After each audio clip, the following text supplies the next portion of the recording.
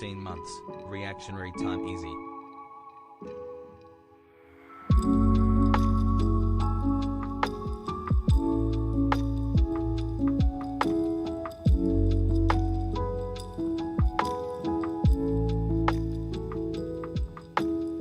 Good morning chat. Hasan has high 1 year.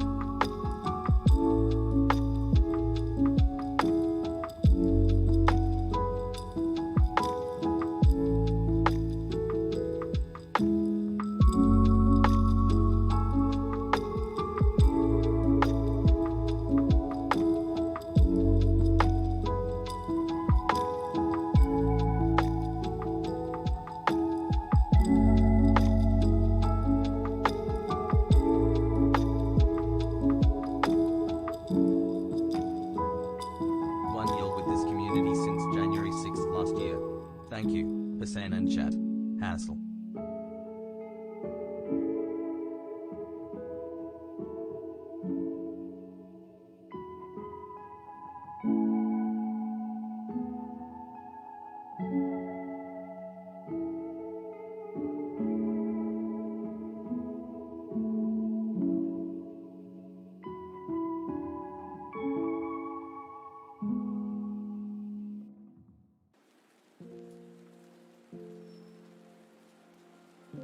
Yeah, purple heart.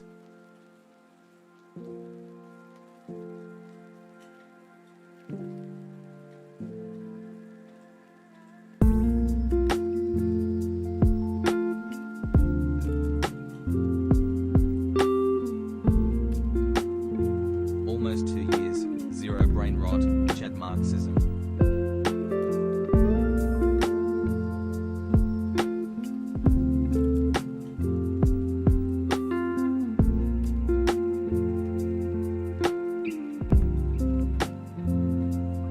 Months of brain rot, thanks boggies hoggies.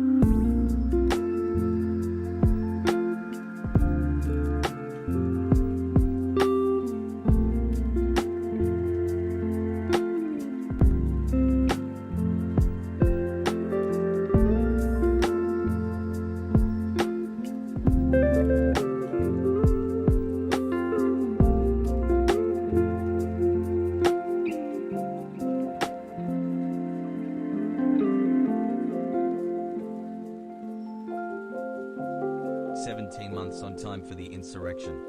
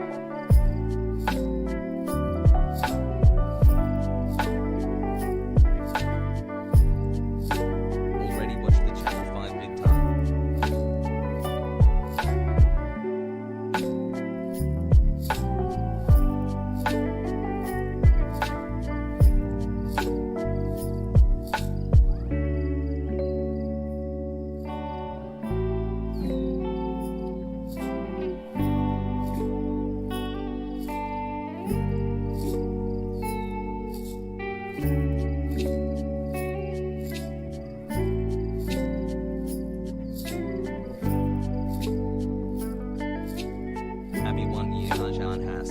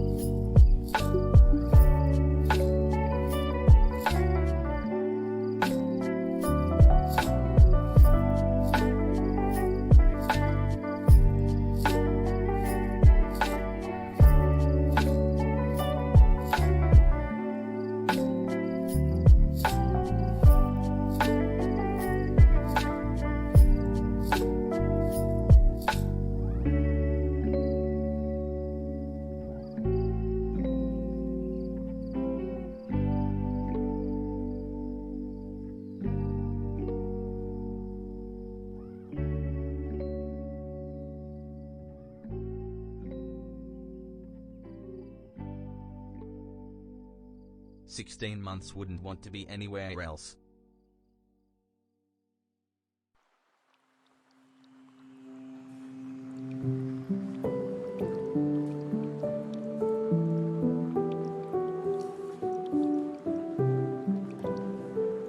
Let's go.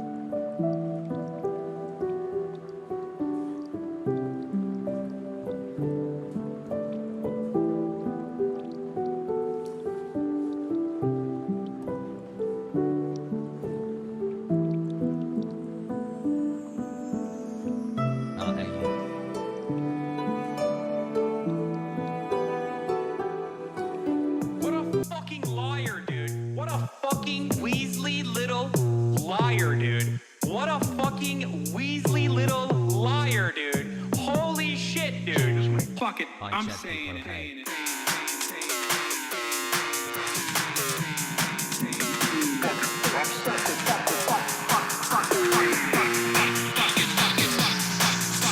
America deserved 9/11.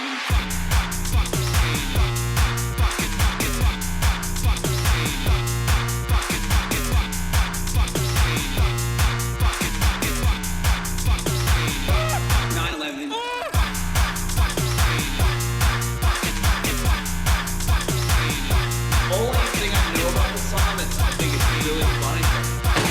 What a fucking liar, dude.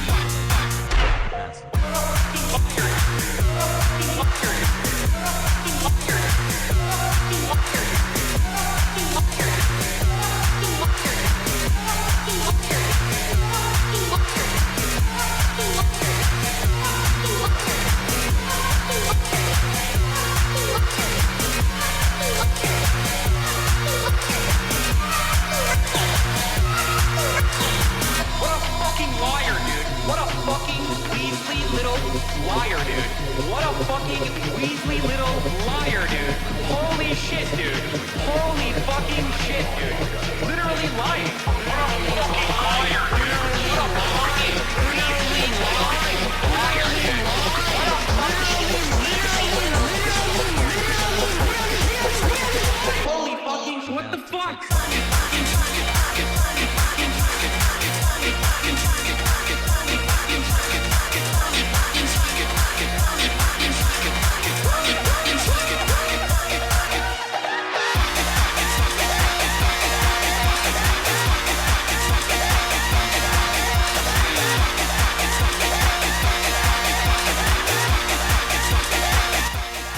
What's going on, folks?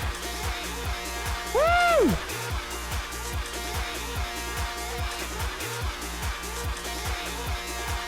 What's happening?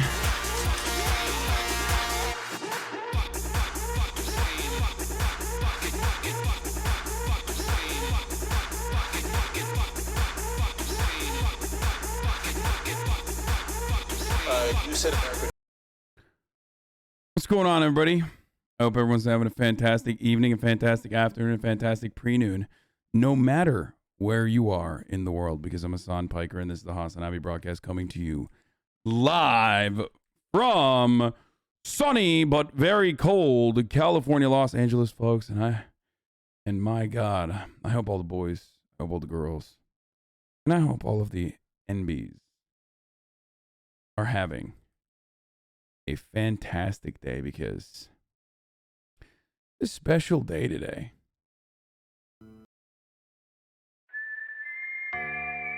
That's right. Alien PLS. That's fucking right. Beautiful day today. Our day.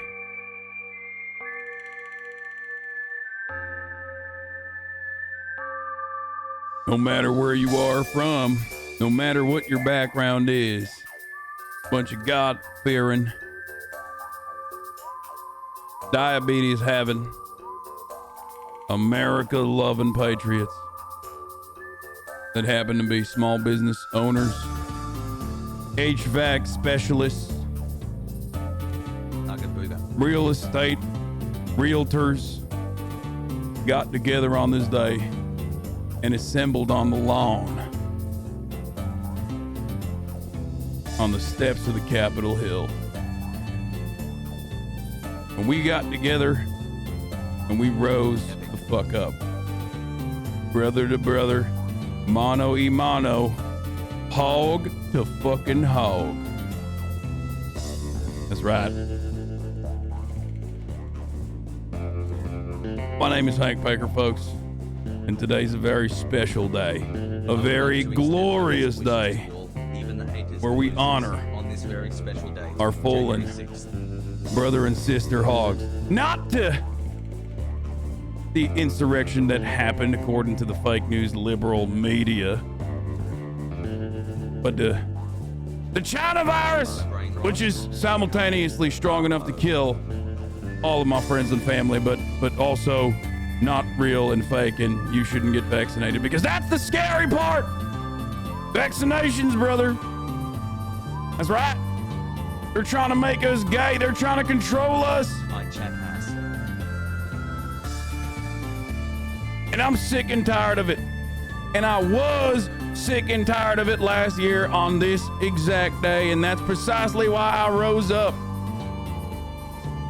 with my brothers in bond, hog to hog, side by side, and stormed the halls of the Capitol, baby. And we made a lot of progress on that day. No, we didn't actually stop the election from being certified. And yes, I did have an ankle bracelet for the past 6 months. That's because the FBI is compromised, brother. That's why. Yes, I can't leave my house, but then again, it don't matter because I got all the exercise I did for the past 35 years since I left high school on the steps of the Capitol. So, happy hog holidays, everybody. Started watching okay? And haven't stopped this is a beautiful day. It's a big day. This is when a bunch of hogs finally rose the fuck up. You know what I mean? None of that cowardly shit. None of that foo-foo shit. They straight up put their money where their fucking mouth was, and they rose the fuck up. And rising they did, you know, very aggressively. There's something wrong with my fucking lights, dude. It's so annoying. It's like overexposed. The white balance my camera. But, you know, Hogwatch is back today in a big way. You know, this is like one of my favorite things, you know. I love conservatives. I mean, they are incredible content. But also, there's another group of individuals that I despise, okay, that are sometimes also content, and that's liberals doing lib shit. Did Hogwatch ever really leave our hearts? No, it did not, Pluto. So today is going to be a day that is glorious because, one, we're going to fucking make fun of hogs that are like, oh, I'm in jail. What the fuck, brother? Whatever. And then, you know, and then more importantly than that, like if you think that this is more so going to be a day where I dunk on conservatives, you'll be wrong, because if anything, I'll probably be shitting on liberals more today for doing stuff like this. Nancy Pelosi just introduced as part of the January 6th Remembrance a song by Lin-Manuel Miranda performed by the cast of Hamilton. Merry Because January 6th, as you all probably know, I fucking despise liberals, like with my heart of hearts, okay? I just like to the very core, I am disgusted by the way that they operate. They are so focused on the aesthetics. They're so fucking lame. Like they are so incredibly fucking lame that it just gives me like a brain aneurysm, okay? It destroys me. It kills me. And so for that reason, I will definitely be shitting on liberals a lot today. And speaking of which, of course, friend of the show, motherfucking Andrew Callaghan interviewed the Q Shaman. Let me just fucking text him, see what's up with him. Maybe he'll come over and we can watch this together potentially, because this is a big one, dude. This is a big one. This is a fat one. 44-minute one. Exclusive interview. We're going to do that.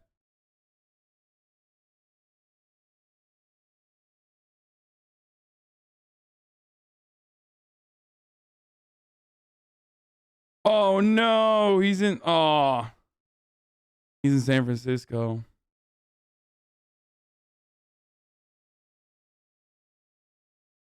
Not yet. Okay. No.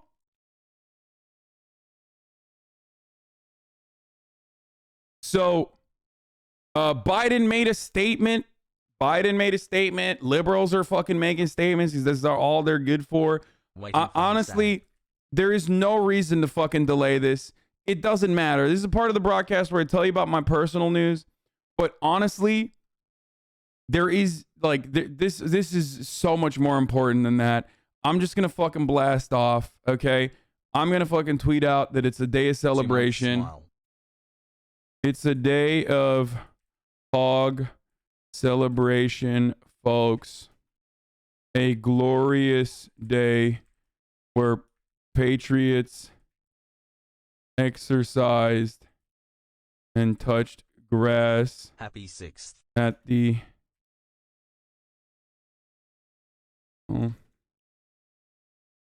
a bonanza of content. Hog watch, lib watch, Channel 5, QAnon, Shaman interview, and more. Don't miss a second. Get in now. Does anyone have a good meme for this? I'm just blasting off. Okay. You go to therapy. Nobody minds, but say you I'm blasting off. You want all your fucking friends and all your family and everybody else to be knowing what the fuck's happening. No, I'm not gonna use the. Okay, here. This is what I'm gonna use. Yep, that's it. 3 Okay, there it is. Oh, that's a good one. Good selection of memes, chatter. Okay. Personal news-wise, if we're going to be quick while we fucking blast this tweet out to all the friends and family, to all the Normans, and welcome them into our homes, because Normans deserve some fucking content and deserve some radicalization or de-radicalization, whichever one you wish to say it is.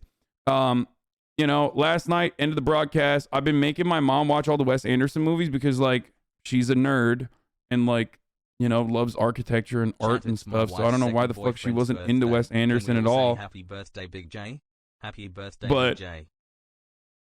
So we watched French Dispatch, which was all right. French Dispatch was not his best, for sure. But I appreciated it. I enjoyed it. So after that, she got really invested in it because, like, she loved the art direction and how beautiful things look, and that's why I was like so surprised. So then obviously we watched, in my opinion, one of Wes Anderson's best movies, The Grand Budapest Hotel, which is literally like, it's just, it's insane. Like that is, I think that is like pinnacle work. I think that's his masterpiece. I think Life Aquatic is incredible too. This isn't to say that like the Royal Tenenbaums or you know, Life Aquatic and all these, Moonrise Kingdom, these aren't good movies. They are great movies. Rushmore, Isle of Dogs even was good. Like I've always been a fan of Wes Anderson, so I'm a fan. I have never seen Darjeeling Limited, or however you say it. So That is definitely one that I have not seen. So I'm a little worried about it though, because like I don't know, it just seemed kind of mid. But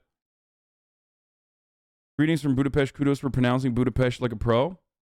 Budapeste. So so that's what I did last night, and then today I did that last night, and then today this morning I woke up early, worked out, you know, got my fucking lift on, brothers and sisters. You know what I'm saying? Like the forefathers before me, you know, because big day today. Had to get that fucking lift out. Hold on.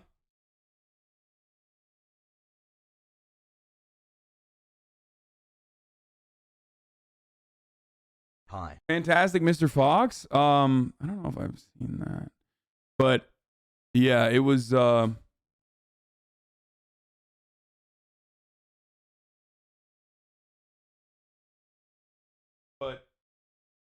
all Peepo Pog.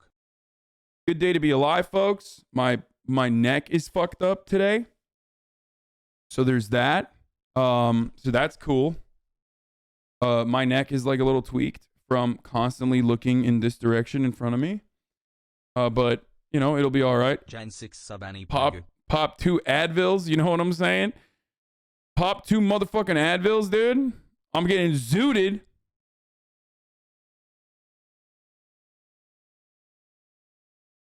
So let's get fucking right into it, dude. Let's get to the part of the content. Let's get to all the fucking beautiful, delicious content that we are going to be consuming today. Fuck me. Holy shit. It's like they want me to appreciate January 6th and everything that these hogs have done for America. You know what I mean? Like, don't.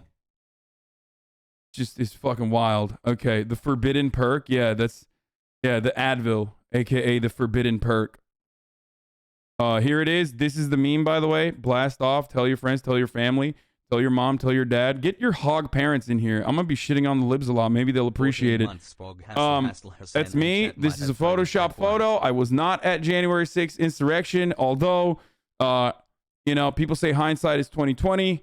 In hindsight, I wish I was at the January 6th insurrection alongside my comrades, my patriots. You know, the lovely January 6th was a Joseph Hussein Biden and Antifa the lovely, beautiful American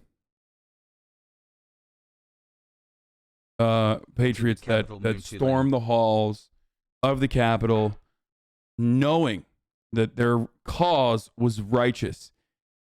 Okay, Meal Team 6, Gravy Seals. Homie's wearing a Free Kyle shirt, even back then. You know what I'm saying? Woo! Those are some strong PEDs you're taking? Yeah, I know. I know, brother. Love that Ben Shapiro claims only Ashley Babbitt was killed at the Capitol. Who cares? Whatever. We're going to mourn Ashley Babbitt today. 7 months, baby. Let's go. Another brave hero that, you know, wanted to fucking kidnap Nancy Pelosi or whatever the fuck was going on. Another victim of like mass psychosis that literally acted out on the desires of those who has high. That basically it all started with a fucking 4chan meme, okay, on Poll, or not even Poll, on a different 4chan forum that would make memes about having high security clearances. Then it led to Ashley Babbitt getting fucking domed by a Secret Service person. You know what I mean? Straight the fuck up. Just absolutely fucking domed by a hog Secret Service member who clapped her and fucking killed her. Help, I'm and that's the future for America, honestly. Insane police state on the one side that is led by a lot of hogs themselves, but still, because they're bootlickers, you know, phrenologically, okay, like they have no other way. Cops don't have any other way to operate. Like they might have hog desires internally, but ultimately they are still dogs of capital, so they'll do whatever the fuck like good dogs do. Okay, they'll do whatever the fuck Capitol tells them, and if Capitol is fucking Capitol's a bunch of libtards telling them you got to kill some hogs, they're gonna kill some hogs. They might shed a tear while they do it, but that's what's gonna happen. And then on the other side, you're gonna have psychopathic freaks that straight up are in essence no different than the homeless person that through a sequence of traumatic events and like living without shelter for over 4 years, 5 years, and like trying to self-medicate and doing fucking a whole bunch of drugs has gotten to a point where they are, adult onset self-induced schizophrenia in that degree. They're both victims. One is more of a victim of society than the other, but no different in the way that they behave and in the way that they fucking see the world. They don't actually see the world through the lens of truth or a factual critical analysis. They see the world through the lens of whatever the fuck Facebook has like pumped into their feed and into their fucking prefrontal cortex, basically. So that's where we're at. This is where we are at. Okay. A lot of you probably fucking found my stream for the first time on this day. Probably a bunch of people. There are a bunch of people here that came in for the first time to watch to watch America make a fool of itself. Okay, an otherwise incredibly routine process that no one even fucking knew about, like the certification of votes that's happening in Congress, turned into a bunch of like incredibly out of shape fucking psychotic weirdos who flew in for the occasion, trying to disrupt the process and successfully doing so, and getting whipped up into a frenzy by Donald Trump and numerous other psychotic weirdos who are not in prison, by the way. Okay, Alex Jones and so many others. Agitated people into basically taking action, and they fucking did. They absolutely did. And here we are, a year later. Nothing has changed. Things are way worse. Liberals only fucking care about the aesthetics of this, situation. They literally cry nonstop about how, like, oh, this was worse than the Civil War. This was worse than 9/11. This is the worst thing that happened to the American democracy. Think about how many cops had their fifis hurt after that. Like, that was so bad. And then on the other hand, Republicans are like, they went from stating that this was Donald Trump's fault and that this was a bridge too far, okay, to immediately being like, no, it was actually good. January 6th was fucking poggers. I loved it and it was great. And I was there and I was like also punching Nancy Pelosi. Fuck you. There is like a sea of misinformation about January 6th in general. It's been covered endlessly, obviously. But perhaps the worst approach to January 6th is one that liberals are engaging in, where they're like, my feelings were hurt on January 6th. These sacred halls have been destroyed. These hallowed halls have been destroyed by these terrorist, scary men. And it's like, dude, who gives a fuck, dude? Who cares about the sanctity of those halls? I put my dick in that hall, okay? Shut the fuck up. Shut the fuck up. It is literally the most annoying way to look at a situation where you literally watch one of the first instances of systemic collapse, like widespread systemic collapse. This is the straw that broke the camel's back. And you go and you look at that and you go, we need to listen to Hamilton until everyone is a good American and not a bad one. Like, shut the fuck up. Okay? 10 more January 6s are going to happen with infinitely worse frequency and worse magnitude if liberals keep up this attitude and approach. Okay? Like, they're making it seem like they were literally like the fucking people on the flights on 9/11. Okay? They're acting like they were sending texts to their loved ones. Like, shut the fuck up, okay? God damn it. You guys are so fucking annoying. How could you not use the most, like, politically gift wrap thing, okay? It was literally gift wrap with a bow to you, okay?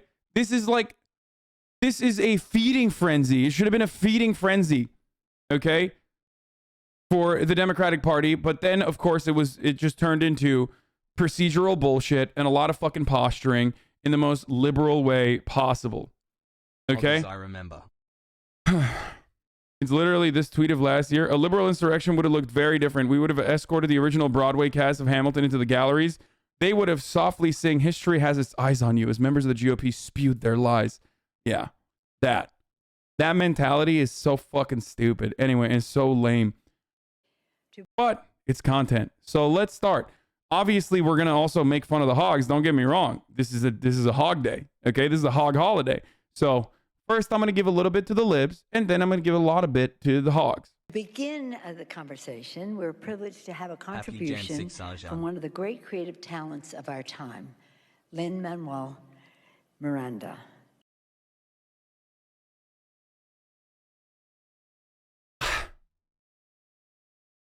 I have so much internally. I have so much to say. Wild at heart. May David his Lynch beautiful directs words it. be an Nick Cage and Laura inspiration to Dern us. star in it. This Among is a the words he snakeskin jacket. said and in the And for me, music, it's a we'll symbol make of it my right for individuality you. and my belief. If we lay a in strong personal enough freedom. foundation, Love your we'll chat. pass it on to you, and we'll give the world to you. Lin-Manuel and his father, 14 months of and brain the- rot, the, 1 year anniversary from the Hamilton death of American singers, democracy and we'll hear plotters. from.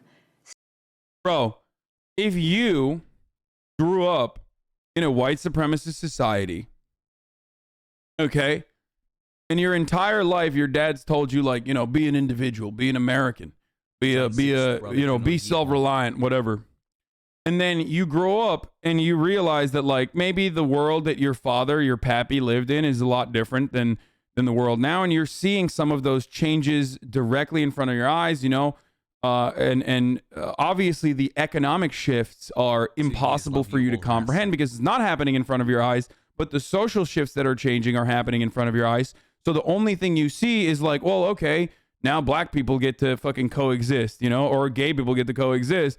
And then there's one party that's doing all the agitprop on the fucking planet to tell you, like, no, it's actually not the economic shift that has fucked up your life. It's not the outsourcing of labor. It's not the fucking lack of labor unions and, like, community support that you could once get. It's not the fact that, like, you are less and less powerful in a political capacity or have any sort of political momentum now. It is nothing to do with the material. We're going to mystify a class as best as possible and tell you that it's actually black people that's the problem, and the liberals who gave black people rights, and it's actually the lazy people that are the problem, and it's actually fucking, you know, your fellow Americans that are the problem.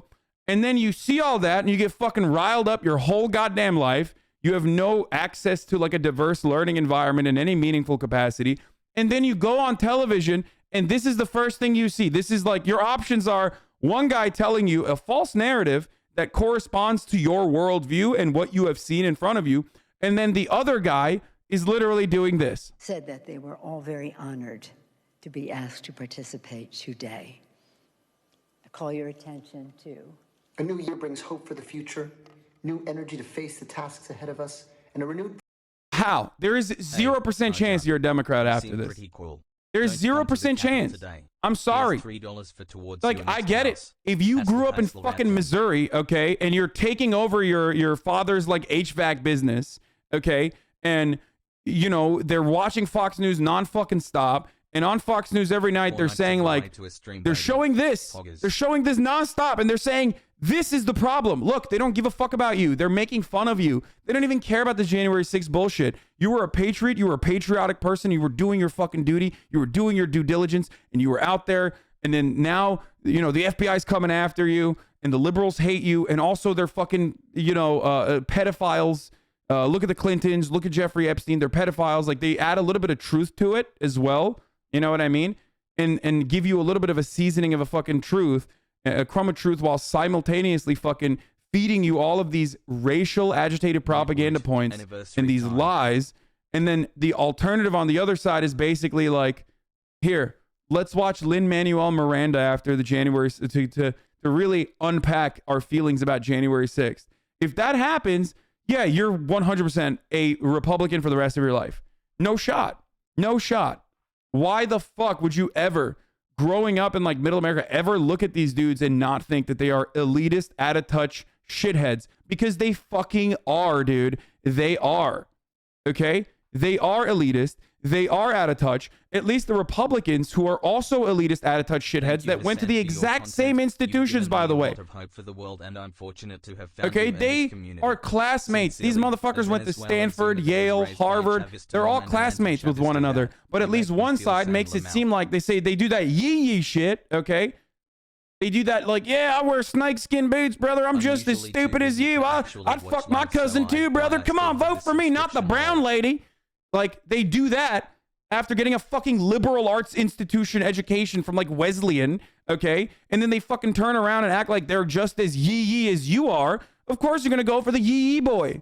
Okay, at least one speaks like me, and he hates CRT, which I'm told is terrible and terrifying, and I should be angry about it. It's like, bitch, you don't have enough money to fucking put food on the table. What the fuck? Engage in a moment of self-reflection for one fucking breath, okay? I know this shit sucks. I know this shit is awful. If you're a Republican, if you have fucking Republican relatives who you know, you've convinced to watch me at some point, like, ask them to just like think for a brief moment. Like, is that what's wrong with this country? It's like CRT being taught to fucking children, or is that what the television man told you should be angry about? Because your fears are not coming from that point of view. Your fears are happening because you are uncertain about your future. You're uncertain about your economic future. You're uncertain if you can, you know, make those car payments. You're uncertain if you can ever buy a house or not. That's what your fucking real fears are. When you put your head on the pillow at night, you're not thinking about CRT. Okay? You're not thinking about Antifa. You're thinking about that shit. And neither party expresses any sort of interest even on solving those underlying material problems that keep you up at night. Okay? I mean, obviously, if they're wealthy hogs, that's a little different. If they're wealthy hogs, then yeah, of course, they love that CRT shit because all of those other issues that they had have been solved. So now all you have left is just fucking being a racist asshat. So...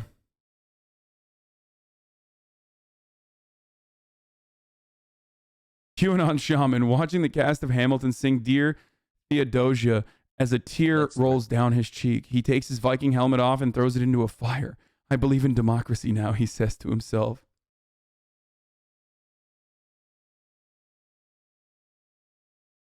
That HVAC company is worth more than you'll ever be. Where's my cowboy hat? Moon 2SH. I don't know why I always like shit on the HVAC people. Like, one of these days, I'm going to need an HVAC guy to come help me out with my house. Obviously, there's no fucking issue with that. It's just like, I don't know. I just like find it funny. Like, I think it's like a funny, I like the mouthfeel of the word HVAC specialist, okay? I always picture a guy who has like a small business, you know? He got a wrap on his pickup truck, okay? About his like HVAC business that he owns, that he like definitely uses undocumented immigrants on. Okay, that he exploits, certainly, but then literally will vote Republican every season and thinks he's like a fucking millionaire because he made like 75 grand that year. And that guy lives in fucking Kentucky, and he absolutely flew to the Capitol on January 6th to literally go and you know, participate in the hog insurrection. Okay? Bro, I work with HVAC people all day in the construction industry. You are 100% on the nose. I mean, there's homies in construction too. There's hella fucking carpenters union people. There's hella fucking union people that are exactly like that too. I just like I said, I just like the mouthfeel of HVAC business owner. That's the only reason why. Big HVAC is controlling the narrative. He definitely has a boat. Oh, yes. Oh, of course, dude. He has a jet ski. He has a jet ski. He likes wakeboarding. Or no, his kids like wakeboarding. He hasn't done anything physical other than like his job in a long time.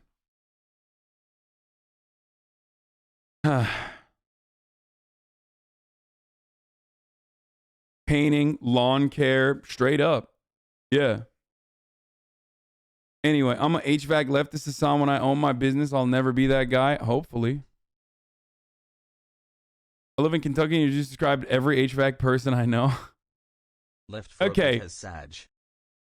Multiple properties, not just one in LA, lol. What? 80% of your fan base is on assistance and will never see 75K though, lol. Wait, you only have one house, shut up. Oh, this is my favorite type of Republican. The Republican that, like, this is old That's school.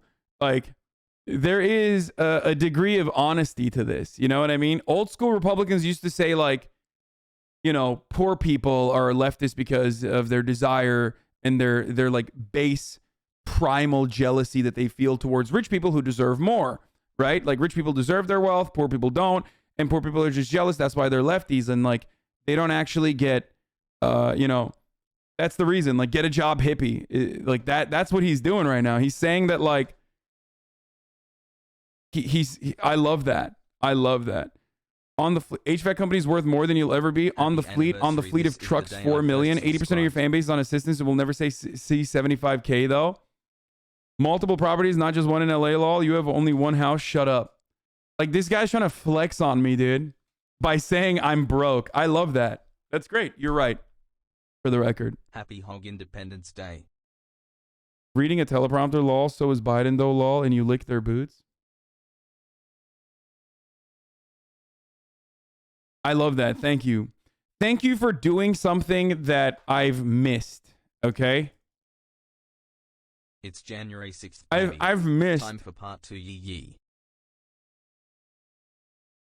I've missed people saying I'm fucking poor and broke, and that's why I'm a leftist.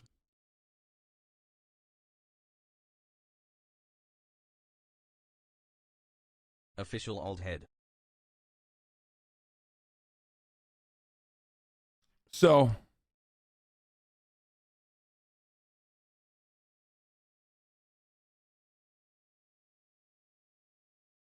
Gavin Newsom 2017 tweets about, okay, let's finish this cringe lord shit. 12 months less of our democracy.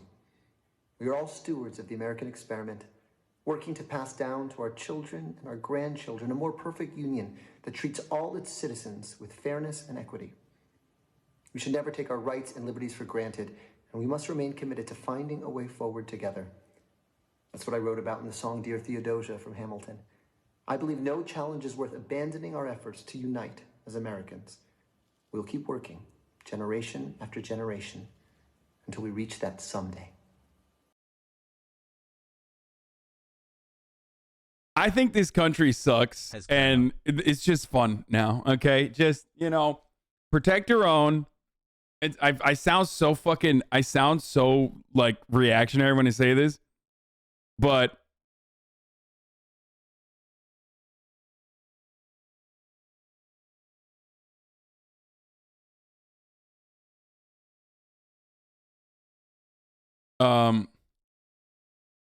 I just, you know, just enjoy it. Just enjoy the show. Just sit back and enjoy the fucking show, okay? It's content. Yee, we did it, boys. Oh my god! Oh my god! This is why we'll never listen. We'll never fucking reach like any sort of conclusive allegiance with like anyone on the right, because they're frothing out of the mouth at like the aesthetic shit in this exact identical capacity that liberals do, for the record. Because like this dude, if he fucking kicked back for a second and recognized that I'm shitting on these people for the fucking mega nuclear cringe that they're putting out, he would probably be like, wait a minute, this guy's kind of honest. But he can't see that because in his mind, everyone has told him, I'm a lib, I'm a lib, I'm a lib. I'm everything that is wrong with America. I'm a lib. So he's like, you're the R-worded. I'm fucking, I'm so mad. I'm so angry. It's like, dude, you can't even fucking enjoy, even if I'm a lib, as you say, like I'm shitting on other libs currently, but you can't even enjoy that because like in your mind, you're like, no. In your mind, you're like, I hate this man. I hate this man in ways that, you know, in ways that are unfathomable, impossible to comprehend.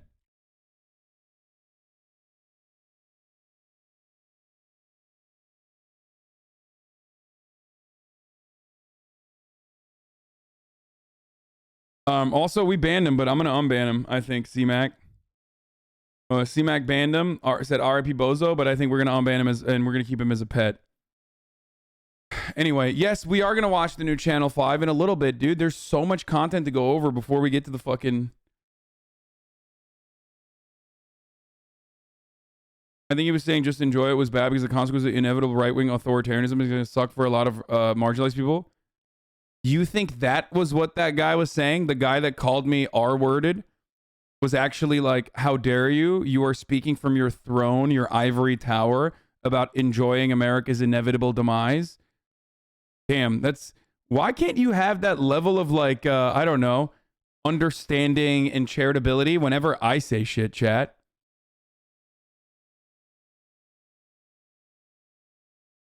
My point is this. The way I see it, okay, it's just like there's nothing I can do, okay? I try, and I will continue to try, and you should as well, okay, to at the very least engage in harm reduction and try to fucking, you know, change your own and others' material realities. Are we doing gaming later? But having said that, it's just like, you know, this is enjoy the fucking ride as well. You know what I mean? Enjoy the ride, because it's not really something you can change, okay? No, actually, no. Just watch this and fucking get libbed up then. When you came into the world, you cried, and it broke my heart. I'm dedicating every day to you. Why 22 months subversivary on the insurrection? Was never quite my style. When you smile, you knock me out, I fall apart. Oh my God. You will come of age with our young nation. We'll Just watched the Ostenox Rewind React and had to resub and tune after being away for a while. Bro, this is awesome. This is awesome. I love this. You guys don't appreciate art, okay? Clearly, you're too stupid, okay, and uneducated to appreciate art, Sweaty, okay? These people are expressing their desire for a better democracy, okay? If we could just simply get every Republican to listen to the song, I'm pretty sure we would be solving all of the issues. Racism, out the window, okay? We could get together and finally build the gay bombs that have BLM stickers on the side of them and continue our endless imperialist endeavors overseas, but do it side by side, united as one. Thank you for making a painful year so much better and full of physical and mental growth.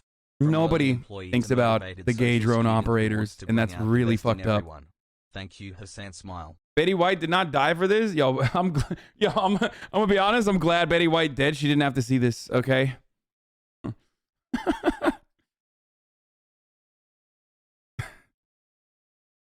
Imagine like this would be nuclear cringe. You know. Kind of. Betty White's condition is looking kind of nice right now.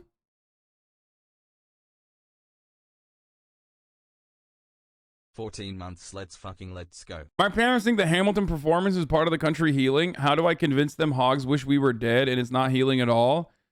I mean, dude, if your parents look at this and go, wow, this is important, this is an important part of healing, then first of all, take away their television, okay? Happy Jan It's the same exact thing I tell hog parents, okay? Kids with like hog parents.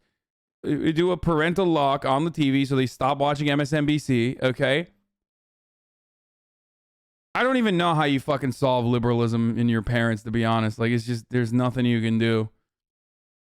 Bing bong.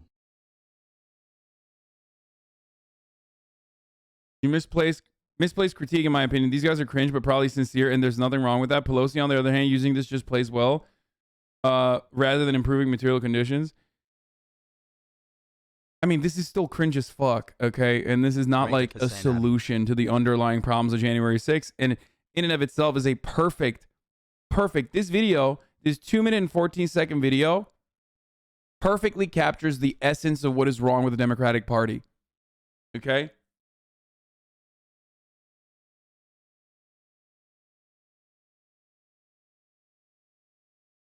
DNC aiming to reconnect with working class Americans with a new Hamilton-inspired Lena Dunham web series.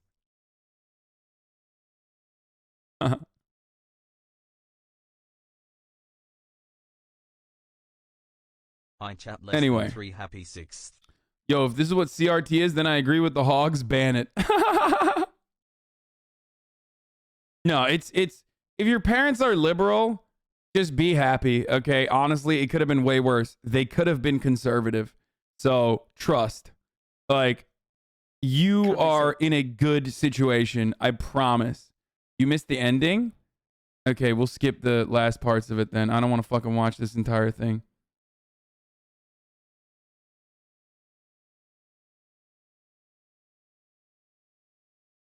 Let's go. Have your ISP blog MSNBC, I guess, but like...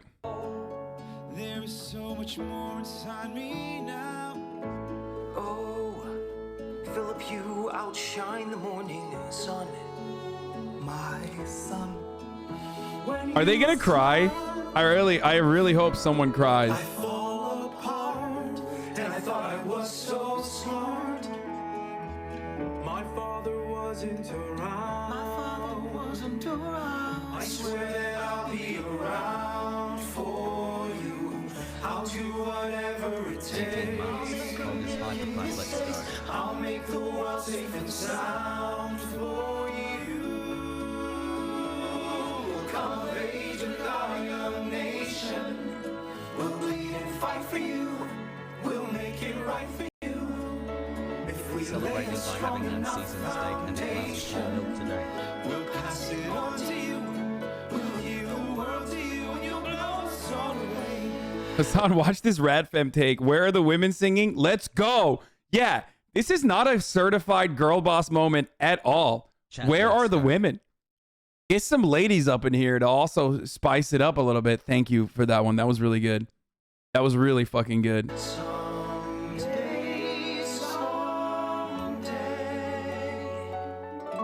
yeah, you'll blow us all away. Someday,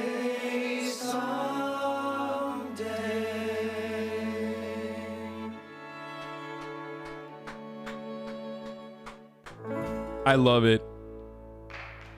Yo, this makes me want a January 6th, okay? Like, this almost justifies it, okay? When I see shit like this, I'm like, what the fuck? Dude, this is the solution to fixing the underlying problems of our country. Here is where I'm at, okay? January 6th was embarrassing. It was hilarious. It was content. But if in the aftermath of January 6th, if we got our shit in order and said, fuck it, obviously there are a lot of underlying problems in this country, and we are just going to do Happy whatever 8 the months fuck for we Sam, can. baby is almost We don't here. give a shit about like all of the procedural hurdles that you throw our way. We're going to fucking give people financial help, financial assistance. We're going to fucking give people more money than Donald Trump gave them, okay, which hasn't happened. We're going to actually fucking, 4 pump months out in the vaccines, Siri. make sure that Let's everybody go. gets those fucking vaccines, put vaccine mandates in place, and they'll fucking cry about it a little bit. They'll kick, they'll scream, but ultimately they'll shut the fuck up and get those goddamn vaccines before you could let the misinformation go through every fucking channel and every facet and pump out through the airways. And then ultimately you pushed for a $15 minimum wage and all these other things that were supposedly a part of the fucking campaign promises. Then I'd be like, yeah, whatever. You can have a little bit of fucking lib shit, okay? You can dance, you can celebrate. I'll fucking dance with you, okay? But ultimately, I don't care about January 6th. Like, I don't think anybody fucking cares. Nobody fucking cares. You know what this reminds me of? The TV man is trying to tell you that you should care about it. They're trying to do what Fox News does with CRT, okay? Liberals are trying to Happy do what Fox anniversary, News Hassel, does with Hassel. CRT on Jan 6, okay? They're like, please care. This is really important. The sanctity of these beautiful halls is like, I don't give a shit, dude. I do not give a fuck, okay? You can run Congress from a fucking Zoom conference as long as we're getting shit done, as long as people's underlying material problems are being solved. I don't give a fuck if you do this out of your basement or you do this out of this like these sacred fucking halls, okay? Fuck the Congress. Fuck the Capitol. All of these halls can suck my dick, okay? I will fuck those walls, okay? I don't give a shit. I will pull a Kyle and punch all of those fucking walls. I'll put holes in that drywall with my dick. It doesn't matter. But they're trying to make it matter. And you know what this feels like? I was thinking about this morning. It feels like when Hollywood makes Oscar bait. Wes Anderson is dope. You know when Hollywood makes like movies about Hollywood and it's like, it's Oscar bait. It's going to win an Oscar because everybody loves like jerking each other off in Hollywood and, you know, put a little fucking, you know, social justice seasoning on that too. Put some pepper on it. Okay. Bring back put some mustard on it. Nachos and pancakes and bacon slapped. And this is basically the political equivalent to that. It's just like meta commentary. It's just talking amongst yourselves and like doing hero worship amongst yourselves and then trying to get people on board. But because you're fucking incredibly cringe and incredibly fucking lame and also pathetic with respect to like what you're supposed to be doing as your job, the awesome power that you have that you've squandered, nobody gives a shit. Nobody cares.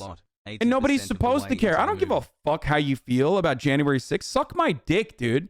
I don't even care. I don't care if you fucking literally it died tomorrow and then finally we could have fucking some, I don't know, younger congressional representatives. Like I don't care. I don't care. And the reality is you don't care about us either. Well, me, you probably do care about because I hit that financial level of support and security that the Democratic Party routinely advocates for and protects, right? But they don't care about you. The Republicans don't care about you, and we know that. And they're pieces of shit, and they're fucking monsters, okay?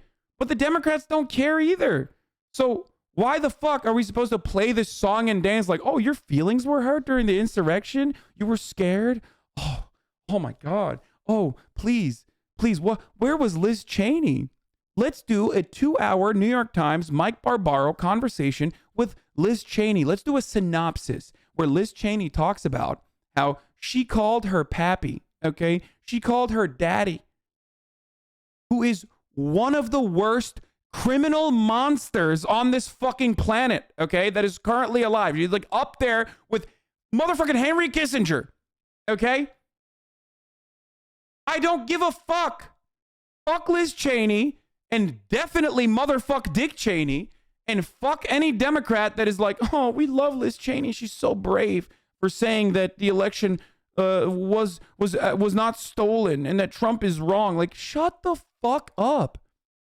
The fake narrative and reality that these dipshit dickheads on the Democratic fucking Party are trying to present to you, like there is this honest Republican Party, that there are these institutionalist Republicans out there, and they're Mitt Romneys of the world, the Liz Cheneys of the world, and they are actually going to do what's right, and just, you know, it's a simple disagreement in policy positions, and you know, we should hype those Republicans up and like focus on those guys, and not the scary Republicans. Misses the fucking forest for the trees. How many times have I talked about this? Saying this, the January 6th insurrection is exclusive to Donald Trump and the American radicalization of the Republican Party is exclusive to Donald Trump is fucking idiotic. It's not. Okay? Republicans have always consistently, all the honest Republicans as well, that you would put up as like honorable Republicans that just have a simple disagreement, have always lied about voter fraud. Okay? Always. It is a fundamental part of how they win elections. There are less registered Republicans in this country than there are Democrats. Okay? Republicans know this, but Democrats, I guess, refuse to see this. And Republicans engage in a sequence of voter suppression measures that they successfully implement every step of the way to end up winning elections, regardless of having less people vote for them. And the reality of that has been seen numerous fucking times. Donald Trump lost the popular vote and still won. George W. Bush lost the popular vote and still won. And even back then, they were engaging in fucking election meddling. Are you fucking kidding me? They do this all the time. So why would you assume that Republican voters that hear about these lies every fucking day about how the Republicans are the lies that they hear in every fucking television special, in every television broadcast about how voter fraud is real, undocumented Mexicans are fucking winning the Democratic Party vote for them, voter fraud is real, voter fraud is real, voter fraud is real. They hear that all the time from every Republican, including fucking Liz Cheney and including the Mitt Romneys of the world and including the Paul Ryans of the world, that these fucking decrepit old institutionalist asshats would uphold as honest to God Republicans with just a simple disagreement. All of those motherfuckers did the exact same voter fraud bullshit to justify voter suppression.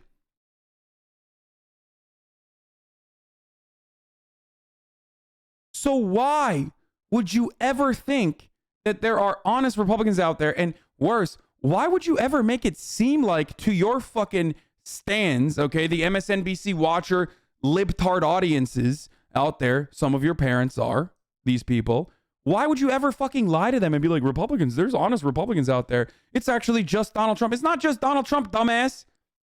Donald Trump wasn't president. Shout out to Prime. Happy Joseph Robinette Biden was when Republicans passed through state legislatures measures to literally fucking never let the past election cycle losses happen again, okay? In places like Texas, you can literally strike down the Democratic elections, even past all of the voter suppression measures in a state like Texas. If Democrats still end up winning, they could just vote in the legislature and say, no, we're just actually not going to let the Democrats win here. Actually, the Republicans won here in the state.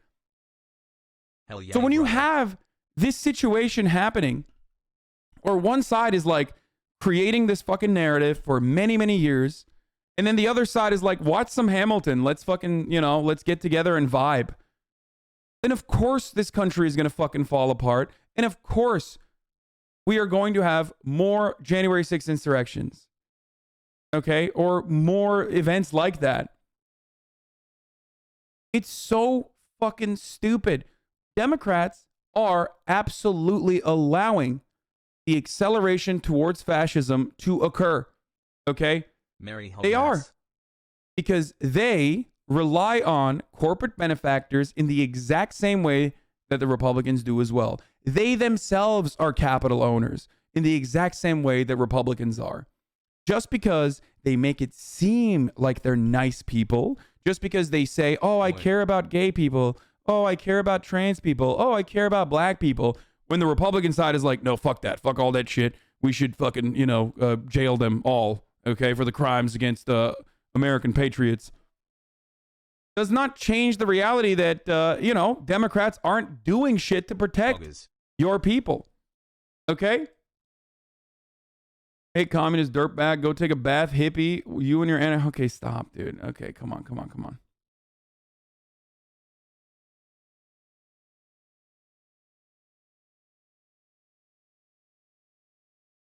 Yeet yeet, brother. It's like, dude, remember when the George Floyd protests happened all around the fucking planet? What did the Democrats do? What did the Democrats do? They fucking took a knee and wore the kente cloth. That's it. And then they cried about how defund the police, which was the language of those protesters, okay, was actually hurting them in elections. Oh no, 9 months and it's on January 6th.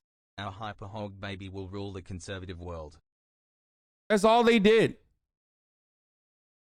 They substituted good, adequate, smart measures like what defund the police was supposed to represent, which was like reorient our priorities in local and state budgets to focus on the material problems that cause crime, okay, and actually pump the funds on social safety nets rather than try to over police these communities, which we know doesn't work, okay?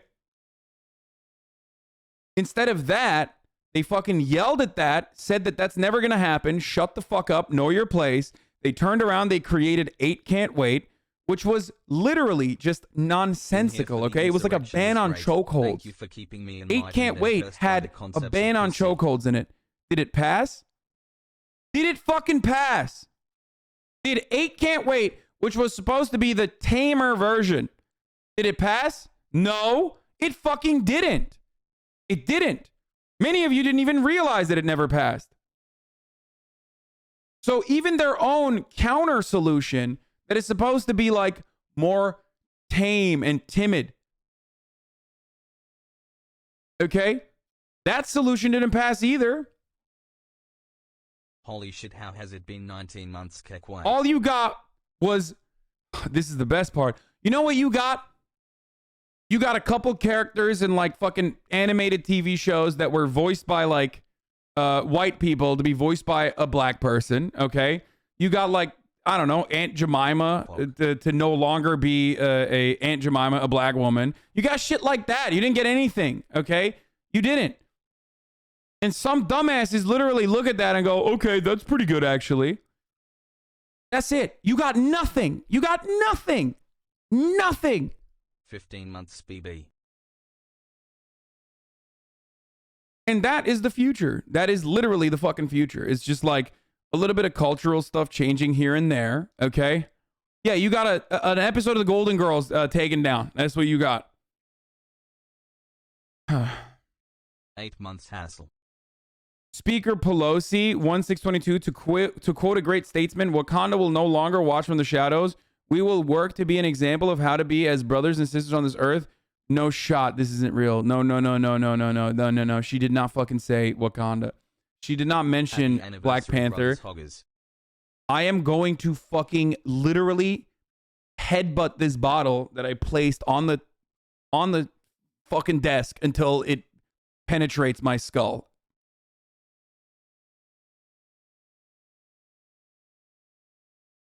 Hasan, your in a video game. alimony check bounced. You need to call me right now. Our sub baby is only 4 months away. Oh my fucking god, dude.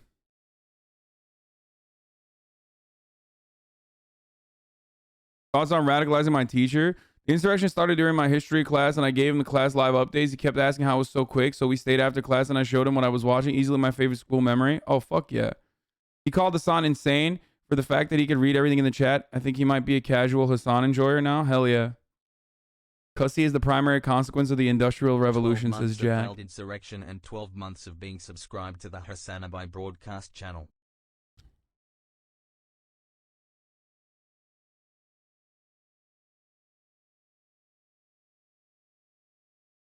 One by one, Democrats are coming over to introduce themselves to former Vice President Dick Cheney and shake his hand. There aren't any GOP House members on the floor. That's what's going on right now, dude. Wakanda quotes, celebrating Dick Cheney, who should be rotting in prison. If there was any justice, okay? If there was any justice, if there was any honesty, Dick Cheney would have been shot for fucking all of the crimes, like hanged for all of the crimes in a Nuremberg trial style fucking situation. Okay, straight up. Like, I'm talking legal, okay? This is not like a fucking TOS violation or anything. If we actually operated in the fucking way that we did, he would have been tried in the fucking Hague, okay? And then they would have hanged him. Like, straight up.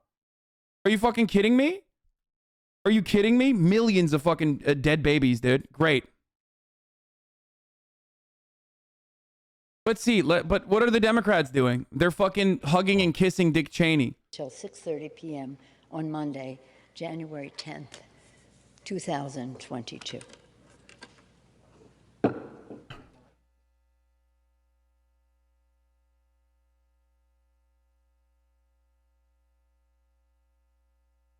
The insurrection was my birthday gift.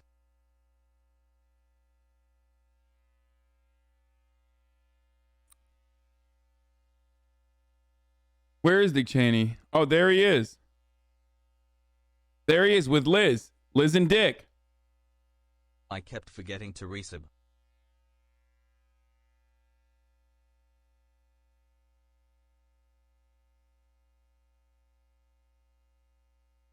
The House stand.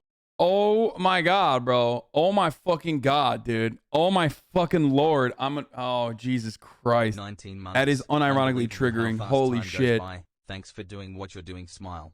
Yeah, but is there justice in the world? For fuck's sake, people are getting mad at Ethan Klein's fucking COVID joke. Is game over? I mean, dude, that's what we're talking about is a little bit fucking a little bit different than, you know, Twitter memes about Ethan that people are gonna forget about tomorrow. Smoke a non-dat hoggers lapa pack. Let's go to a brain rot soon. We're talking about a fucking war criminal, okay? A Republican war criminal that all of these people, because of the way that Congress operates, were alive and in Congress at the time that he was doing his war crimes. They like stood proudly against him, okay? 7 months But less not really. would be more if I wasn't such a Celebrating his presence. What did he do? What did Dick Cheney... What? Have you heard about the Patriot Act, the invasion of Iraq, the invasion of Afghanistan, the war on terror, 15 months with my the mass torture and the denial of habeas corpus laws to American Muslims and Muslims living all around the world, CIA black site tortures, Hurricane Katrina disaster that was not adequately fucking solved. That was the executive office having awesome powers in fucking waging wars as a consequence of what's the term for it? Fuck. A consequence of like Dick Cheney and his legal advisors coming up with a new solution to unify the executive. Halliburton.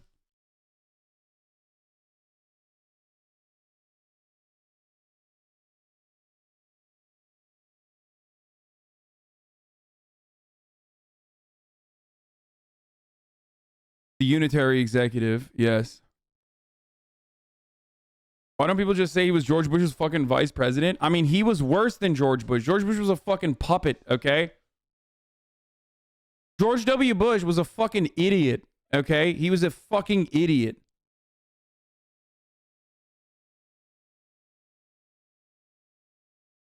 Yes, unitary executive theory being accelerated.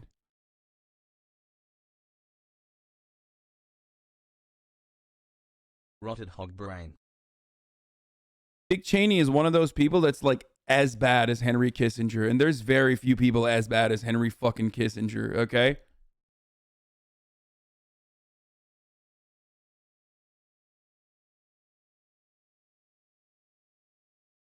Oh, whoa. Anyway, that's me in the Capitol. That's why we fucking rise, brothers. All right. So let's get to some. Damn, I watched Vice yesterday and it's fire. Vice is, I think, Adam McKay's masterpiece. I love. You are amazing. Absolutely love Vice. Thank you for being incredible movie. Amazing. Very realistic, by the way. Very good. Adam McKay, like, it is what Don't Look Up was not. Okay, Don't Look Up was mid, but if you like Don't Look Up, you will love Vice. You will fucking. It'll be one of your favorite movies. Calling Bush an idiot is completely disengaging him from the war crimes he allowed because I don't give a shit. I think Bush should fucking rot in prison too. What the fuck are you talking about? George W. Bush and Dick Cheney collectively probably sent 1,000 people in here in this chat right now overseas where they did horrible shit, got completely fucked up. One of them is fucking typing in the chat right now. I see him. Okay? Like, even on a personal level, he has like impacted people's lives. Okay? They're monsters in every capacity. Obviously not as fucking monstrous as running the top of the hour ad break right before we talk about the January 6th insurrectionists. You know what I mean? The first one of the day, obviously, 16, 17 minutes in. Okay? Only a monster would run the top of the hour ad break like this. Just kidding. 8 months. At the top of the hour, there's a 6-second ad break, folks. You know? And if you no longer want to see those ads, all you need to do is subscribe, baby. All you need to do is subscribe, baby. You can do that for $5. You can do that for free. That's not fucked up at all, okay? Suck me off. Hey Hasan and chat, you have made my life a hell of a lot. You can subscribe for $5. You can subscribe for free with a Twitch Prime. Or you can get gifted a sub if you're lucky, okay? The worst thing is like, liberals rehabilitate these fucking war criminals. Thank you, Cleric. This is a good meme. Okay? Liberals love rehabilitating war criminals. Liberals themselves are war criminals as well. Just don't do ads. You're already a millionaire. No, I wanna make more money. Suck me. Okay? That's why I'm doing it. Not because of a contractual obligation, because I love running ads. Even though I literally never ran ads until last year, suspiciously, when I just had to run ads for some weird reason. And even then run way less ads than every other fucking Twitch streamer on this goddamn platform in the top. Okay? And you still complain. Suck my dick.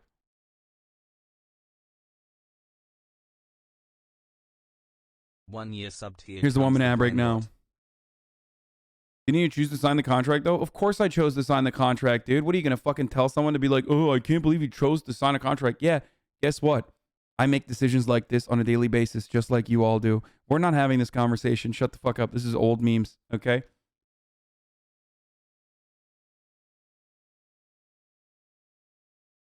I spent the entire past year telling you to get a fucking ad block or use a VPN to avoid the ads until they told me I was no longer allowed to do that. So shut the fuck up. Like, if you have any issue with the way I run my stream, I'm sorry. You 100% are fucking so incredibly biased that, like, that degree of, like, how one should conduct themselves as a content creator is not even remotely a reasonable expectation that you would ever have from other people. Just not. Even, just nowhere. Okay? You say this, and then you go click on XQC stream, and you watch 7 minutes of ads every hour, and you love that shit because XQC is not a political streamer, right? Yeah, exactly.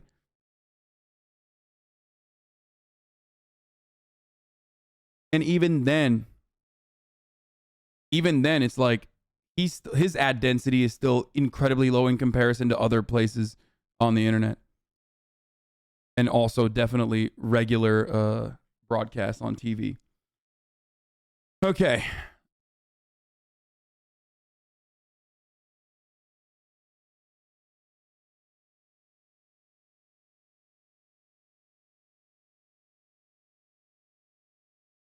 Why do you talk to chatters like they're here every single stream you've ever done, Law? Love you, Hasan, but you shouldn't get mad at random chatters.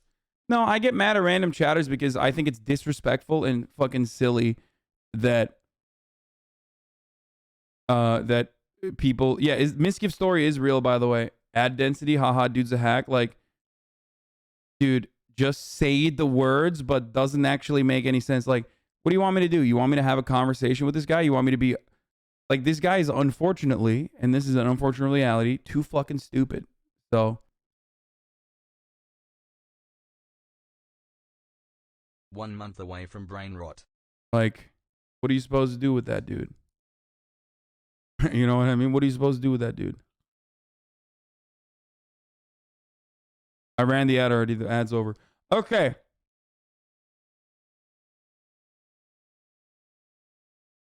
Pogog frogs.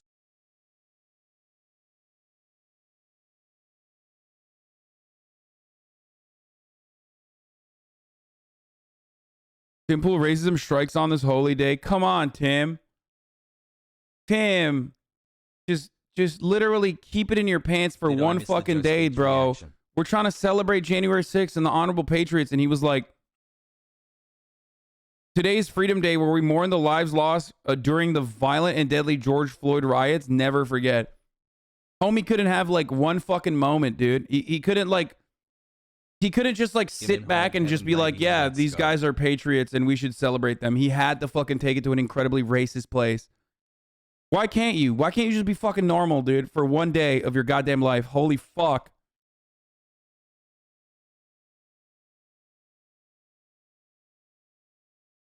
By the way, the most deadly George Floyd riots or whatever the fuck you want to call it happened with Kyle Rittenhouse. Okay, so shut the fuck up. Actor, speaker, commentator, Korean Christian conservative, slave to Christ. Was a slave owner, WPEE. Oh man said slave to Christ. Oh my god, dude. That's learned behavior, brother. Like, that's my dude. Korean conservatives go so fucking hard. Holy shit. Okay. They just like, they have automatically, they have fucking late adult convert energy. And it's like, it's insane, dude. You're like, just fucking chill, okay? Please, like, dial it back, you fucking psycho.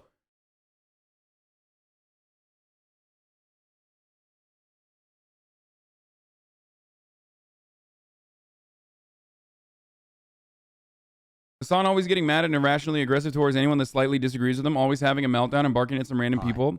Could you imagine having 46,000 people constantly fucking writing to you to try to get your attention, and then having to deal with people who are disingenuously in here to have their fucking point of view be heard for one moment so they can feel a little bit justified and feel like they're alive for a brief moment, like you just did, Chatter, where you just say some fucking idiotic bullshit that strays away from the main point that we're talking right now, where we're like literally looking at fucking news coverage because you're too selfish and too narcissistic to recognize that like you're being kind of a piece of shit. And in any other capacity, if we were, for example, in a theater, or if we were, for example, watching something with an actual crowd of individuals, your behavior would be completely unfathomable and unacceptable, and everyone around you would immediately own you. Just be lucky that you got to fucking experience that brief moment where I recognized your existence, okay? Most chatters don't fucking come in here and say idiotic shit like, I can't believe you're running ads, because they truly are shocked that I'm running ads. They're doing it because they think I will recognize it and I will respond to them, and they will get a brief moment of dopamine and feel like they were able to change the dynamic of the conversation. We're going to get back to the news now, okay? Here. January 6th insurrectionists. Where are they now? Richard Bigo Barnett of Little Rock, Arkansas, with his foot on Speaker Nancy Pelosi's desk. I left her a note on her desk. It says, Nancy Bigo is here, you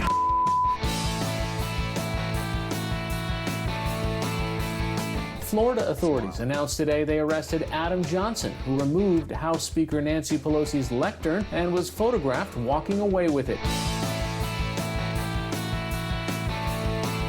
Garrett Miller posted pictures and videos inside the Capitol. He also tweeted, "Assassinate AOC." The t-shirt Miller was wearing when he was arrested said, "I was there."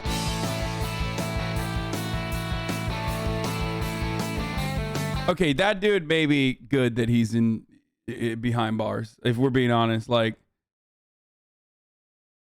that dude kind of seems like, you know, like that. He's just sorry. You should go to jail for being creepy, okay? Jacob Chansley, who calls himself the QAnon Shaman, he was the shirtless rioter who sported face paint and a horned hat.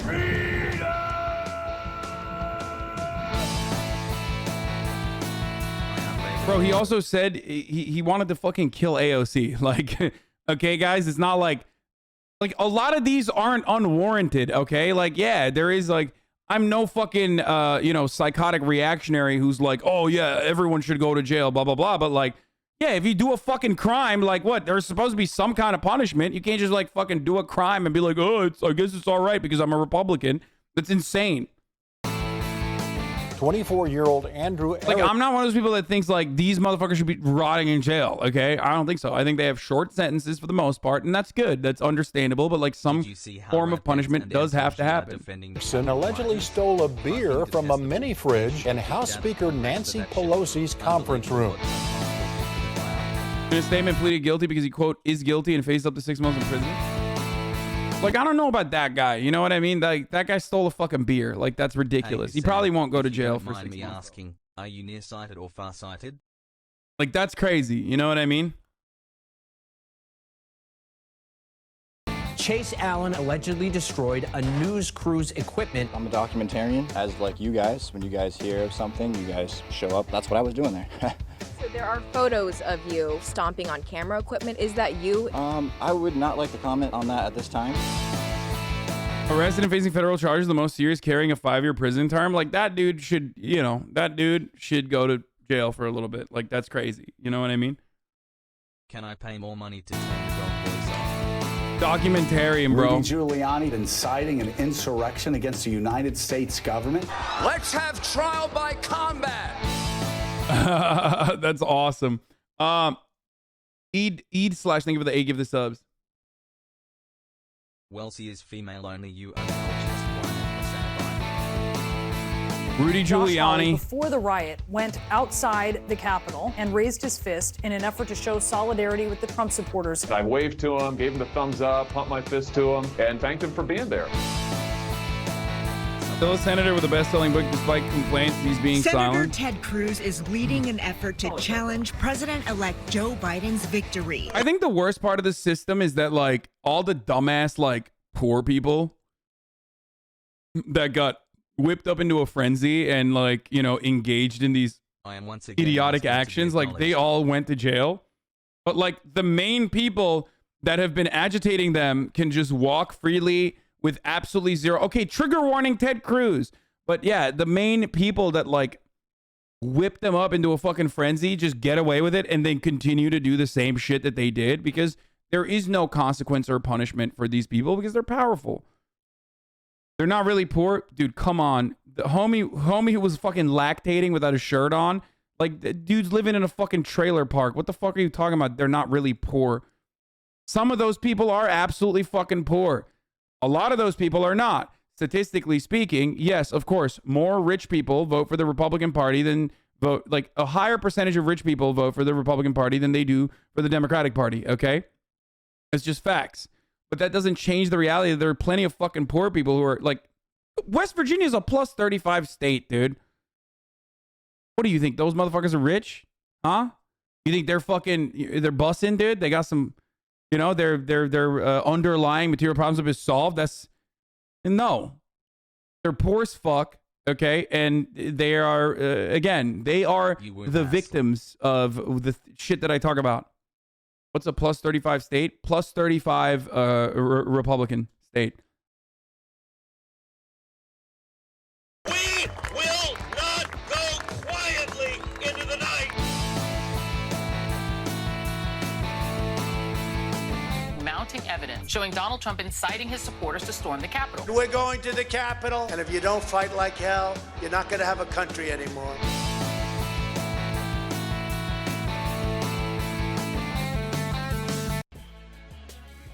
Okay.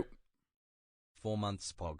Why do some people get angry if someone makes money ethically in a non-exploitative manner? Because, people have a lot of issues that they go through and they struggle and they don't make money and it fucking frustrates them to see other people making money and living a healthy life. It's understandable. I know that Andrew made a fucking interview with the QAnon shaman from prison. I've known about this for a long time.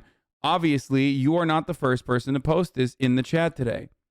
The idea that Dems in Congress having LMM sing to them, Lin-Manuel Miranda sing to them because 1/6 is funnier than anything anyone could have made up. It's like if Kid Rock came to Congress and sang in honor of Benghazi. That's pretty funny. Also, I don't know how that didn't happen. It's funny, but also, how did that not happen? Okay. We're going to watch Joseph Robinette Biden talk and wag his finger. Okay, they rolled him out. They rolled the homie out. Okay, out of the cryo chamber so we could fucking talk about the Mac attack. Okay? Madam Vice President, my fellow Americans, to state the obvious, 1 year ago today, in this sacred place. Oh, the Pelosi Wakanda moment was fake. Okay, good.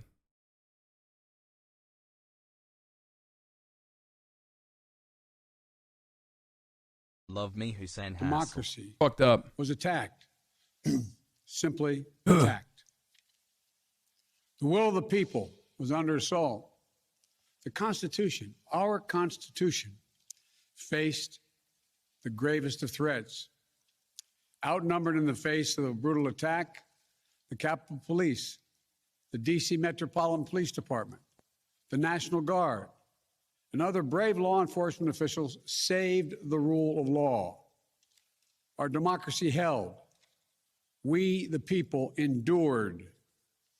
We, the people, prevailed.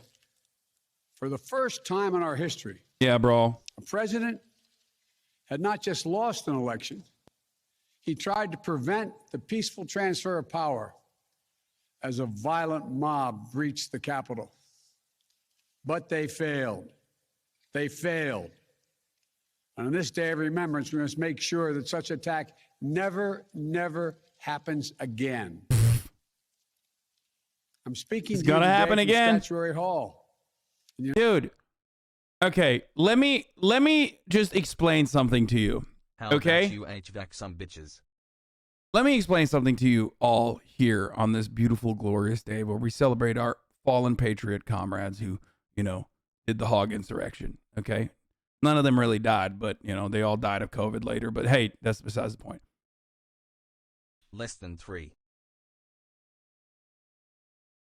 Since then, if we are to recognize that the reason why they were fucking whipped up into a frenzy was because there's voter fraud happening and the Demon Rat Party is not stopping it, okay?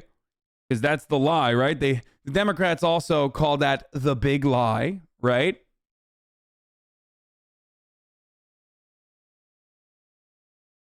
Two-thirds of Republican voters right now believe that the election was stolen from Donald Trump.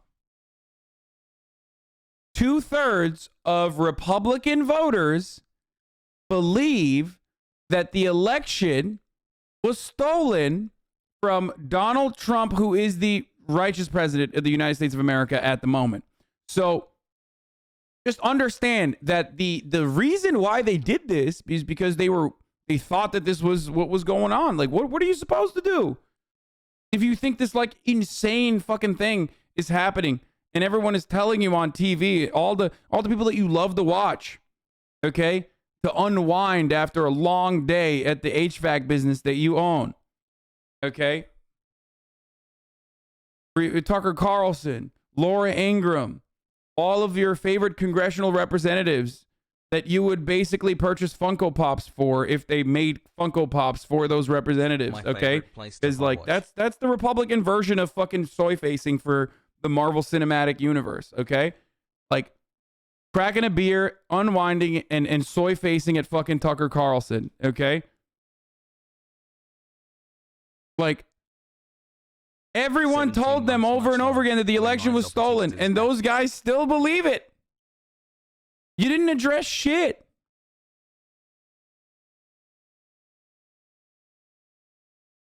So why wouldn't this happen again? The United States Capitol. 2 months sub. This is where the House of Representatives met for 50 years in the decades leading up to the Civil War. This is on this floor.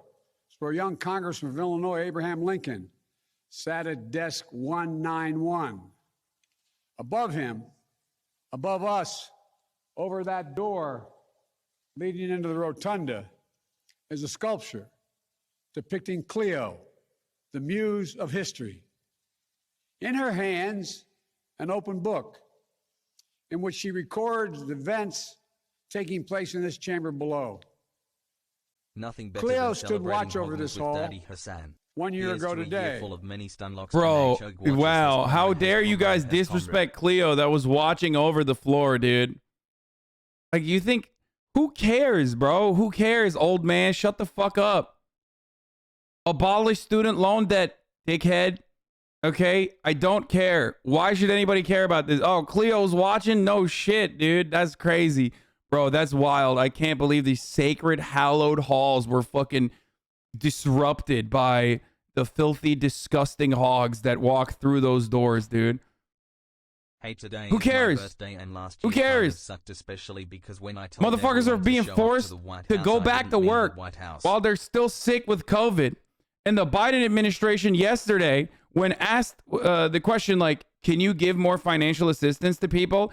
Straight up, high-level Biden administration person said, we are not going to incentivize people to stay at home anymore at a time when the economy is booming. Okay? That's what they're saying. Shut the fuck up. Suck it the fuck up. I know that like the same amount of people are dying of COVID like when you did get last year, when you did actually get financial assistance. But like, sorry, the economy is booming, baby. Suck it. Suck my old 900-year-old shriveled up dick is what they're fucking telling you. Inshallah, many more to come.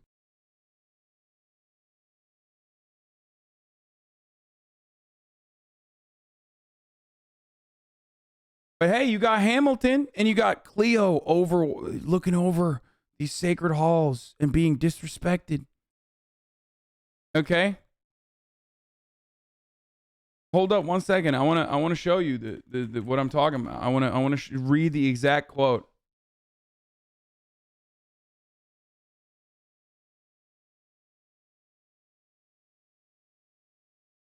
At Hasan by happy 8 months, less than 3. I want to. Fuck, I don't know if I can find it with ease. Does anyone? Keep up the good work. Does anyone have the tweet that I'm talking about? Like, there's a quote from a Biden admin on COVID assistance.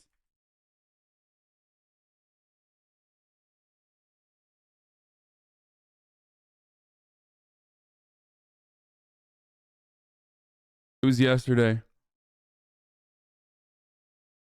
Oh, here. Thank you, Grev. Here it is. Senior Biden official to CNN on potential for future COVID relief aid. And a senior Biden administration official poured cold water on any further stimulus at this time, leaving the possibility open to some relief for restaurants. No, there might be something small for restaurants, but the economy is booming. There are millions of open jobs, and we do not believe people should be sitting at home if they are vaccinated and boosted, as most adults are, the senior official said when asked if additional stimulus legislation was being taken seriously. The official added, so we are not going to write checks to incentivize people to sit at home, and we are not going to bail out businesses if the economy seems strong, leaving the possibility open if something changes. 20 months. They did push the student loan payments back to May. Yeah, push it back permanently, dog. What the fuck do you mean? For the record, like, this isn't that different from what a Republican administration would say. Already. I'm sorry, but like, this is exactly the same energy as a Republican admin. And if you don't realize that, if you don't recognize that, I don't know what to fucking tell you. Like, it sucks. And people will say, I am responsible for, people not wanting to vote or whatever. I'm causing like, I'm engaging in this kind of political rhetoric that like depresses voter turnout and yada yada. It's like, well, they're doing it. I have a fucking tiny reach in comparison to what the Democratic Party is doing. Get mad at them for doing this, as I am also mad at them because I want people to vote. But more than that, I want the Democratic Party to actually act out on the desires of the people that voted for them.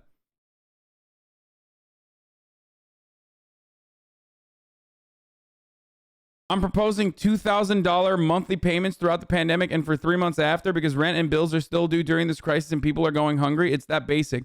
Yep. May 11th, 2020. That's crazy, bro.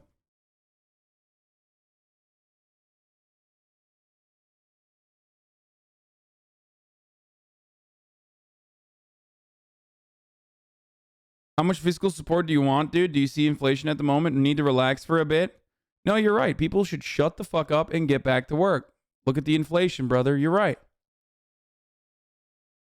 It's just so weird that financial assistance and financial relief offered to business owners is never responsible for inflation, but only when it's actually poor people that fucking get money and eradicate extreme poverty as it originally did in the beginning of the fucking pandemic. Then you have inflation.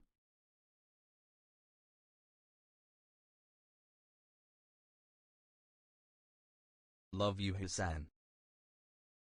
It's the moral hazard concept all over again, dude.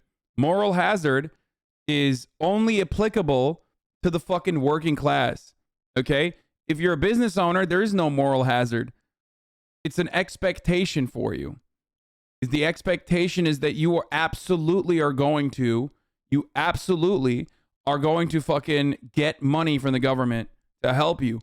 As a matter of fact, it's built in to the fucking profit margin, the profit motive in general. Okay? Anyway, let's keep going. As she has for more than 200 years. She recorded what took place. Also, inflation isn't like impossible to fucking deal with. Like, why do people make it seem like inflation is this magical, mystical thing that you can't actually address by, I don't know, increasing taxes as a matter of fact, okay? It's one way. Why have we not done any of that? Are there no methods to fucking stop inflation? I don't know. How about increasing interest rates? 5 months later.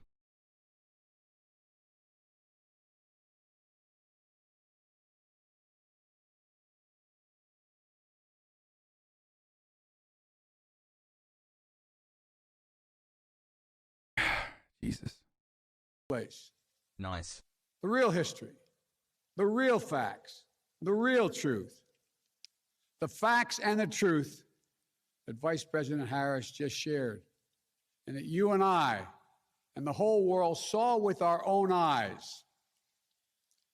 The Bible tells us that we shall know the truth, and the truth shall make us free. We shall know the truth. Well, here is the God's truth about January 6, 2021. Close your eyes. Go back to that day. What do you see? Rioters rampaging, waving for the first time inside this Capitol. Confederate flag that symbolized the cause to destroy America, to rip us apart. Even during the Civil War, that never, ever happened. But it happened here in 2021. What else do you see? A mob breaking windows, kicking in doors, breaching the Capitol. American flags on poles being used as weapons, as spears. Love the stream. Happy Fire extinguishers Insurrection being Day. thrown at the heads of police officers. A crowd that professes their love for law enforcement assaulted those police officers, dragged them, sprayed them, stomped on them. Pretty. Over 140 police officers were injured. Hard. We all heard the police officers who were there that day testify to what happened. One officer called it. Did we? This is the most annoying part of it, is like framing this as like the poor cops that got stomped on that day. Why don't we care more about our fucking boys in the blue? It's so funny. I'm sorry. I don't care. I literally don't care. Half of those fucking cops were like in the crowd, okay? The other half let them in, and I don't care. I am an advocate, and I am of the mindset that civilized countries allow its citizens to fucking brawl with cops, okay? Because cops are not above the law. They're human beings, just like the fucking people whose skulls they're crushing on a regular basis. In America, we have this very weird attitude that, like, you can't brawl with a cop ever. They'll kill you, okay? And I'm not saying, like, use a gun, obviously, but, like, it blows my fucking mind that, like, any other country that you go to, you'll see videos like cops are out in the fucking streets. They only have pepper spray. They only have like a baton, max, and homies are brawling. The only countries outside of the United States where people can't fucking brawl with cops are dictatorships. I think it shows that it is a civilized country if citizens have the same level of rights and protection under whatever constitution they believe in, where, they can fucking brawl with cops. Georgia state flag used to be the Confederate flag and was waved in the Capitol for decades. Lamau. Yeah, I mean. Happy anniversary, Aljan and chat. Smiling face with hearts. Sparkling heart. Sparkling heart. If you brawl a cop, you're going to get clapped. They train a ton. Dude, you are literally out of your mind, dude. Are you fucking kidding me? What? Homie said cops train a ton. Have you seen a cop, dude? What?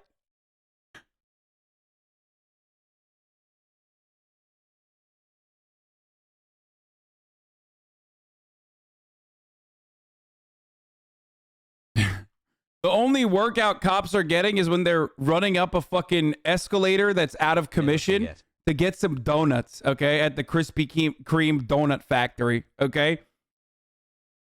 The most exercise a cop gets is when it goes, ooh, yummy, Burger King. Oh no, the drive-thru's not working. I gotta walk inside, okay? I have been a watcher for years, but now I want you to... Motherfucker said cops train, bro. That's crazy. Yeah, they're fucking... Yeah, they're training their gut. How delightful. Yeah, dude, I've been watching Baki. Yeah, they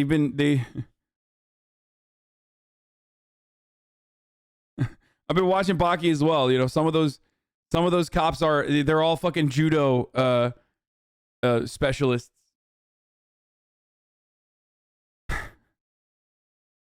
This might be worse than the Celebrity Imagine video. Yeah, they train by lifting that baker's dozen, that whole extra donut than us normies train with. Yep.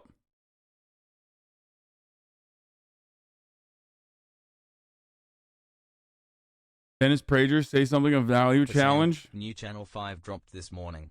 Are you going to watch on stream? Yes, we are going to watch on stream. Government should totally be run like a business. If your government's sole mission is to make a lot of money, short-term profits for a few people at the top. What? Oh, you're saying, well, it is kind of run like that. The funniest thing is this, dude. At least 57 people who protested or stormed the Capitol are now running for office. I love that. That's awesome. That's fucking awesome. That's dope. That's great. Wonderful. Incredible. Brilliant. That's America. Quote, a medieval battle. And that he was more afraid that day than he was fighting the war in Iraq. They've repeatedly asked since that day, how dare anyone diminish, belittle, or deny the hell. For the record, one thing I will admit, I think even some cops would fucking be more inclined, okay? The thing I'm talking about is like, I'm simply stating that there should be, okay, there should be a base level of humanity, okay, where you don't go above that. Like, in the eyes of the law, cop, human, same person, right?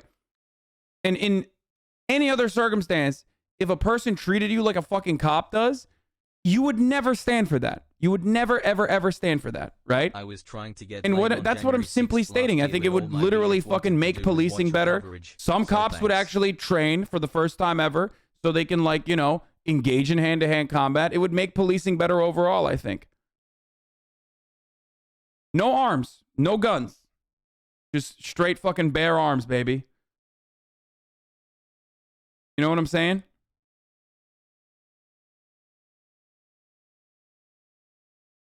They were put through. We saw with our own eyes. Rioters menaced these halls, threatening the life of the Speaker of the House, literally erecting gallows to hang the Vice President of the United States of America. But what did we not see? We didn't see a former president who had just rallied the mob to attack, sitting in the private dining room off the Oval Office in the White House, watching it all on television, every goddamn day. Love and your doing community. nothing Love you, Chad. for hours as police were assaulted, lives at risk, the nation's capital under siege. This wasn't a group of tourists. This was an armed insurrection. They weren't looking to uphold the will of the people. They were looking to deny the will of the people. They weren't looking to uphold a free and fair election. They were looking to overturn one. Hey Hasan, today is my birthday. They were and looking to last year save my party sucked. I told everyone to go to the White House, but I They didn't were looking mean to the White subvert House. Happy the Insurrection Constitution. Day. This isn't about being bogged down in the past. This is about making sure the past isn't buried. That's the only 3 way more forward. months till brain rot. Let's go. That's what great nations do. They don't bury the truth. They face up to it. Sounds like hyperbole, but that's the truth. They face up to it. We are a great nation. That was so boring, dude. God damn. Job at this cheese factory. As I say good morning. What we know about January 6th, 1 year later, dude. Let's see. Obama had better speeches? Yeah, 100%, dude. Obama was also not like 1 foot in the grave, okay?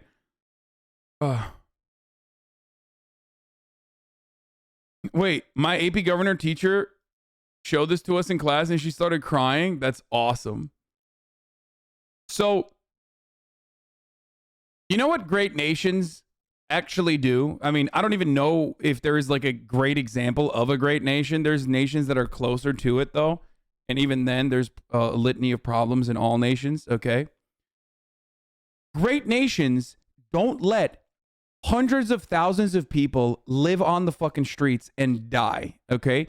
Great nations don't leave millions of families behind where they do not know if they can fucking provide adequate food for their children. Great nations do not justify barely living poverty fucking wages because someone needs to deliver to the rest of the country the treats that they desperately crave. 15 months. Okay? That's not what fucking great nations do. We are not a great nation. We're a disgusting, horrible nation, especially because we have the opportunity to do great things here in the United States of America. America has a lot of promise. America has a lot of power. But all we do is squander that opportunity, okay? So whenever motherfuckers say like, ooh, we are a great nation, I'm like, no, we're not. Like, who are we great for? We're great for fucking rich people, okay? This is a great nation for rich people, straight up. Oh, my Lord, dude. You make over that fucking $250,000 a year hump, you get over that, it's like, it's over. It's a theme park, dude. You can literally fucking, you can start pulling Patrick Bateman shit. Like, you start, you know, murdering people and stuff, and you probably fucking get away with it depending on who you're killing. Okay? That's how great of a nation this is for rich people. You can get all the best healthcare on the fucking planet if you can pay for it. You can do whatever the fuck you want. Okay? Straight up.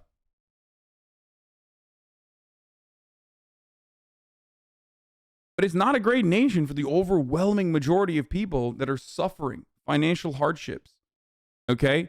We're literally talking about a fucking country where the number one cause of bankruptcy is still medical debt, dude. Baby sub. Okay? Are you fucking kidding me? How is that a great nation? We're the richest nation on the planet, and people are struggling because they had to get health care, dude. That's crazy to me, okay? That's crazy. Happy holiday. We are a developing nation, or a third world country with a Gucci belt, okay? That's it. America is PvP unlocked everywhere. It's just fucking dog shit if you don't make $100,000 or more a year, okay? We got no social safety nets. We got no fucking social security. It's like not manageable. You have to be a fucking piece of shit to try to survive as best as you can. And that creates a lot of fucking anger and a lot of resentment amongst people. That makes people hate one another. That makes people come into this chat, okay, and go, fuck you, you piece of shit. You make more money than I do, and I fucking hate you for it because you're also preaching for material equality and for my life to be better. Well, how fucking dare you make more money? Where do you think that resentment and attitude comes from? It comes from the fact that, like, you know, this shit is totally pay to win, okay? It's completely fucking pay to win. So when people even sit back and say, hey, this is fucked up, we should do something about this, you get mad at the messenger, okay? That kind of anger can only occur if you are just so broken down and so bruised by the shitty hand that you're dealt with that you're angrily lashing out at everything. You're a piece of shit if you make $100K salary? No, that's not what I'm saying, dumbass. How much money do you think I make? What the fuck?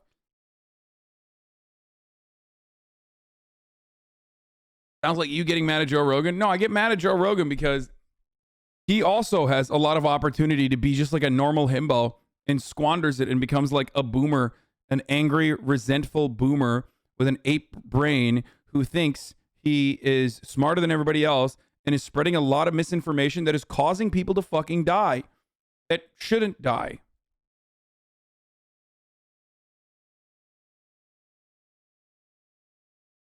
To everyone at home, I want to remind folks that it's a cold, quiet morning here, just like it was a year ago, and that's actually been helpful for us this morning as an aid to memory, because when something unthinkable happens, there is a natural human tendency to want to forget, and a big part of what we're doing. The thing is, you do monetize the message. That's why people do get mad at you. No, people get mad at me because of the message, dumbass, not because I monetize the message. That's so fucking stupid. Time flies in a pandemic.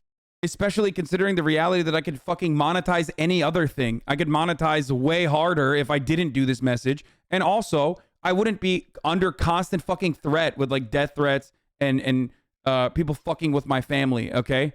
So that would be way better. I should do that instead. And that's what a lot of these fucking dickheads want, ultimately, is for me to shut the fuck up and never talk about politics again. But because I'm a stubborn piece of shit, that the more motherfuckers do that sort of thing, the more I'm like, I'm never gonna shut the fuck up. Fuck you. I hope you fucking just whip yourself up into such a frenzy that you just implode. You spontaneously combust. And speaking of monetization, the top of the hour ad break is here. So suck me, okay? All of this content is fucking free, except for the 1 60-second ad break that you will see unless you are subscribed. At the top of the hour, there's a 6-second ad break.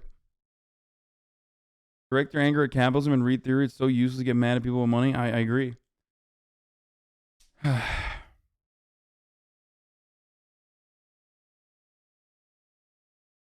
Top of the hour, every hour, there's a 60-second ad break. Okay.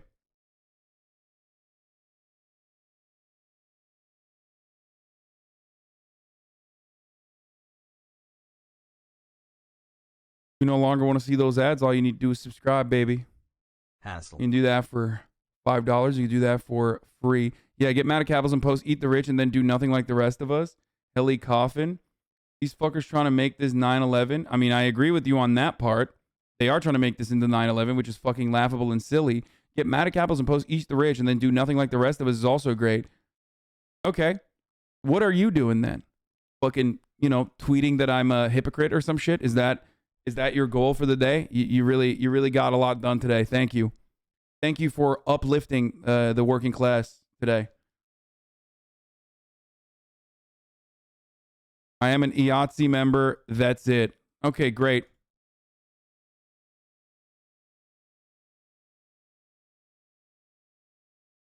You're an IATSE member. What the fuck are you getting mad at me, dickhead? Post eat the rich.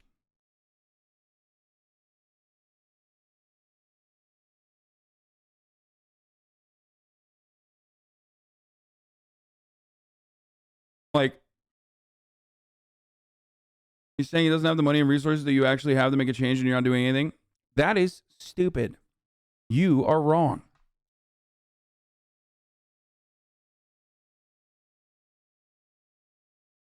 A lot of these people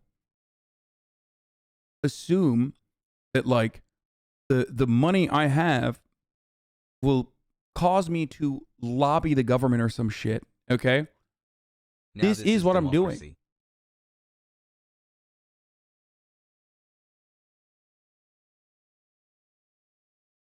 I didn't create the system.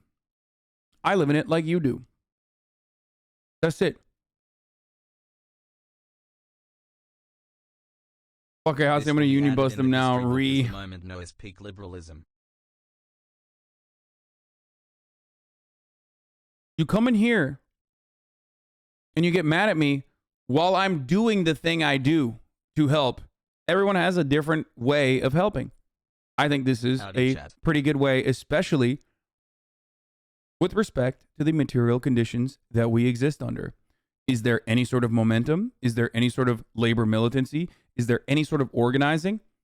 We are at the unfortunate awareness stage of the process because the only thing you can do is combat against centuries of Red Scare propaganda.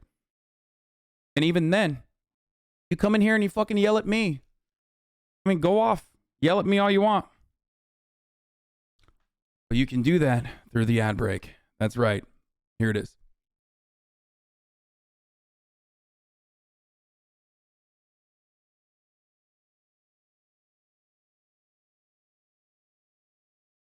Go watch MSNBC and fucking, you know, try to comment write comments at Rachel Maddow.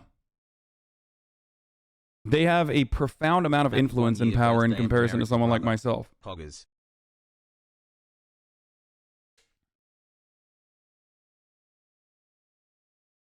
The only thing, what about violent revolution? Yeah, okay, dude, have fun.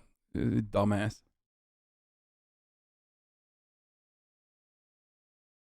Let's continue. Doing this morning is resisting that. On January 6, 2021, there was anger, outrage, disbelief as our fellow Americans breached the building behind me, stormed not one but two chambers of Congress, and engaged in deadly hand-to-hand fighting with law enforcement, Capitol Police and Metro Police. Just a short time ago this morning, President Biden came to the Capitol and put most of the blame for all of that on former President Trump. Here's the truth. The former President of the United States of America has created and spread a web of lies about the 2020 election. He's done so because he values power over principle, because he sees his own interest as more important than his country's. Okay. I don't care about this. Chief White House correspondent and was covering Congress last year, was here on January 6th. The president spoke for about 20 minutes. What stood out to you? What stood out to me was that he criticized his predecessor more bluntly and more personally than I think I've seen since the campaign. He argued that President Trump is still spreading lies that led to the insurrection, the kind of violence that we saw here a year ago today. And he argued there could be more if Americans lose faith in elections. The attack lasted just a few hours, but the aftershocks continue to this day. I love this, dude. How can you not love this? This is just like, they created content for us, okay? And for that, I thank them. I appreciate that. Bro, they literally walked in. They were basically escorted in areas, and the areas that they weren't escorted in, they like pushed through, okay? And then they took fucking photos. There was like one person that was at least like smart enough, and of course, like, this is a piece of shit move to do regardless, that stole Nancy Pelosi's laptop and tried to sell it in Pennsylvania and got fucking clapped. And by the way, she deserves to get clapped. Holy fuck. 18 months later, still no communist. But they did like a fucking Disney theme park style tour in the Capitol. What a bunch of nerds, dude. Imagine. Like, this is your fun, dude. Your fun is like walking through the sacred halls of Congress. Like, ugh, ew. Who cares? Fuck that building. Hey, hundreds of Americans charged, a president impeached. The president has disregarded his oath of office. And law enforcement still fearful it could happen again. Capitol Police Chief Tom Manger. The next time that we're dude, I've seen this guy way too much, dude. Okay, I fucking hate this guy. Oh my god. They hype him up as like this. We will not be making those same mistakes. Despite the warning signs, almost no one saw the first test coming. The Senate will come to order. Lawmakers came to work that Wednesday to carry out what is normally a routine duty, certifying the results of the presidential election. The only question is how long this is all going to take and how much drama we'll witness before it's all over. But at that moment, thousands of Trump supporters were already streaming toward the Capitol, urged on by Mr. Trump, who refused to concede. We're going to walk down to the Capitol. They got to the barricades and kept going, tackling, punching, tasing, and pepper spraying about 140 police officers, beating them with poles, pipes, even fire extinguishers. One officer was crushed in a door. Another was dragged down the stairs, face first. This is the nightmare. Dude, I feel like cops were more like they experienced whiplash more from this event than they did during like the BLM protest that turned to escalated to like more aggressive or more violent protest. or riots, if you want to call it that. Usually because of cops fucking pepper spraying, tear gassing people because they're pieces of shit. The reason why they got more whiplash from this was because, like, this time they were getting their asses beat by like thin blue line flags, dude. Like homies that had like, you know, Blue Lives Matter patches were just fucking wailing on them.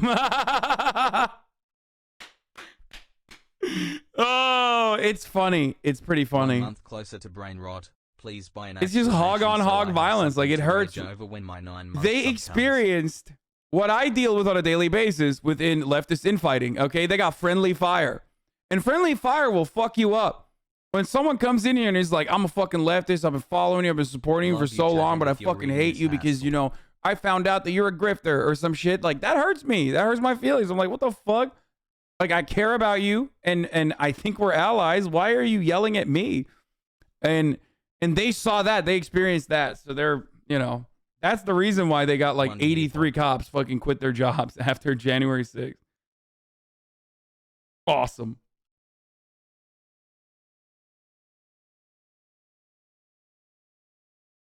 You know? Our scenario. In the House chamber, members cowered as rioters tried to break down the doors. Shots have been fired inside the Capitol building. Senators were rushed out of their chamber just minutes before the looters flooded in. One officer died the next day. 4 others have since lost their lives. Some. So that's so weird. Me and getting me out of the That's such a weird way that they're like going about this. Like, so what does that mean? Like they fucking lost their lives 5 days later? Like, did they lose their lives because like they got trampled? Like what happened?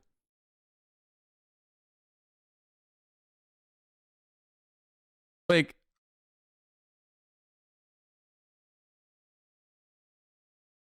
this was 1 year ago. Yeah. Some of them, like, I think some of them suicided. Like a bunch of them. It's like kind of weird. Not going to show the policeman welcoming them in. Or the policeman that they took selfies with. That's the other part of this where it's like, the fuck, dude? You're really not going to show how fucking insane it is that, like, they basically walked them in and then they, like, took fucking photos with some of these people? 2 hearts. God, it's just the media, man. They love portraying a certain narrative that has to like look a certain way. There can be no nuance, there can be no context. And if it comes down to it, like, of course they will. 20 police officers versus 10,000 fucking people, dude. For a free food giveaway at Meal Mirai.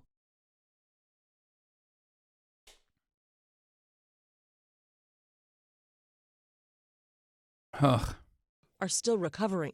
I could feel myself losing oxygen.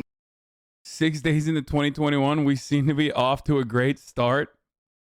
Yeah.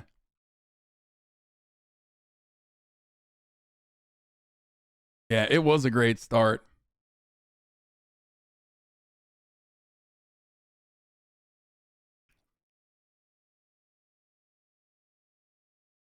Can we relive this moment at 1:22:40 for old time's sake? Wait, what is this?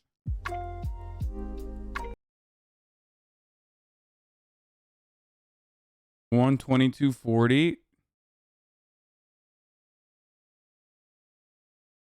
Hold up. Fucking bedlam! Oh. Bernie Sanders! Protect Ilhan Omar! The hogs have breached the Senate floor. The Senate. Yeah, don't fucking. I will be retroactively banning anyone advocating for people to be killed this Twitch. Don't fucking post dumb shit like this. Yeah. Thank you, RTBA.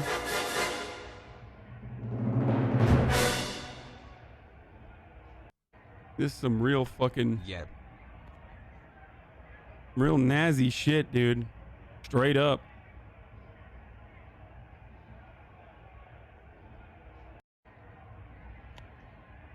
Pence has been escorted to VP appears to have been evacuated from the Senate chamber, and a Capitol police officers presiding Capitol police officers in the presiding officer's chair. Oh, there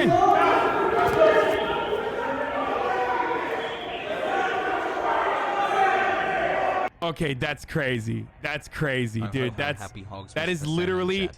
never happening. Like that's how you know these motherfuckers aren't leftists, dude. Come on. Come Oh, dude. Come on, dude. I mean, seriously?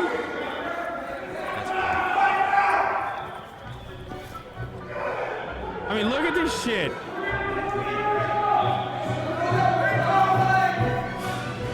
Look at this shit. The health is also now gone into resets.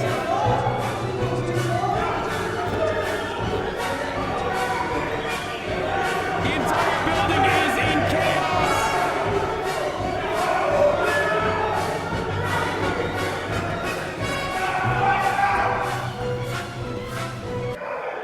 RBG is looking down on us from Wakanda.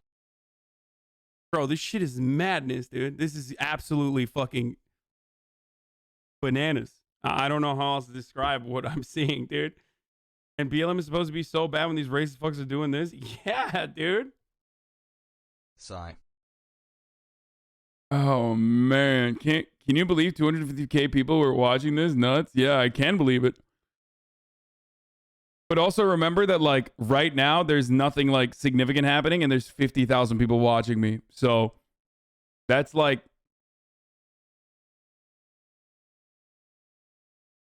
Why y'all keep asking where the police at? Y'all ask where Miley's at when Hannah's on stage? I remember this one, yeah, from fucking January 6th last year. Still a fucking great tweet.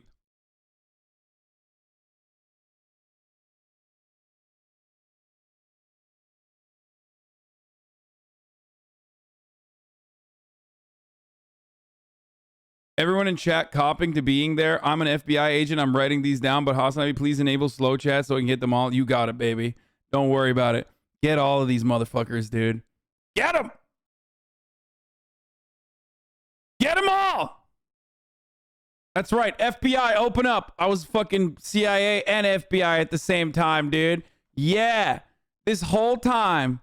One The year devious of lick, the greatest devious lick of all. And then recall Your freedoms. All right, let's thinking to watch. myself, this is how I'm going to die. 4 of the rioters died as well. One of them shot by police as she tried to break into the speaker's lobby. We will defend our democratic They never actually show it, but whatever. institutions from attack. Attorney General Merrick Garland said Wednesday that prosecutors have since issued more than 5,000 subpoenas and search warrants. Yeah, one of the people that died was literally waving a "Don't Tread on Me" flag as she got trampled to death, by the way. More than 725 people, nearly half of them for felonies like conspiracy and assault.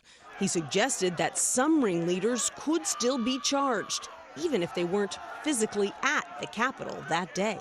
The actions we have taken thus far will not be our last. Some of them died in really funny ways. Like, I can't remember if the tasing himself was one of the reasons why people died. One of them died of, like, you know, classic shit. If you don't ever move. If you don't ever move in your entire life, and then, you know, last time you made movements was in fucking high school, okay? To finger blast your high school sweetheart under the fucking, under the next to the fucking football stadium, and then now you're moving for the first time and you're like climbing a fucking wall, you're gonna die. Like, that's just... There was a guy who fucking there was a guy who like tased himself. There was a guy, I think, or there was a lady, a bleacher is the word I was thinking of. Yes, thank you. There was a lady who, again, there was one guy who fell off the scaffolding. There was a lady, no, the trampling wasn't fake. No, the lady that had a "Don't Tread on Me" flag absolutely got trampled. I remember that. But the tasing one wasn't. Hassle.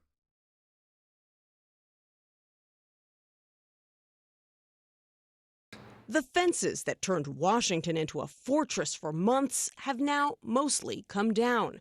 But the January 6th Select Committee, 7 Democrats, 2 Republicans, is still studying how the seat of U.S. democracy could have been breached so easily, and whether Mr. Trump Yeah. XQC famously asked, "Dude, why don't they put the rockets on the doors, dude?"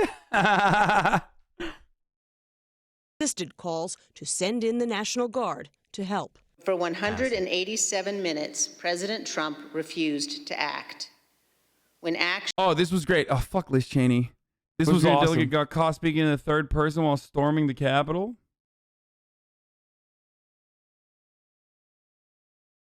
This was awesome. Make her home! Make her home! We're in, baby. Stop pushing, man. Stop pushing. Stop pushing. Woo! We're in. We're in. Derek Evans is in the Capitol. Derek Evans is in the Capitol, baby. Happy holidays, Hasan.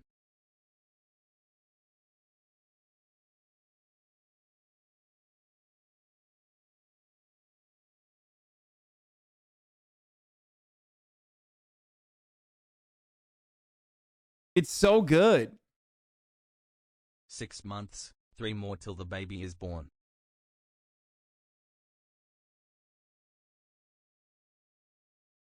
Bro, like, a big part of the reason why they were able to do this is also the exact same reason why they got caught. Entitlement. Okay? Like, these people think they run the place. They think they own it. Okay? They think, like, they can totally do this. It's their God-given right to do this. And, like, they'll film the entire process because, like, why the fuck would anybody get mad at them? This is their building, you know? This is their fucking government. They own it. Not the fucking libtard government. Get the fuck out of here. You know what I mean? Oh, Ron DeSantis talked about today. Let's go, dude. Dude, I fucking love... Yo, Florida is... I need more people from Florida talking about January 6th after all this lib shit. Action by our president was required, essential, and indeed compelled by his oath to our Constitution. Once again, everyone who just singles out Donald Trump in this situation is totally missing the forest for the trees, okay? They are, and in my opinion, they're doing this deliberately, they are denying any responsibility from the other Republicans, okay? And they're doing this to be like, oh yeah, it's just the fucking, it's the bad guys was Donald Trump and all the Donald Trump fans. Like, that's, we on the other hand, we were the good guys. Like, no, dude. Do you believe in voter fraud? Do you think that's happening? Then you're a bad guy too. If you've been promoting voter fraud conspiracies your entire fucking political career and claiming that the Democrats are stealing elections for many, many years, then you are absolutely a part of this, okay? And I think, fuck this shit. We're gonna do a quick lesson here. Some of you are already aware of this. You've heard me talk about this shit for a very long time. But the Republican strategy of winning elections does not revolve around gaining momentum and actually like having more people vote for them rather than the other guys. The Republican strategy revolves around making as little people vote as possible, stopping people from voting, and engaging in voter suppression. And the way to justify that voter suppression is by creating a lie about voter fraud. So I'm gonna show you a famous video that many of you have seen so many times on this broadcast. Goo Goo Government Syndrome. Okay, this is from Paul Weyrich, who is the founding father of the conservative movement. This is a very, very famous conservative guy. Christians have what and he is addressing a seminal religious right gathering held in Dallas in the fall of 1980, okay? This is why I always say it doesn't matter if so many Republicans die of COVID, because their goal isn't to fucking win elections by, you know, actual sheer numbers, okay? So here it is. Paul Weyrich, the founding father of the conservative movement, openly stating this. 4 months, baby, let's go. Now, many of our Christians have what I call the goo-goo syndrome. Good government. They want everybody to vote. I don't want everybody to vote. Elections are not won by a majority of people. They never have been from the beginning of our country, and they are not now. He's right. He's right. 3/5 rule, denying women the right to vote, denying black people the right to vote. This is a part of the conservative strategy. It doesn't matter if they were called Republicans or Democrats. That has always been the Electoral College, gerrymandering. Every facet of government has been created to make you feel like you live in this theoretical democracy, but in fact, it's not a democracy at all. There, as a matter of fact, Republicans very openly state that it's a republic, actually, and also it's not a democracy, and that there's such a thing as the tyranny of majority.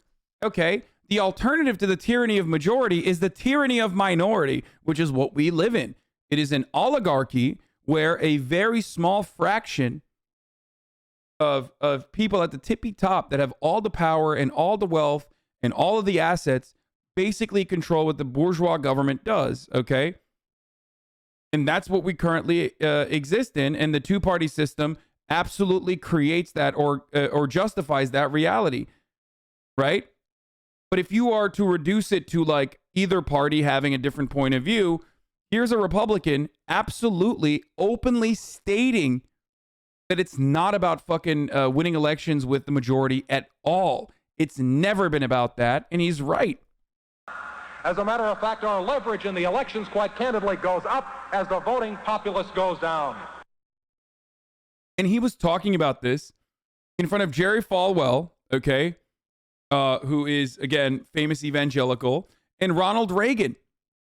Weyrich then went on to co-found the Heritage Foundation, the Moral Majority, the Free Congress Foundation, American Legislative Exchange Council, ALEC. These are all some of the worst, most nefarious Republican think tanks that are responsible for every fucked talking point that you've ever heard, and responsible for things like, you know, a third of the country not believing in climate change and anything that you fucking hate. Okay, basically anything that you hate and despise about how fucking annoying and stupid conservatives are. That's where this comes from.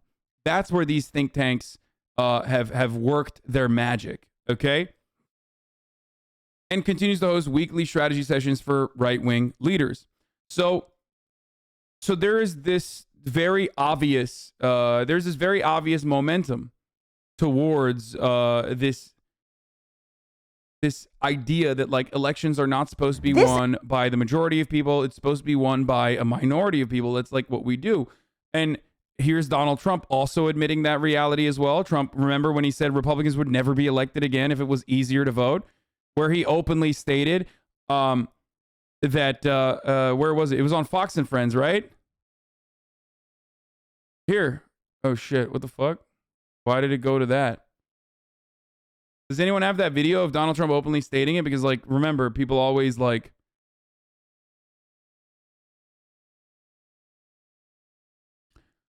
the things they said they had in there were crazy. They had things, levels of voting that if you'd ever agree to, you'd never have a Republican elected in this country again.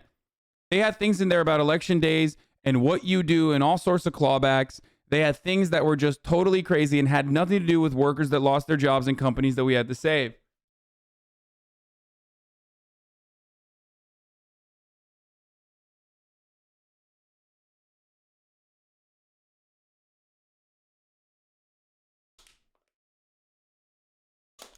So,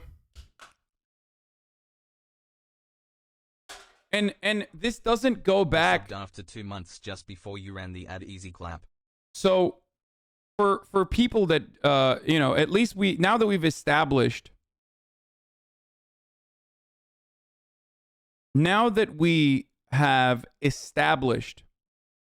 that Republicans engage in this level of voter suppression, let's talk about voter fraud.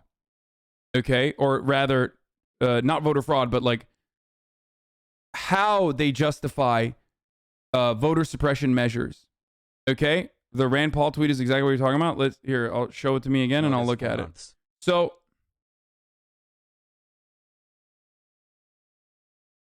worse. I mean, here's Lindsey Graham also admitting that as well. But so they.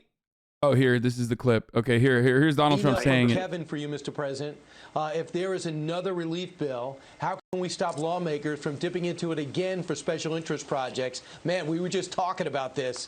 Do you want to expand? Can we not stop to the next expand, one? It's just the common facts. I mean, they have a majority in the House, and therefore you need their vote, and they want to get certain things. I will tell you this: if you look at before and after, the things they had in there were crazy. They had things, levels of voting that if you ever agreed to it, you'd never have a Republican elected in this country again. They had things in there about, election days and what you do and all sorts of clawbacks. And they had things that were just totally crazy. And an email. So he openly stated that Senator Rand Paul, how to steal an election. Seating an area heavy with potential Democratic votes with as many absentee ballots as possible, targeting and convincing potential voters Thanks for the to complete them in a legally I have valid been way, playing at work. and then harvesting and counting the results. So, chat, hassle. So all of these Republicans that are supposedly like, institutional Republicans that are supposedly simply disagreeing with the Donald Trump style of like lying about how the election was stolen, they themselves have always routinely engaged in this exact same fucking lie. And that's precisely why it's not just Donald Trump's fault or failure. Okay. Donald Trump simply, as he always does, took this to the logical conclusion. Every Republican in perpetuity has always lied about voter fraud. They've always said illegals are voting, undocumented people are voting. Complete lie. Okay? Easy. Voter fraud is not real.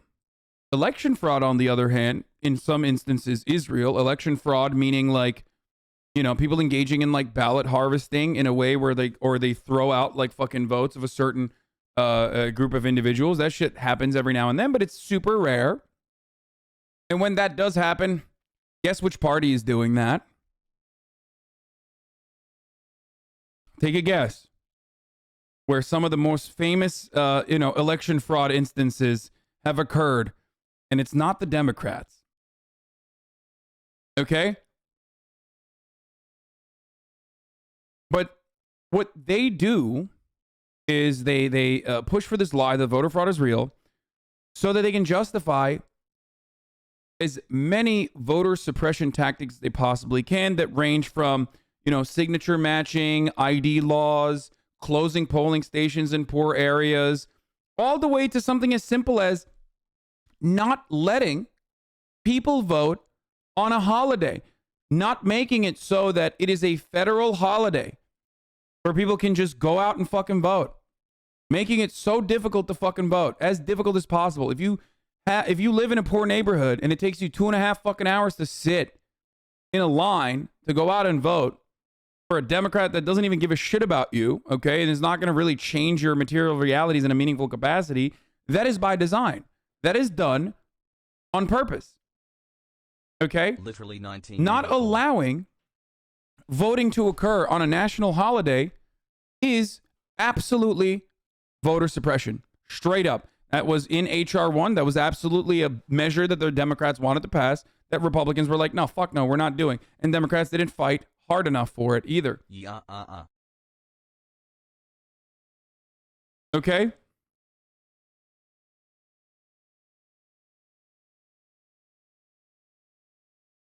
You really think the child tax credit didn't change people's lives substantially? No, I think it did. I think there should be more of that. Mitt Romney was advocating for a fucking more of that than Democrats were. What the fuck are you talking about?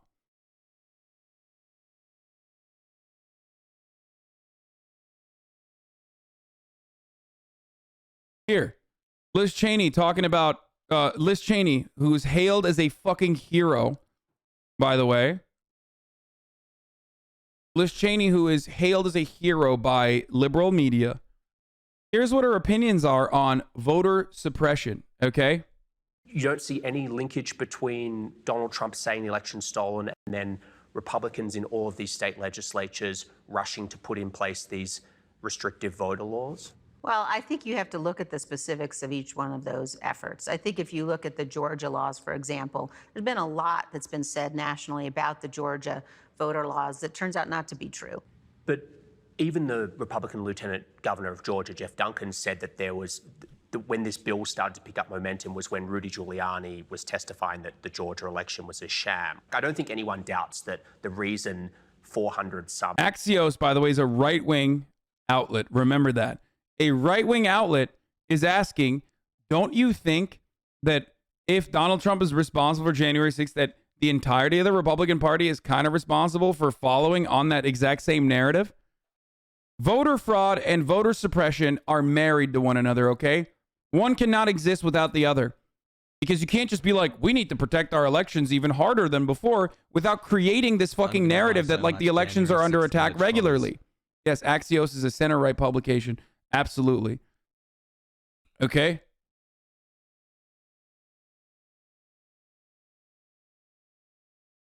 So just remember that. So this is precisely why I say fuck all of these demons, okay? And even fuck the Democratic Party for allowing these demons to coexist. Voting bills have been introduced 90% by Republicans, supported by the Republican National Committee. I don't think it's a coincidence after the election that this has happened. Look, I think everybody should want a situation and a system where people who ought to be able to vote and have the right to vote can vote, and people who, don't shouldn't. And again, I come back to things like But what problem voter are ID. they solving for? Like, there's not Well, what look, are I mean, all these states doing? No, I think Dude, people are so ridiculous. Didn't Axios dunk on President Donald Trump? How are they right-wing? Okay, Mitch McConnell dunked on President Donald Trump too. Do you think Mitch McConnell is not right-wing? Like, get out of this mindset of team sports when you are looking at politics. Do you think Liz Cheney is a fucking liberal? Do you think she's a Democrat, dude? Do you think Mitt Romney, who ran against Barack Obama to try to become the United States president as a Republican, is actually a liberal now because he also dunked on Donald Trump? Do you think anything would be different if Bernie won? Y'all are fucking nuts, dude. What do I always tell you? I'm a leftist, okay? I am completely outside of the political spectrum in the United States of America, which is heavily slanted towards the right. Yes, there are social issues, okay, that that liberals engage in that is aesthetic pandering, but even beyond that, there's actually some social issues where like the United States is better. But when it comes to economic policies, when it comes down to social safety nets, when it comes down to most of the things that the United States engages in, we are a right-wing country, okay? We're a right-wing country and we refuse to recognize it. I am completely outside of that. Yeah, look at the Lincoln Project. You think like people that worked in the Bush administration that are fucking literal bloodthirsty war criminals who are just as racist as every other member of the Trump cabinet back in 2016 before Trump became president? You think those guys are actually liberals, dude? You think,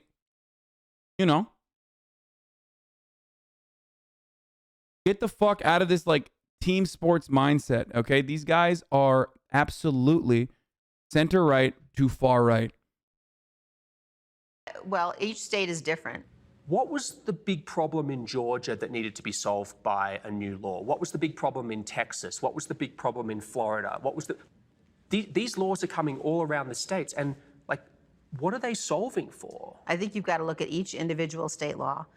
But I think what we can all agree on... You can't divorce them from the context. Well, come on. yeah, but I think what we can agree on is that what is happening right now is really dangerous.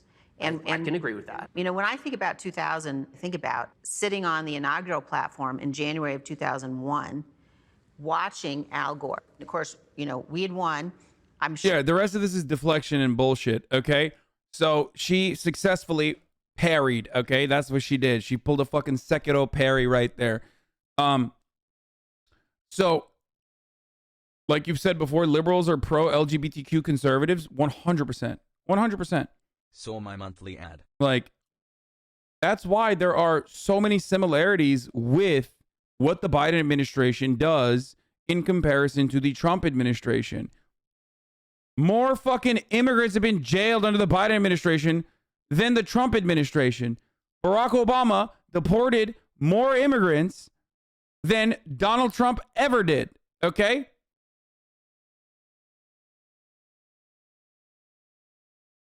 Please.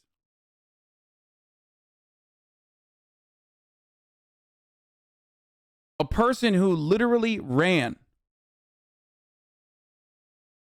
A person who ran on how much of a failure the Iraq war was. Okay, Barack Obama, a person who ran on righting the wrongs of the prior administration and fixing this country, ended up only continuing the same wars, never closed Guantanamo Bay like he promised he was going to, didn't even prosecute any of the fucking torturers that engaged in actual torture, like straight up torture, and said, we must look forward. We can't be looking backwards. What is that density Kekwa ads for 43 months?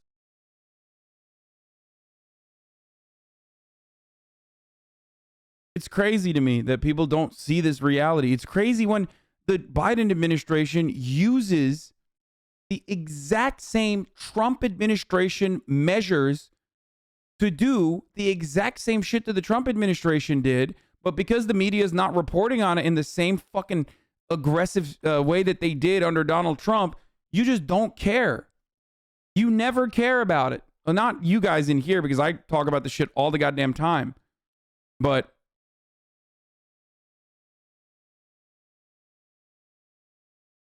it's not 8/4. Barack Obama deported more immigrants in his first 4 years than Donald Trump did as well. That's not 8/4. With a higher rate of deportations. The counter to that is actually, well, under liberal administrations, immigrants come in higher numbers because they think that they'll be able to get into the country. That's the actual real logical counter to that. Not like, oh, it was 8 years over 4. Okay? Because there is truth to that. More migrants come and try to cross the border under liberal administrations because they think they think that liberals are humane, and they're not.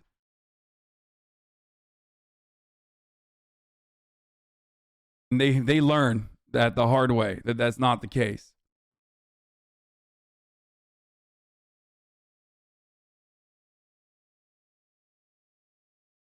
Happy January 6th, Hasan Pogo.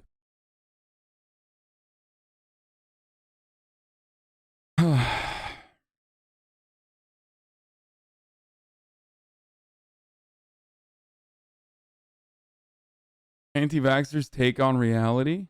Use your power to organize the 10-day Okay, we'll look at this in a strike. second. Wait, what? Is 7 seconds? There's a lockdown. Can't wait for some of these snags. This is going to be good ads. Did you realise there's a lockdown? Can't wait for some of these snags. This is going to be good ads. What did he say? Is he even speaking English? Like, what the fuck's he saying?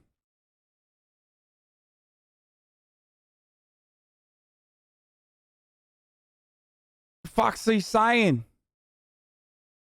That's a crazy bloke right there.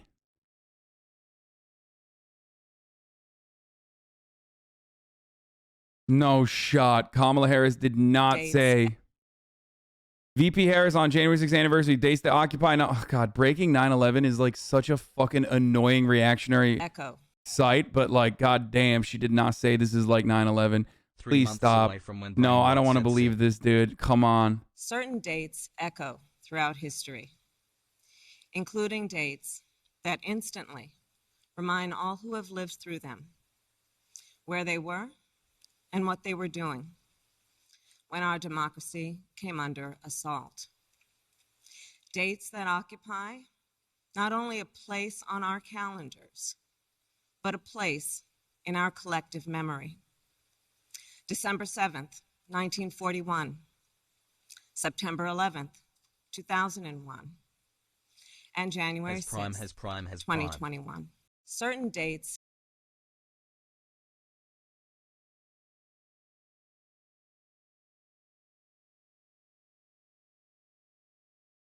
Dude. Come on, dude. You can't fucking say that, dude. That is insane, bro. Okay?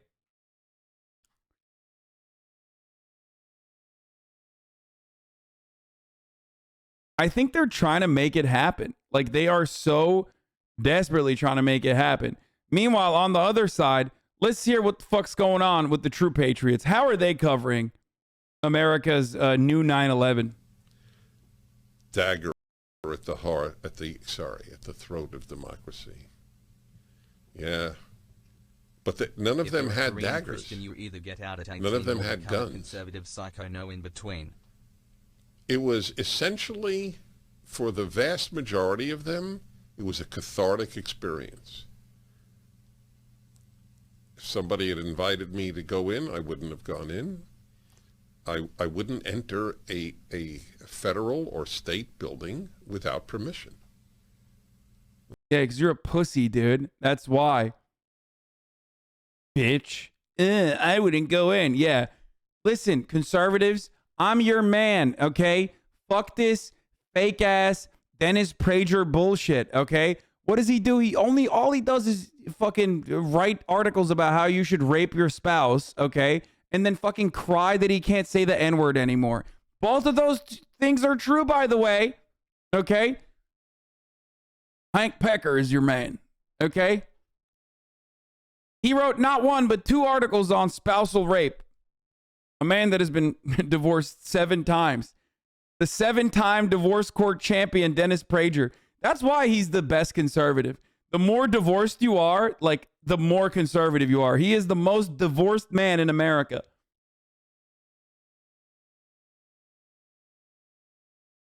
Coward. Okay, let's keep going. Should have been followed that day. What do you gain exactly? However, they had the precedent of all these leftists taking over state capitals. Remember years ago, not that long ago, when leftists took over the state capitol in Madison, Wisconsin? Was that an insurrection? Was anybody prosecuted? Wait, what the fuck's he talking about? What? I thought he was going to say that the Bundy guys were the ones that took over the bird sanctuary. I thought when he said that, I thought he was going to say the Bundy guys that took over the fucking bird sanctuary with guns was actually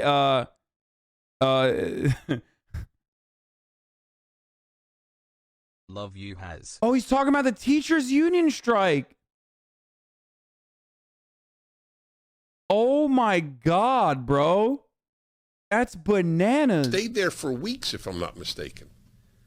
Look it up. State Capitol, Madison, Wisconsin. Takeover. Anything happen? Zilch.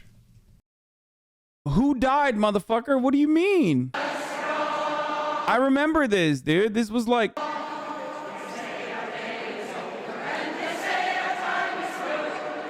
Bro, does this remind you? Dude, Republicans straight up have done, okay, like 8 times more violent shit just for being able to get haircuts in the beginning of COVID. You fucking piece of shit.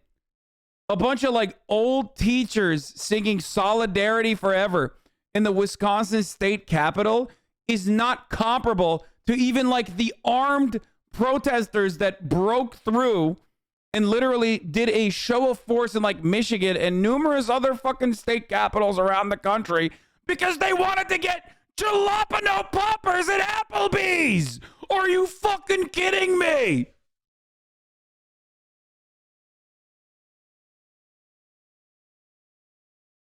Holy shit.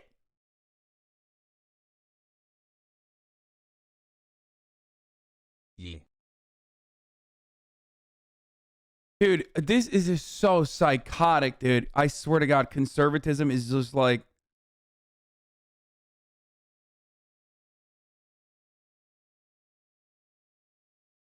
It's so bananas, dude. I mean, this is why conservatism is straight up a fucking unsolvable brain disease, okay? Like, looking at this, a bunch of, like, old ladies who are singing so they can, like, buy fucking shit for their classroom, not out of pocket, You're very poggers. but at least with, like, government funds, is the same, if not worse, than hogs beating the shit out of cops.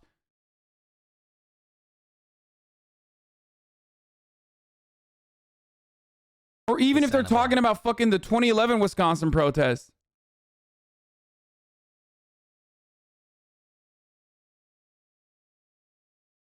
Bananas. One is a group of individuals with legitimate grievances.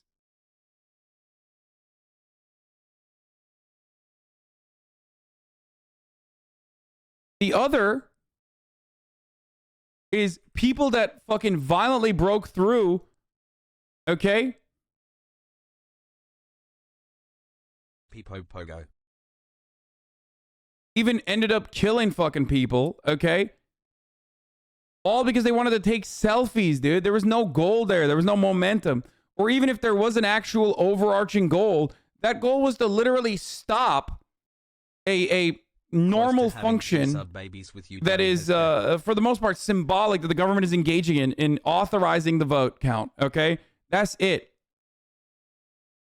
How can you make this, comparison?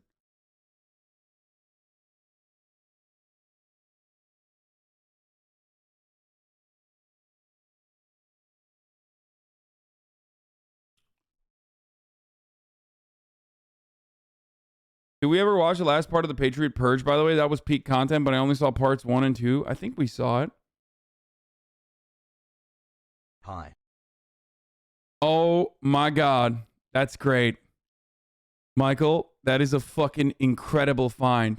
If the protests of January 6th were Pearl Harbor and September 11th, then the riots of 2020 and Antifa of Portland and Seattle were Hiroshima and Nagasaki. Whenever I see guys like this, I'm like, how are you not dead from COVID? Like, did you get vaccinated, you fucking pussy? Is that what happened? Huh? You fucking coward? You secretly got vaccinated, didn't you?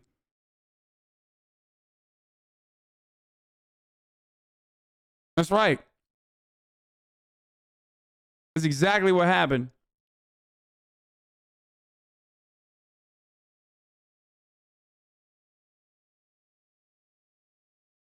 This is gold. What a world we live in. Let's all try to do some good.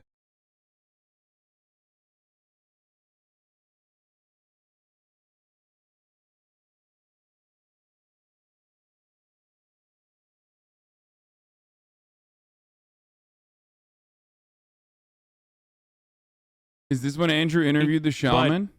Look at, I tweeted out about how, why are people acting like if these were stolen by some dipshit lawnmower salesman from Kentucky that we'd have to redo the election? And I just looked at the fucking photos, because this is where the box was being carried or whatever of the electoral college votes. Look who's in the background. Bro, Andrew wasn't there, or he told me he wasn't there, but I still think he was there. That's Andrew, right? It's got, or is that Andrew or is that like? Nah, Andrew doesn't wear Sperry's though. I don't think he'd be caught dead in Sperry's. Are those Sperry's? If those are Sperry's, then that's not Andrew.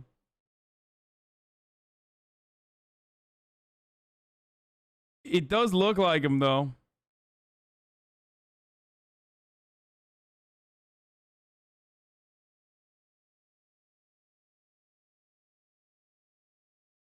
Yeah, no, I don't think it was him. Anyway, please no bully. Wait, what? I'm not bullying. What? Yeah, we're going to watch the shaman interview in a little bit, okay? We're getting to it. Don't worry. So, January 6th is a smokescreen like the Nazis used the Reichstag fire.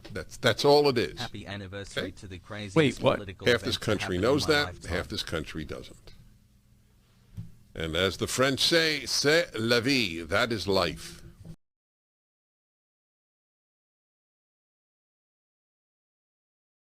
Wait, is that like, is he living out right First now? Twitch I don't channel I've understand. subscribed to. Certainly makes work hours fly by.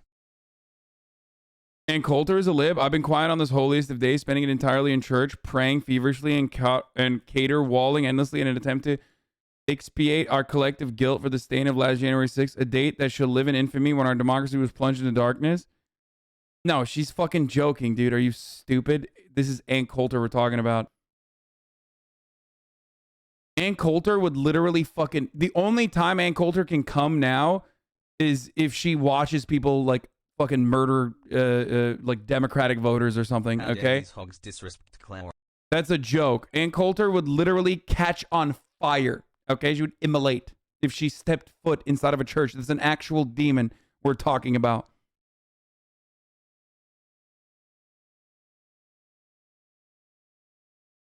Anyway. Insurrection sub pog poggers.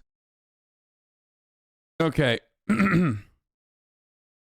Let's see what our fucking brave patriots in fucking Florida, let's see how they're dealing with it.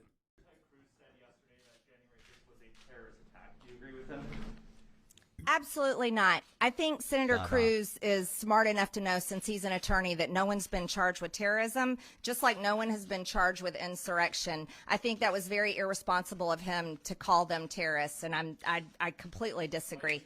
Dude, I love that, dude. Yo, she's riding with them, dude. Respect. Gosh, she is such a fucking demon, dude.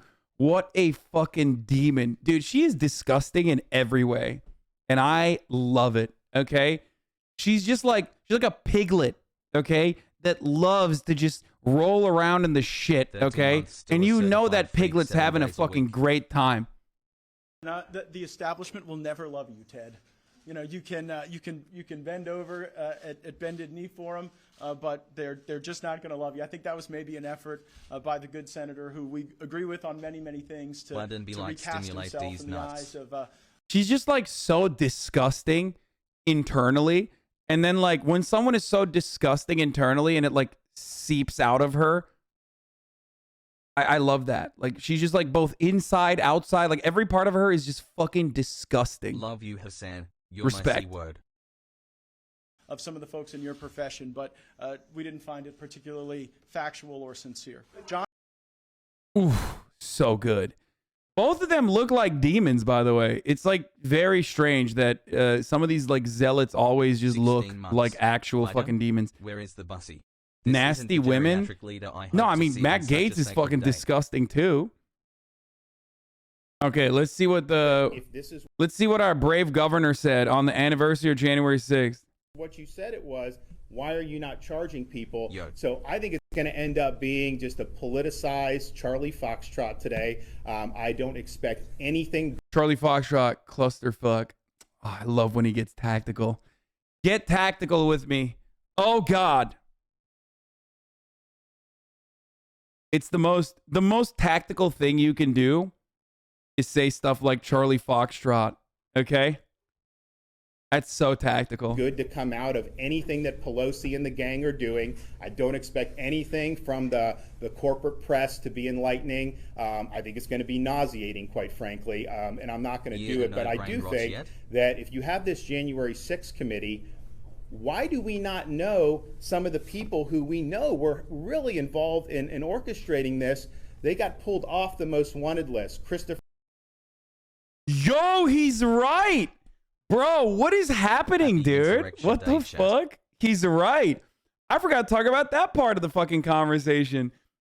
Isn't it funny how the entire Proud Boys shit was like almost entirely fucking FBI involved?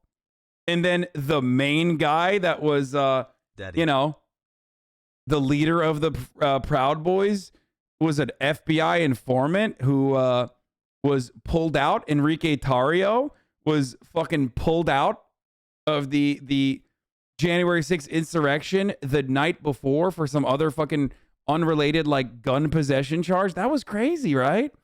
Yo, that was crazy. Totally forgot about bringing that up for a second. Ray was asked at the under oath what FBI was involved in that, and he would not answer the question. And so I think that this is something that has really been used for political narrative and posturing purposes. I don't think it's been effective. You know, people here in Florida, They care about inflation, and they care about gas prices and education and crime and all the key issues that are so important. And that's what they talk to me about. But there is an obsession with this amongst the DC, New York journalist class. And again, I think it's because it allows them to spin a narrative that they want to spin.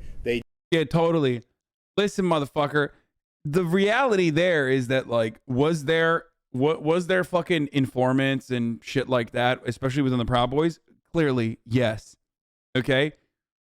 But like, what do you think? Like, all the fucking dudes that were there were FBI? What does the FBI even have that many people? Like, what are you talking about? They suspiciously looked like, you know, regular Republicans. That's the best part. It's like, yeah, it was just the FBI did all of the January 6th stuff. Oh, really? That's cool. So what's up with all the voters? Like, there's people in this chat whose parents were there. You know what I mean? Like, what are you talking about? Like, I know motherfuckers that were there, bro.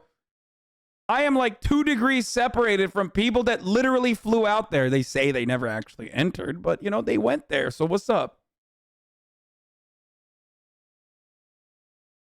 They did not care as much about what happened after 2016 when you had a false Russia collusion conspiracy theory that was put on for years because they were involved when doing it, and how that may have damaged trust in institutions or all that. So I just think that it is what it is, but it's not something that I've been concerned about in my job here, because quite frankly, it's not something that most Floridians have been concerned about. They're concerned about breathing because they got COVID. DeSantis, dude. Happy Hog Day has Ariel Pink was at the insurrection. Canceled that hipster real quick. Good vibes. Bro, nobody cares about Ariel Pink, dude. Come on. There's a January 6th event in Florida today for our 1-6 political prisoners. So not Antifa. I love that. There's a 1-year rally for our political prisoners. Nurse Erin, registered nurse, Army combat veteran, author, and whistleblower. Kathy Chamberlain. Bro, listen, these two, like, or these guys as well, like, I wouldn't go to like a big public gathering, okay, in the middle of fucking COVID. Like, you look like you're gonna die, okay? Even without the COVID, you look like, you know, you don't got a lot of life left in you. Look at this list of all-stars, dude. Oh my God, wait, is this a fucking POW missing in action sticker for January 6th? Oh my God. American Gulags, today them, tomorrow us. Yo, I love this, dude. Hosted by Jeff Dow, Navy veteran, national podcaster, Hillsborough community leader. Hoggers. It's so funny when motherfuckers are like, Hasan, what are you doing with all of your wealth and power as a leftist? You're not doing enough. They want me to be this guy, okay? They want me to be the Jeff Dow. Like, they want me to fucking put together a conference, okay? That's because, like, that's it. That's the peak of what you do when you have a podcast. And the reason why this guy's doing that, okay, is because he can't get to this level of like, gaining momentum and you know, gaining prominence in the national fucking field, so he has to like do what he can, which is like build conferences with old people.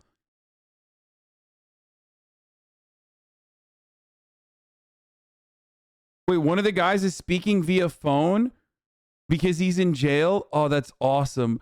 Oh my God, Jeremy Brown, retired Special Forces Green Beret, whistleblower, 1-6 political prisoner, speaking via phone from jail.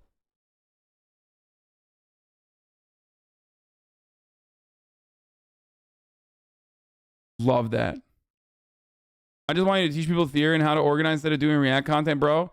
Yeah, motherfucker. If I did just exclusively that, there wouldn't be 51,000 people in here. So, meant to say cops weigh a ton. You don't know what you're talking about. Shh. Okay? Shh. Let people fucking have fun sometimes. Okay? It's not always going to be that. Shh. Be quiet.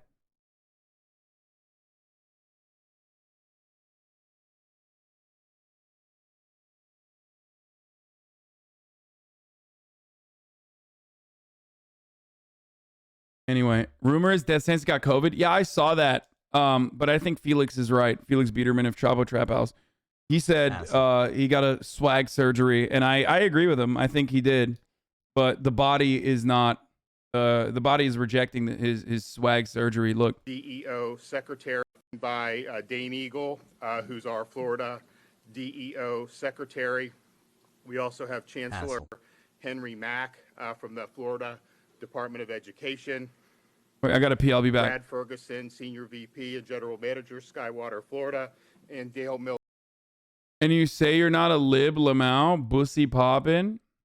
Having fun is all you do, Lamau. And you say you're not a lib, Lamau? Yes, Felix. Shut up, bitch. Felix agrees with me, and he hates you. I'm just letting you know right now. Okay? There you go. I said it.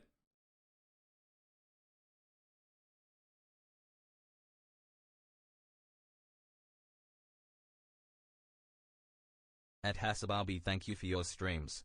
The nation is going to be saved by podcasters, boys. Fucking straight up, extremely online brain, dude. We're gonna bring about a revolutionary vanguard party and create fucking labor militancy by doing all the theory. Okay. Anyway, like, why are you in here and not watching Jason on Ruhe, bro? Huh? Why? There's a reason. There are plenty of fucking brilliant content creators that like engage in theory non-fucking stop. Okay, go watch them. Why are you not watching them? Why are you in here? I wonder why. Shut the fuck up. You're selfish. Okay? You're selfish.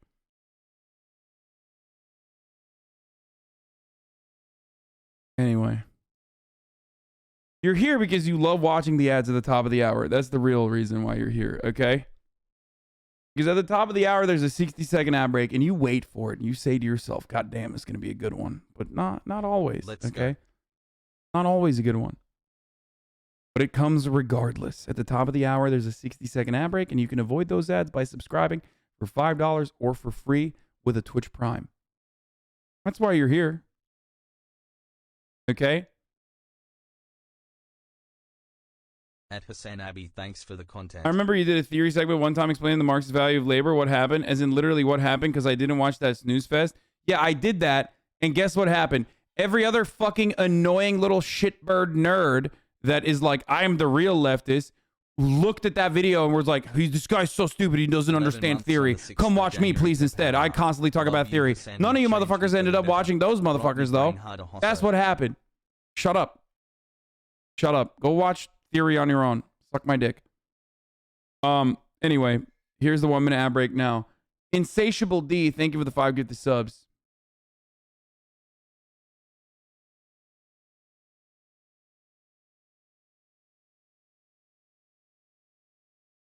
I'm so empathetic. Literally talks down to his chatters and others. This dude really replied to a Nick Merckx tweet. Has Hasan ever interacted with Nick Merckx IRL? And he calls Miskiv a clout demon. Ha ha ha. I'm Mexican 420. Damn, we got a Nick Merckx fan, bro. Look at that.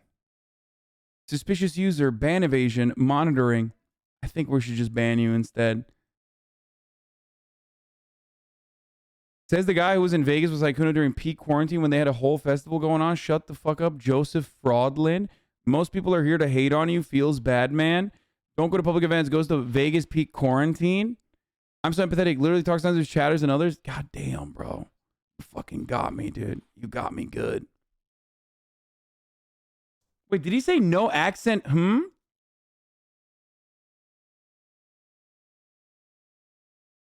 Wait, I missed that. Wait, no.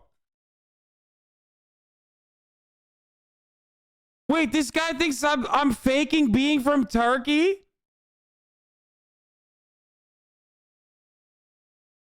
I'm banned. That's my favorite kind of psycho. I'm banned. Go off, King. Keep it coming. That's really good. You're incredible. Okay, let's continue. Miller, Site Director, Skywater, Florida, as well as Representative Fred Hawkins. manufacturing is something that we need to do better job of. And we've worked really hard in Florida to have more opportunities with vocational education. We have expanded our manufacturing footprint in the state He's of Florida, dying. and we want to continue to be able to do that as we go forward. Semiconductors are a huge issue. If you look at how the supply chain works, we are... Dude, I tear up when I think about Taiwan. So it's understandable that he is also feeling this way.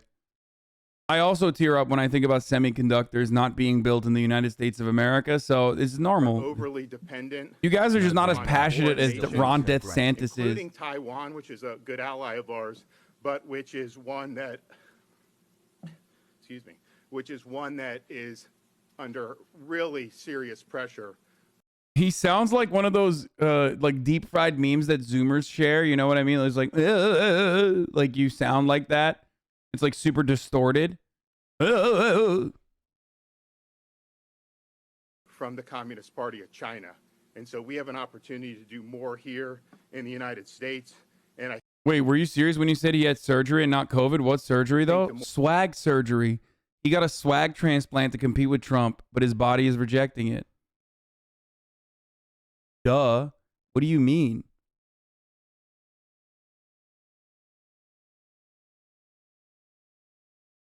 I love when people, like when I'm clearly being sarcastic or making a fucking joke, people take it seriously and they're like, what kind of surgery do you think he had? Like, no, dude. We're going to back up now. All right, let's get to Americans on both sides of the political aisle sharing mistrust in the electoral process.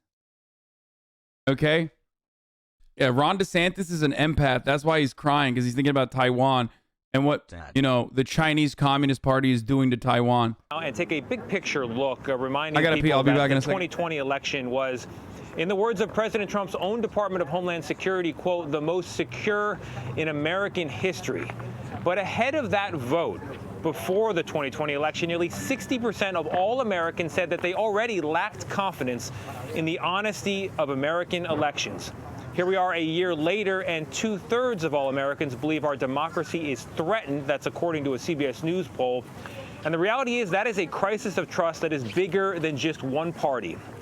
I sat down with two very different voters, one Republican, one Democrat, to talk about something that they share in common: doubt in the system.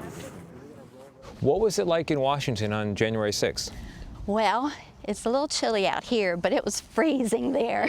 As people stormed the Capitol 1 year ago today, Sharon Story and her husband Victor did not follow the crowd inside. People started singing the national anthem, and it came all across all of us. And everybody, once they started hearing it, was participating. And it was just exciting. But this grandmother of 10, who had driven all the way from Gaffney, South Carolina to be there, firmly believes that the American democracy she used to teach about in her 6th grade classroom is on the edge of collapse. Do you think a civil war is possible in your lifetime? I think if they push people too far against the wall, He even bombed his speech today. especially the Southerners, they're not going to take it. And it's not just Story who worries that when it comes to actual fighting, we are closer than any of us would like to believe. How confident are you that the 2020 election was the most secure in American Oh, history? not at all. That's a joke. No, it was not.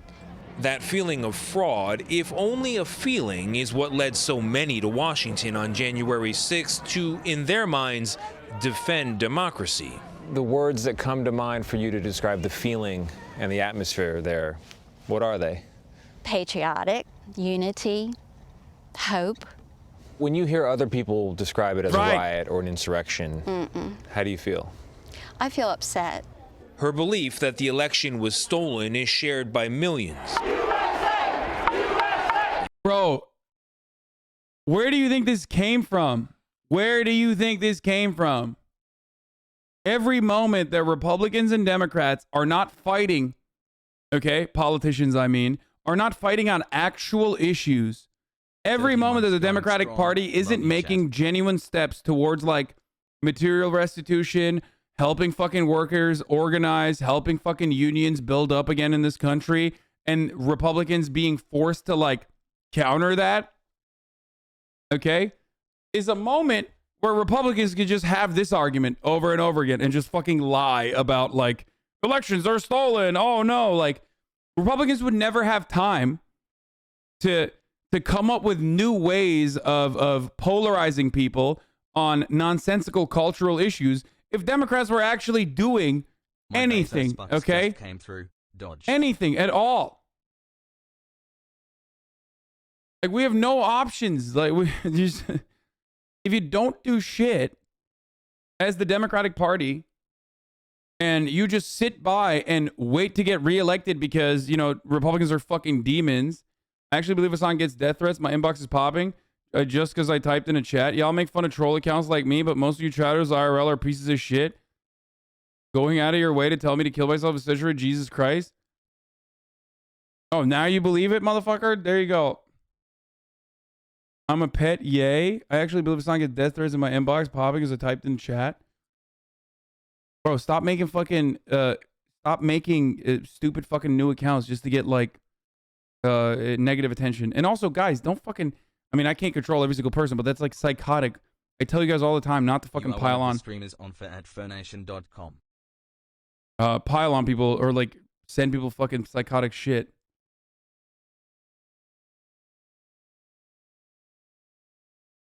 I showed my fiance your stream and now she thinks you a cutie. Help. What do I do? She might leave me. I'm never gonna fucking, you know, meet her. So you have nothing to worry about.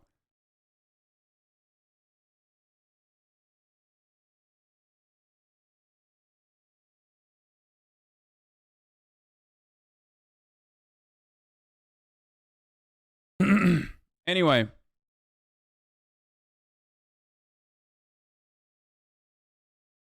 A Rocket League pro player DM me that I'm a sheep for watching you. It's the funniest, but also the saddest thing to just like whisper people that you see that I call out in the chat.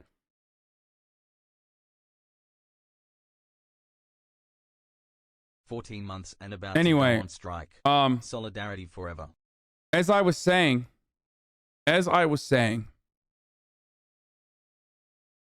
okay, the reason why Republicans can get away with just like hyper focusing on this nonsensical bullshit and lying all the goddamn time is because they're not keeping busy. They're not keeping busy countering the Democratic Party's agenda because there is no agenda. The only agenda is sitting around and doing nothing and having a rotating villain within your caucus. It could be this year it's fucking Joe Manchin and Kirsten Sinema. Maybe next time it's going to be Maggie Hasan. You know what I mean? And just throw your, or it'll be the Senate parliamentarian. Throw your hands up in the air and go, oh, I guess we can't do anything until Republicans come back, do a fucking full-blown wipe in the midterms. And then Democrats go, oh, we really can't do anything now. We don't even have the slim majority that we had before. Oopsie. And then Republicans get elected into the fucking White House because Democrats didn't do shit and people are fucking pissed off and more people are just like not interested in voting anymore. Okay. And then the Republicans come in and they do even more fucked up shit for 4 fucking years because they're morally abhorrent, psychotic fucking vultures that want to target like certain bases that are really active within their, voter base, like the evangelical Christians. Okay. Like the fucking QAnon weirdos, the anti-vaxxers, whatever. And then their behavior is so damaging, is so horrible that people are still, again, motivated to go make sure that a Republican doesn't take a seat of power again. That's it.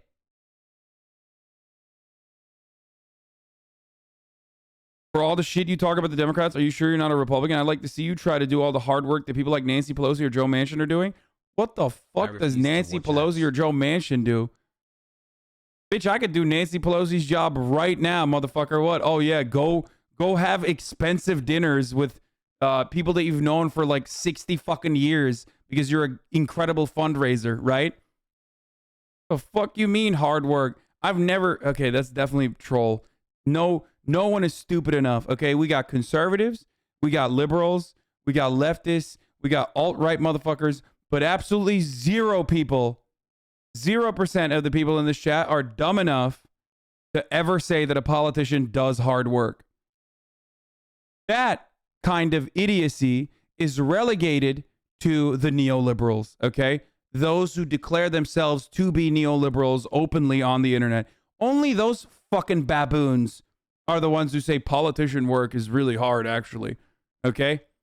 That's it.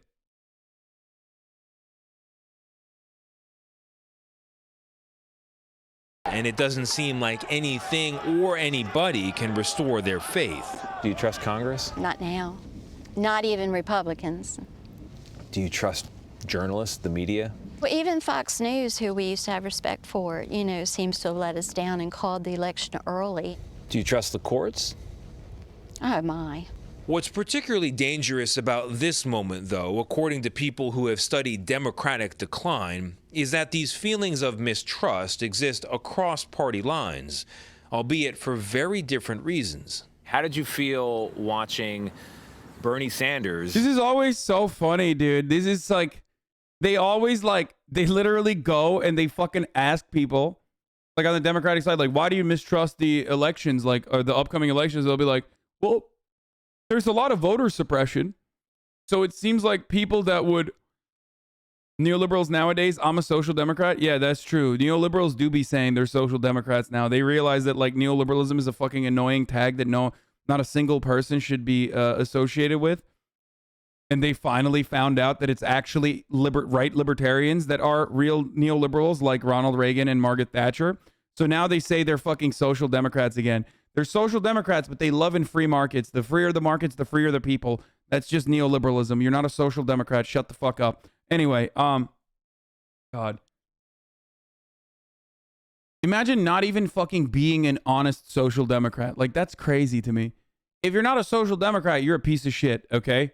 Like, that is literally entry level, okay? You should at least believe in like a welfare state that and you know, strong social safety nets, unions, you know what I mean? Like, you should at the very least, that's the entry level to being like a good human being, okay?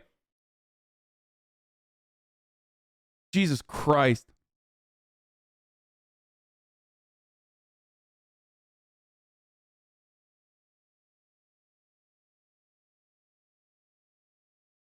Anyway. Wait, what? I just want understandable intervention in the private market to benefit society. Isn't that all SOCDEM is? Yeah, dude, totally. That is. No, social democrats are fucking, you know, Nordic leftists, okay? People who still believe in capitalism, who think that you can have a global capitalist structure without exploitation, I guess, but that's not real. It's not happening. Or people who deny the global exploitation of the third world and extraction of resources from the third world that keeps everyone's economy afloat. Are those who consider them social democrats. It doesn't matter. Ultimately, in America, if you are an honest to God social democrat and you believe in like genuinely, if you deny the exploitation that is inherent to capitalism, which is, I think, silly in my point of view, but if you deny that, but you still believe that there should be like social safety nets, like free healthcare, free public education, that sort of shit, then yes, then you are a social democrat. But in America, you are basically a radical communist if you fucking believe that. So, you know, that's why I try to explain to all the other people who are coming from all around the planet that have like way more accelerated points of view that like in America, SOCDEMs they make up the overwhelming majority of the left here.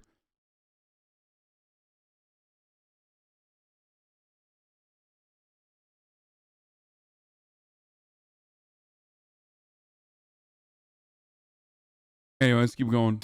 Lose to Hillary Clinton in the primary. That was when I lost a good amount of my faith in the system. Alicia Sadassi is a bartender in Brooklyn who believes the will of the voters was thwarted in 2016 by superdelegates in the primary. Donald John Trump. Okay, no, the will of the voters was not thwarted. Okay, there's a difference between Bernie Sanders losing because mainstream media, especially for the primaries, is incredibly powerful in creating narratives and pushing specific candidates with earned media. Then like they fucking hid vote counts or some other kind of thing. Okay, conservatives always benefit from less people voting. Okay, so the same exact reasons why Republicans win in the general, okay, is the exact same way that Democrats that are centrist or center right or fucking neoliberal overall, they win in the primaries. People don't participate in the primaries. They don't think it's important. It's the most important part, in my opinion.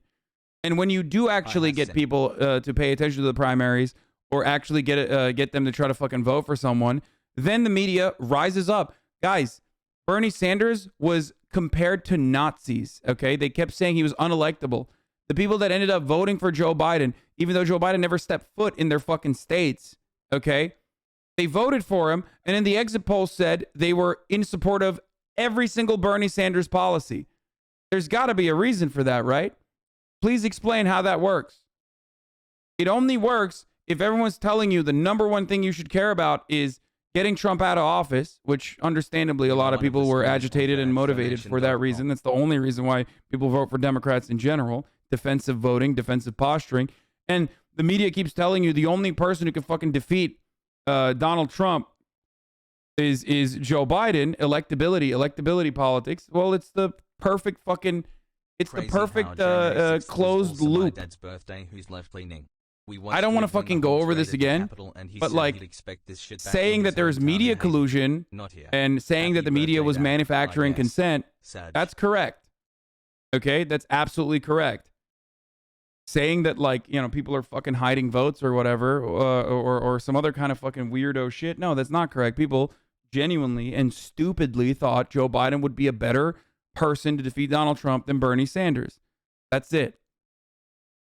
And the Electoral College in the general election.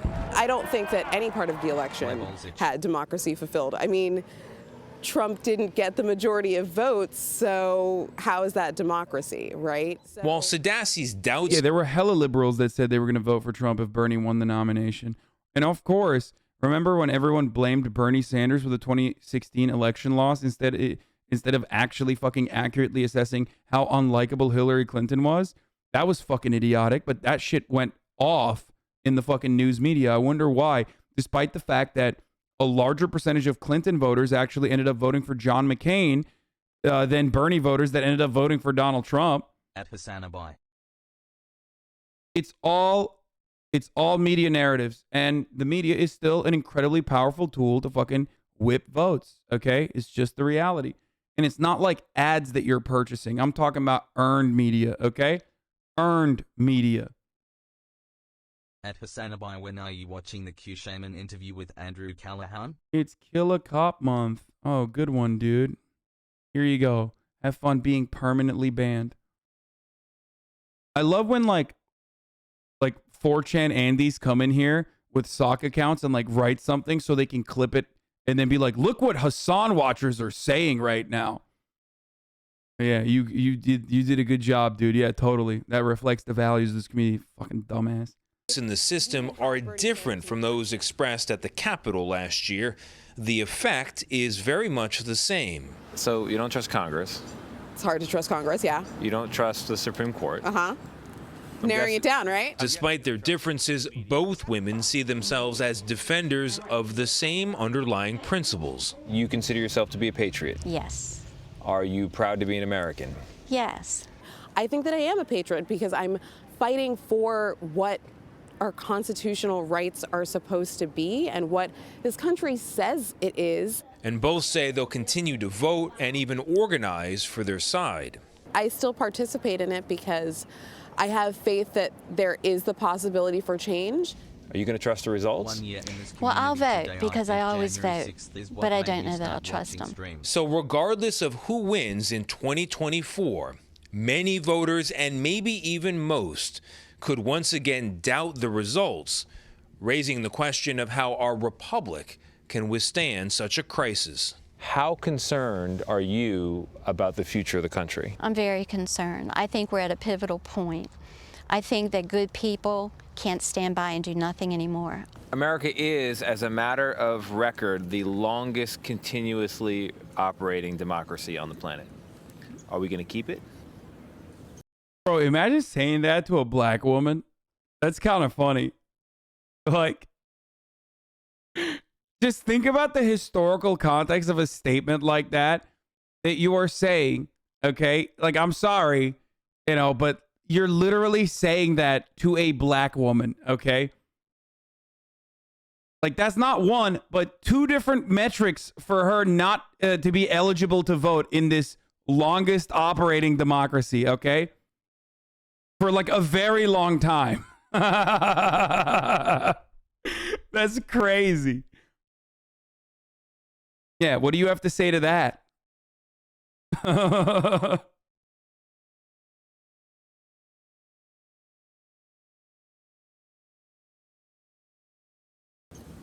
I mean, all empires fall.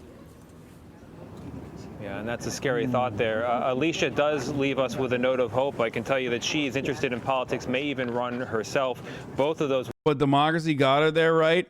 No, motherfucker. Democracy didn't get her there. You know what got her there? Slave owners in slave ships, okay? That's who got her there. What the fuck do you mean democracy got her there, right? What are you talking about? Yeah, dude, it was so cool when they did it's so cool when they did extra democracy during the Civil War. They were like, yo, this democracy thing is poggers. We should do some additional democracy and democratically vote to abolish slavery. That was so sick. No, democracy didn't do that, okay? You know what did that? Gunpowder. Women you heard from continue. And also, Abraham Lincoln and the Republican Party and the North was a bunch of pussies at the time and certainly did not go far enough. That's straight up. That is a factually accurate statement, in my opinion. They literally were gigantic fucking pussies and cowards that did not go far enough and totally fucking capitulated to these pieces of shit slave owners and those who were on the slave owners' side. And because of that, we still have all of these deep, irreparable racial issues in this country.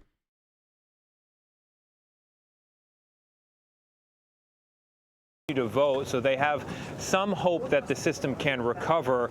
I also want to point out that we're putting those two voters together, but there's not equivalence in the journey to that feeling of doubt. There's only one party who was responsible for the attack on the Capitol behind me. There's one party primarily responsible for undermining the faith in the 2020 results. But when you have voters on both sides distrusting the system, you put the country in a situation where we're going to be wobbling into the future, and I'm not sure we're going to stay afloat as a result. It's a very dangerous line to walk, and how we get off it is a challenge of our time. Well, it's been my experience, Tony. Wobbling is never good, and, boring. Okay, QAnon lies continue after its role in the Capitol insurrection. Okay, so as far as the factually accurate, in my opinion, law. Okay, so America has historically never gone far enough towards racist, though. I mean, same shit goes for Nazis too. You know what I mean? Like, I wonder how that works. I wonder why a nation built by, aristocrats and slave owners just routinely falls short of what is necessary in the aftermath of fucking war.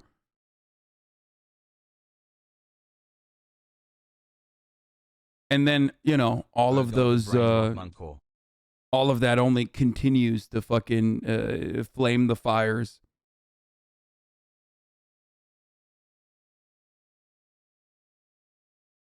So, I don't really care about the QAnon shit as much because, I feel like a lot of these fucking weirdos are just running around and, I might actually skip this because I don't care about QAnon. QAnon is washed up, especially because there hasn't been any new Q posts or anything like that. And most of these fucking dumbasses are now in Dallas, waiting for JFK Jr. to come back to life or some shit. Right? what I do care about is way more damaging than QAnon, which is the wave of conspiracies have moved beyond QAnon bullshit, but instead now revolve around anti-vaxxer conspiracies, obviously. Like, Q totally fell off, plus ratio, plus he's white, right?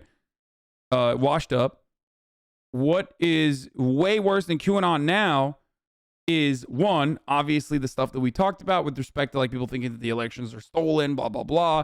That's going to be, that's going to lead to more January 6s and stuff. So more content for me. I'm selfish. But the anti-vaxxer stuff is so much worse, dude. It is so fucking bad. It is so incredibly bad. However, since it's January 6th and we're looking at QAnon, obviously, what we should do here. Why are you trying to shame the majority of people who have been a target of misinformation as anti-vaxxers? I was one of them. Wait, what?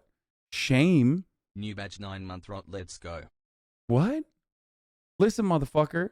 I shame people who are not only victims of misinformation, but then come in here and then try to purposely spread further misinformation. Okay? Bitching on Twitch chat doesn't do shit. Go out, talk to your neighbors if you want change. Yeah, you're right. I have 52,000 neighbors, so I'm just going to go talk to all 52,000 of them right now, dude. BRB boys, going to talk to 52,000 neighbors of mine that live all around the planet. Just Amera-brained dumbasses. Everything reduced to an individual, okay? All right.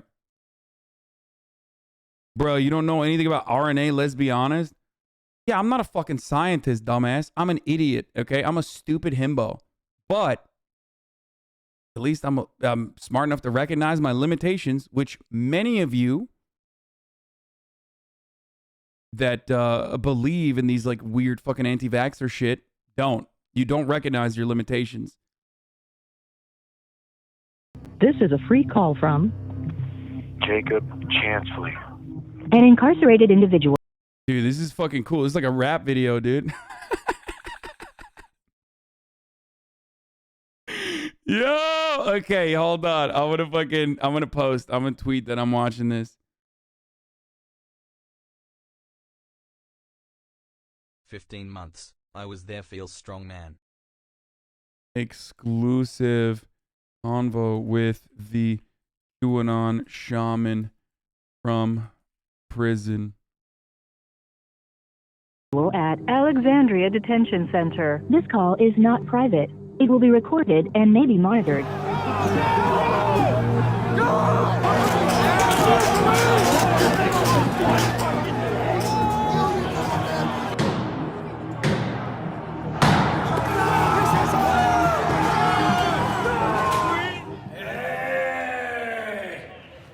Fucking hey, man. Glad to see you guys. You guys are fucking patriots. Look at this guy. He's got covered in blood. God bless you. I got shot in the face. I got shot in the face with some kind of plastic bullet. It's only a matter of time. Justice is coming. I'm not one to usually take pictures of myself, but in this case, I think I'm making an exception. Isn't he literally like a wannabe model slash actor? What do you mean you're not one to take photos of yourself, bro? You fucking dog. You got like, 12% body fat. Flaunt it, motherfucker. And you are. Jacob Chansley, the self-proclaimed QAnon shaman, has just been sentenced to 41 months in prison for his role in the January 6th Capitol riots. He was seen entering the Senate chamber with a spear. To accept this brief. He looks like he's supposed to be. First of all, this is why you never wear armor outside of your class. He clearly spec'd as a bard. Okay, he's a bard. But he's dressed up like a barbarian. Clearly, he has no strength skills, okay? He needs the respec. Absolutely needs a respec immediately, dude. He's wearing armor that's like outside of his fucking weight class. Recall, press 1. Thank you for using Securus. You may start the conversation now. Finally see a therapist. Hey man, how's it going? Starting my official All right, transition. cool. Are Wish we me good? luck. Yeah, we're good. How you doing, man? I'm doing okay, brother. I'm doing okay. Spent the last 20-something hours in a cell, so, but at least I had something to work on. Right. So for those who don't know, where are you at right now? He's working on himself. Dude, he had to put his shoes up there. Oh, I am in Alexandria Detention Center in Alexandria, Virginia. I am sleeping on a 1.5-inch foam mat that is on top of a concrete slab every night, and that's pretty much where I'm sitting all day as well. I get 22 hours in my cell and 2 hours outside of my cell. There's no going outside or working out or anything like that. This place can definitely take its toll on you. It makes me think of the saying in Shawshank Redemption when Red said, in prison a man will do most anything to keep his mind occupied. Yeah, I know how that is. Right. How would you describe the conditions of the jail that you're in right now? Well, the conditions in Alexandria are, in the detention center, not as bad as they were in, say, the D.C. jail.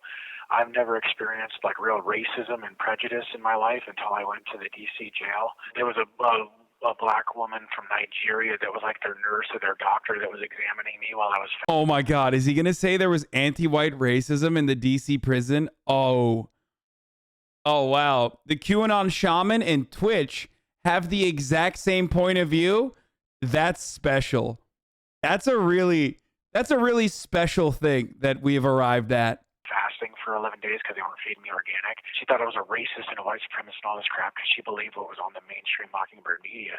And when I told her that I was not racist, that I was not white supremacist whatsoever, that I've actually, dated all sorts of women of all sorts of races, I've had all sorts of friends of all sorts of races, and I said, I've even dated several black women. And she said, I can't believe a black woman would ever date you. And I was like, oh my God, This woman is racist. Yo, this is content, dude. Oh, fucking bless Andrew, dude. Incredible. It's like being openly racist, because if the roles were reversed and she was... Yo, this is literally Twitch, dude. Twitch.tv's official statement on the C word and the QAnon Shaman are literally fucking, it's like this. I love that. Oh, that's so good. Standing in the doorway while a white nurse told a black guy, I can't believe a white woman would ever date you, she would be appalled. She doesn't know what my ethnic background is. She doesn't know I got Native American blood in me. She doesn't know, you know what I'm saying? She has no idea. Oh, white people bingo, Native American blood in me. Oh, this is so good. She's judging me by the color of my skin. There was also a guard over there that wore a Black Lives Matter mask. So he was taunting the Trump supporters and, harassing them and, messing with them and stuff. I didn't know you had a Native American in you. Yeah, that's something that I found out somewhat recently, actually, when I talked to my grandmother of my father, who I never met my actual father, except for once when I was 30. But my grandmother on that side, she told me that we have Cheyenne won't go away till I ship Pluto. For sure. Have you been able to make any friends in there? Oh, no, dude. No offense to anybody in here, but, jail is not the place to make friends. I just figure, you might want to play card games or, spitball and figure out some way to pass the time. Dude, I can't get it. No, that's the thing. I can't play card games with anybody because I'm in a cell 22 hours a day, and when I come out of my cell, I'm the only one out of my cell. So you got sentenced to 41 months. How do you feel about that sentence?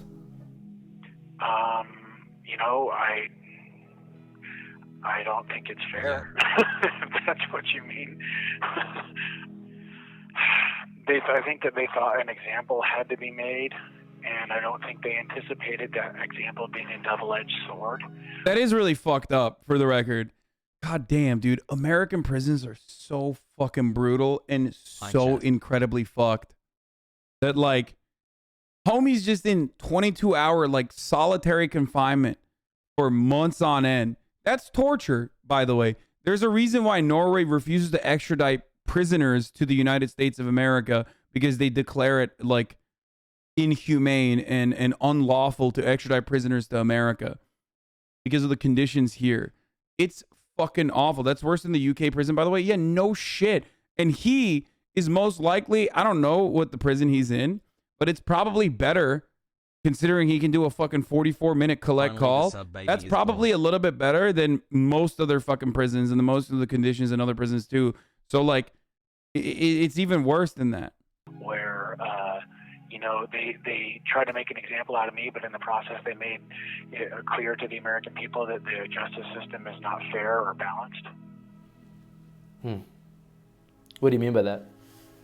That, you know, there was a guy that threatened to shoot Pelosi in the head, and he brought 2 guns and a bunch of ammo, and he got 28 months. I never threatened to hurt anybody. I never vandalized any property. I never hurt anybody. I didn't assault anybody. I didn't steal anything. You know, WTF, mate. Right. So why do you think they picked you to make an example out of? Because I think that I became a symbol, not just so much of January 6th, but because I became a symbol for freedom, a face for freedom of sorts. And, what? You know, I stood out the most, to say the least. And I think Bro, this dude is not learning a lesson in there, okay? Not that any fucking prison in the American prison industrial complex ever actually is slanted towards teaching people and educating them and, you know, rehabilitation. But like, he's extra not learning anything, okay? He's like, you know, there was anti-white racism happening to me in DC. Also, I'm a symbol of freedom. Like, just focus on the high notes, homie. Like, for example, the fact that like another dude who actually had a fucking gun getting, you know, half of your sentence, that's crazy. Okay, that is crazy. I energized a lot of people, not just in the United States, but all over the world, to stand up for their freedoms as well. How do you feel about the nickname QAnon Shaman? Well, it's not anything I ever asked for. It's one that was given to me by Alex Jones. Alex Jones gave you that nickname? He's the one that called me the QAnon Shaman for the very first time when I did an interview with him. I think it was on the 8th of January. Damn. So it just caught on from there? Yeah. Maybe you're not QAnon Shaman, but you are a shaman, right? And you also... I do practice shamanism, yes, sir. Can you tell me more about what shamanism means to you? The shaman is like a ancient monk or priest, psychologist, pharmacologist, historian, storyteller, artist, astronomer, tattoo artist. Like, here's the thing. Okay. We put people in prison for, what's the reason? Let's think about this for a second. We put people in prison because, like, we think that they are a threat to others if they're out and about, right? Like, they will be a threat to other people. Obviously, I'm not talking about the actual reasons, chat. Stop saying poor or because people are environmental activists or because they're fucking, you know, they got weed on them. Like, I'm not talking about the real reason. I'm talking about, in theory, the concept of prison is because, you know, these people are a threat to society. That, like, if they are walking out and about, that they're, like, actually going to, you know, continue this behavior that is antisocial, continue in this behavior that, like, harms a society from functioning appropriately, right? In theory, that's the reason why there's there's one of the reasons why there is there is a concept as prisons, right? You deny them their freedoms. The other reason is also punishment, obviously. On the punishment side, it's totally understandable that this dude would go to jail, okay? For a certain period of time. His conditions should be infinitely better, as are the conditions for every other prisoner in the United States of America. It's fucking ridiculous that, like, the way we just absolutely fucking destroy people that go to prison, right? But, like, who's this guy gonna hurt if he's out of prison? Like, if he went to jail for like 10 months, who's he gonna hurt when he came out? If this guy, do you feel more? Thank you for. Do you feel more safe knowing that this man is in jail? And I don't mean like safe because you think like other people are going to be deterred from behaving in this sort of action. Like, well, what do you think this fucking idiot is gonna do?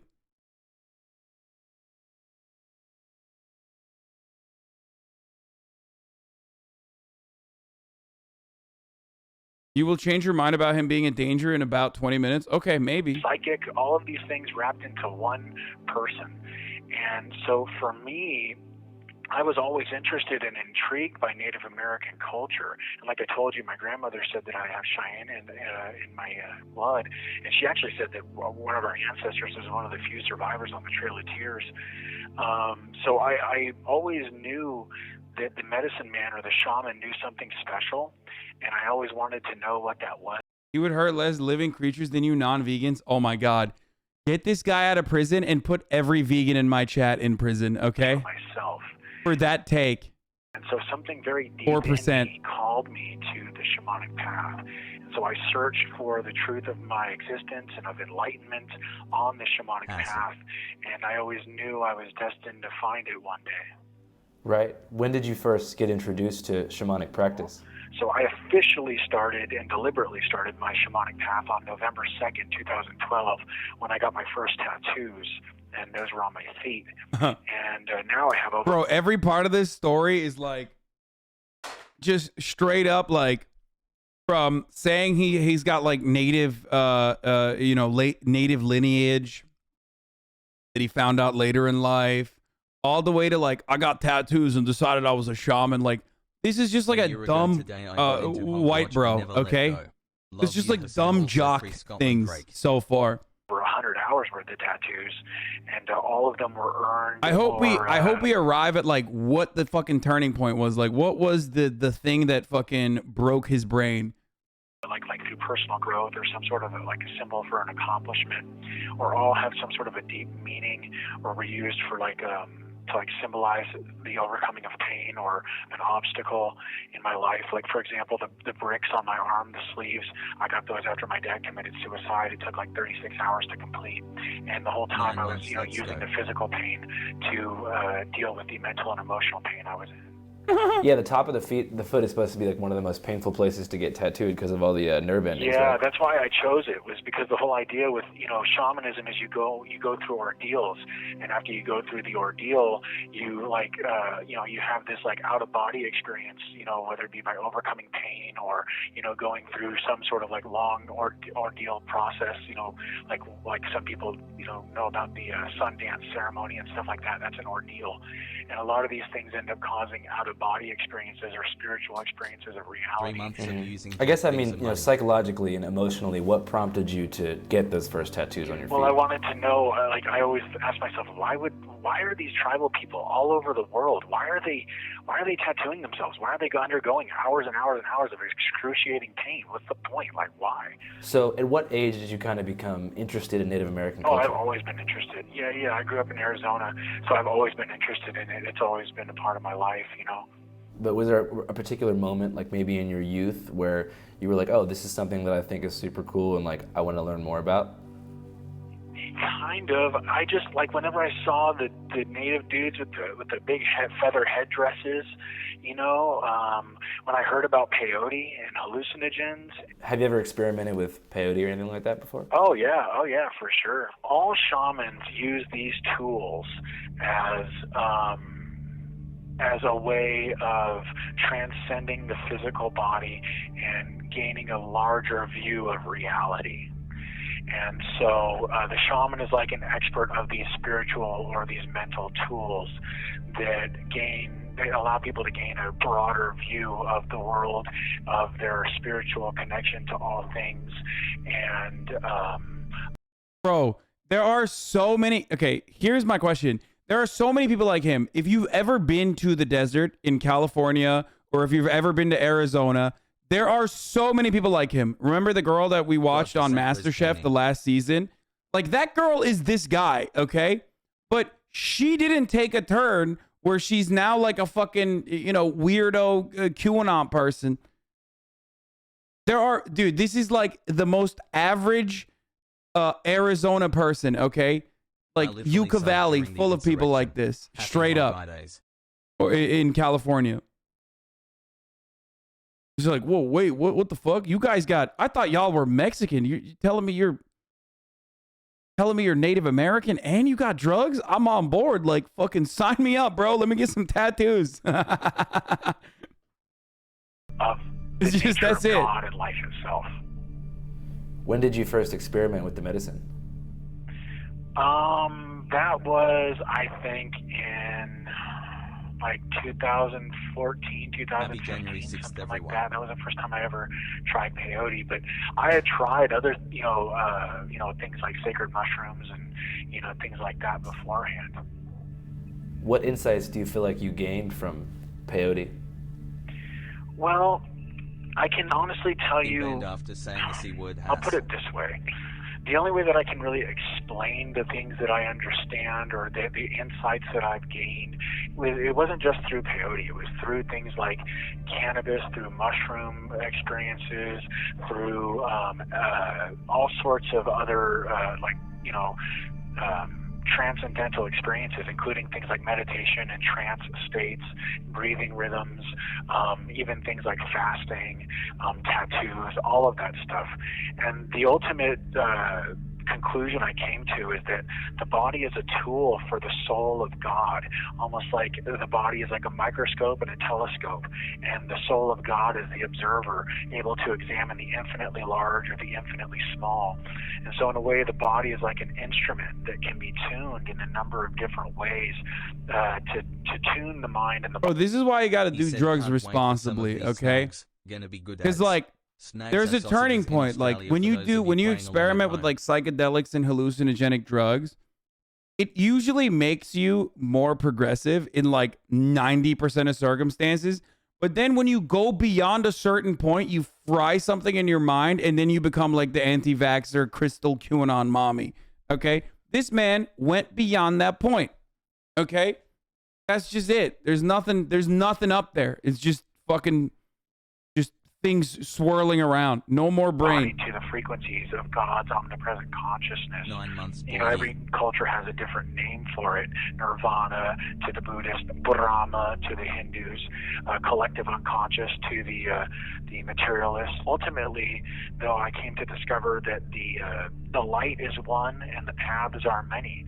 And everything and everyone is interconnected to the... I can't, dude. I need to be fucking high. This part of it is just like, I cannot. It's just like, it's kind of, I'm going to skip past this part. That everything is made up of energy. We are seeking God and the truth, quote unquote, involved in politics until 2020. Yeah, that's where we're getting to. Here it is. Shut the fuck up, chatters. Let's get to the good shit. What catalyzed you to get involved in politics? Well, that is a funny story. Let me start by saying that Hi. Smile. A fish does not know that it's swimming in water, okay? And a sane person in an insane society will appear insane. So that being said, everything I'm about to say, I ask people to keep an open mind and an open heart and try to understand that give it where to I'm me. coming from is a place that is, from literally... Bro, homie went from getting involved. Wait, did he say 2020? Wait, hold on. He went from not being involved in politics in 2020 and to like storming the fucking Capitol. Oh my God. Thousands of hours of research, and I'm a very skeptical and rational person, and the only way I'm ever going to believe anything... Or did he say 2012? Is if I've seen it from more than one angle, and I've heard it from more than one source, and, dinged the little truth bell inside of my heart. So I always knew that DC was corrupt. And when I heard about DeSantis' leaked emails to the public, I started to read them with a mild curiosity. Then I started to notice a very strange pattern in the emails. And the fucking CP shit, cheese pizza shit. No way. I mean, yes way. This dude fried. His brain is fucking deep fried more than a Zoomer meme, okay? Of course he saw cheese pizza, which was literally, he's just saying he went on fucking poll, okay? That's it. That, like, his research existed entirely on poll. You want to know how I know that? Because the Pizzagate stuff and CP being, or cheese pizza being likened to CP, which was a code name for child pornography. You want to know why that came straight out of fucking 4chan? Because there's a lot of child pornography, or was a lot of child pornography on 4chan. And that's what the code name was for child pornography on 4chan. And that's why they were like, oh, cheese pizza must be child pornography. That's where that fucking came from. Okay? That's straight up where that fucking came from. That whole Pizzagate shit, alongside QAnon as well. Isn't that the reason Jack Posobiec is famous? Yeah. Were leaked, and how it involved most of the like some of the most powerful DC moguls, like Clintons and the Obamas and Bidens, and how it involved celebrities and international bankers, and the big picture became crystal clear. And it was not even a week or two later that Dog, it did not become spoiler alert. No, it did not become crystal clear. Okay? Wait, so it was actually just about cheese pizza? I'm educated on pizza. I'm not educated on Pizzagate at all. No, dude. John Podesta was hiring, was purchasing child pornography and using code names for it, and they were getting it from a DC pizzeria. Like, what the fuck? What are you, psychotic? No, of course not. First of all, this idea that and I talked about this before. Listen, are there sick freaks within DC that most likely engage in pedophilia? Of course there are. This is what fucking powerful people do, okay? Straight up. I mean, we know this to be literally true. Look at Jeffrey Epstein, okay? Look at who Jeffrey Epstein was homies with. Clearly, that is, that's definitely happening, okay? Are they doing it through code names in a way that is trackable from a fucking DC pizzeria? No, of course not, you fucking moron. No, that's not real. That's not what's happening. Okay? They're doing it through Jeffrey Epstein. Remember when everybody thought the child of Hasan streamed through my for a brief moment that Wayfair was selling children because things that are out of stock that they don't want to take off the fucking website, they would just make the price point insanely high. And then TikTok literally was like, that must be a child that they're selling. And that's why a pillow is going for 20 grand. It took 3 seconds of research to figure that out. But so many people straight up were whipped up into a fucking frenzy and thought that was real, that was what was going on. The humans were being trafficked on Wayfair. Why the fuck would rich people go to Wayfair, dumbass? What rich person has ever purchased furniture from Wayfair? Okay, just think about the involvement that they would have to have with hundreds of thousands of individuals on every step of that fucking production process, on that supply chain, basically, that would have to keep a secret that they're fucking shipping children to rich people. Why is this cabinet named Kylie? Because there's, they're literally fucking making a million different things, okay? Gag me. What was the email actually referring to? What? Cheese pizza. Pizza that you purchase catering-wise for whatever fucking event that they're talking about. First Q drop appeared, and all the research pointed to Q being the beginning of full disclosure, and I came to conclude that Q was involved at the highest levels of the military and the intelligence community, and that Q was involved with things like the deep underground military bases and black budget technologies and stuff like that, above top secret information, and ultimately Q involved the warring factions of the deep state, what some people have called the alliance versus the cabal, and that what we were experiencing was kind of like a mind war, and this mind war over the minds of the populations would end up affecting the timelines that we created as a species, almost like hijacking our co-creative abilities, and that would determine the fate of humanity. So what do you think the deep state wants for the fate of humanity? Dude, this guy got owned so hard, bro. He literally believed Pizzagate. Then, of course, he believed QAnon. By the way, notice how he never mentions fucking 4chan? Where does he not realize that we know where he got all the info from? He keeps saying he did research. He's like making it seem like he was actually, you know, hitting the books. Brother, you didn't do research. You went on 4chan. That's it, dude. You went on fucking /poll, dog. That's your research. It's so obvious. Like every single thing that he's saying started off as a fucking meme by psychos who are straight up deranged, but unfortunately, there are plenty of people that are just as deranged as they are, and they get together and they make this shit up, not realizing that like people will actually believe in it.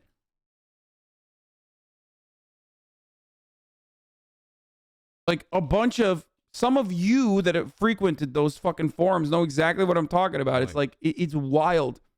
It's wild that like a bunch of people exactly like you, or maybe even yourself that participated in this maybe a couple years back, were able to literally break the brains collectively of like millions of people.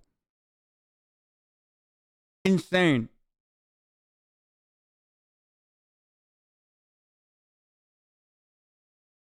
Like if they had their way and every sinister plot they are trying to arrange came true, like what would our day-to-day life look like? What they want is centralized. Don't you think this guy, giving this guy a platform is dangerous, especially without substantial pushback from Andrew? Are you fucking insane? What do you want him to do? Like fucking debate the dude in prison right now about Pizzagate? Who the fuck is going to watch and be like, wow, the QAnon shaman that's in Pizzagate, he's got some good ideas, bro. We've moved beyond this stuff. Power through corruption. I love to eat. They want to negate the three-branch checks and balances, three-branch government system, and maintain and expand the corrupt government bureaucracy. So they basically want no freedom, full totalitarian control. They want control and access to all of our biometric data, all of our medical records, all of our financial records, all of our personal data. They want to know all of it and control all of it. Maybe put disclaimers. Maybe add disclaimers to the video. Dude, shut up, dude. Maybe fucking add disclaimers to you, dude. Holy shit.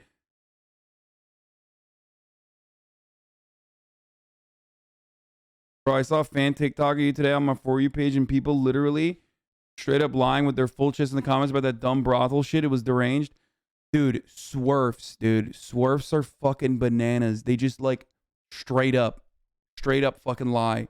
And there's nothing you can do. They're like the other tail end. They're on the fucking other side of the QAnon coin, okay? Swerves are. They want to make things like vaccines mandatory. There's no body autonomy, no free choice, you know, chips in your hand type of thing. Think like communist China, except in the United States and all over the world. That is what the deep state is looking to do. And somebody may say, well, that won't happen in the United States. And I would say to those people, well, how far are we from 2 weeks to stop the spread? I think that COVID is proof that the corruption that we're dealing with is not just in the United States, but that it's global. I mean, like, vaccines are being used as an excuse to do all sorts of things. I think it's only a matter of time before they're used to round up and detain enemies of the New World Order or of the deep state. I mean, this virus is only killing less than 1% of the population. So how do people make that jump? Read chat. I totally understand, and this tracks with like everything we know about conspiracy theorists and like people who believe in these like insane conspiracies. That like these big events happen. There's already like a lot of instability in their lives, and they kind of see that things are not all right, and they try to make sense of what is otherwise senseless. You know what I mean? And there's no moral grounding rooted within materialist analysis. So they're just like thinking of like all of these mystical different ways is the way that society operates. And it's like a child's brain, right? You're like, there's good people and there's bad people. And the good people are, you know, fighting against the bad people. And the bad people are doing it because they're bad, right? So people on TikTok, genuinely think you're a fucking grifter? Yeah. Dude, it's TikTok, man. Either they're horny as fuck for me and talking about how they want to fuck me, or they think I'm a grifter and also a sex trafficker, okay? Like, and nothing in between. I don't care. It's TikTok. If you're on TikTok and you're getting your politics off TikTok, I'm sorry, but it's probably very hard for you to fucking... This is the more mainstream version, okay? TikTok leads to this guy, okay?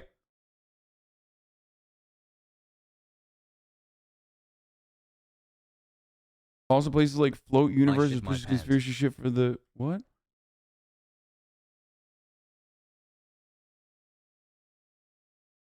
So,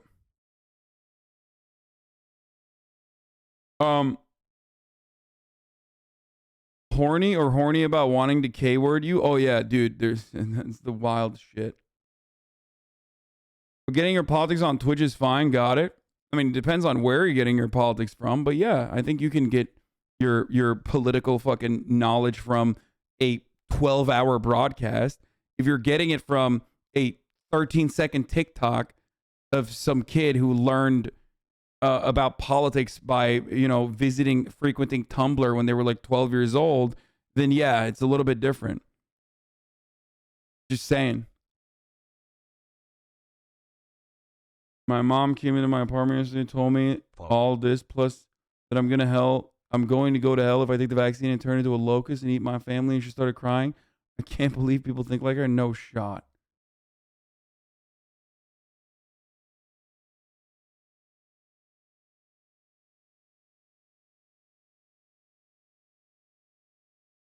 I think there are a lot of good political TikTokers, though. It's hard to make a blanket statement about it. Yeah, no, there's just like, there are definitely a lot of fucking deranged people on TikTok too, though, unfortunately. That's just the reality. Okay? Anyway, look, the thing I was trying to say, though, is that, like, this is the normal, it tracks, like, these big events that lead to even more questions. A clip of someone else's video. Wow, you're a historian, dog. What?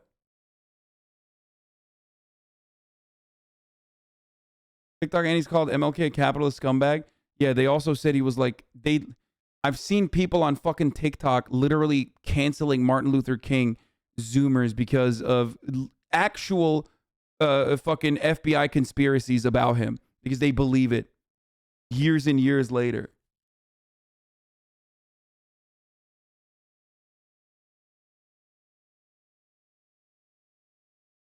Anyway.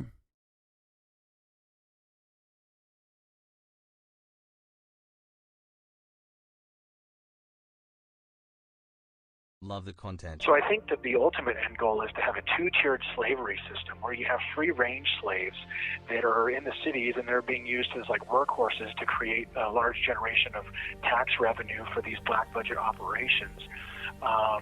What? These people live in the cities. These people are monitored by like the deep underground bases, by these classified technologies. These people in these cities are basically like held hostage by the corrupt deep underground bases. And then there would be the FEMA camps or the concentration camps, which, these things, believe it or not, may already exist. If you look into the way that certain Walmarts have been shut down and converted. I mean, the same stuff we're talking about happened in Nazi Germany. It happened in the USSR. It happened and is happening right now in communist China. So where does Trump fit into this whole thing? Well, that's a good question. This whole idea of Pizzagate and the info that was dropped during Pizzagate was almost like a trial run. And it was conducted to disclose the truth to the public prior to the 2016 election. So the public knew what was really at stake, and people like Hillary Clinton couldn't get in. And the point is that Q was like the next step, I think, in the intel drops. And so after understanding what in the Q community is known as the Q clock, the way that the timestamps and the gap code work with the Q drops and how they all relate to Donald Trump's tweets, and how there's a lot of the same verbiage in the tweets as well as in the drops, and they all, a lot of the time, they occur around the same exact time. Bro, this is, by the way, what he's describing here, and this is why I always say this is like schizophrenia. This is like mass-induced schizophrenia. That is literally a symptom, okay? Like, don't get mad at me. Don't say this is ableist, okay? There's going to be some chatters who are, medicated or dealing with schizophrenia. They're going to get mad and say fucking fuck you. But, like, this is unironically a symptom, okay, of psychosis. So a lot of these people, ironically, the anti-vaxxers now constantly talk about mass psychosis, okay, which is literally happening to them, okay? Like the numerology shit, the delusions, all this stuff like, oh, everything is connected to one another. Actually, like Donald Trump is connected to the Q drops. Like that is that is just people who have become paranoid and psychotic by looking at posts too much. It's crazy. Like posting can be dangerous, and that is what's going on here. Not all of those dudes have taken drugs. Just because he fried his brain with drugs and made him more susceptible, I guess, to this sort of thinking. But a lot of these are symptoms. And I do believe that like this level of like a paranoid, delusional, psychotic thinking, either they had a history of it in their family, or maybe they just like fucking straight up did not have it and they got it through posts. But it is happening. DSM for schizophrenia symptoms or more of the following each present a significant portion of time during a 1 month period or less successfully treated. Delusions, 1. Hallucinations, 2. Disorganized speech, frequent derailment or incoherence. 4. Grossly disorganized or catatonic behavior. Negative symptoms, i.e. affective flattening, alogia, or avolition.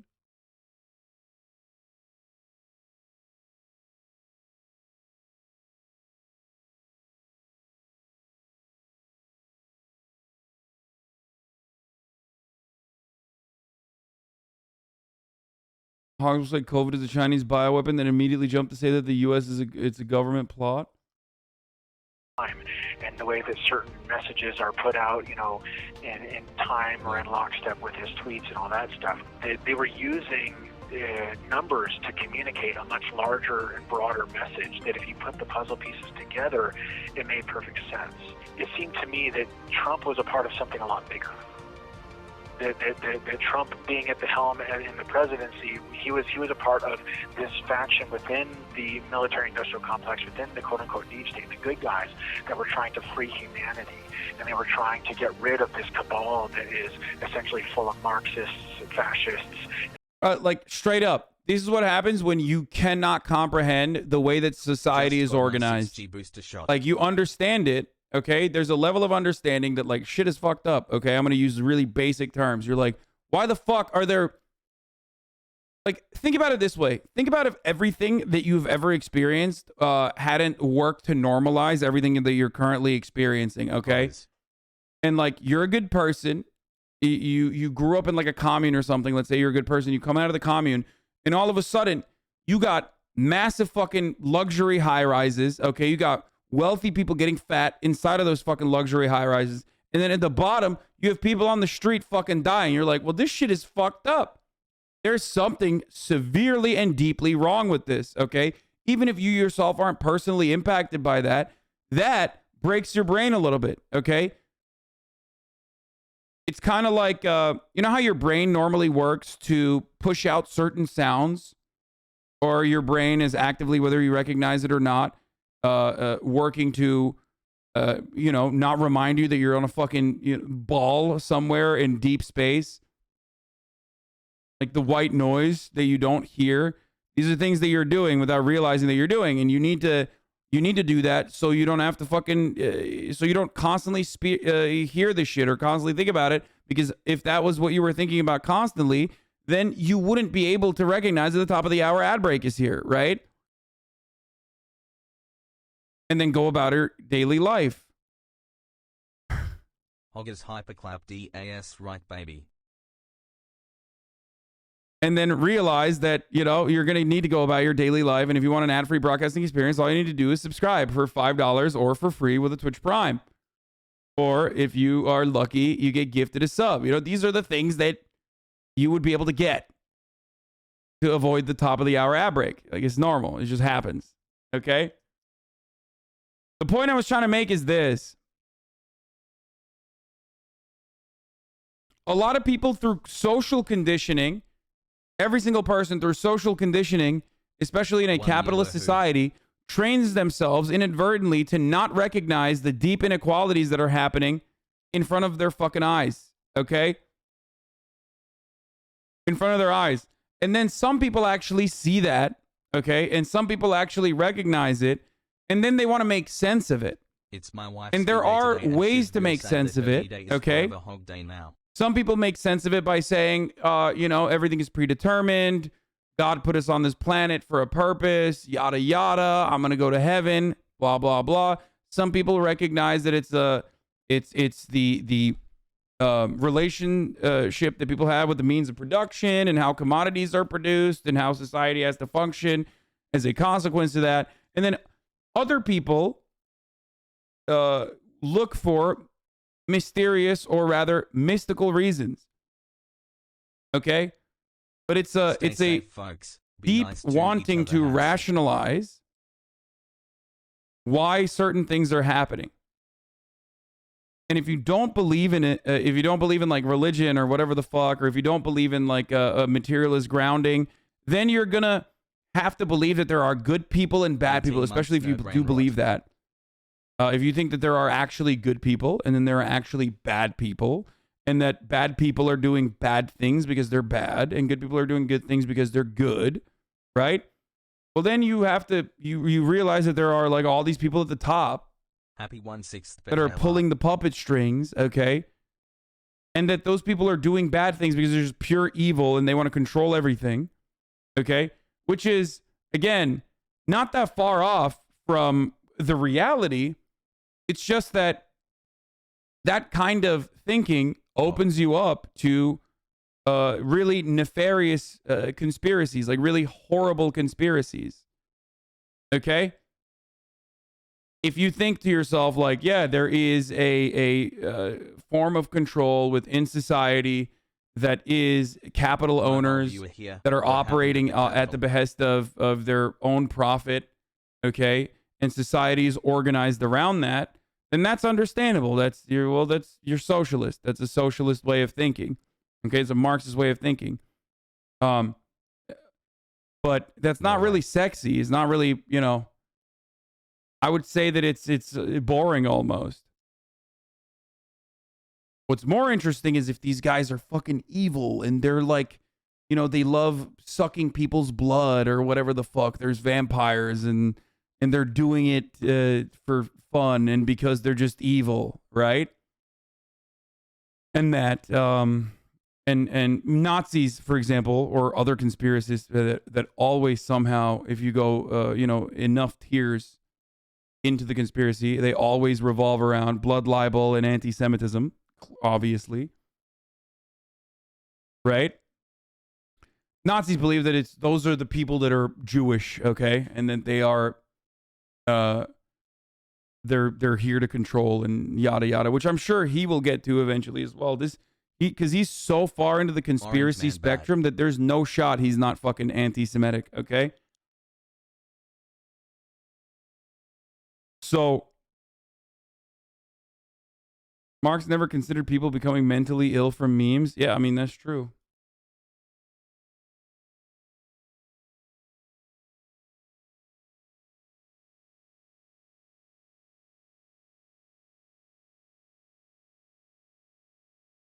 He's like a fire Channel 5 video. I made it unwatchable.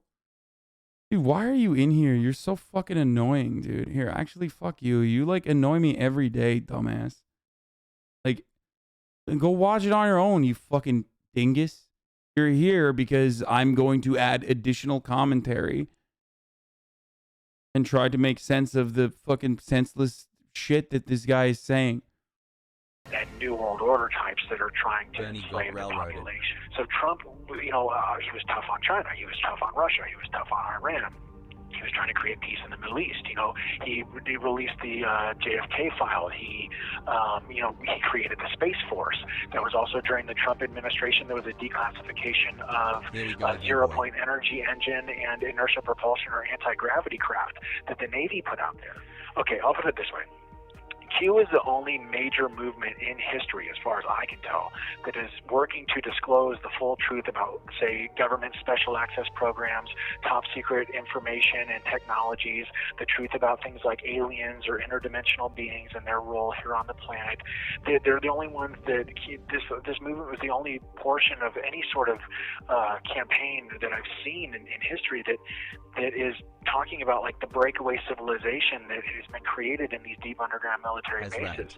Right. It's the only movement that is disclosing the truth about things like looking glass technology, the anti-gravity technology or inertia propulsion technology, how it relates to things like time travel and creating timelines, the way that we have like healing technologies or infinite energy devices, and how all this stuff relates to black budgets and to the endless amount of tax dollars that are being The thing I hate the most about these conspiracies is that, like, there's always a fucking grain of truth, okay?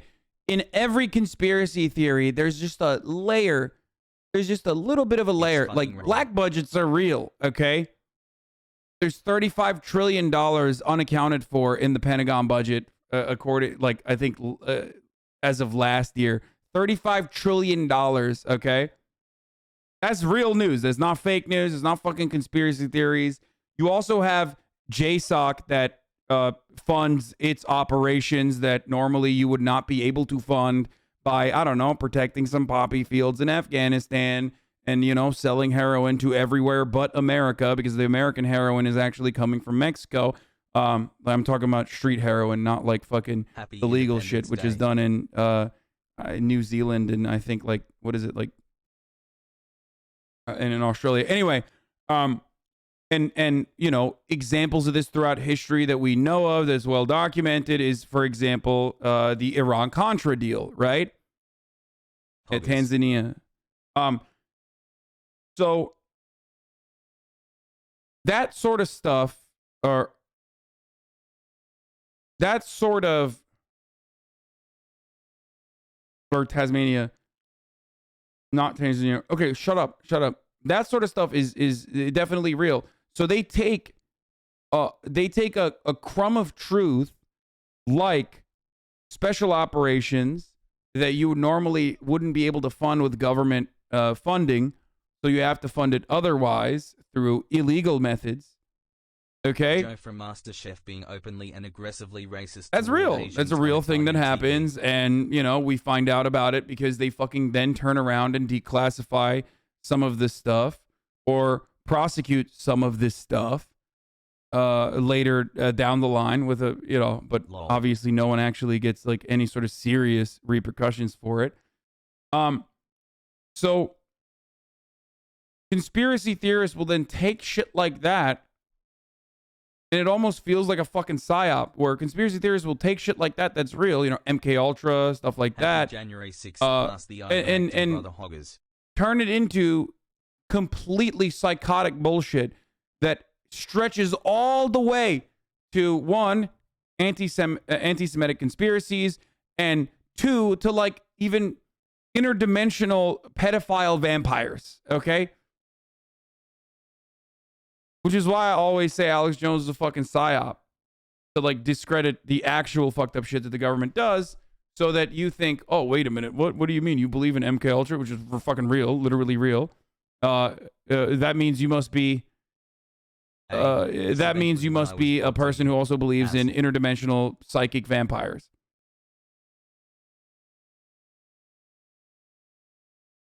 That's why there's so many people who are like, wait a minute, you think Jeffrey Epstein actually didn't kill himself?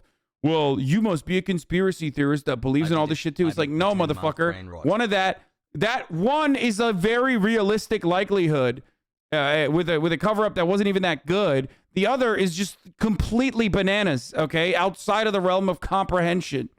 To create this breakaway civilization, we procured over 1,500 Nazi scientists, doctors, and intelligence agents, and I'm gonna fucking lose my mind. This is exactly what I was talking about. That's real. Brought them over here. We wiped their war records and their war crimes clean. We brought them into our government and put them some of the highest levels of power in our government bureaucracy during Operation Paperclip. Right. Go ahead. I was saying, Yo, I swear to God, dude, QAnon, Alex Jones, all these fucking psychotic conspiracy theorists, 1,000%, 1,000,000% are a way to discredit like the actual fucked up shit that the government does. I swear to fucking God. Oh my God. Oh my God, dude. Because that's real. Operation Paperclip is real, well documented. Okay. That's not like a conspiracy theory. But when you fucking put that in a conversation that is like on the tail end or sandwiched between like literally fucking saying shit like, you know, deep state cabal of bankers and whatever the fuck, all of a sudden it's like, wait a minute, maybe Operation Paperclip isn't real. Well, I mean, it is. You know, like a lot of those things like are objectively true, right? Operation Paperclip was real. Operation Mockingbird was real. MK Ultra was also real. But do you think that the more intense stuff in the Q universe, like elite Democrats drinking children's blood, is also real? Bing bong. Here's the thing about that. For thousands of years, that has been something that has been practiced by elite groups in high levels of occultic power. Okay, in ancient Rome, in ancient Egypt, okay, in ancient Babylon, in ancient Sumer. Okay, there were high levels of elites. Okay, and there it is, boys. There it is. Who do you think the high level occultic power is in all of those societies? He's gonna say. Wow, thanks, Hasan. Who do you think he means when he says that? Dude, every conspiracy theory ultimately gets to Jewish people. Okay, no, he's not going to say Italians, chatter. These individuals, what they would do is they would consume large amounts of psychoactive plants, and then they would do so at places like sacred sites, like the pyramids, or in temples, or near obelisks, or out in the desert, you know, or you know, in sacred sites, et cetera, et cetera. And when they consume these large amounts of psychoactive plants, they would have these out-of-body experiences where they communicated with interdimensional beings that were of like a higher dimensional realm in the frequencies of light that are not perceived by the five senses. Okay, and they would download large amounts of data in these higher dimensional data fields that in many cases would go beyond syntax or go beyond the use of words.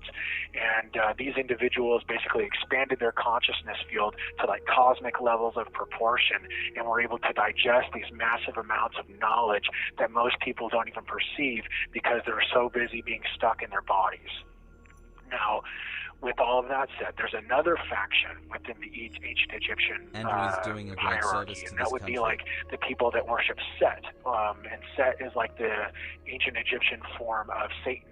Okay, so Satan worship. Bro, I love shit like this because honestly, I filled my brain with random chatters and information about random chatters, some of which I may never even meet. Okay, some of whom I ban. Okay. And in that process, I probably eliminate some of the data because there's only a finite amount of data I can put up there. So I'm probably eliminating some fucking, you know, important memories. But then I see this guy and he fucking did a full wipe. Okay. He did a full system wipe and filled it up with this shit. Okay. At least motherfuckers care about like Warhammer 40K. You know, it's just like that's healthier in comparison to this. It's me knowing details about individual chatters is healthier than whatever this is going on, whatever is going on in here. And Saturn worship are one and the same thing. And so there was this ancient form of Saturn worship in ancient Egypt where what they would do is instead of consuming large amounts of psychoactive plants, which they did do on occasion, but what they did more than anything is they used things like, say, Hebrew children or children of slaves to do these satanic ceremonies of blood sacrifice. And the whole idea is that they terrified their victims to the point to where their victims had an out-of-body experience. And in this out-of-body experience, their body filled with adrenaline. Bro, how do you get there, dude? How? You took like, it's like you tell someone, you know, you tell someone the directions to getting to your house and they took a spaceship, okay? And flew to a different planet. How? Making memories as an Italian in a virtual world is a better use of brain space than the hours this freak spent browsing 8chan. Like, dude, it is fucking nuts, dude. First of all, I mean, but it's also no different than like watching, as chatters have been saying, watching Berserk and thinking that's real. You know what I mean? Like, he literally was like, he watched Yu-Gi-Oh and thought everything in Yu-Gi-Oh was actually reality. Okay? So it's like a fun way to exist, but it's instead of like Yu-Gi-Oh or Berserk, it's anti-Semitic Berserk, okay? My best friend literally practices shamanism and believes energy vampires exist. There is absolutely no way to have a conversation with him about why it's bullshit. I worry that one day he's gonna do something really fucking stupid. Okay, and as their body's filled with a bunch of adrenaline, they would end up killing the victim, sacrificing them to Saturn. Okay, and in the process, their adrenalized blood would be drained and poured into like a chalice or something like that. And when they drain, What is it called when you're discussing something and you proceed to take the conversation somewhere incredibly erudite where nobody can even possibly understand or know the veracity of what you're saying? Nobody's a fucking anthropologist, dog. Nobody can disprove you on this shit. No, I think everyone with like at least somewhat like a little bit of brain processing power can disprove that, like, you know, Jewish people operating at the behest of lizards are not banishing you into Saturn. That face when you believe a meme a 37-year-old NEET made in 2016 so hard that you end up in prison for 41 months. Well, worse than ending up in prison for 41 months is that this man's mind is now a prison, okay? Andrew is the goat for doing That's like 45 minutes of he looked at the abyss for far too long. Nothing is up there now. Nothing. It's over. He was already stupid, and he could have been one of those like happy stupid guys, okay?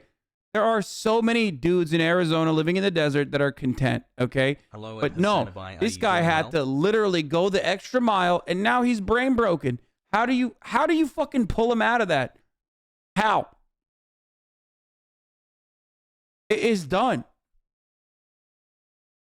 It's super done. I don't think there's any like, I don't think there's any salvaging to be done here. drank the blood, they were drinking something known as adrenochrome, because once the adrenalized blood was hit with oxygen, it changed from adrenaline to adrenochrome. Okay, and if people don't believe that adrenochrome is real, all you got to do is watch Fear and Loathing in Las Vegas. Okay, type in Fear and Loathing in Las Vegas adrenochrome scene, and you will see that this is a very real thing.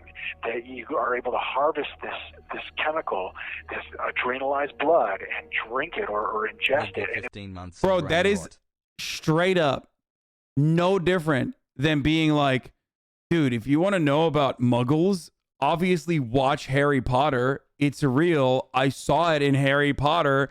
One day I'm going to be able to fucking push my cart in at the fucking train station and be able to magically go to Hogwarts in the, famous train. Like, dude, you think movies are real? It's over. It's done. Okay? It will be like an intense psychedelic high, and these individuals would end up using this understanding that they had just for themselves and creating sort of like an elite group caste that kept everybody else marginalized and ruled. A lot of the time it was the same bloodlines that were moving from one empire to the other around the globe and erecting these empires based off of the same ritual magic. Okay, and they would infiltrate the gene pools of certain ecosystems or certain nations, and then they would use these individuals. Bro, if he studied anything, as hard as he studied these conspiracy theories, like, first of all, he would literally have a job, okay, and he would not be in prison, okay? Like, the amount of time he spent to remember all this shit and it's all fake, that's so sad. It's like such a waste of time, dude. You know what I mean? Like, it's like, that sucks. You literally put more work into this than people put into their dissertations. Okay? And it's all made up by fucking deranged sociopathic neets on the internet that are masking themselves under anonymity with the hopes that maybe one day their psychotic nonsense they typed into a fucking forum will break some human's brain. Okay? And you gave them that. That makes me even more angry than anything else, really. Is like, you can never let the neets win, okay? You just can't.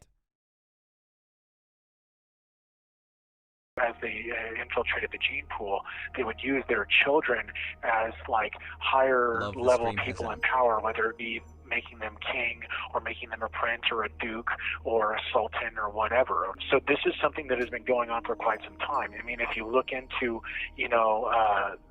how similar one of the, I forgot his first name, but there was a certain Rockefeller that looks just like John Podesta, and John Podesta looks just like the singer from from Linkin Park. Pay their salaries and the fucking castles they live in. Cheer 100, cheer 1. What? Okay. I just ended TTS for now. I'm drawing a blank on his name. Homie is just racist, by the way. He was the real anti-white racist, for the record. He thinks all white people look the same. That's a little sus. Okay? Yeah. This is my favorite kind of fucking conspiracy theorist on the internet, though. Like, people that think, like, bro, I swear, like, Tupac is alive and, like, he's on camera.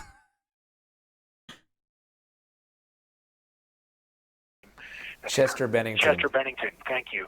Yeah, they all look like strikingly similar. Okay, Merkel in Germany looks just like Hitler. What? No, she doesn't. What the fuck? Lol. Yeah. Barbara Bush looks just like Aleister Crowley. What we're talking about is like a 6,000-year-old death cult that has been sacrificing children, like what was going on in Babylon and in the Canaanites, where they were sacrificing children to Baal and Moloch and all that stuff. Okay, there's international bankers that own whole economies. There are international bankers that own whole countries and whole economies, okay? And these individuals are able to control and corrupt whole institutions of government, of corporations, banking. Right. So I just wanted to say, he knows about social fascists, Hasan. Read more theory than you. Okay, dude. Yeah, theory is when you agree with Stalin, and the more you agree with Stalin, the more theory you know. People talk about ritual murder and the satanic sacrifice of children. I think that raises a lot of red flags for people in terms of like anti-Semitism, because I mean, people used what they call blood libel all throughout the 20th century to provide justifications for genocide, and it was kind of spread as propaganda because saying that someone eats babies is like the worst thing you can say about someone. Pretty much, it's like if you lose all your friends, like if people think you eat babies, like it's over for your career and social.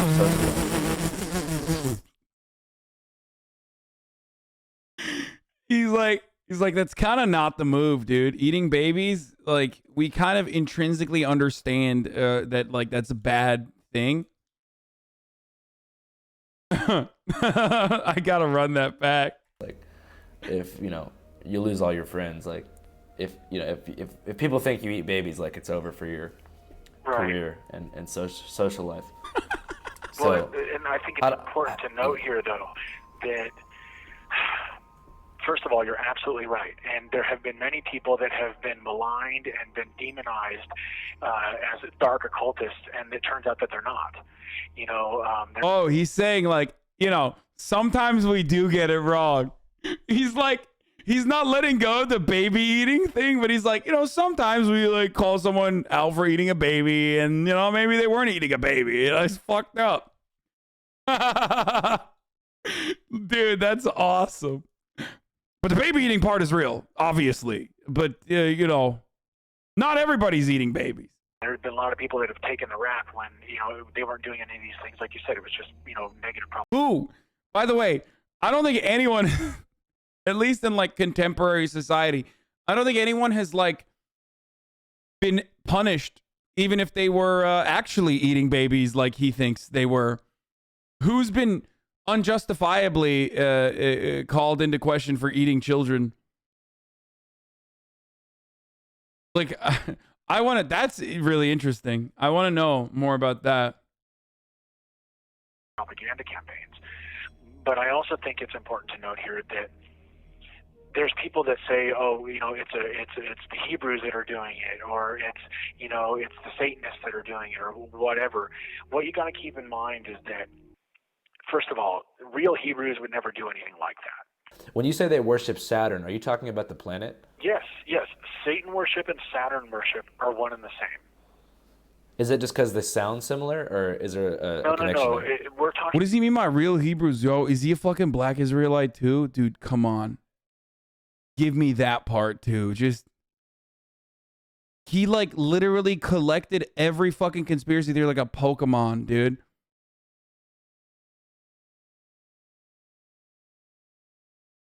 People that understand the intricacies of astrology, interconnectivity, or what is called quantum entanglement in the quantum field, or the way that electromagnetic fields are nested, and when you contribute certain energies to a certain electromagnetic field, there are certain effects that happen within the ecosystem or within the electromagnetic nested ball of yarn, shall we say. Right. So I want to talk a little bit more about QAnon. So the mythology of QAnon was all about how this event was getting... It's called syncretism, the collection of unrelated ideas under a single ideology, and is part of what makes QAnon unique. I feel like QAnon is like One Piece, bro. There's like too much lore to get into it. You know what I mean? Like, doesn't that kind of make it a little gatekeepy? Or it like puts a natural barrier of entry automatically into QAnon? So like I'm not going to watch One Piece. Why? Because, you know, I'm not a weeb, as everybody knows. And also because, like, I don't have 7,000 hours of free time. You know what I mean? And I feel like QAnon kind of is like that, too. You need to know so much.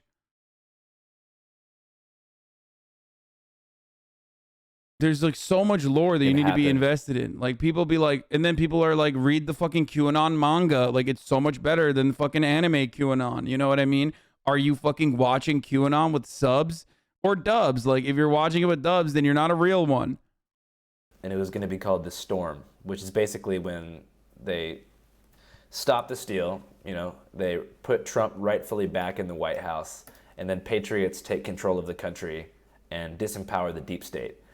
But on December 8th, 2020, QAnon made its last post, which was just a YouTube link to the song We're Not Gonna Take It, you know, we're not gonna take it, and then pretty much like went dark.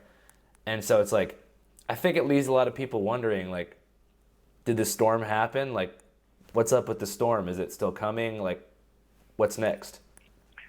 Well, first of all, I think that we're in the midst of the storm with all of this COVID stuff. I think that we're in the midst of it right now. If you think about the damage that's being done to our economy, to our culture, That's wishful, okay? Nah, he knows.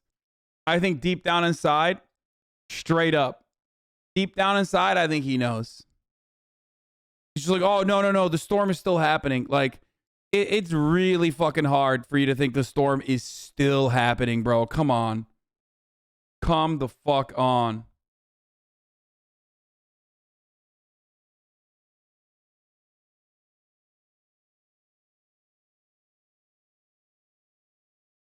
our national identity, to the truther movement, as it were. But I think that it's important that people like realize that People now know about child and human trafficking, and they also know about the hundreds of deep underground military bases in the United States and all over the world. They also know about things like spiritual parasites and the way that, psychic vampires play a role. They know about adrenochrome. They know about Bohemian Grove. They know about Jeffrey Epstein and his island and all the pedophile networks and the pedophile code. They know. You said psychic vampires? Yeah, that's what I said. That's what these Satanists are. Is they're like psychic vampires. Okay. They're like demonic possessed people. That's part of what black magic is you allow your body to be like a vessel for a demonic spirit. Okay. So people know about the deep state. They know about how blackmail is used in the deep state to cover up the crimes against humanity, how it's all these networks, the pedophile networks and the Mockingbird media is used to cover up the truth about this breakaway. Bro, what are they? Dude. I really do think they should just shut down 4chan. Like, that's crazy. They should have just shut down 4chan, 8chan, all of those. Like, bro, this stuff is bananas, dude. And now it's on Facebook, bro. Like, all this shit that was in the fucking forums. Now it's on Facebook and on Instagram. Like, it is actually fucking cancerous. This I mean, 8chan was shut down, yeah.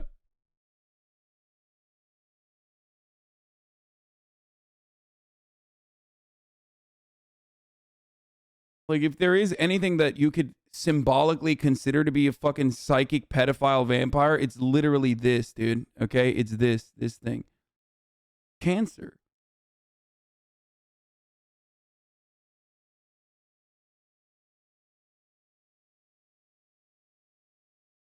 Civilization that's going on underneath our feet as we speak. People are being neuro-linguistically programmed. The funniest part about it is that like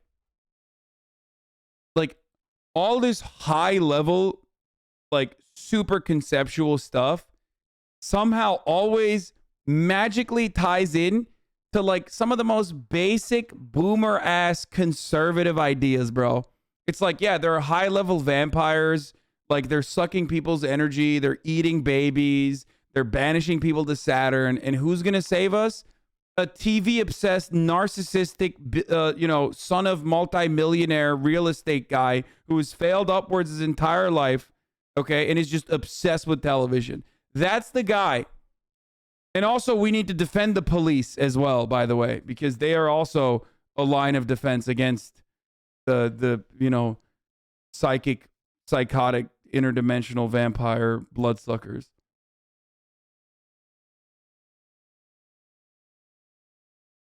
Like, that's how you defeat these, omnipotent, omnipresent vampire figures. With the truth. But unfortunately, the movement has become fragmented. There's people that infiltrate and spread disinformation. Right. So I just want to go back to the storm a little bit. The 6th of January was supposed to be the storm, right? Is that the case? I don't know. I remember like in a lot of the flyers that I saw for the 6th beforehand, like that got sent to me, it was like the storm is coming. The 6th is the storm, because they're going to stop Congress from certifying Joe Biden. And then the 20th was supposed to be the storm, which was Inauguration Day. And I was actually in D.C. for Inauguration Day, and it was a military occupation in the streets. There was checkpoints on every street. You couldn't even walk around. There was hardly even a celebration crowd for Biden, and definitely not really an opposition crowd for Trump.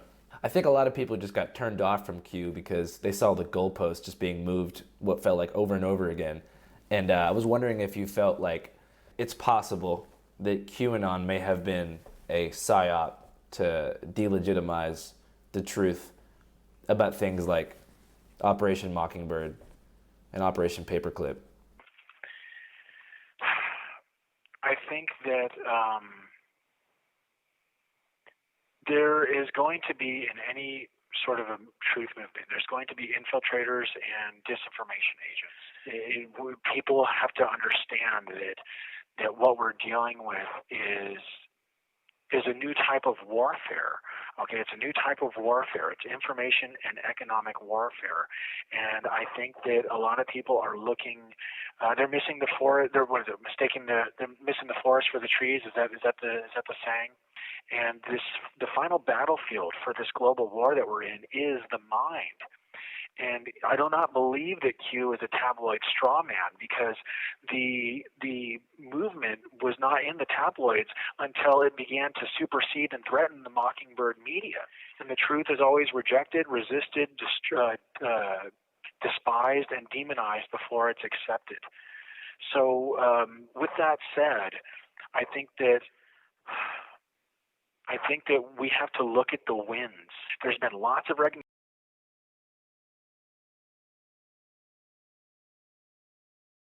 Pre-watch Biker, what did he say that I... Fuck, I was peeing, dude. Hold on, let me just look at it real quick. Okay, it's a new type of warfare. It's information and economic warfare, and I think that a lot of people are looking. They're missing the forest. They're missing the forest for the trees. Is that the saying? And He said what I said. Oh, he said that like some people actually make up fake conspiracies. Andrew asked him if he thought Q was a psyop.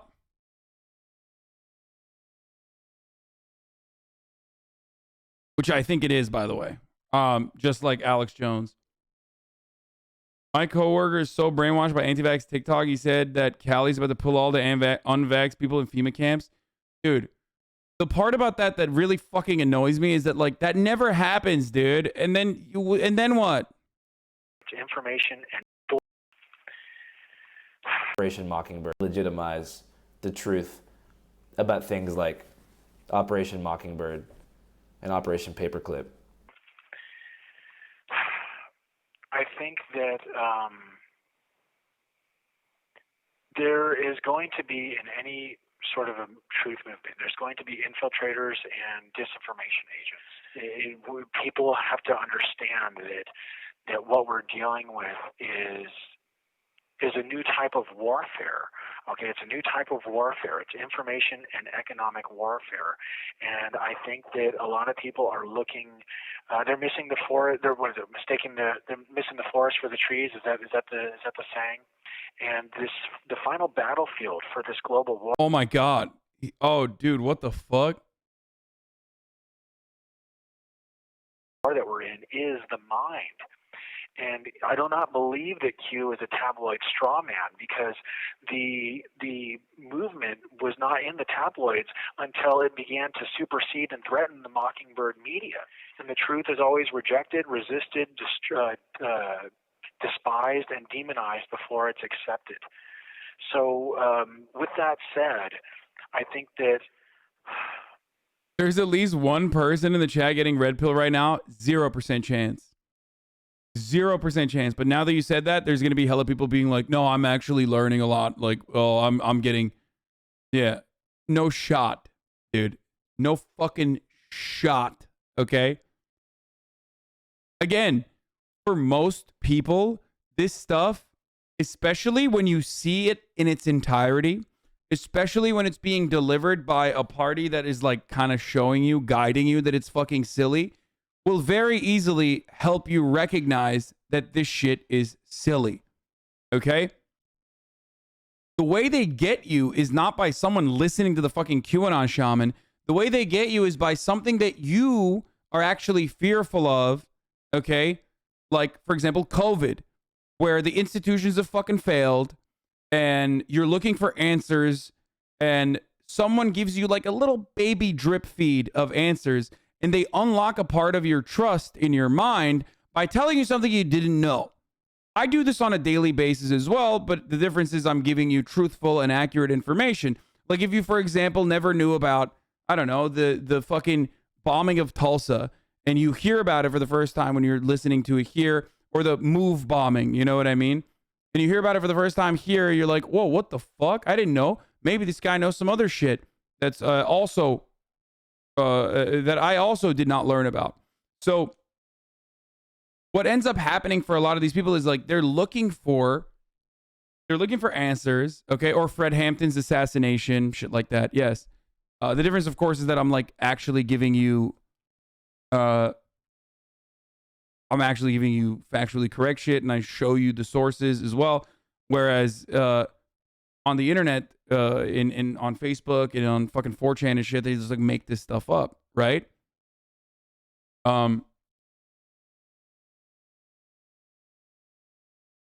That's how they drip feed you all of this like fake bullshit. They drip feed it to you slowly but surely by like breaking into your fucking mainframe by giving you some answers, okay? Like a little bit of answers and a little bit of truth as well, sprinkled with like a whole lot of conspiratorial bullshit that is nonsensical, but seemingly works within your worldview, okay? Seemingly works within your this new world that it's teaching you, that it's educating you, okay? Well, and it's like really mystical. It's magical thinking. It's a fun way to believe in some of the most like reactionary ideas.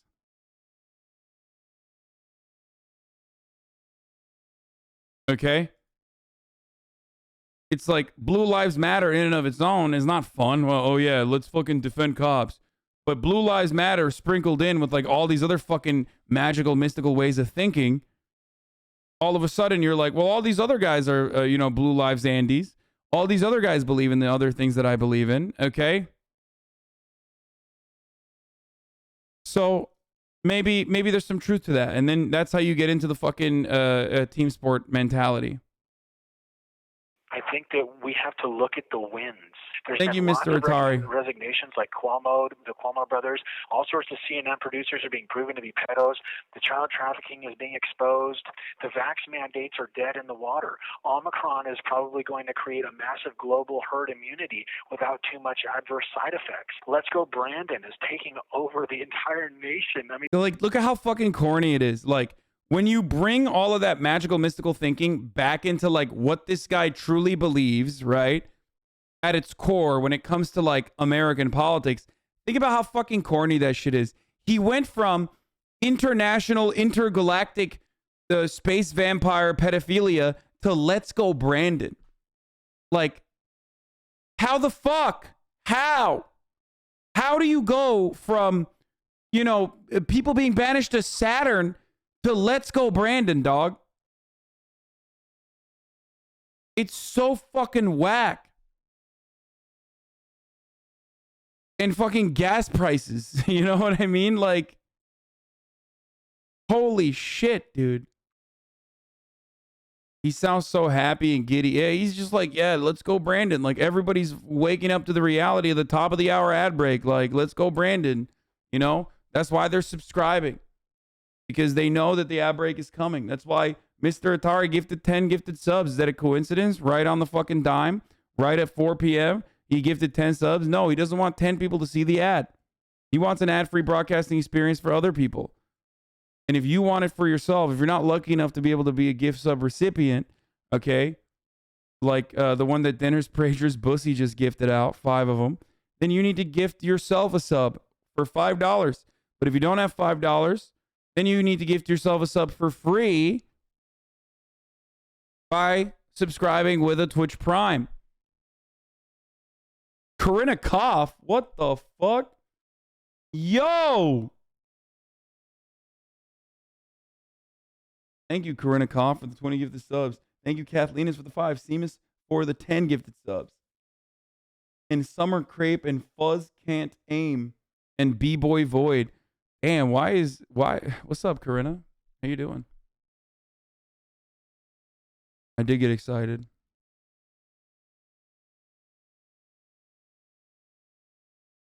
Kelly say gal. Thank you for the 5 gifted as well. I mean, that's and of all places Tyler, on college campuses where they were hoping Tyler to M. indoctrinate all Thank you these for the people 5. to be Marxists. Parents are standing up to school boards, and CRT is dead in the water. Kyle Rittenhouse's acquittal was a huge win for the Second Amendment. I mean, for Christ's sake, Black Lives Matter and Trump supporters were marching against the vaccine mandates, for crying out loud. We are now going to have free speech alternatives to social media. Cancel culture is being canceled. People are realizing that woke is broke, man. You know, the world's waking up. Everybody's standing in solidarity together, bro. So it's going to take some time. That's just all there is to it. It's going to take some time. So I think that what people need to do, as opposed to being demoralized, is they need to pick a hill Thank you, Barry and Von have an Strange. indomitable will.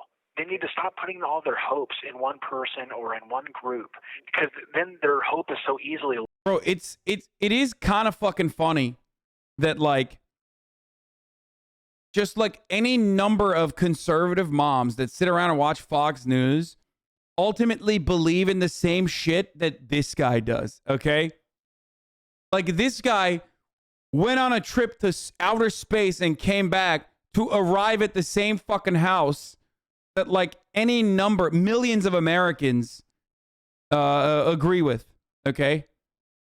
Like, you could have just fast-tracked it, dude. You could have just, like, watched Tucker Carlson, Sean Hannity, and gotten there. But no. And also, that's how you, like, fight against intergalactic space vampires. By fucking... because, like, people are realizing that, like, going woke is going broke. That's how. That's a big win, dude. Like, that doesn't make sense even in the universe that he has created in his mind. You know what I mean? If this is an awesome power, okay? If this is this, like, incredibly powerful, mind-bendingly powerful, reality-bending, you know, evil villains. Corinna Koff with a 50 gifted sub. Thank you, Corinna. Like, can you imagine if you read this in a fucking comic book, you'd be like, this shit sucks, bro. Like, Marvel Cinematic Universe, okay? And Thanos has the power to fucking bring about the end of civilization or just wipe out with one fucking, you know, snap of his finger, eliminate 50% of all living, breathing things, right? But instead, Thanos is actually trying to snap his fingers to bring about CRT in American schools. If you read that in a comic book, you'd be like, this is the dumbest fucking thing, dude. Or is that's what we're afraid of? That's what's going on?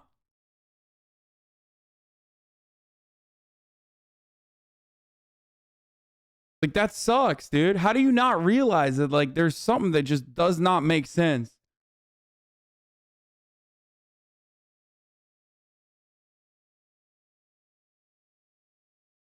So silly.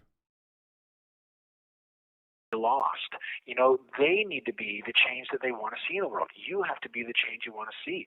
Fight with all your might. You know what I'm saying? But do you are you allowed to talk about January 6th? I'm not going to talk about that. I've been advised by my lawyers just to leave that situation alone.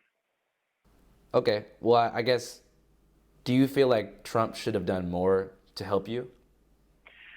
Well, I feel about Trump the way that I felt about him throughout the 4 years of his presidency. I mean, what is this?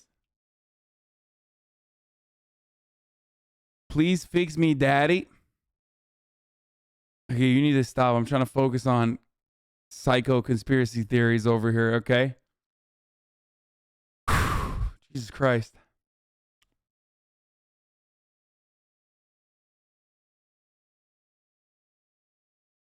God damn. All right. Let's continue with this video. It's changed slightly with his support of these vaccines, but he took the deep state and the corrupt bureaucracy and the corrupt media on head to head. He went toe to toe with them, and he did that, I think, for the American people and for America in general. I think that took courage and strength. But there's other things where it's like, I look, he built the border wall went through a sacred Native American burial ground. They blew up a sacred Native American burial ground on the southern border of Arizona, just so they could put a wall through it. And to me, that's akin to blowing up a veteran's graveyard. I think Trump should have fired Fauci when he had the chance, as opposed to giving him the microphone, as opposed to pushing vaccines and Operation Warp Speed as the greatest achievement of mankind. And once again, and coming to your question, I think he could have and should have been there for more of the J6 people. I think he should have been more outspoken. In all honesty, I honestly think he should have given all the nonviolent offenders a pardon, personally. But at the same time, I try to understand his reasoning for all that, and I know that I don't know everything. Oh, what a fucking simp, dude. Yo, imagine being such a fucking Trump simp that after he literally left you in the dark and then straight up called you Antifa, you're still like, you're in prison because of him, and your lawyer straight up said that Trump is a psycho and he's the reason why you're in jail. You're still like, oh, he means well. I swear he cares about me. I promise. Like, dude, no, he doesn't, dude. You are so cucked. Holy shit. Okay? Holy fucking shit, dog. He's also pro-vaccine. That's the other funny part. I hope Andrew brings that up. And I have to respect and appreciate what it is that he has done for the American people, even if I don't always agree with him or see eye to eye. Right. One thing I think about January 6th in the media, it's very strange to me that people took you, and in the media, especially right-wing media, made it seem like you were some sort of crisis actor hired by Antifa to make people look dumb. All I can say is, for part of me was like, that's hilarious, because anybody that really knows me knows that's not true. Another part of me is like, okay, this is a perfect example of how it is that the truth gets smeared. Wait, but that was Republicans that said that. So what does he mean, how the truth gets smeared? What's he talking about? Look at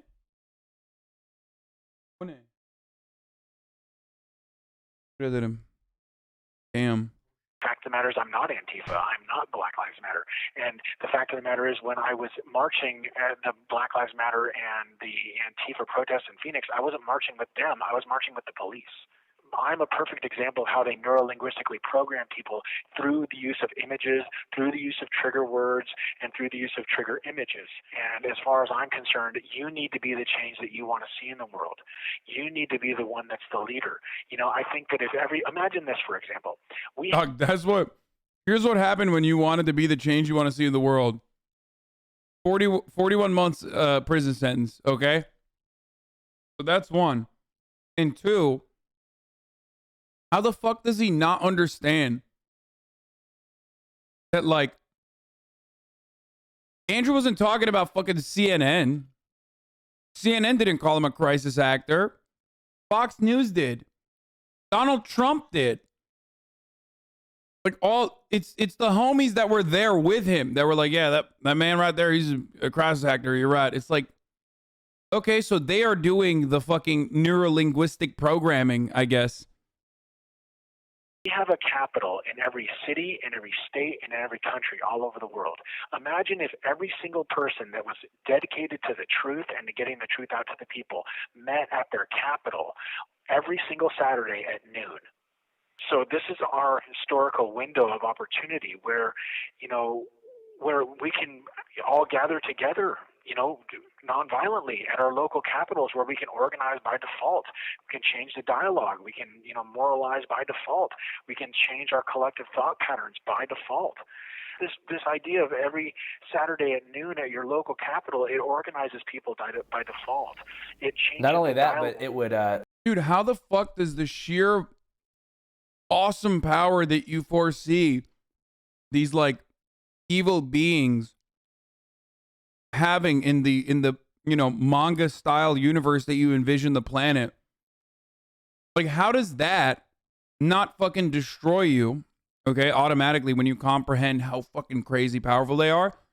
And how do you also Go back to like, oh yeah, these people that are like by design way more powerful, like they're godlike figures. But we can eliminate them by getting together at the Capitol. Make this make sense. How do those two thoughts exist in the same brain, bro? Yeah, dude, through the power of prayer, you're going to get together at the fucking state capitals all around and you're going to pray them away? Like how does that makes no sense. It would take the stigma away from, pulling up to the Capitol. If we pulled up to the Capitol, our own capitals every week, just like, hey, we're here. Exactly. And then that way, think about the way. Oh, go ahead. That way, you can't say, hey, they went to the Capitol, they're terrorists. You say, they went to the Capitol, that's what they're supposed to do. That's what we always do. Right? And think about how that would change the collective thought patterns. And think about this. Imagine if every Saturday at the Capitol at noon, people gathered together and they burned their vax cards, or they burned their vaccine passports, or they burned their masks. Defeating the deep state cabal by burning your vax cards, bro. Again. Very similar to what like Gandhi did in South Africa with the passes that the Indians were forced to carry, but no British citizen was supposed to carry or forced to carry. Okay, imagine if everybody refused to socially distance, if everybody was praying or singing, dancing, and socializing, or basically going back to normal. If actually better than normal, because now we're all united. Imagine if at these locations people were talking about Tesla coils and zero-point energy engines. Look at people like Gandhi, look at people like Martin Luther King Jr. and stuff like that. Even look at what happened in the USSR, where everybody gave the communists the finger and said, we're not working for you, we're not working with you in the USSR. Wow, this guy's understanding of how the USSR collapsed is pretty in line with like 99% of Americans, actually, I think. Right. So that's how the USSR fell. Everybody was like, guys, this is what they collectively got together in the USSR. They got at the state capitals and they did this. Hey, you stop it.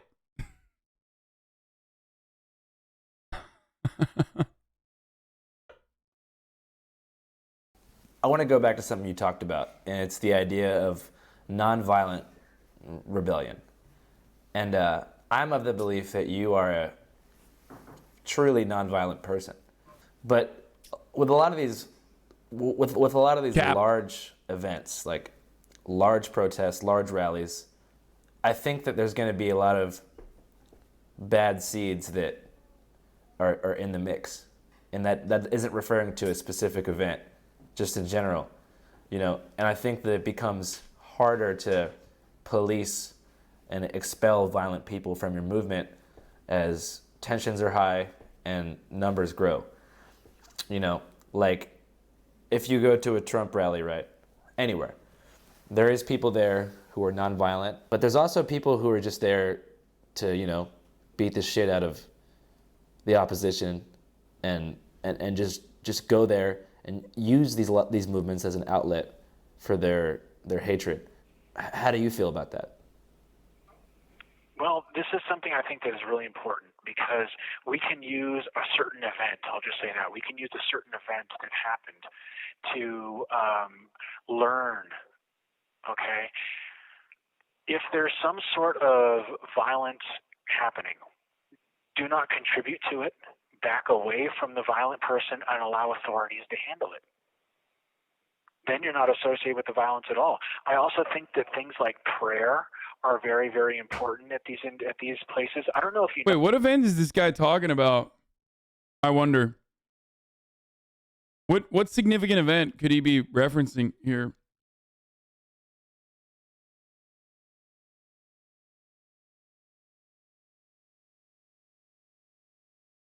Was he?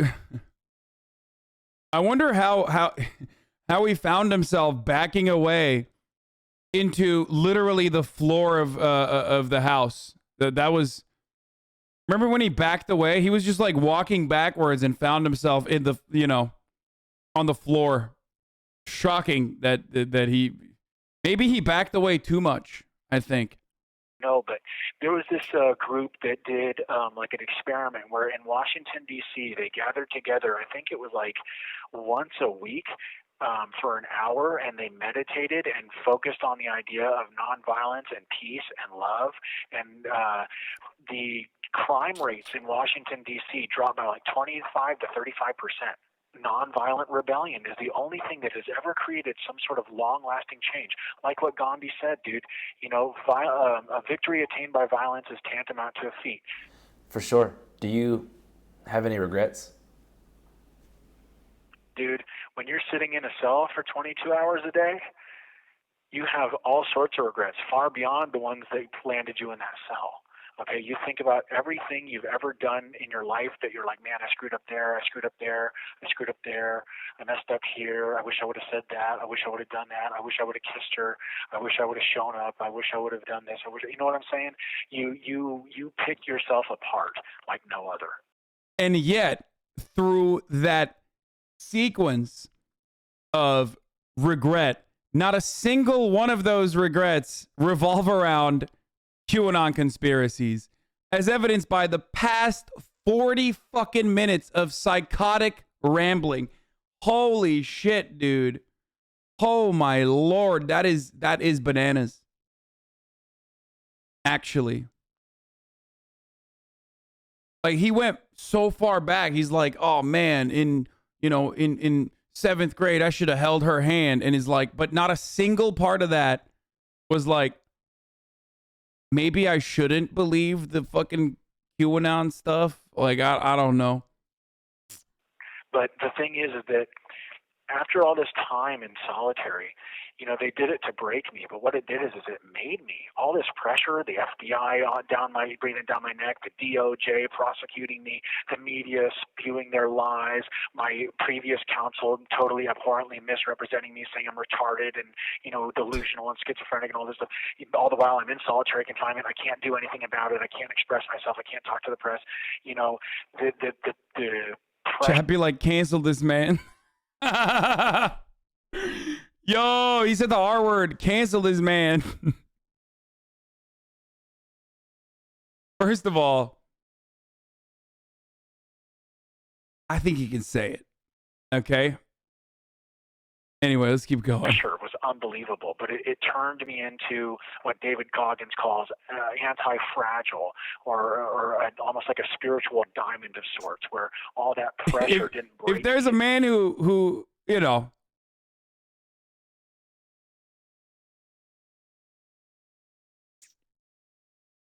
if there's someone who has the pass, it's this guy, okay? Made me a better, stronger, more spiritual person. How do you think that you'll be remembered by history? Well, I'm not done yet.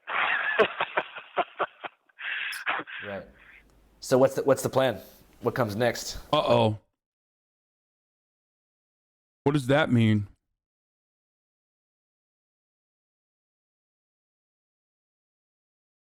Like, do you have any plans for whenever you get out? Oh yeah, I'm going to write an autobiography. I'd like to make movies. I'd like to make music. I want to make some more of my paintings. We should make music, dude. Oh, dude, I'm down. Dude, we should make a first day out video. It's like in rap, whenever rappers get out of jail. Not that you have to rap, but they do a first day out for. But like, it'd be cool if you did. Okay, dude. This man's already on his like, dude, this is the best part about the fucking like conspiracy theorists and Trump supporters. Like, they recognize the ecosystem that exists, right? Where they know like there is a lot of money to be made in this, no matter how deep in the fucking how deep in the paint they are, no matter how much like how heavily invested in the psychosis they are. They still recognize that there's a lot of money to be made by other dumbasses that are just as dumb as they are. Freestyle. You should do something like that, but it's like you drop a music video your first day out of prison. That would be cool. It would go crazy. That would be awesome, dude. I'd totally do it, bro. And I'd work with whoever could help me with that, you know. We will help you with that. I also want to start my own church. Yeah. Going back to the music thing, do you know how to freestyle rap at all? I'm a poet. I'm not a rapper. I could probably learn. You know this motherfucker's like, rap is beneath me.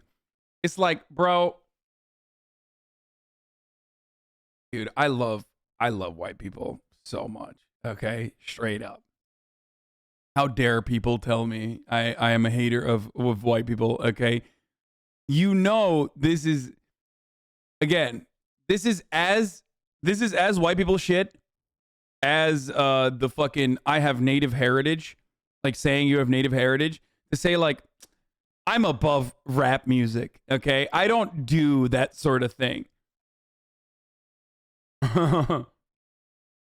Learn to rap, but I'm much better when it comes to singing than rapping.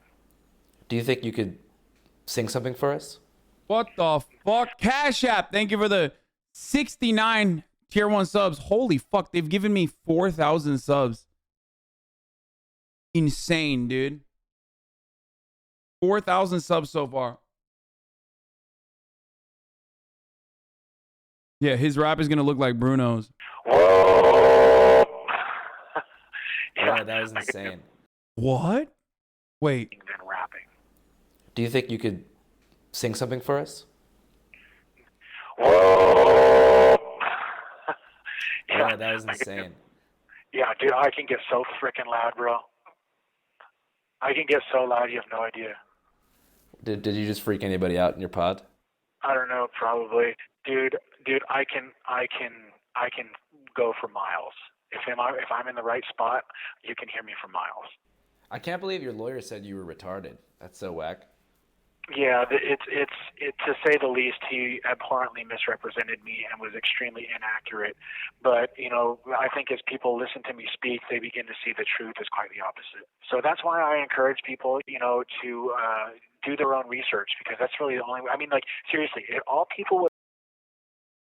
Yeah, bro, do your own research. Listen to me ramble on for 44 minutes. And you will come to a similar conclusion. Obviously not in such terms, but.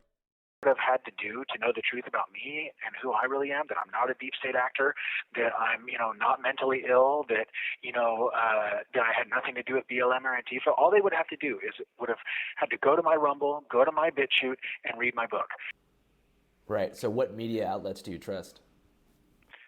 Oh, dude, I don't really. I search so many media outlets. I search so many sources before I ever come to a conclusion about anything. But look, I want to keep talking to you, but unfortunately I do have to go.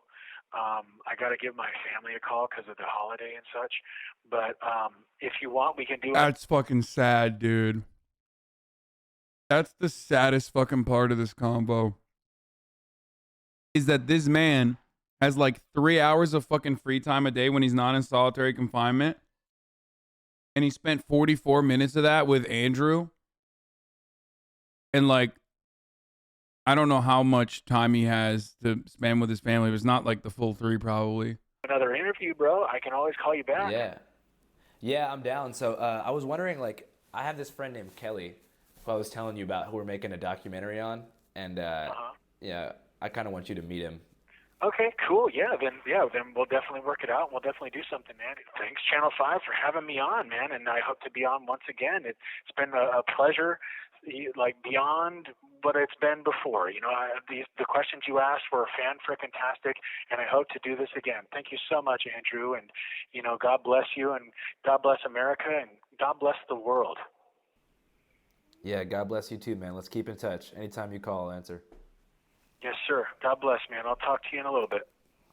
Sounds good, man. Bye. All right. The world's top. Oh my God. Wait.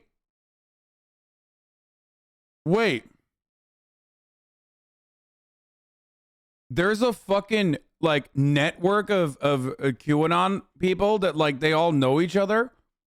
Kelly is like the Trump guy, right?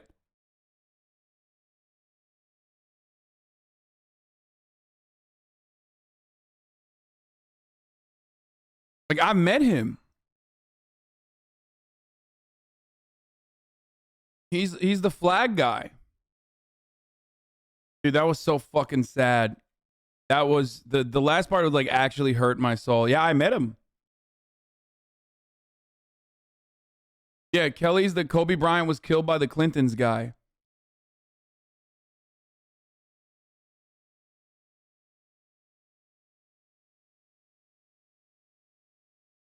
You gotta see this. The cops watch Vosh stream lol. No way in before the Burger King Caleb Maupin was correct. Wait, what?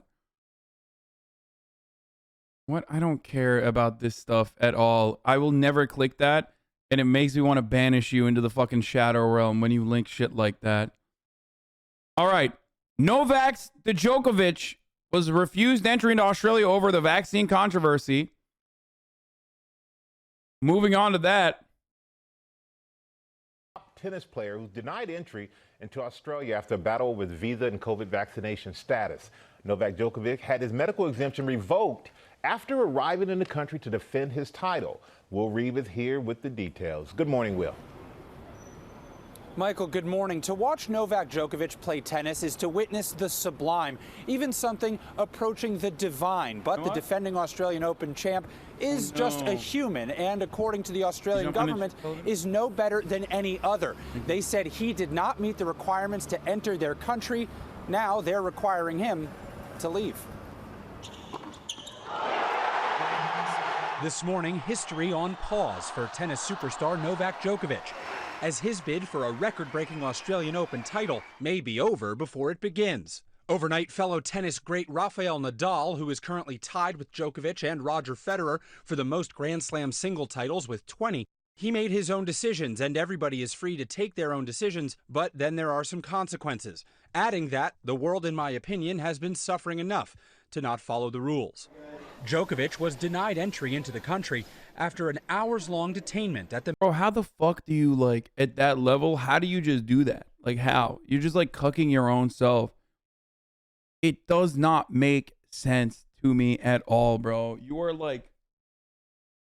This is how you know it goes... Look, anything that separates a man from his fucking money, especially, like... Remember, this is something that, like, even fucking QAnon Andy that we just watched recognizes that there are ways to make money, and he's gonna make them by selling books and shit. All this homie had to do was shut the fuck up and get vaccinated. He's like, nah.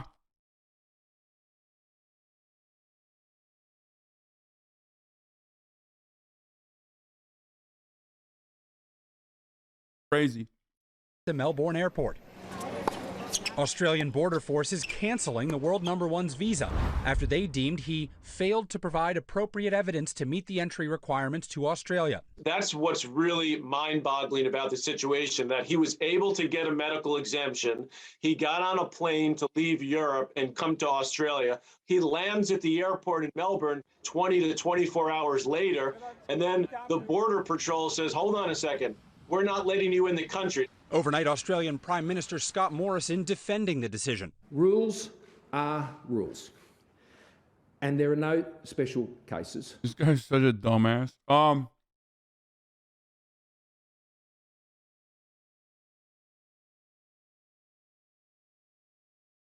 of the best tennis players has access to top trainers, agents, world tennis orgs, and he couldn't find out how to submit paperwork, burn the whole economy down. Black Monday next week, tank the markets. This has to be a top.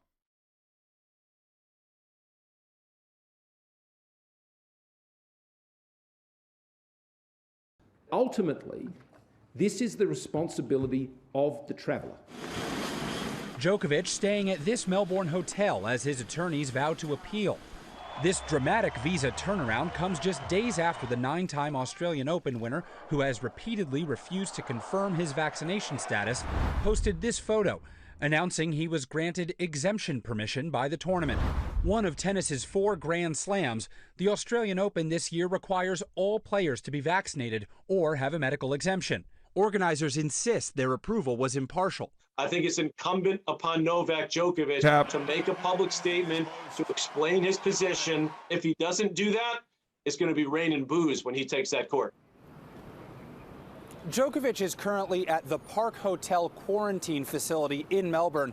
He'll be there until at least Monday. A federal judge in Australia said there was a delay in receiving Djokovic's appeal of those visa decisions. That case has been adjourned until Monday unless Djokovic decides to leave Australia of his own accord before then.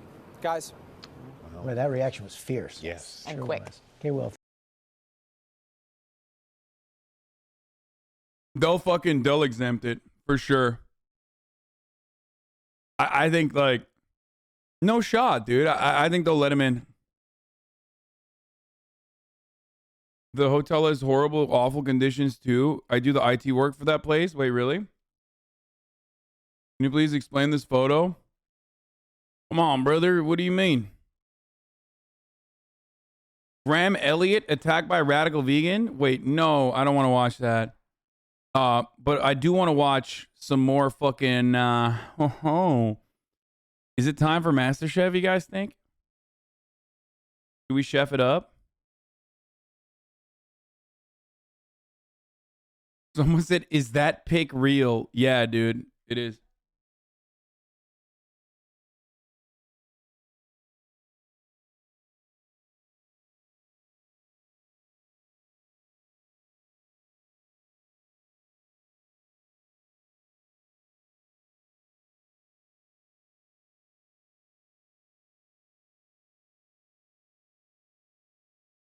Australia is wild, bro. They don't play around with shit like that. The real island boys, you know?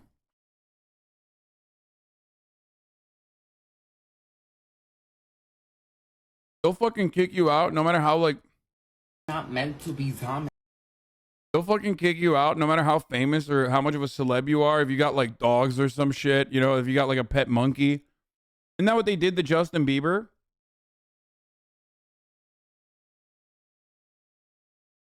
Johnny Depp too.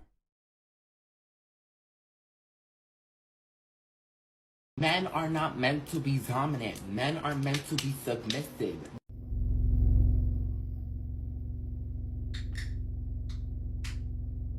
I believe you'd be wrong about that, child.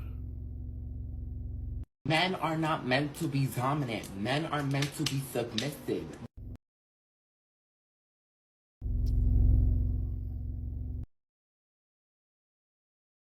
Bro, I've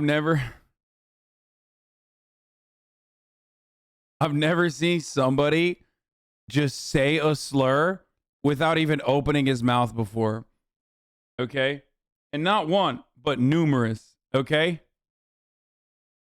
He said child with a hard D. Oh!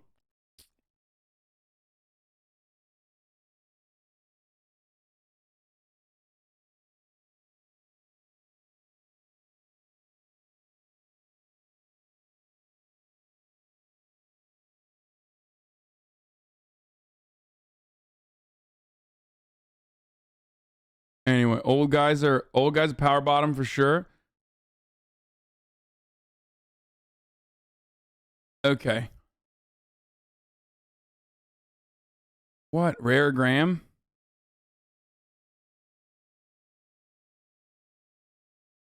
Too much hogging when MasterChef? MasterChef now, baby. Let's go. I said, boys, let's fucking do it. XQC my boo-boo. MasterChef now returns. You have a submission for a Rare Graham? Okay. Check this out first. What the fuck is this?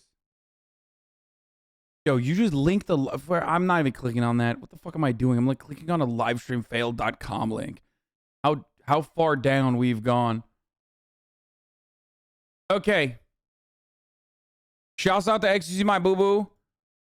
Once again, saving the fucking stream. Okay, how many days we have? With this content, who knows?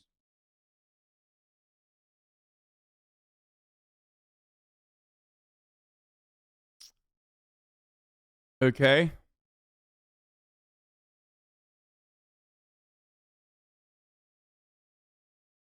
Gilbert Gottfried is a message for you, son. Hold on, no, I'm not gonna watch that right now. Okay, MasterChef Season 4 returns. I need to fucking post real quick, though, that it's happening so we can bring in the MasterChef Andys, okay? Andersons.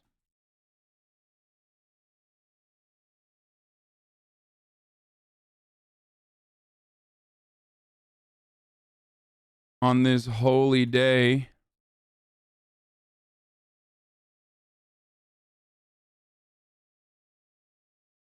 Yes, gaming later today. I'm pretty sure there's going to be gaming later. Chill.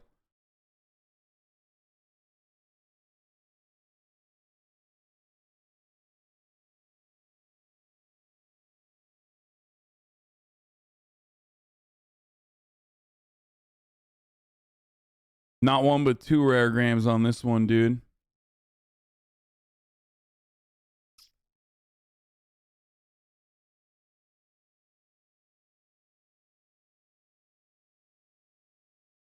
All right, let's get it. Let's get it popping. Previously on MasterChef, the pressure test went into overtime with a battle royale in Las Vegas. This isn't just any Vegas restaurant. It's mine. To determine which of these 4 home cooks would be eliminated. It's still moving. It's that raw. She's burning. So last episode was like a bit of a filler episode between 4 people. Sorry, Chef. When Natasha and Beth beat the odds, Blue team won. Luca and Kathy went head-to-head. The stakes don't get any higher than this. To decide who would be cashing in their chips. For one of you, your MasterChef journey ends here. Tonight. That's where we're at, okay? And skipping the spoilerinos. Let's get started. Luca won. Walking into the MasterChef kitchen today, I'm so relieved to be here. I did not leave my family and my son at home to just go home with nothing. I want to be in the culinary world, and I'm fighting for it. Welcome back from Vegas, everyone. Luca and Kathy went head-to-head in an epic battle on the Vegas Strip. And it was close, very close. But we had to send somebody home. So in a moment, either Luca or Kathy will walk through those doors. Kathy and I instantly, we were like best buddies, and it's going to be really hard if she leaves. Please, welcome back.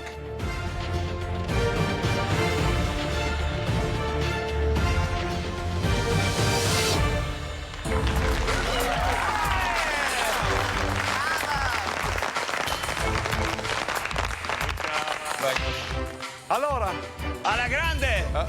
Welcome back, and great to see you. It's nice to be back at home. It's a huge emotional blow for me. I'm definitely alone now. I don't have not one person that I can really talk to. I don't like these people, and they don't like me. It's time for your next Mystery Box Challenge. As with every Mystery Box Challenge, the contestants have to prepare, cook, and present one incredible dish using all or some of the ingredients inside the box. Now, the person who wins this mystery box will get a huge advantage in the upcoming Elimination Challenge, after which at least one of you will be going home. On the count of 3, lift your box. I'm from Texas, you know, I do a lot of barbecuing, and I'm hoping that it's a piece of meat that I could season up good, sear it, you know, make it real juicy. When I lift up that box, I hope that it's not something that's completely out of my comfort zone. I'm just a rustic Italian cook from South Philly. Like, I want to make pasta. 1, 2,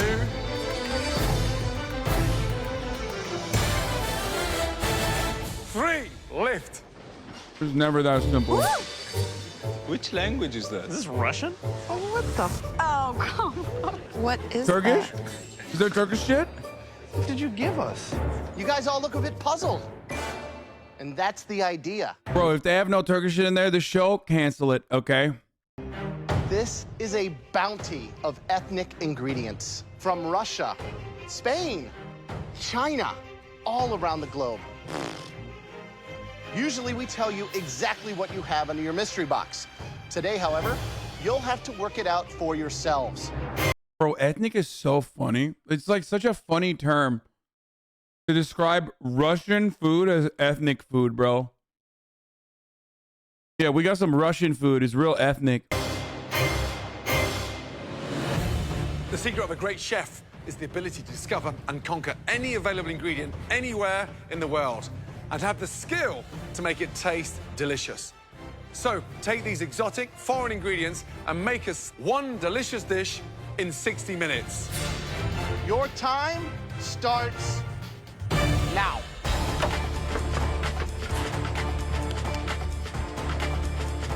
Creepy things go over here. My strategy is to open everything, try everything. I think I'm gonna use a lot of the elements here because I want to show off that I'm not scared of these unknown ingredients. Oh man, they're so bad. Oh. Nope, not happening. So, first one, elk. Kind of like venison, Northern European. Very lean. That's a godsend. Yeah. Some type of steak or something. I'm just trying to get an idea of what it is right now. You gotta pick your protein. I would also take a close look at this mohama, which is Spanish salt-cured tuna. Here we have Okinawa sweet potato. So obviously from Japan. It's a nice purple color inside. It's kind of like a yam. It's super starchy. Very starchy. These are the cod's liver. Very popular in Russian patties. Dude, what the fuck? Okay, they cooked them. I thought, at first I was like, they're gonna give him like normal shit. What the fuck is that? That is gross. That is the most disgusting thing I've ever seen in my life. Ugh. Oh, why is he touching it? Is this ground moss? The Chinese ground moss, yeah. So it needs to be reconstituted, rehydrated, and it comes out like a texture of a noodle. Right? Wow. What is this? This is Chinese pubic hair. Yo, that shit looks straight like a Halloween pubes. costume put in a bag. Put it on right now. Oh my God. That's hair. That's a legitimate bag of hair. Well, you'd have to be really hungry to eat this. What would you make, Graham? I see a piece of protein right there. I'm going right after that. I'm doing elk, like pan-seared, sliced thin, cube up, roast off some of the Okinawan sweet potato. Seems like the obvious easy route, though, right? Absolutely, but I think if I can perfect that, I'm home free. 25 minutes gone. You've got 35 minutes to go. I've been on such a big stage Hey, playing. what would you do, Joe? Ask Joe. What would Joe do, guys? Guys, what would Joe do in that, you think? Nothing, because he doesn't know how to fucking cook, okay? Remember that. In the NFL, I don't get nervous. When I'm cooking, I'm actually like calm and in my own zone. How you doing, boss? That's some good-looking meat on the grill. Do you know what it is? I have no idea, but I know it's gamey because it don't have a lot of fat in it. Oh, thank God, dude. Okay. For the past couple of episodes, unfortunately, Graham had decided to wear a bow tie, which hid the underlying, ultimate, incredible white undershirt. But finally, this episode, it makes a comeback. Now, the collars are still incredibly high. My man's neck protection is on lock, okay? If an arrow comes towards Graham from behind, he's not dying, okay? Especially if it hits the neck region. Straight up. Of course, that shirt itself is abysmal, catastrophic. Once again, homie is out here wearing another Ross Dress for Less bargain bin shirt and no vest on this day. No vest. Very interesting. So Okay. Did you taste it? I pounded it out to try to make it thin. That's a good idea. That's smart. Yeah, and I got a puree. I know it tastes kind of like sweet potato, so I put a little cinnamon in there, a little cream. Good luck. Good luck. Thank you. Right, Jordan, Hey, Chef. what are you making? I'm gonna do kind of a stacked salad because all these flavors, there's some great bitter notes, there's some great sweet notes. I'm gonna mix in baby eels, I'm assuming. So you're quite comfortable. Yeah, I'm feeling all right. You've got 20 minutes to go. Alrighty, Good luck. thanks, Chef. Jimmy, what are you making? I'm trying to do maybe like a surf and turf type thing. What is that? It's some type of steak. It tastes delicious. I cooked it real quick. What's in the pan? What do you got going on? This is like some type of clams. This is like little baby eels or something. Okay. And I'm just see if I can make like a salad with this, and I'm hoping that the flavors come together. Good luck. Right, Lynn. So what have you gone for? I'm gonna do kind of a taro root puree. A little sweet to a little bit of acidity for Yo, it's Lynn. Let's go. Finally, bro. He's alive. He's here. He's in the game. Last time the editors included him, he made like an incredible fucking dish and then never had him talk again. DLC character. Of my tartare. Tartare. Yes. So, how are you going to spice that tartare up? A little bit of lemon zest, some herbs, just kind of liven it up, make sure it's bright. So I think lemon zest is the best way to go. Good luck. Thank you, chef. So based on everything we've seen, who's your money on? Jordan. He's in his comfort zone, totally unfazed, can identify 95% of all those ingredients. Bimmy's been able to identify most of the resources and use that knowledge to construct a plate that I think will put him on top. I'm going straight for Eddie. I mean, he knows the meat, he's got it cooked. I think that that's going to be a yummy dish. A yummy dish. 10, 9, 8, 7, 6, 5, 4, 3, 2, 1, and stop. Hands in the air.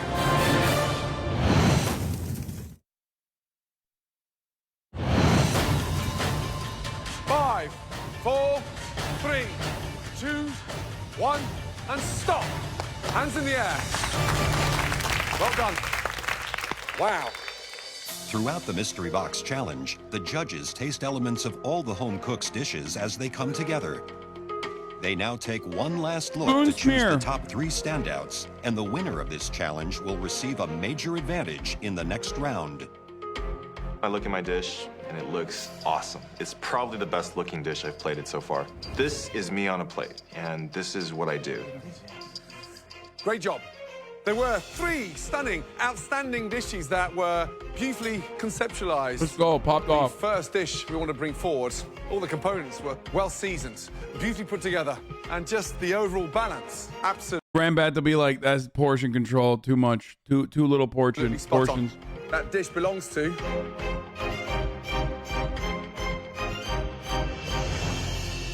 Eddie. Let's go. Finally, like, I'm in the top 3. I've been working hard, you know, and putting out good dishes. It's paid off, and, you know, I'm happy. Wow. That's a scapegoat. That's easy to do. Everybody can cook a piece of meat. First of all, what do you think your dish is? I'm not sure about the meat. I know it's very gamey. Well, let me tell you first what's on the plate, shall I? Please do. The puree is a purple Japanese sweet potato. And the protein? Elk flank. Okay. Now, how did you cook the elk? Just a quick sear on that flatnet, looking for medium. And the greens? I fried them in a little olive oil, lemon zest, salt and pepper. It's not going to be good. The elk, That's delicious. Really? The balance is correct. The sear and the elk, stunning. The puree is just smooth, delicate, and really well put together. Good job. Thank you. I got rolled so quick.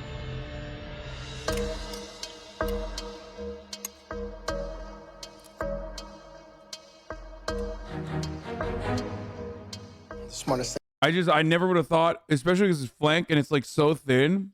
I did not think that like just straight searing it would be a delicious, yummy experience. thing in that was that lemon. I mean, to cut through, there's cinnamon, there's some acidity, so it's not just heavy puree. Exactly. It lightens it up.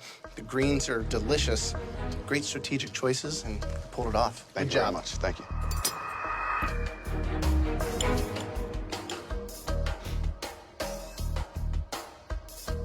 This dish may look simple, but it's actually very complex. Good job. Thank you very much. The second dish that we would like to examine further, it was extremely creative. Lynn. And beautifully presented. Lynn. Step forward. Jordan. All right. Beautiful. So, you tell me what the dish is.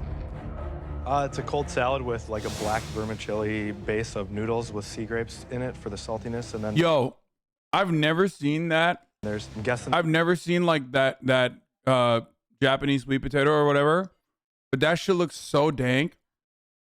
Like that's a color you never really see in your food, and it looks awesome, dude. So vibrant. I don't know if it tastes good too, but like it just, I don't know. It just makes it look way, way more fancy. And maybe like a tuna jerky, some greens of sort, maybe a bok choy cousin or something. How about on top here? Crisped up some worms of sort. So they're baby eels. Oh, all right. What do you think this was, the bottom? Some sort of black vermicelli noodles. Actually, a Chinese black moss.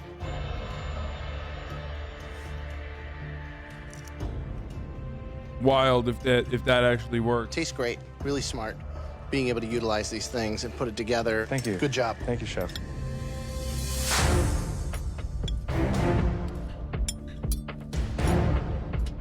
It's smart. You've got the balance right, the seasoning. And then these chips, you know, to put that into a crisp and get it that tasty with that saltiness, you brought that in. Welcome to the top 3. Great job. Thank you, chef. Thank you. Thank you. Good job. Really good job. The third and final dish that we want to taste. Please step forward. Lynn. Beamy. No! Lynn, Rob! Lynn, whilst you visually put things beautifully on the plate, you need to season them. It's a beautiful plating. From a guy like you to get that kind of finesse, really impressive. What does that mean, Joe? Joe! Just once, dude.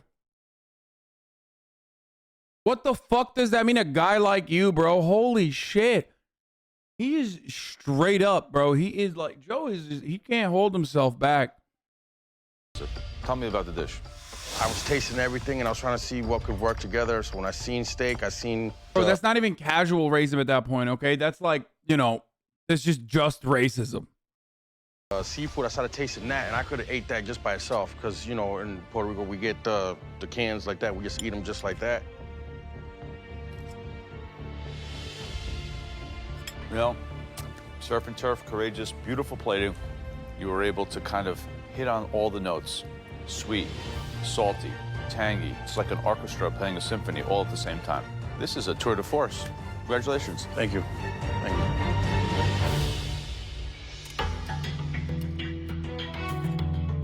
What kind of white guy taught you all that? Come on. Delicious. Seasoned beautifully. The balance is incredible.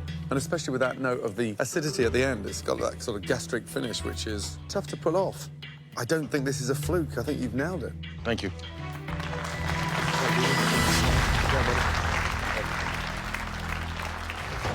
Gentlemen, 3 stunning dishes. There can only be one winner. The person that cooked the best dish tonight will gain a huge advantage. Unlike any other advantage we've given out in the history of this competition. Congratulations.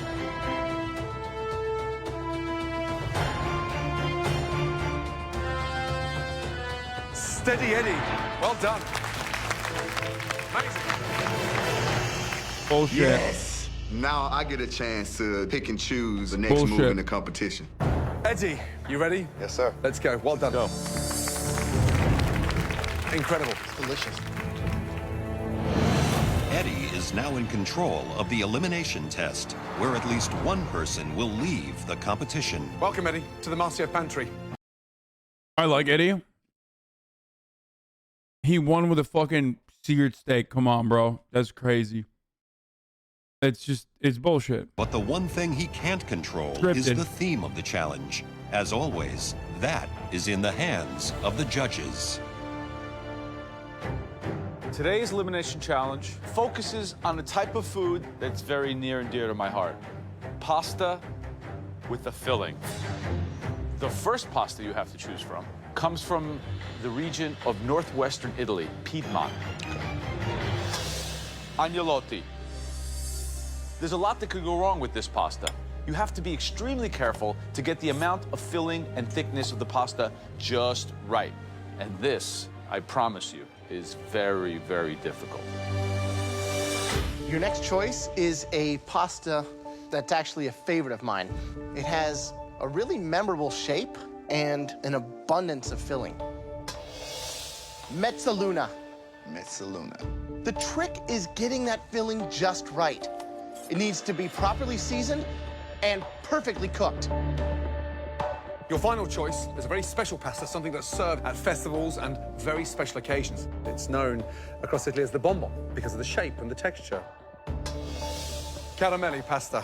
Look at them. They're filled with mozzarella and served in a delicious tomato sauce. Wow, look at that. Oh. Seeing as you won the Mystery Box Challenge, your first advantage is that you will not have to cook in today's elimination challenge. Bro, if Luca does not win this challenge, he should just quit the game. So, Eddie. Luca's about to pull a Frank from last season and unlock epigenetic memories, okay? He's gonna, like, his ancestors are gonna fucking beam the information to his brain. Which stuffed pasta will everybody out there have to make? I want to go with the most difficult dish. Smart. So I choose.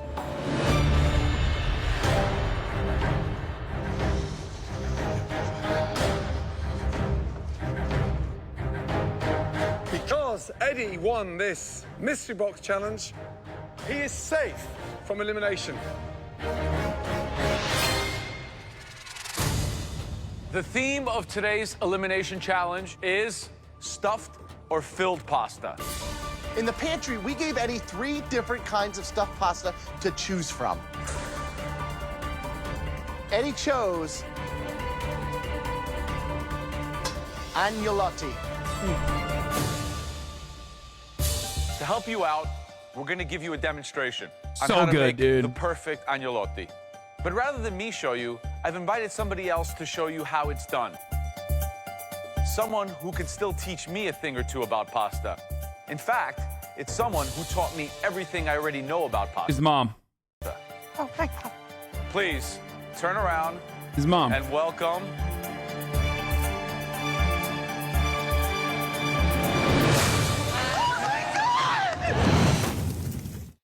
It's got to be his mom, right? It has to be. I mean, who else could it be? Now, if you're wondering who it is, well, let me tell you, you're not going to find out until the 60-second ad break is over because I'm about to run it. Now, if you want to know immediately, then all you're going to need to do is subscribe because it's top of the hour, baby, and it's a 60-second ad break that's coming right now. For $5 or for free, you can subscribe with a Twitch Prime. Here's the 1-minute ad break now, baby.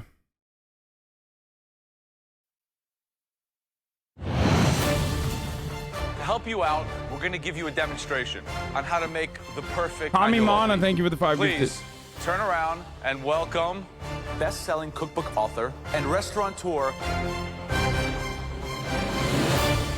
Mama. Called it.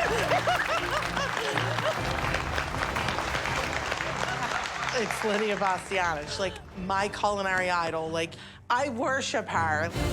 I've been wanting to learn how to make agnolotti for years now, and to be taught by her, that's going to be awesome. You look amazing. Thank you, thank you, thank you. Fuck yeah, Lynn. I have 3 sons here today. We're so excited to have you. Everybody, this is Lydia Bastianich, one of the world's foremost experts on Italian food. Please, Thank you. put these on. All right, take a look. Ah, very nice. Ah. There's just one more very tiny twist. Eddie, you now have a 3rd advantage. You will now get to decide which 2 of your fellow competitors will not get to witness Lydia's demonstration. No way. I'll kill you where you stand, Eddie. I immediately started thinking strategy, try to think of everybody's weaknesses and their strengths. And I know that it has to be someone that is great competition and someone that I know would definitely struggle if they don't witness this. First person. I don't think they have a lot of pasta experience, but they are an extremely good cook. So first person I would have to pick would be James. James. You son of a bitch, Eddie. He views me as a serious threat, and he should. I'm not mad at him. He's playing the game, and he's playing the game smart. Wow. Well, my second... Wait, what did she say? What did she say? What did she say? Oh. Oh, no. What did she say? You will now get to decide which 2 of your fellow competitors will not get to witness Lydia's demonstration. No today. I'll kill you where you stand, Eddie.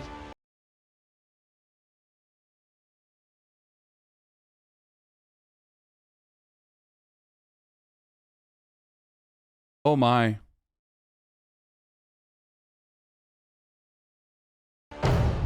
I immediately started thinking strategy, try to think of everybody's weaknesses and their strengths. And I know that it has to be someone that is great competition and someone that I know would definitely struggle if they don't witness this. First person.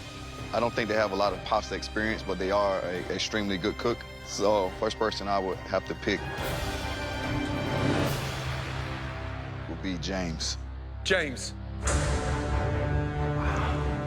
Mango. Son of a bitch, Eddie. Bro, I would have picked Luca and Chrissy so quick. Views me as a serious threat, and he should. I'm not mad at him. He's playing the game, and he's playing the game smart. Wow. For my second choice, being around this person, I noticed that they ask a lot of questions and they learn a lot of things by asking a lot of questions. So I'm gonna have to say Lynn. Lynn. Oh. I am so screwed at this point. I've never made agnolotti, so if I don't get to learn now, it's not gonna happen. James and Lynn. Bro, that's bananas. What the fuck's this guy doing?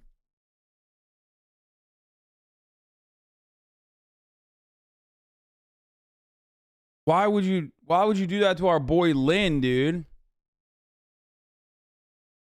Why? How do you not go with Chrissy?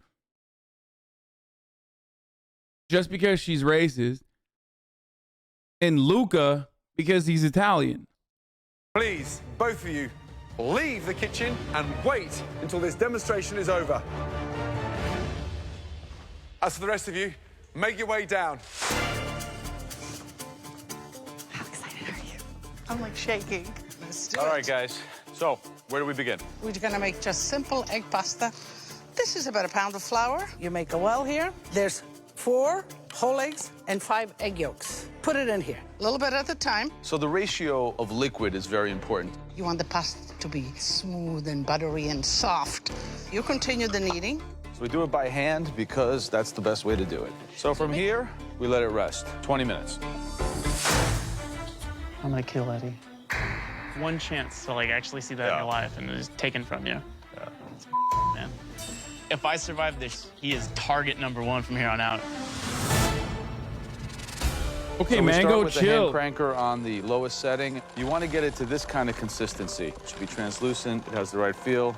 The agnolotti filling is a very simple filling of leftovers. Beef, salami, roasted chicken, veal, any kind of meat you have leftovers. You're making the filling, the texture is important. You can do a hand meat grinder. You don't want to put it in the food processor because you don't want it to be pate or pasty. You begin one way, then you go the other way. So back and forth. And then right into the boiling water. Always put a lid on the pasta because it gets your boiling point right back up. We're making a grana sauce. We put it in here. You get a little bit of butter. Ready? Can you grate a little cheese here? Well, put that down. the sauce first. No, I'm going to put the sauce.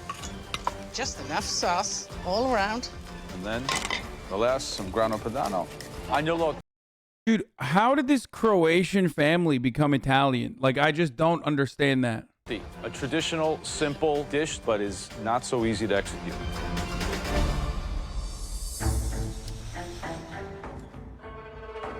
Okay, James, Lynn, please, back to your stations. Thank you. You have 60 minutes to make us some delicious agnolotti that will make my mother proud. Your 60 minutes starts now. All right. Me and Lynn are both in that same boat as we're gonna make agnolotti, and we have no idea what it looks like traditionally. I want to put myself in this dish. I didn't grow up in Italy. Like, I grew up in San Diego, where we eat enchiladas and California burritos. I want to use what she taught us at the demo. I don't want to copy it, so I'm thinking of the ingredients that I use at home. Bell peppers and jalapenos, and I want to put my own twist on the pasta dish that Joe's mom showed us how to make today. Let's go, guys. They were Italians in Croatia when it was still Italian, and then Lydia's parents assimilated but moved to Italy afterwards? Huh. Istria. What's the biggest mistake they can make at the beginning of this? And challenge? Beginning with the Dalmatia. pasta is not working it enough. And then the rolling part. The rolling part is very touchy. If it's very fine, then it breaks. Yeah. If it's too thick, then it gets too chewy. The success of this dish is a balance between the texture of the pasta, the amount of the fillings, and then the amount of the sauce. XQC is having the same internet problems as you, and he's moving out of Cali because of it, and he's moving back to Canada. Yeah, famously, an area known not for having internet issues is Canada. On top.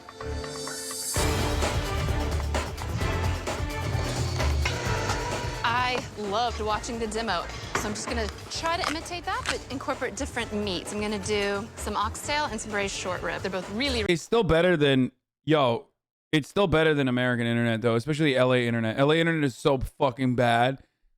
Like, it's just terrible. There's a gigantic fucking monopoly. At least in Canada, there's like certain areas. I mean, just like in America, there's certain areas where you can get good bandwidth.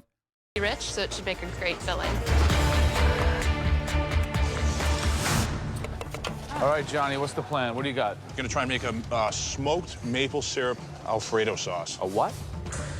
Putting maple syrup in Italian food is like sacrilegious. You use a lot of maple syrup in Italian cuisine? It doesn't exist in Italian cuisine. In New England, it's actually very popular. Maple Alfredo is very popular where I'm from. Oh my God, this guy's, okay, he's asking for it, okay? Homie is straight up asking to get fucking clapped. Okay? Straight up. He's asking to get fucking clapped. No shot does, I feel like Mama Bastianich even got fucking aggro on this one. You know? All right, good luck. Thank you.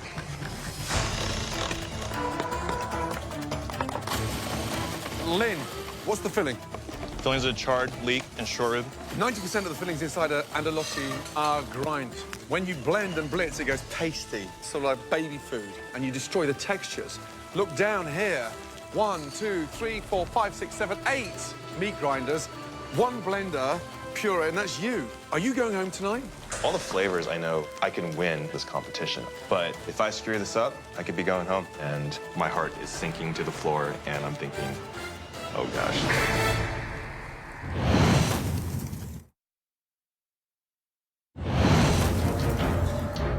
Lynn, are you going home tonight? No, I'm not.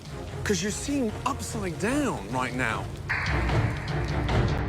It looks like Lynn is struggling pretty bad. To be able to knock him out right now would be a big advantage for me. So I'm pretty happy right now with my decision.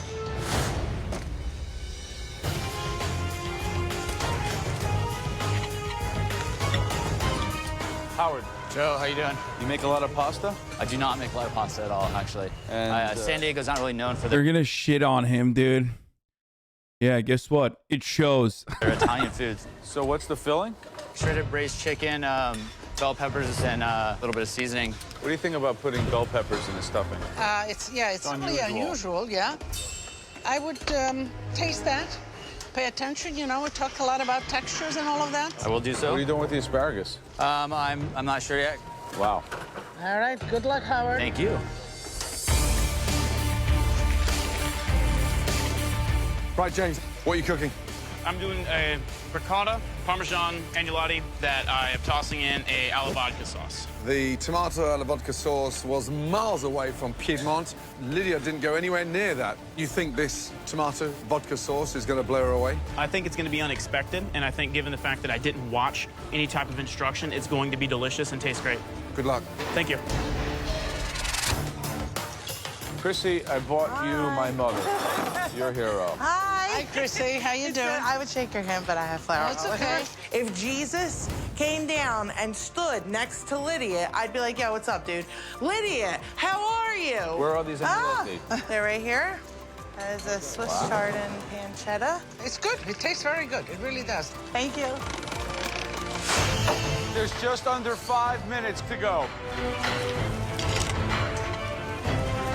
Your pasta should be hitting the water very soon if it's not in already.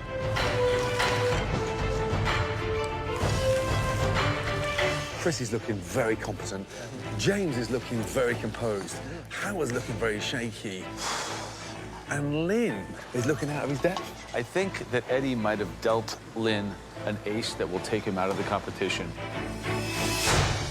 My water's not boiling. Why hasn't Beth got a lid on top of her pasta to bring the water up to boil? If she's not boiling water at this point, she's dead. It's just not boiling. Beth. How do you fuck up boiling water? Like, there's literally a just... I don't understand.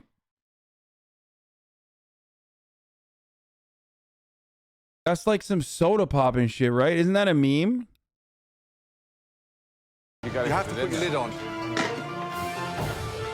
All the pasta should be in the middle of a furious boil right now. Have you seen Lois take on streamers watching MasterChef? No, but I suspect it's incredible jealousy because he can't do it. And that's all I'm going to say on this behavior. That's a Hafu meme? Oh, that was not... Oh, damn, that was fucked up. Fucked up of me to assume soda doesn't know how to boil water. Ready to come out. Boil. Beth, you got to put it in or else you're not going to have anything in the plate. 90 seconds to go. I realized that pasta can't cook in the time I have left. So I just throw 3 agnolotti in the pan, get some butter going, a little pasta water, because you know it'll continue cooking. Go, guys. Oh, Keep the no. sauce. Keep everything hot.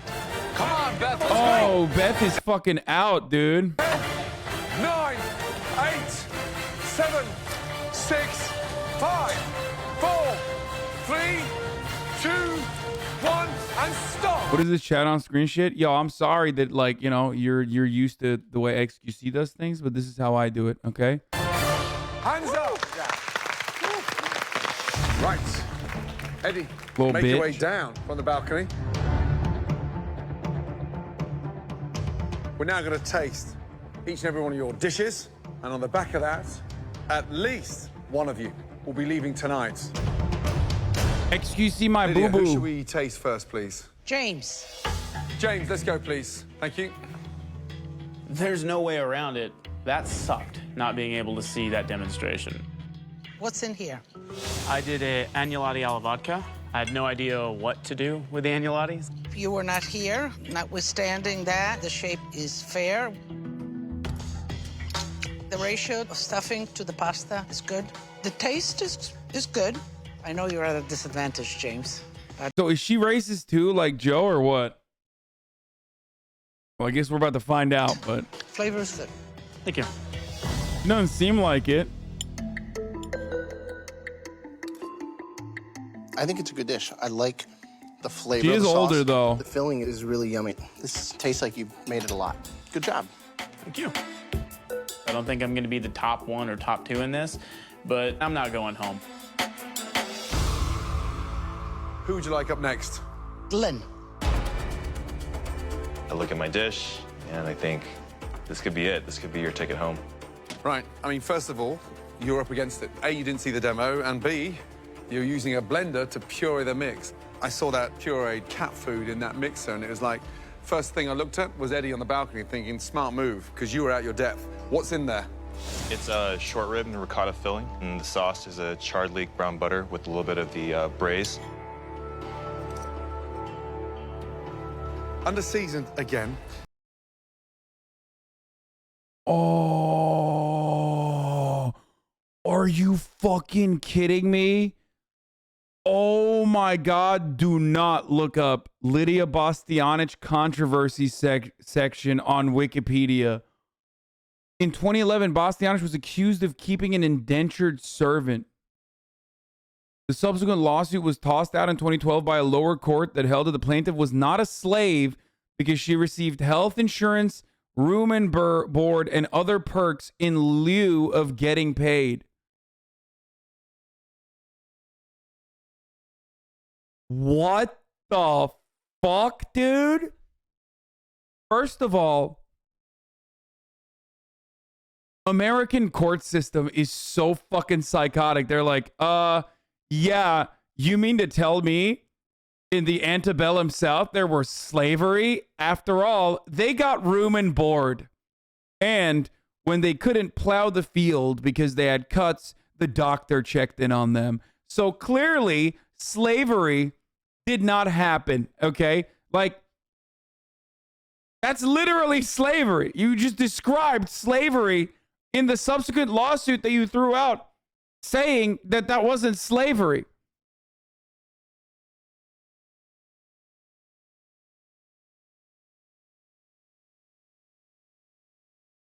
What the fuck? She enslaved an Italian.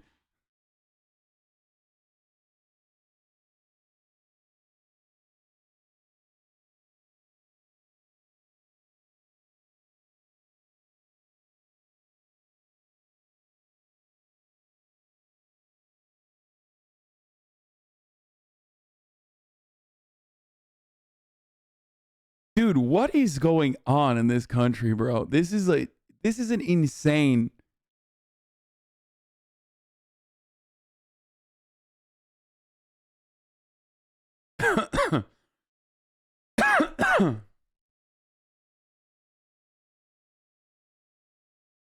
Also, if you're a chef, how are you going to enslave a chef?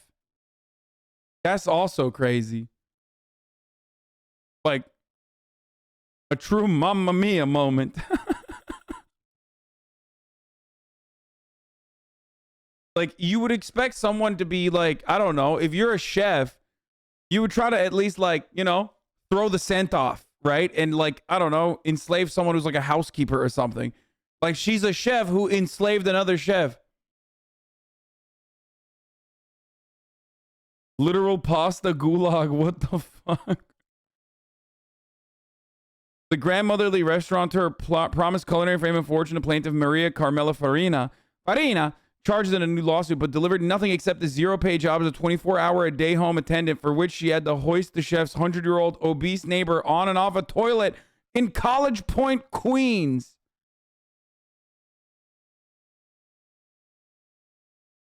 The complaint alleges that in 2006, when plaintiff arrived in the United States, she was immediately placed in the home of an elderly woman, Luigia Crespi, who in 2006 was 99 years old. Instead of working as a chef, plaintiff was told she was to serve as a personal assistant to the elderly Mrs. Crespi, which involved cleaning Crespi's home, cooking her meals, gardening, shopping, and bathing her.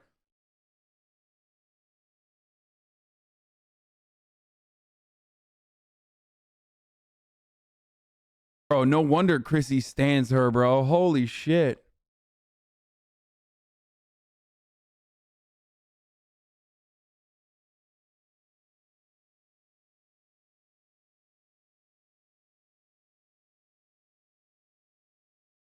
I'm beginning to understand why Joe Bastianich is the way that he is. All things considered,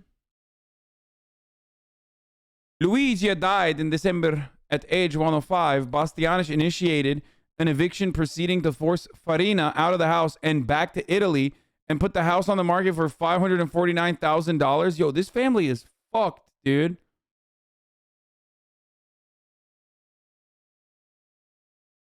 But yeah, the only thing more fucked than this family is the fact that the family also got away with it in the American court system by straight up describing exactly what slavery is and then claiming it's not slavery. Okay? They were like, "Oh, you were, you know, you were working in a country that you're, you know, a foreigner to. And you were promised payment, but never got it. But, you know, at least they gave you fucking exposure and also healthcare. So technically not slavery. Got it. Okay, cool. And you've got a sort of awkward thickness to this pasta. You didn't see the demonstration, but it's laid out, one sheet, brought up and nipped together. You folded it and lifted it up because I've got a double layer of pasta, which makes it so inconsistent. I think Eddie played to his strengths in this one. He did.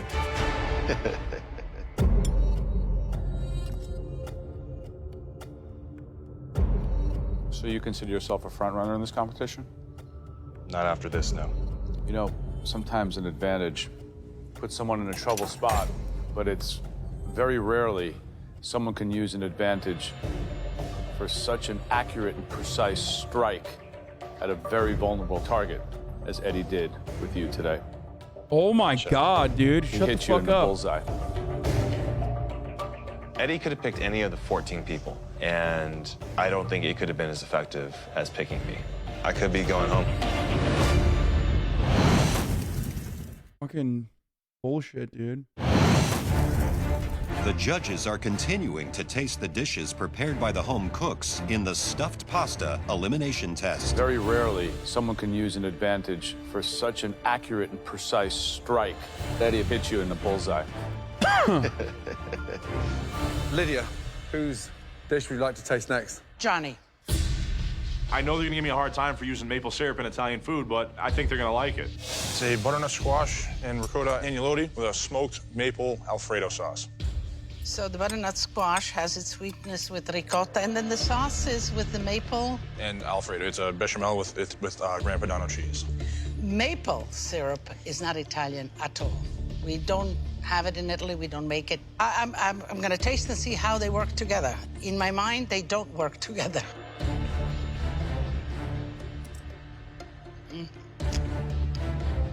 It's more of a dessert. You know, maybe if you put some cinnamon on top of it and some granulated sugar, you can take it for dessert. As pasta, it just doesn't work. There's no harmony there. That was a lot nicer than what I thought she was gonna say. But if you expected a fucking famous Italian chef to eat maple syrup as she's there to, like, you know, represent her background, represent like herself as an Italian chef, if you expected her to fucking eat that and be like, "Oh, this is delicious," you're wilding out. Jesse. I'm so sick of Jessie. Southern Belle, do no wrong, Little Miss Manners. I'm not impressed by her cooking. So the filling, what's inside there? Oxtail and short rib with just a little bit of the chicken filling. Here's the thing. I mean, the pasta's beautiful. The filling is seasoned stunningly. And I think there's a target on your back because everyone thinks you're in this competition because you look good. You're in this competition right now because you cook good. Never forget that. And again...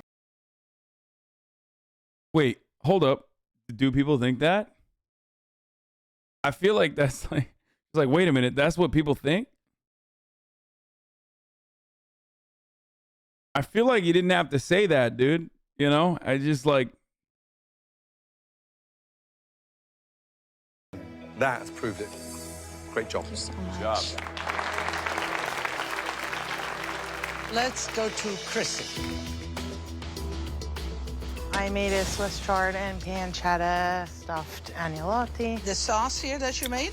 Just simple butter sauce, and I put a little veal reduction over it. I wanted to keep it simple because I went a little non-traditional with the filling. Good. Thank you. The ratio of filling to the dough is good. You get a nice mouthful of dough and just enough filling to kind of support it. And the simple sauce goes well with it. I've been watching you long enough. I should know. Have you? Yeah. All right, good. Well, continued success. Thank you. This is like the ultimate validation for me.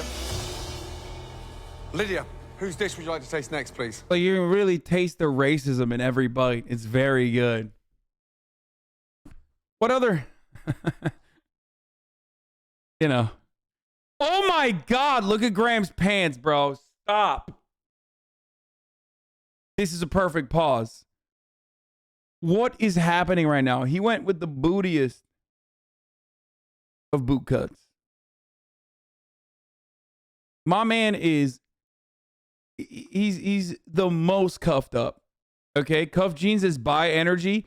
Actually, I know we've talked about this before. It's bi behavior to cuff your jeans, except for this instance where I feel like he cuffs them in a way where it is not bisexual behavior. Okay.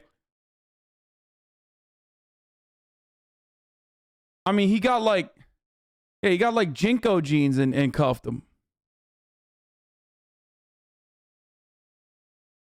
It's a little homophobic. The way he cuffed his jeans, yes, I agree.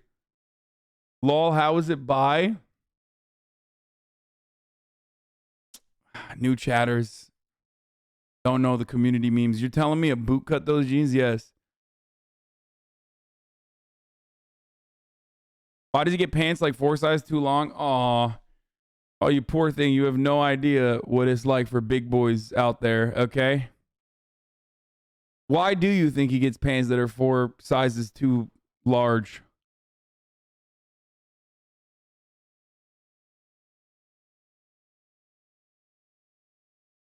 Beth.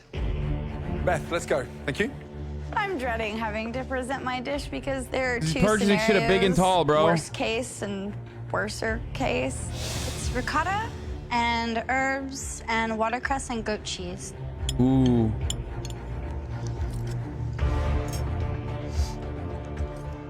I like the idea of the herb filling, and then, of course, the actual pasta being undercooked.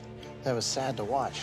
I would hate to see you go home on this. I would hate to go home because I can't boil water. Right, but I mean, it could happen. I know. I wouldn't I feel like that's kind of, you know, you should be disqualified if you can't boil water. be surprised at all if it did. Howard? All right. Walking up, I'm not 100% confident in the dish that I'm bringing up. The plating isn't that great, but hopefully the flavors come together. So what is exactly this stuff? Bell pepper, jalapeno, braised chicken, and then it's spiced with a little cumin. Yeah, cumin is a spice that is not used a lot in pasta making or stuffing. Yo, that is... Yeah, what I got here is a mouthful of peppers. Okay. It's not harmonious with a pasta dish like... I love cumin. What the fuck is that doing? Okay, this kind of pasta is supposed to be ethereal. Is that a good word to use here? It's supposed to be kind of almost light, I would say. Cumin, on the other hand, is a very heavy spice, okay? Best used on Mediterranean, Middle Eastern dishes. Best used on meat, of course. Where I feel as though it's supposed to be creamy, yet still somewhat light, like a beautiful summer afternoon, okay? That's what it's supposed to feel like when you eat something like this, a delicacy like this. Cumin, on the other hand, disruptive, aggressive, okay? Overpowering. Certainly is not something you would use in any capacity when you are making something, when you're making a delicate dish like this. The gourmand, the gourmand does not approve. Like this. Classics work and they're appreciated time after time. Otherwise, they wouldn't be called classics. Kimyon. Get a good connection to the basics. Don't just fly off on a wing, okay? I don't understand. She's been nice to you, but the whole thing with you is you have this very cavalier attitude. You don't know what you're cooking, what dish you're making with 10 minutes left. Then you I mean, he's been dog shit consistently, dude. Up here and get misty-eyed with us like, oh, poor me again, I got screwed up, and I'm getting tired of it. Because if you were smart, you would duplicate a plate. The fact that you're not even thinking of playing this game properly is really annoying. I mean, I'm gonna taste this. You want 15 of the same dishes up here? Listen. Oh, look at that. Look at that, bro. Unlocked. Oh my God, dude. Look at his eyes, bro. On fire, okay? You're gonna fucking disrespect me in front of my mother? He's about to say he's about to have an 821 moment, dude. Oh no. Anti-imperialist Joe. Putting your spin on everything you make because you want to show us how cutesy and intelligent and crafty you are? Well, that's going to get you a one-way ticket back to wherever you came from. And then you could show your friends and the 6 people who told you were good how cute and smart you are when you're home cooking at dinner parties, while the rest of this group goes on and competes to become the next master chef. So, I want pasta cooked properly because you know what? The only thing worse than a cook who can't boil is a narcissist in full denial. Thank you for nothing. He didn't go back. Oh, no, he did. This is a competition about flair, about finesse, about creativity, not about copying someone else's so you can win $250,000. Dog, you do not have the skill sets, okay? Homie, you do not have the skill. You have none of that. This is a real Tolly moment, bro. Also, I've never seen an actual Vegeta hairline until this moment. This is quite literally the most anime ass hairline I've ever seen, bro. That's a straight V, dude. Look at that. That's Vegeta as fuck, dude. I love saying Vegeta. You will never stop me. Wait, how do you say it? I'm not a weeb. I wouldn't know.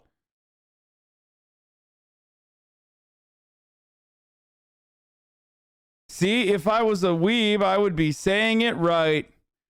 There you go. Proof I'm not a weeb. Let's continue.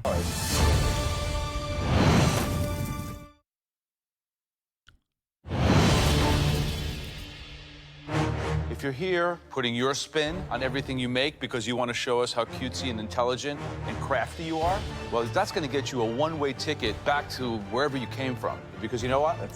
The only thing worse than a cook who can't boil is a narcissist in full denial. Thank you for nothing.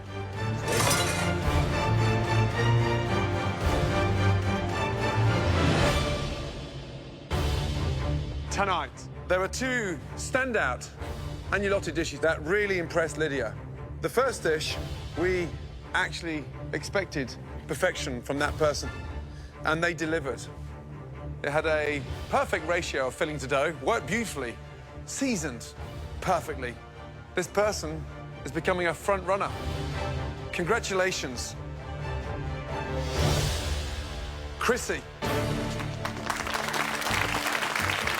Well done. Thank you. Aside from the birth of my child, this may be the happiest day of my life. But the best dish of the night had incredibly delicious filling. The balance of textures worked perfectly. It was almost as good as her dish. And that dish belongs to... When they said season 4 was spicy, I'm gonna be honest, we weren't ready. Season 4 is goating, not gonna lie.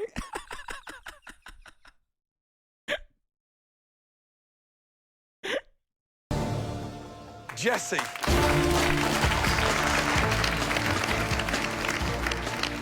Chrissy and I don't Jesse, know why, I you are just find now that so team funny. captains in the up-and-coming It's true, challenge. though. I've been team captain twice. I've never been defeated as a team captain. This is awesome. What a great advantage. I'm a force to be reckoned with. So now the bad news. Usually, we only bring 3 people down. Today, there are 4 people that really disappointed me and my fellow judges. Please come down. Johnny. Lynn. Howard. And Beth.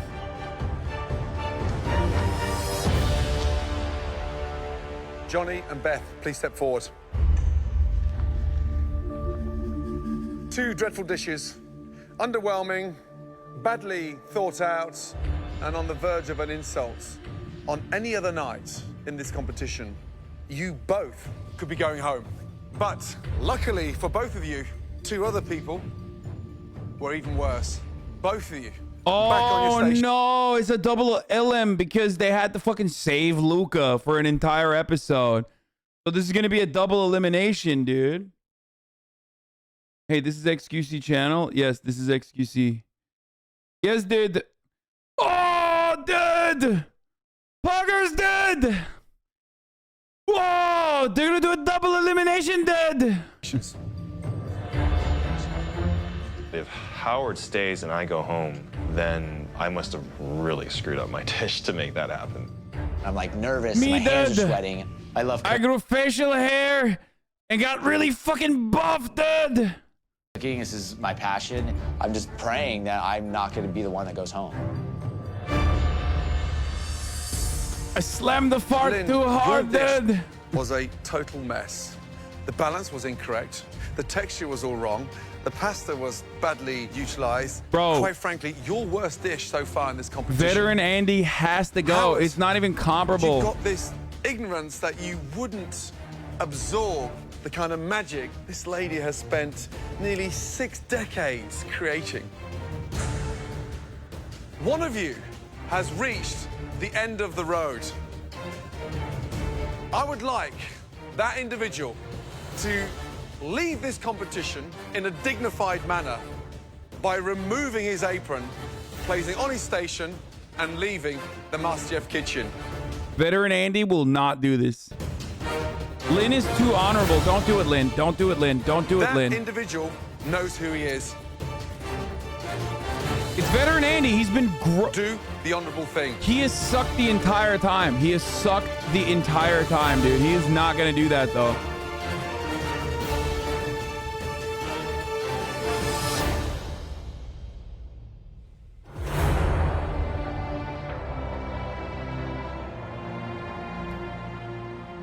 Lynn's one of the top guys here. Damn, bro. Bastiani's about to be like, wow, Howard, you folded harder than the American military in Afghanistan. He's a better cook than I am, and he shows it with his plates. I got here, and I got an apron, and I got to compete. Thousands and thousands of people did it. I did as best as I could. The actual cupcake is definitely the hero, a bit like you tonight. Good job. Thank you. And I feel amazing about it. Thank you, Howard. Thank you. My dreams about being in the culinary world are even more alive than they were before I got here. I'm leaving a better. Let's be real, bro. He did not deserve to be there. Adriana, I still remember. I love you. What? Oh my God. Howard Lore, after MasterChef, Howard managed to becoming a chef at Hillstone Restaurants and R&D Kitchen Newport. Dude, that is literally my favorite restaurant. It used to be my favorite restaurant in Los Angeles. Are you fucking joking? Holy fuck. He worked in restaurant management until 2019 when he opened his car detailing business. No way. Guys, R&D Kitchen is incredible. Hillstone is like, oh my God, he learned how to whip it up, dude. Oh Lord. Oh Lordy.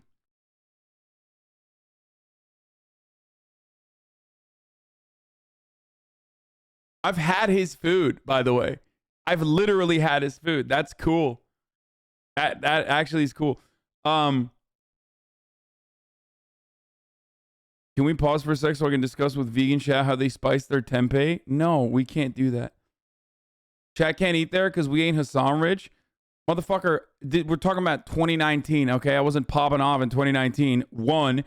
2, it's not like super high class. It's like a, how do I describe it? It's like Father's Office. It's actually across from Father's Office in Santa Monica, but it's like in Los Angeles, you have places that are like mid to upper fancy. They're like, they make food that you eat with your hands, and they make like very limited menus.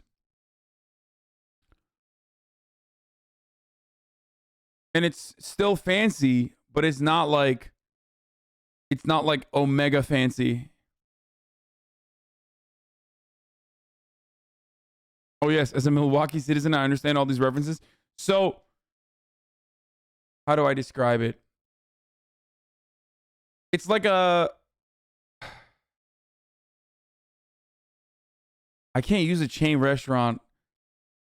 It's like the difference between fucking Five Guys and McDonald's, right? That's the jump off. It's not like, and by the way, it's not like Five Guys at all. I'm just saying that like it is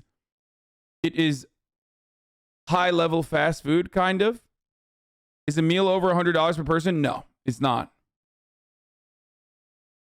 Let's look at the prices. R&D Kitchen, yeah, $18 cheeseburger. It's like gourmet, but it's not like insane. There it is. This is the shit, dude. Where is it? Wait, what the fuck? Where is this, dude? Ding's crispy chicken sandwich. Oh my fucking Lord, dude. Oh my Lord. It's pricey, but it's not. Chat is pretending they've never been to a nice restaurant just to take shots at you, weirdos. Yeah, I know. It is above average, like I said.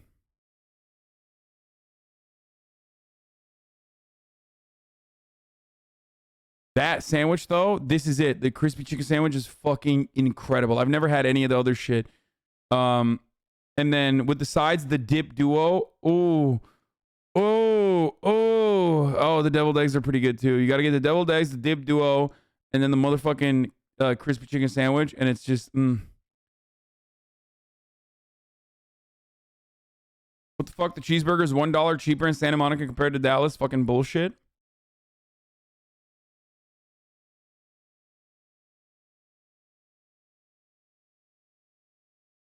Some people do be on ramen for life, but still a $20 burger can be worth it. I don't know. I have cognitive dissonance brain worms.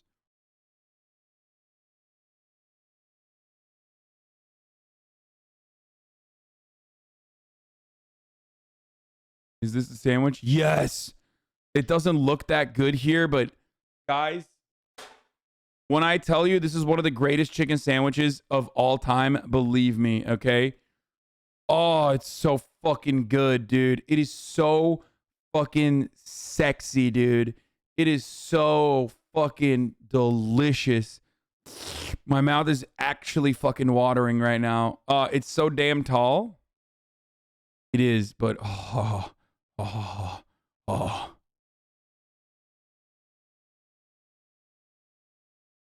The coleslaw that they make is bitter, but it works perfectly in unison with the Swiss cheese. I think they use Swiss cheese, and the mayo neutralizes that bitterness, and the chicken is fried in the, oh my lord, the chicken is fried in the best way possible. So good.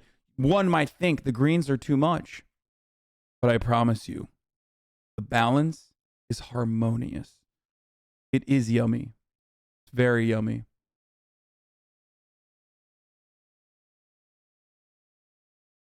Also, very interesting that they don't actually put the cheese directly on top of the chicken. I don't know why they made that decision, but I still think it's a great one. You sound like a food column. I love food, dude. There's nothing I can explain to you other than that. Howard is now Let's Go Brandon. Anti-Biden everything. Anti-Biden social club. Let's go, Brandon. Oh, he's in Tennessee, brother. That's right. Real America. I love this place. And now it's going to be fucking packed. Thanks, Hasan.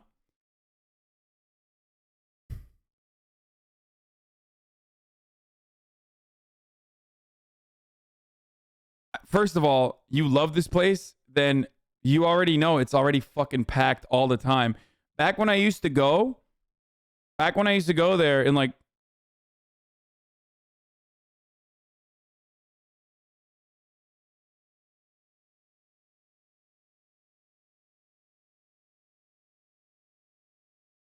it was always slammed. Technically, we are anti-Biden here too.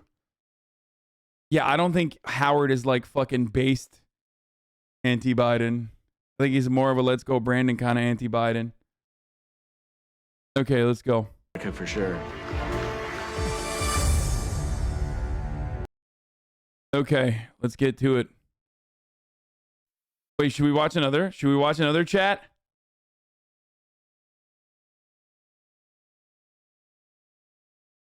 Huh? No? No? Yes? All right, let's watch another. I saw the mod check, chatters. I saw. Okay, skipping the fucking spoilerinos. No heckin' spoilerinos here. Oh, wow. Wow. Our remaining 14 home cooks are at the world-famous Paramount Studios in Hollywood, California for an exciting behind-the-scenes team challenge. This is so cool. Some of my favorite movies was filmed like right here, you know, like Forrest Gump, The Godfather. So I'm like a little kid right now. I think we're gonna do pretty good today. This is Hollywood, baby. What the hell are we doing here? We walk into a hallway, and I look around, and it clicks instantly. I'm like, holy, we are on the set of Glee. Welcome to one of the most famous sound stages anywhere in the world. And if you haven't guessed it already, we are standing in the choir room of Glee. Glee. That's right. Bree, you look like you just stepped off the set for Glee. you watch the show? I do. How cool is this? It's insane. Today, you will be serving lunch to over 100 members of the cast and crew of Glee. Wow. Chrissy and Jesse, you two had the best dishes in the previous challenge. So you are team captains today for this incredible challenge. Come over and pick up your aprons, please. My passion from food is definitely from my parents and how I was raised. They're both foodies who love to travel. My dad was a pro athlete, so I'm very competitive. Chrissy, your first time as team captain? You've been on the losing team how many times? Both times. Both times. What the fuck did her dad do?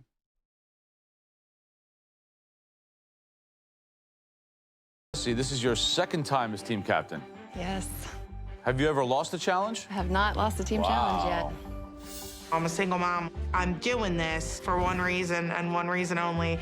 Racism. To restore the glory of the white race, obviously.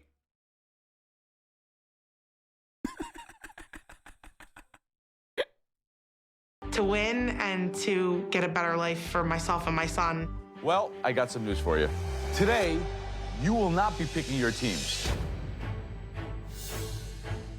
We decided to bring in somebody to pick them for you. Oh, lovely. Please, welcome.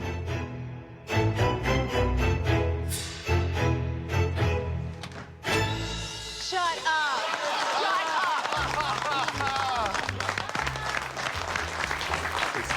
Good to see you.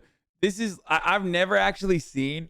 I've actually never seen this show, so I don't know. Is this like a cool character? I don't know. Hello, everybody. Jane Lynch walks in the room. I was like, All of you, welcome the amazing Jane Lynch.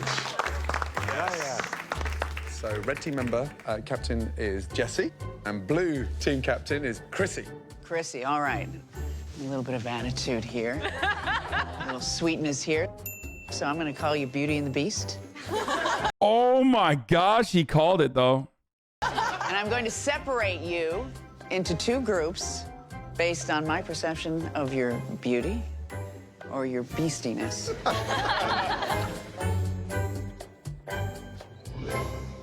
All right, there's my first beast. Get over there. All right. And there's my beauty with the gorgeous glasses. Thank you. Get yourself a red apron. She sends Bree over at first, and Bree was on my team Damn, it's kind of fucked up, dude. You're like, y'all ugly as hell, bro. the first time I won, so I'm okay with that. That's a beastie sweater. Get yourself a blue apron, beastie. Well, that's sweet. Look at her with her cute little face. Get yourself a red. Hey, beast. Get yourself a blue. I don't want Beamy on my team because he's a complete idiot. I just feel like he's gonna tank my team, man. Under that composure right there, there's a beast. No. I've worked with Lynn every team challenge. We're undefeated. Lynn goes now to the opponent team, and I'm screwed. Funky hair, you think that I'm gonna make you a beast? You're wrong. I see your inner beauty. Thank you, thank you. Black guy, beauty. There we go. Smiley guy over there, I see your inner beast. Get yourself a blue. I don't know what to make of you, so you're gonna just be beauty. Oh, you're a motorcycle mama, aren't you? No. Well, you are to me, so get yourself a blue apron. There we go. All right, so you're into your groups. Are you happy with your groups? What was that? Bro! She said black guy. Why did they keep that in, dude? Yo, 2012 was just a different time. First of all, people don't know this, but racism was invented in 2013. So that's why they didn't know this was unacceptable. Or is this 2013 or 2014? Racism was invented a year after this.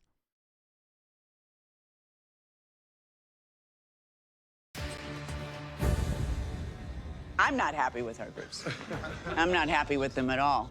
Jane takes a step back and looks at the teams, and she's not happy. Yes, because neither am I. What do you think it is? Well, Beastie in the blue sweater isn't working for me. She's really a beauty. I need for you to go over to the beauty side and change with this girl right here who's pretending to be a beauty. Beth, swap with Natasha, please. There you go. Thank you. I think there is a beast among you, beauties, and I think it's the guy with the funky hair. Johnny. Johnny, Okay. switch with the really sweet Asian. Yes. Well done, Jane Lynch. 2 thumbs up on that one. That helped a lot. Something just snapped into place like a chiropractic adjustment. Yo, what is happening on this show, bro? This is... What the fuck is going on right now?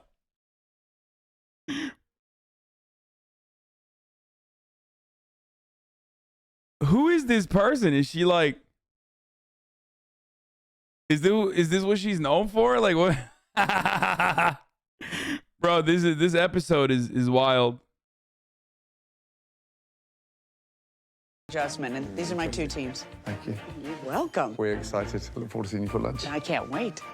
Okay, I'm gonna go get a pedicure. You won't take it. Thank you so much. Bye-bye now. Right, red team, blue team, are you ready? Yes, chef. Let's go.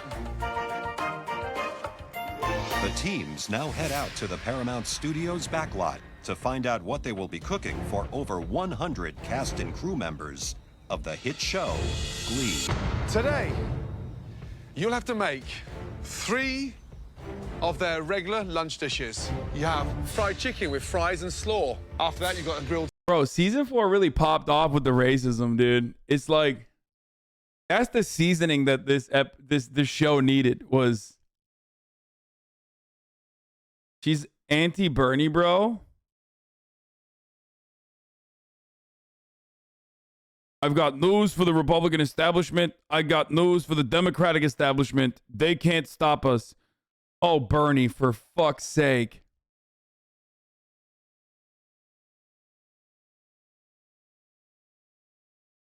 Okay, Jane Lynch.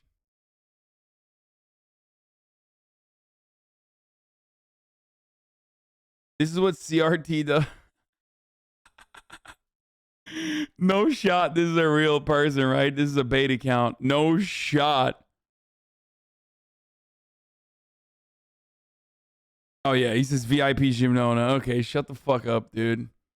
Dumbass. Salmon Good one. with asparagus and scalloped potatoes. And then vegan lasagna and salad. When the cast or crew members decide what they're eating, they'll have to take one of the same dish from each team. After that, they will be voting on their favorite. The team with the most votes will win this challenge and be safe from elimination. So, 90 minutes to prepare and 1 hour to serve. Ready? Yes, chef. Your 90 minutes starts now. All right, guys, team up. It's a huge menu that we have to produce in a short amount of time. These are picky eaters. They're the Hollywood types. It has to be restaurant quality. Beth, Eddie, fried chicken. Are you guys cool with the salmon? Yeah, and then we'll do the asparagus, scalloped potatoes. What kind of lasagna are you guys thinking? Well, my idea is to grill the vegetables. What is this? Hello, everyone. Billionaires in wine caves have as much right to say who gets to be president as waitresses and diners and plumbers in my bathroom. Class warfare is ugly. Thanks for listening to everyone. Wait, I think she meant that in a positive way. I know that we think like it comes across as pro-billionaire, but I think she meant like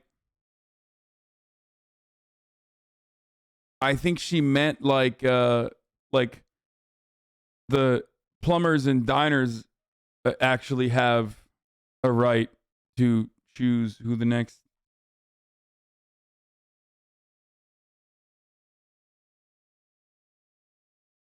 Actually, I don't know.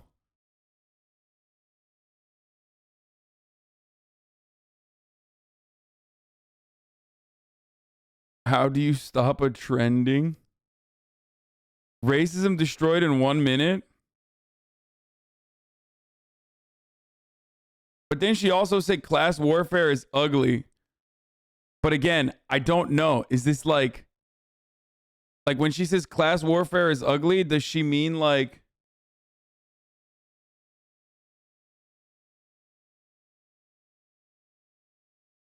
Like when she says class warfare is ugly, does she mean like the class warfare that the billionaires engage in on a daily basis against the working class? Or does she mean like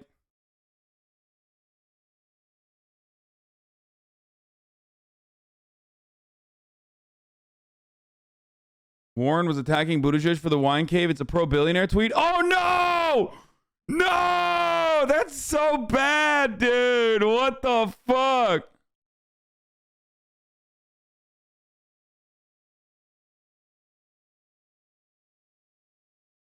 Said class warfare is so divisive. How do you fucking describe a lack of public institutions that actually offer social welfare in this country if nothing but systemic violence that poor people are subjected to on a regular basis? That's fucking class warfare. Yikes, dude. Oh no. Yeah, that is gross neoliberal bullshit. Oh, ew. Being pro-billionaire is so gross. Straight up, dude. Straight the fuck up. I was trying to read that in the most like it is so beyond my comprehension that I thought I wasn't even being charitable. I just literally don't understand what unironically what like would compel someone to fucking come out of the gate swinging for billionaires, dude. As if every facet of society has not been perfectly aligned in their interest, perfectly tailored to defend them, that you also had to go out of your fucking way and tweet those words. That's crazy.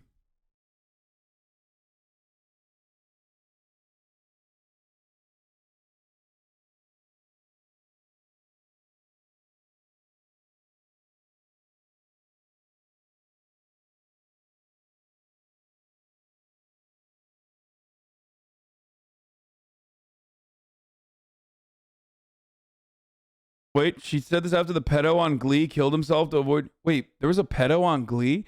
Dude, I don't want to know about this Glee shit, okay? Can we just move on? It's just so weird. I don't want to... I was so happy not knowing about Jane Lynch and who she is, and like that there are people, there are like actual human beings on this planet that are like, you know, defending billionaires and stuff. Wait, what is this? Anti-slur commercial? It's not acceptable to call me a nigger. It's not acceptable to call me a spick. To call me a chink. To call me a fag. It's not acceptable to call me a kike. And it's not acceptable to call me a retard or call yourself or your friends retarded when they do something foolish. The R word is the same as every minority slur. Treat it that way and don't use it.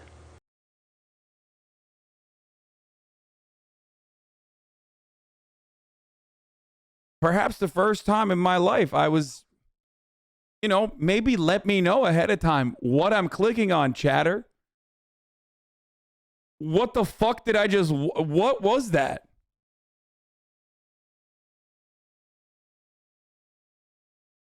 That was... Or that was like...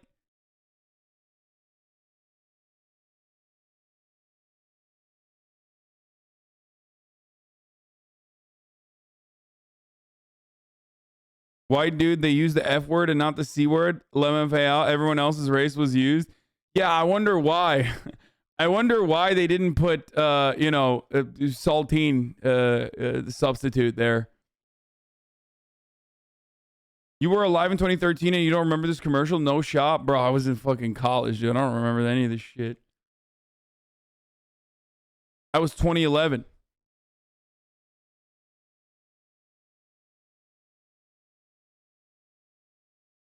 Yeah. Every slur would be treated like a racial slur except C word, the ultimate slur. That's why they didn't put it in the fucking video. Because it's too powerful of a slur.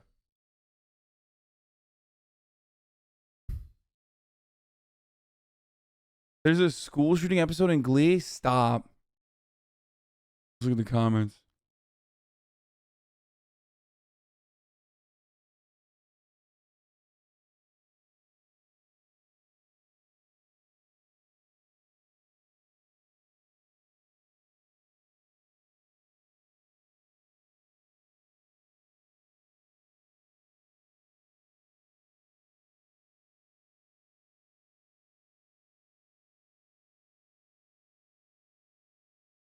Okay. So someone in the chat said, Hasan, here, take this. And then Asterix hands anti-stunlock antidote. I took the anti-stunlock antidote chatter. Let's get back to MasterChef. Zucchini and eggplant, okay? And then we put the pesto on top so it gives the flavor. While the red team has decided on a pesto sauce for their vegan lasagna, the blue team has other ideas. Okay, do we want to... The girl with Down syndrome caused the shooting too? Wait, what is going... Stop your words that you are saying in the chat. Everybody stop typing right now. You just made that up, right? There is no percent chance that that is real. Are you fucking kidding me, dude? Yo!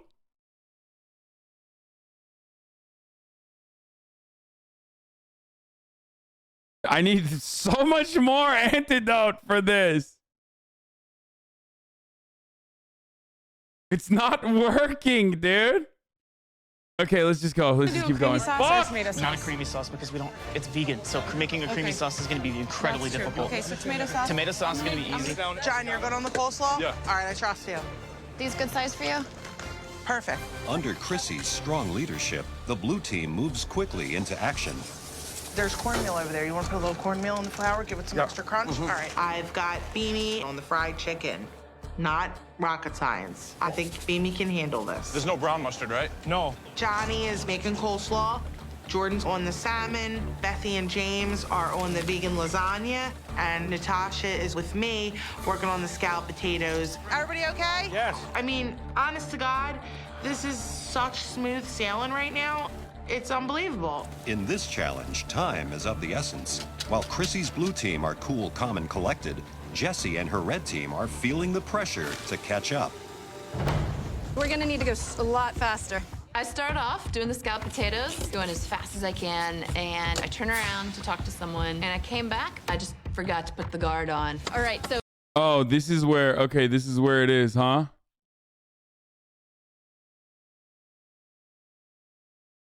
Should I hide it? Should I hide screen? How bad is it? You're gonna have to do eggplant too, okay? Damn it, medic! And I just put my hand right through the mandolin. Medic! Wait, it's not that bad. There's no blood yet. Medic, please. Is that bad? Yeah, probably. Hold on, let me see. Show me. Ay.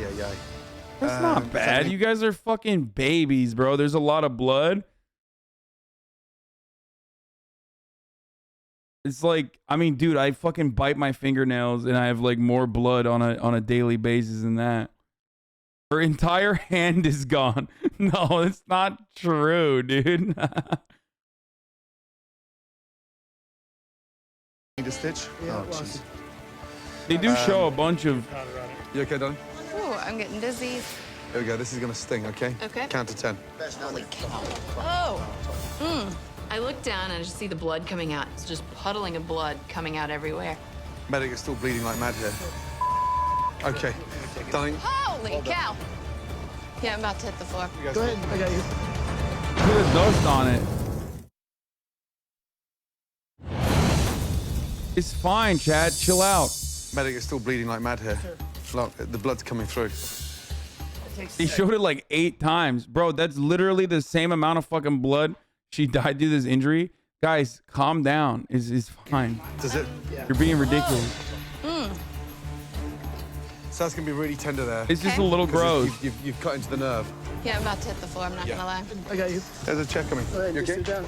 Sit all the way down to your butt. It's just 15 minutes into the MasterChef Team Challenge, and Red Team Captain Jessie is being treated for a severe cut to her finger. I can't handle blood, and I can feel myself blacking out. Lord, she's dead. Medic, that's how deep it went down. The whole nail's off. It's not just the skin, okay? So that's an insight to how deep it is, okay? And as soon as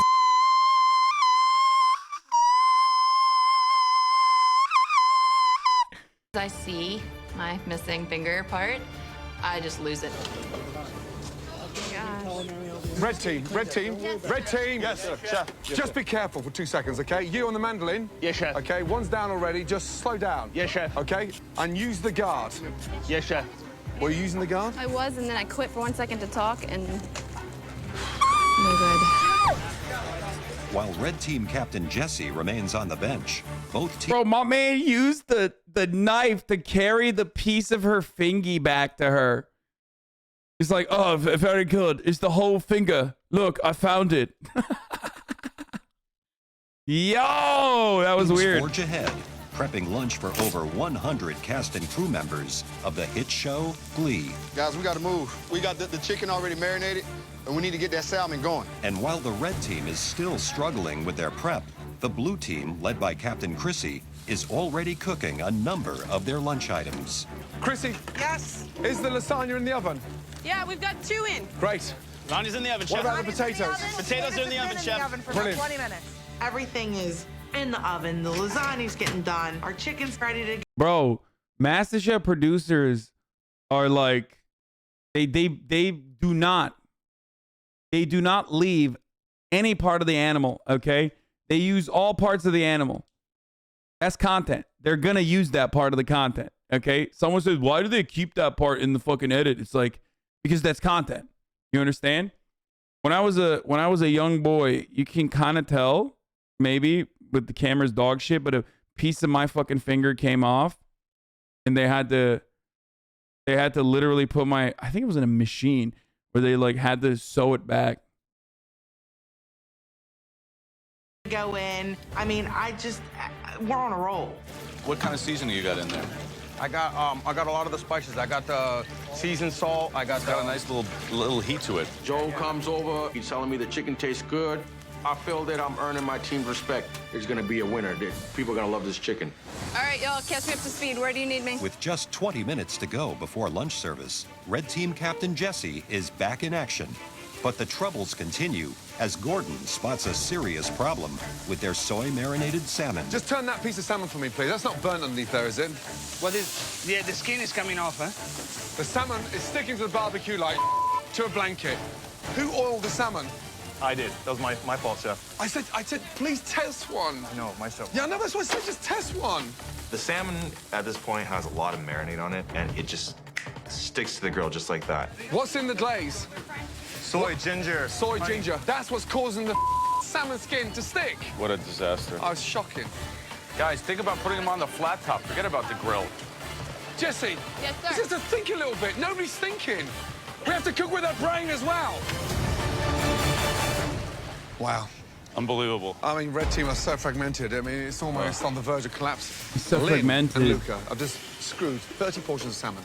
Yeah, I mean, just a complete disaster. The blue team, they're doing a aged basmati reduced dressing for the salmon. Oh, nice. So, yeah. Chicken's already... She's losing blood and she's losing the fucking competition, bro. That's crazy. But the real losers are going to be those who are forced to watch an ad break at the top of the hour every hour. But if you want to not do that, if you don't want to lose 60 seconds off of the stream and you want an ad-free broadcasting experience, then all you need to do is subscribe, baby. You can do that for $5. You can do that for free. You can do that by getting a gifted sub if you're lucky. Okay? There's some other methods too, but here's the 1 minute ad break now. Okay? Yeah, Twitch Prime is free though. Where is Corinna? I don't know. I think she just gifted like 100 subs and then left, dude. That's a flex. Ads every 15 minutes? That's not true. I only run ads at the top of the fucking hour, bitch, for 60 seconds.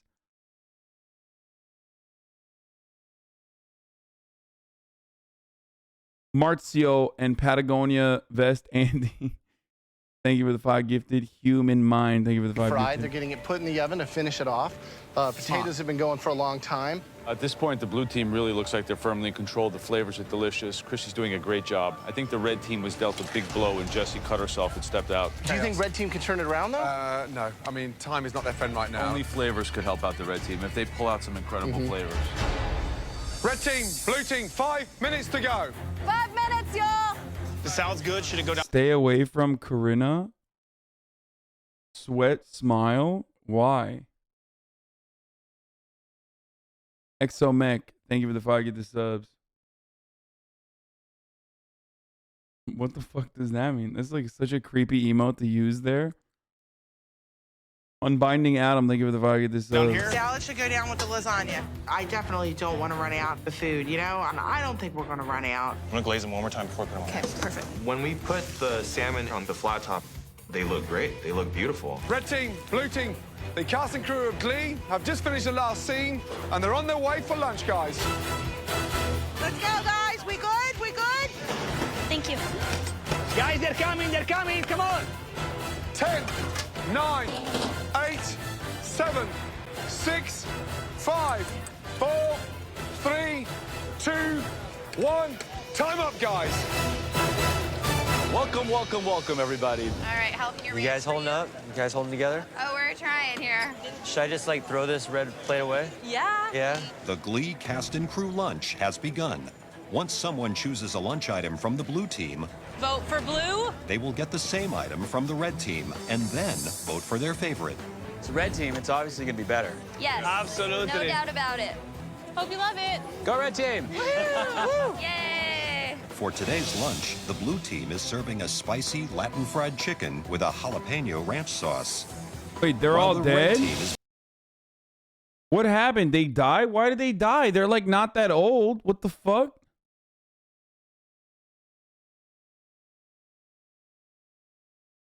Dude, I checked Corinna's IG story, and the first thing I saw she shared was a TikTok in the Daily Wire. Yeah, I just saw that too. Someone said, don't check Corinna's IG story, Sag, and I did. And I just saw that.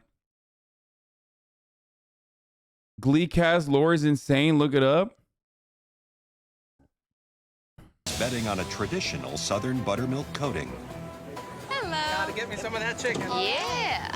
For the salmon entree, blue team is serving a balsamic marinated salmon, while the red team has an Asian soy glaze. Which salmon's better? Taste-wise, the red. Blue salmon, to me, it feels like they just dumped a bunch of vinegar on it. Ouch. And for the vegan lasagna, the blue team's version has a spicy tomato sauce, while the red team's has a pesto sauce. I really like that. Pesto lasagna? What the? I can fix her. I'm the only vegetarian in the competition, so thank you for trying that. Thank you. Eddie, I need chicken. Urgently, chicken, let's go. Speed up a little bit, change gear, out of neutral. As the red and blue teams rush to get food served to the cast and crew of Glee, neither had anticipated the number of orders for one of the three. One drowned, one overdosed, the other killed themselves because they're pedo. Dude, I do not know anything about this show. And the more you tell me, the more I'm like, I'm so glad I don't know anything about this show. What the fuck's going on? Entrees. I see a lot of fried chicken out there. I hope you don't run out. Do we have any drumsticks ready? Can we persuade anyone to come over here and try our salmon? It's really great. No way, I'm from Alabama. I want my fried chicken. We are currently waiting on chicken to be cooked.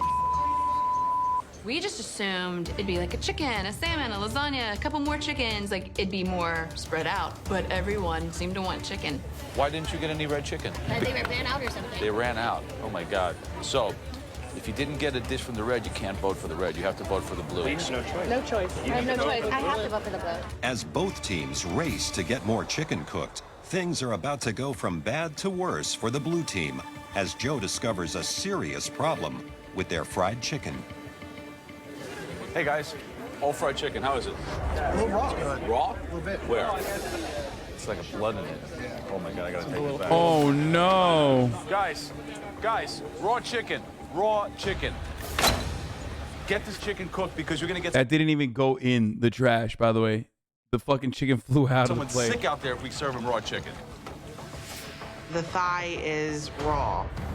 Bottom line, you can't serve raw chicken. It's deadly. Is that raw as well? Yeah. Oh, guys, we need to keep that in longer. Beanie, you gotta keep them fried a little deeper. I tell you, I need more time on the chicken. What the is going on here? Like, what are you doing up there, Beanie? Now I start panicking. Beamy, you've got to stay in control of that. Otherwise, I swear there's got to be an outbreak of salmonella, and we are...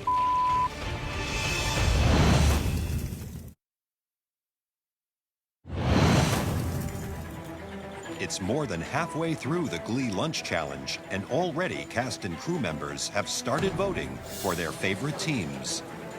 Perfection. I only got chicken from the blue team, and I'm very sad about it. While both teams ran out of chicken, red team is now back in the game with a fresh batch. Take that, Luca. There you go. There you go. Chicken hot! But the blue team is still sidetracked always arrive. since the judges discovered they were serving raw chicken. Hi, guys. What's the problem? I need this higher. There's no thermometer here to find out if I'm going higher or lower. This is one of the reasons why I did not want Beamy on my team. Because Beamy has no idea what he's doing. The blue team is still waiting for their chicken to cook through when Glee cast member Jane Lynch arrives, and she wants fried chicken. Hey. Hi. Unfortunately, we got the chicken coming, Uh-oh. so we're working on it. The most embarrassing thing you can possibly do is run out of food, especially when you're dealing with celebrities. This is ridiculous. Do we have any chicken done? Please, guys, please. Is that chicken done? Boom, take it. Hurry. All right, we're gonna get you a nice piece hot chicken here, okay? All right, let's get you a good. Any thighs in there? There's a lot right under this fried chicken. The Miss fried chicken plates are definitely gonna come back to bite us in the ass. I just hope it's not too bad. There you go. Thanks so much, ladies. Enjoy. Hi. Don't forget the beauties. How are you? Great. How are you? Good. Well, did you have fun? Yes. Did you work well as a team? Yeah, of course. Good. I'm glad. Thank you. Because they're miserable over there. Thank you, guys. Have a great lunch. Thank you. Lunch hour for the cast and crew of Glee is coming to a close, and the last diners are finishing up their meals. Chicken's fantastic. The red team killed it. Killed it. Yeah, in a good way. Wow. All right, guys, let's get a table vote. As opposed to a bad way. Blue. Red. I don't know what they did with their fried chicken, but I'm confident in what I got here, and I know that what I got is gonna be good enough to beat whatever they did over there. I'm gonna give the blue team some love. I'm changing my vote. Yeah?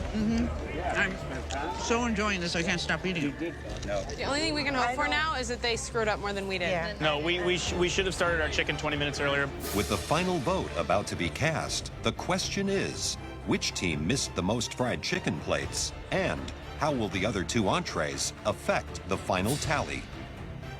All right, blue. Red!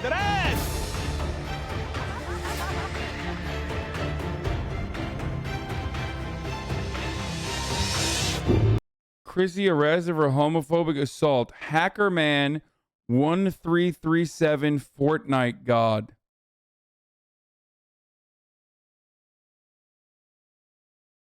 There is very little chance I'm clicking on this link or copy pasting it. Just by your name alone, okay?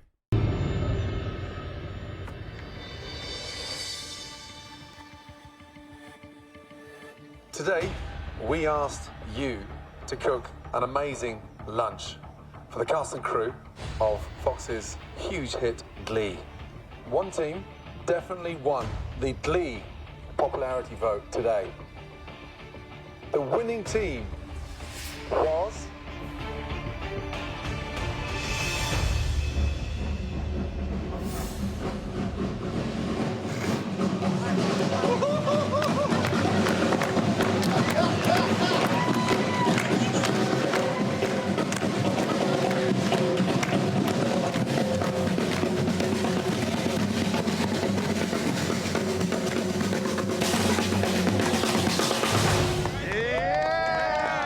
Okay, the winning team was...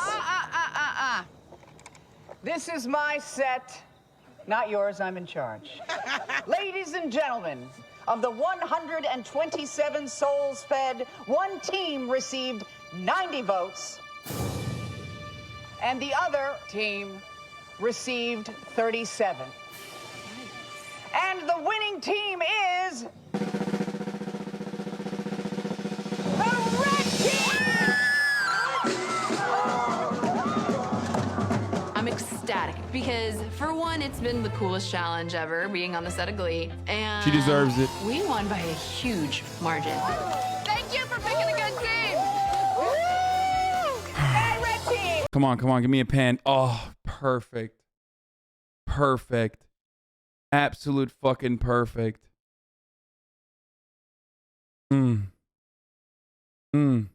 Lost a finger, but gained a victory over Chrissy. Oh, that's so good. Oh, that's so good. How the is that even possible? Oh my God. Oh, I'm beaming. Blue team, yes, you know what's next. You will now face the dreaded pressure test. I'm baffled, not because we lose, because we lose by that much. Congratulations! I'm just sick of being in pressure tests. It's literally a Rick. Bro, it's straight up a Rick roll. Do juicers even know Rick rolling? I feel like Rick rolling predates juicers. Like, I really am. I'm sick of people like Jesse just floating by, never having to be in a pressure test. Let's not lose our cool though. We lost, and you know what I mean. It is what it is, man. I'm pissed off. I think I let my team down by not producing more chicken, but really there was only so much I could do. You know, only so much.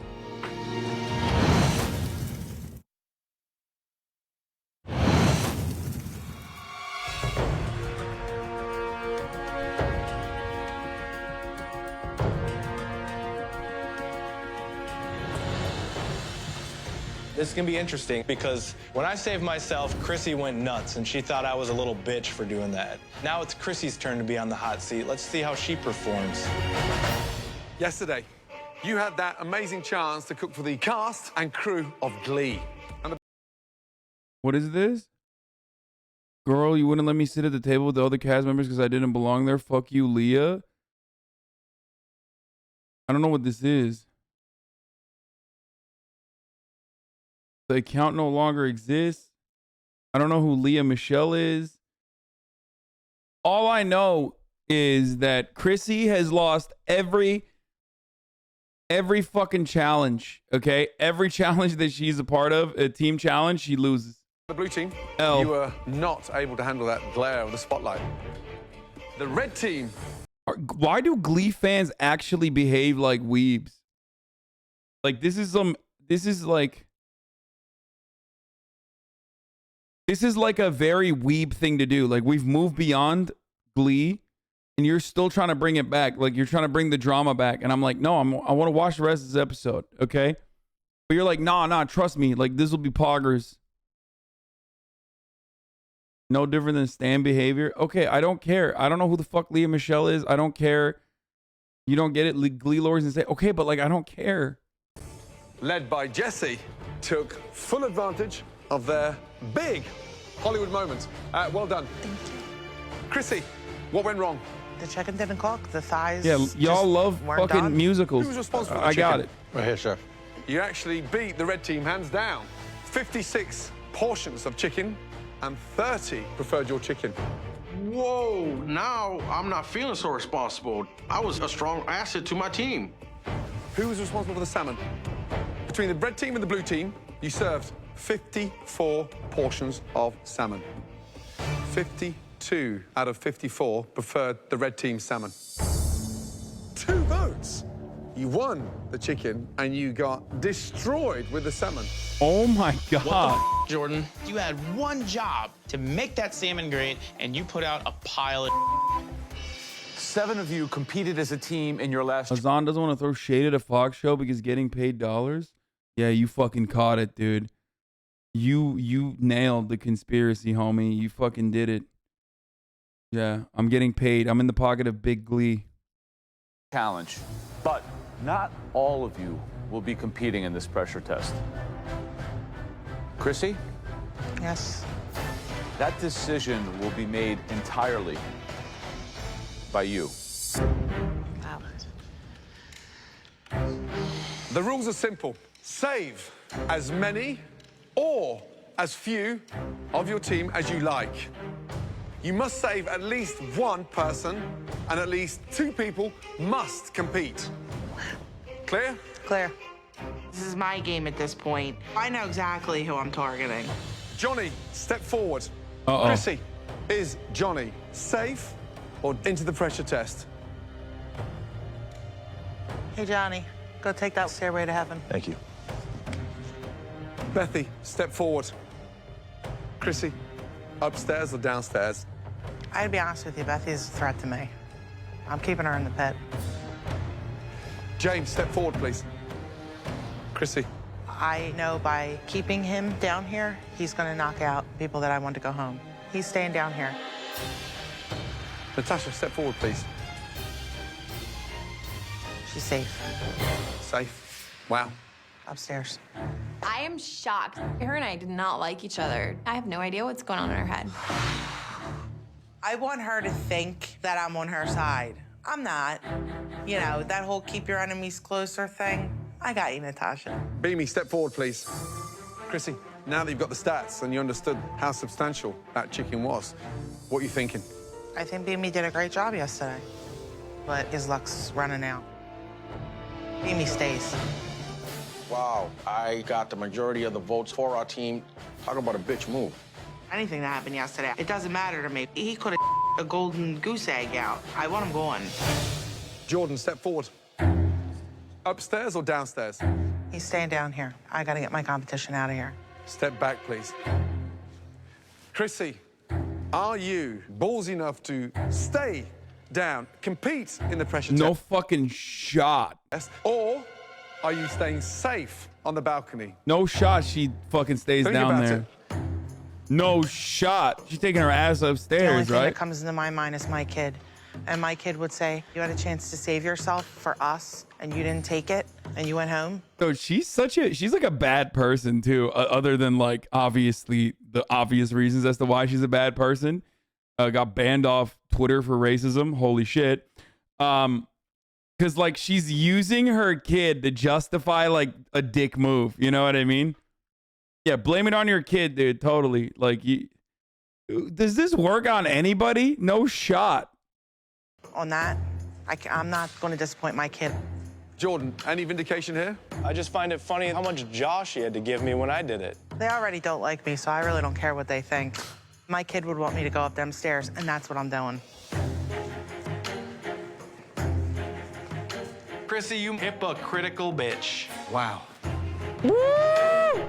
He said the B word, bro. What? Oh, right. You're the only person who has someone at home that they love that they're doing this for. Got it. You would do this if you had a kid? Dog, even if I didn't have a kid, I would do this, but then I would be fucking honest and I'd be like, fuck yeah, I'm going up there. I don't give a shit. Team Are you captain, ready to get bitch. cooking for your lives?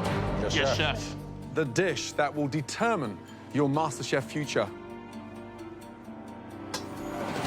Lemon meringue pie. No one would reproduce with you except for your mom, who already did reproduce with me. I'm the father, and you're fucking grounded. Oh. Woo! I've never made lemon meringue pie before. I don't even eat lemon meringue pie. I suck at making lemon meringue pies. The secret is in that base, that nice, firm salt crust pastry. Then you've got that delicious, acidic lemon curd, and then that baked meringue. And the secret of that meringue is to make sure it doesn't weep. Get it wrong by a gram of sugar, that can go absolutely pear-shaped. But there's one tiny twist. No lemons. A no lemon meringue pie. That's right. You'll have to make a citrus meringue pie with any citrus fruit other than lemons. Good luck with that. I've never felt this nervous in this competition. I'm my pants right now. It's time to head to your stations, please. Let's go. You have 90 minutes to bake us one stunning lemon meringue pie without the lemon. In front of you, you all have the same exact ingredients. You will also have access to a limited pantry where you will find a variety of citrus fruits. Your 90 minutes starts now.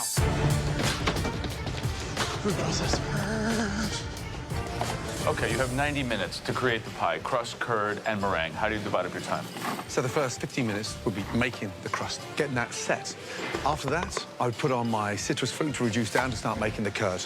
But you've got to get Hey, Joe, how would you do the pie? No answer. Yeah, because Joe doesn't know how to cook. balance between the curd and the sweetness in the meringue as well. The egg white can stay right to the last minute. With 10 minutes to go, you can start whipping up your meringues. Jordan. Hey. What flavor are you making? I'm gonna do a key lime and regular lime curd for the pie. Chrissy's right above you. She's the reason why you're down here. I find it pretty hypocritical that she gave me such a hard time. She didn't know how it is to be in the hot seat, and she talks a big talk, but then she gets in the hot seat and shuts her ass up, and that's what I expected to happen. Yeah, rip into her. Please Rip into her, dude. Your pastry in the oven. Right, James, pastry's not in the oven yet. Yeah. Why not? I'm getting a rolling pin to put it in right now, Chef. Hurry up, let's go. You've got to get that in the oven. Hey, Beamy. What's going on, guys? Your first meringue pie? Yes, sir. I'm making a lime meringue pie. Don't let that break, Beamy. No, definitely not, Chef. Careful, careful. Can't wait for Joe to be like, hey, Beamy, who taught you how to make a pie, huh? Which white guy? What am I doing? This is too soft. I had my cornstarch in there, and I'm whisking, and I'm looking down, and I'm thinking, this curd is not thickening up yet. Like, what's going on? He put cream of tartar instead of cornstarch. And that's what, look, it's not getting thick. Oh my gosh. The curd is still watery. It's not the consistency I'm looking for, but I'm thinking, let me put this in the refrigerator, then hopefully it'll get some thickness to it, because I got to start working on this meringue. Look at this. So I start working on this meringue, and I pick up the cream of tartar to put into my meringue. Oh, and when I look, I realize this is cornstarch. This is why my curd didn't come together. Exactly what I want to happen is happening. And I'm loving every minute of it. Oh, God. Bye, baby. Oh, she is such a dick, dude. Oh, my God. Bro, she's literally she's bad, dude. She's a bad person.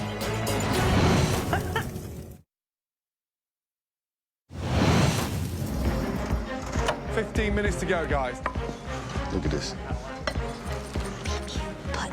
He put cream of tartar instead of cornstarch.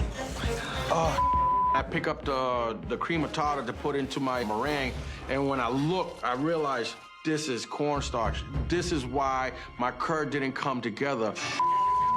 But the only way you lose is if you give up on yourself. I'm not giving up without a fight. Remember when you said Luca was the villain? Dog, Luca was... The only reason why Luca's not the villain is because there's a hella villains on this season. Everyone's a villain this season, bro. Pasternak? Okay, yeah, feeling good. My crust is a little buttery than I wanted. What the fuck? The pastry looked raw. Was it raw? It was cooked, but maybe I should have cooked it a little bit longer. But that feels wet there, so be very, very careful, eh? Okay. Very careful. Let's go, guys. But this time, your pie should be in the oven and that meringue baking. Jordan, Go in the oven. nailed it. Perfect timing. James, you have to be very careful here. He's leaving all of his to the last minute. James, you're not leaving yourself any time to bake the meringue in the oven. I'm really cutting myself pretty short. Last 2 minutes, guys. 60 seconds to go. What is James doing? What is he waiting for? 10, 9, 8, 7. No I'm running out of time, but I shot. don't have any options. I'm trying to fix it, so I'm torching, but my pie looks like... 6, 5, 4, 3, 2, 1, and stop. Fucking Chrissy, mango, dude. Couldn't clutch it. From up there in the gallery, what do you think? Exactly what I wanted to happen happened. That was a very tough pressure test. 3 very difficult, demanding stages that you need to nail every step of the way, 100%. All 4 of you, please bring them down to the front.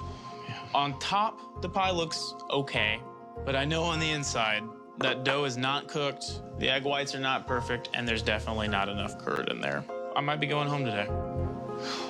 So, what's the flavor? Blood orange and lime. Why those two? I wanted to kind of mix the flavors up between the two and find something that was sweet and tart, and I figured the blood orange Yo, and that lime would be a looks good like combo. doo-doo. So just take a look under there. See that damp patch? So that is a raw pie crust on the bottom.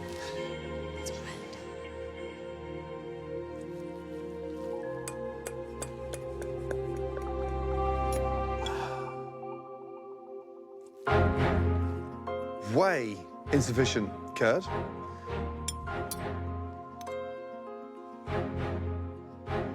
The pastry doesn't taste too bad, but your saving grace there is the curd. That actually tastes quite nice. Egg whites, not cooked all the way. Yeah. What happened there? Ran out of time. Just needed 5 more minutes.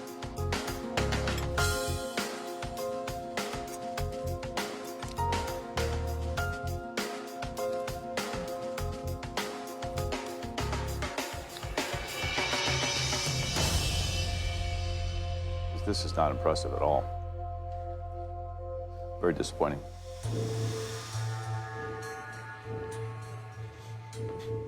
Hi, Betty. Hey, What's going through your mind right now? I'm disappointed in my outcome. I hope I don't leave from it. Yeah, but, I mean, visually beautiful.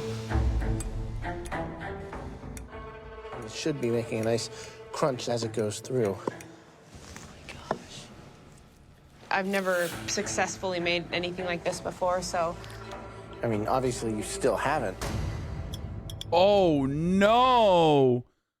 Oh, no, dude. When because Graham is such a fun-loving guy and he's like a food equals win type dude, especially with his fucking outfit, which this quite literally looks like the motherboard shirt that I wear, but blue. Okay? Paired up with the beautiful fucking plaid blue-brown vest, which for some weird reason is the first day that Graham has decided to color match. Okay?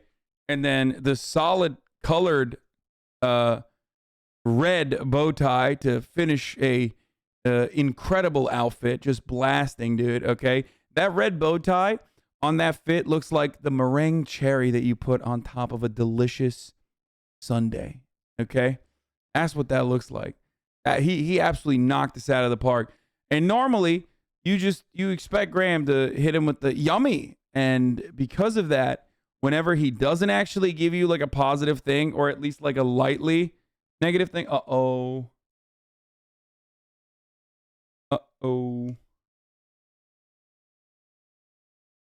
My fucking Streamlabs just crashed. And usually when this happens, my the label thing crashed. Usually when this happens, that means I'm a little worried. The stream, I hope OBS doesn't crash as well. All right, anyway.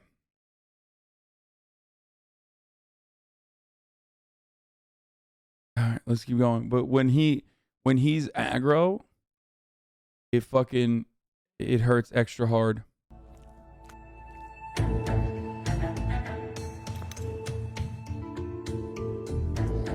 I like the actual flavor of the curd with the tanginess.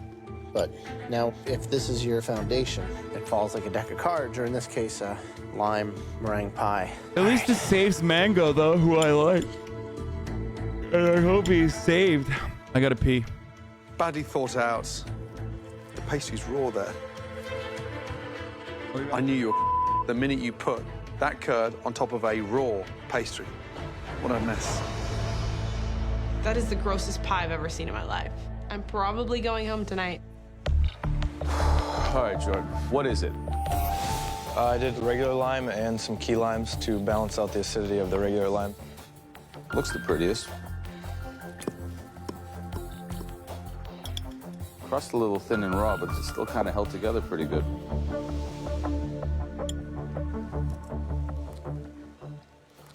I like your curd a lot.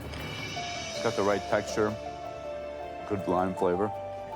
It's definitely the best cake I've tasted so far. I was giddy like a little schoolgirl when I saw you pulling this out of the oven. Because, I mean, look at the curd. That's nice and even. It's like the height that it's supposed to be.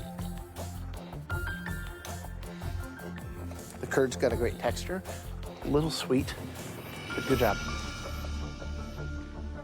Okay, beat me.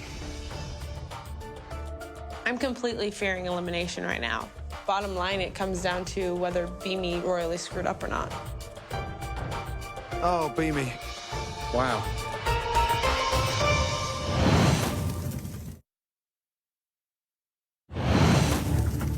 Okay, Beamy. Yes, chef. Oh, Beamy. Wow.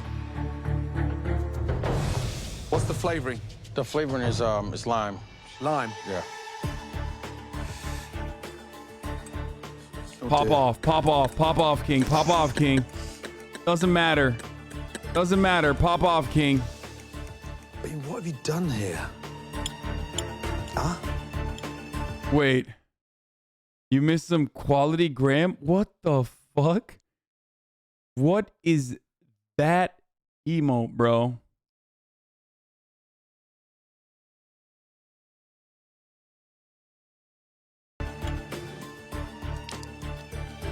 Oh, it's so wet. Wow. I mean, Curd didn't set, didn't.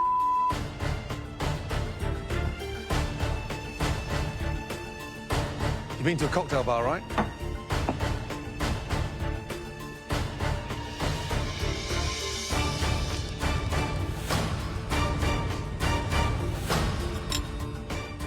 Cheers. Good health.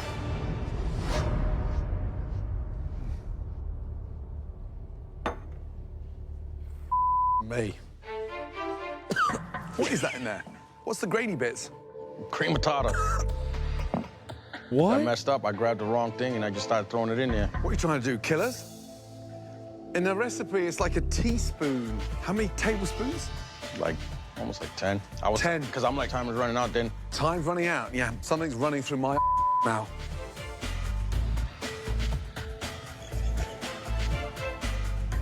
I messed up, man. It was a mistake. It was something stupid I did. Embarrassing, man. I mean, it's over. He's out. Yeah, I thought Natasha and Chrissy hated each other. I wonder why they're so fucking vibey. I wonder if there is a particular kind of ideology that both subscribe to, like both being fucking hogs that, you know, brings them together regardless of how much they specifically, they hated one another, you know? All four of you, just give us a moment, please. Thank you. I can say sorry, man. I feel your pain. Yeah, Jordan's the best. Clearly. Yeah, clearly. Yeah, I don't know about Bethy's. Her pastry was raw. Weepy and yeah, the curd really was raw. kind of busted. But the curd didn't taste anything. It had no identity. No flavor. You wouldn't have known what it was. If you closed your eyes and said, what does that taste like? You wouldn't Like have identified. sweet pudding. At least James went out of the box and did blood orange. Mm-hmm. Yeah. You ready? Bro, I saw this tweet, okay? What do you want me to get banned, okay? Here, yeah. Unacceptable, okay? I don't find this kind of humor funny. You guys know this, okay? I am anti this kind of humor. This is not funny. This is racist. Yeah, exactly. So please stop showing me this meme. Please stop tagging me underneath it. Okay, I did not like this at all. I liked and retweeted it so people see. I brought awareness to how bad and how racist this meme was, so people see how bad I was highlighting it. Okay, I was highlighting it so that people understand that this is unacceptable. Okay, I hope you guys recognize that. That's simply what was happening there. Yeah, this is Anti-White Racism Awareness Day, January 6th. That's why I retweeted it. So I brought awareness to how unfunny and how, you know, racism not even once. That's what I was saying on that one. Thank you, Emily Jordan, Smyers. step forward, please. We saw you handle pressure in a way that outshone your fellow competitors. Make your way upstairs, please. Thank you. Take your apron off. James, step forward, please. That's one of the worst dishes cooked in this competition so far. Your saving grace tonight, young man, is that there were two worse pies than yours. Upstairs. That was horrifying. Safe. But I lived Angle to fight safe. another day. Bethy, Beamy. This is really difficult. You both are talented home cooks, without a doubt, let me tell you. Beat me. It has to be. It's time, young man, to take that apron off. It has to be. MasterChef competition. It's really sad because he actually is incredibly talented and he's going out in the absolute worst way possible. This is one of those classic fucking moments. This is one of those classic moments where like a chef that is actually very talented gets clapped up on like a really dumb mistake. Whereas like people that are less talented than him make it further. He totally fucking blew it. It just sucks. You good, girl. Keep being yourself. Be me. Told you. Never pop off early. You walked into this competition and blew us away. The growth and the level of excitement that you gave us. And he could have fucking been safe in that team challenge too. He could have been safe in that team challenge as well. And Chrissy straight up fucked him. Chrissy fucked him. Okay? And now I hate Chrissy even more than I did before. KKK Rissy has been extraordinary. You shouldn't be leaving this I'm competition praying on her tonight. downfall too, dude. You know that. So you walk out this kitchen, you keep your head up high, and you follow your dream. Got it? Yes, chef. Good man. Come here, you. Take care, man. It was a pleasure, man. It was a pleasure, man. Wait, I want to see this. What is I'm this? very happy with the result. Mark it, underline it, and celebrate when you take a step forward. Stop being mad that you're not at the top of the staircase. We will never be at the top of the staircase, ever, I don't think. At least one step, two step. Celebrate the steps, man. Now watch this.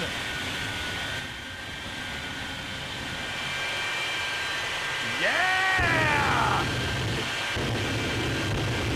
The bus, the subway, the train. Oh, fuck all that. What the fuck is this? Woo! Fucking soy boy pussy liberals.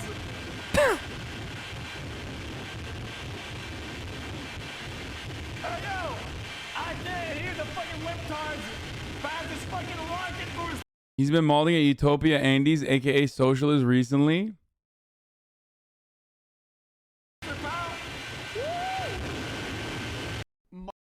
Mark it, underline it, and celebrate.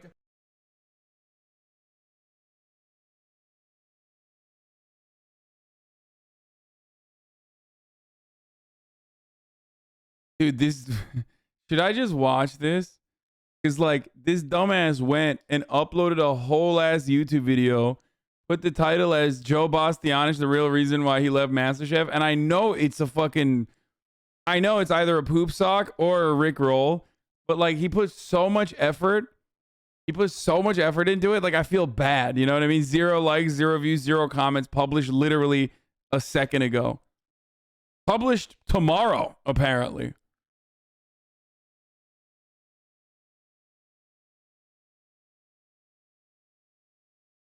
His name is literally Hackerman Leet Fortnite God.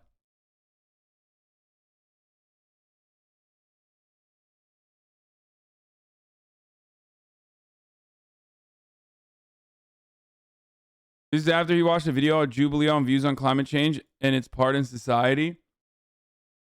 Bro, what the fuck's he talking about? His juicers are gonna fucking... The juicers are gonna be the ones who are cucked. They're young as fuck, dude. His entire audience is unfortunately gonna fucking have a way worse life than we did because we just ruined the planet.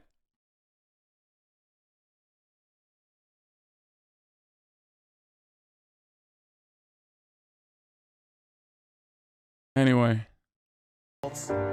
Mission accomplished. For me to make this dumb mistake, it's cost me this competition, and it's like, I let the judges down, you know? That's the worst part. But the dream definitely doesn't die here. I'm leaving with the Okay, what's the lore master? Give me the lore tools master. to become something special. I think that my daughters are gonna be proud of their daddy. That's all I want. I'm glad that I did good for them, you know what I mean?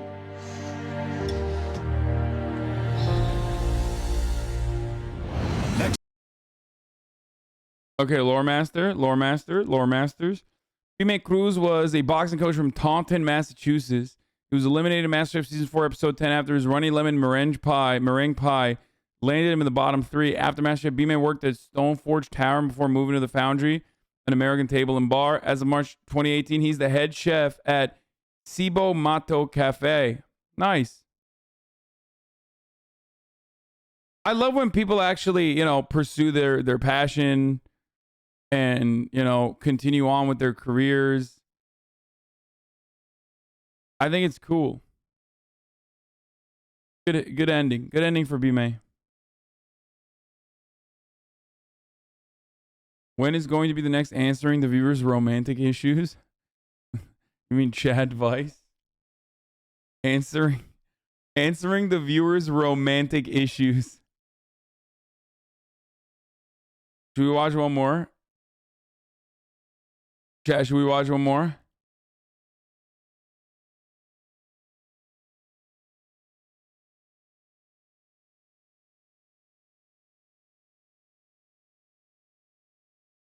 Oh, fuck. Dude, my computer is fucking breaking right now. Look, see, Google Chrome is falling apart.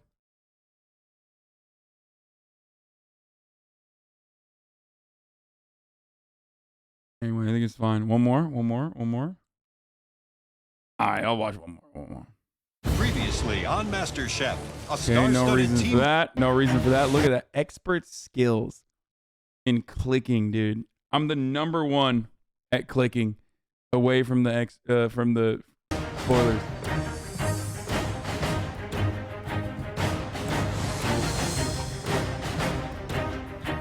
Come on down. Let's go.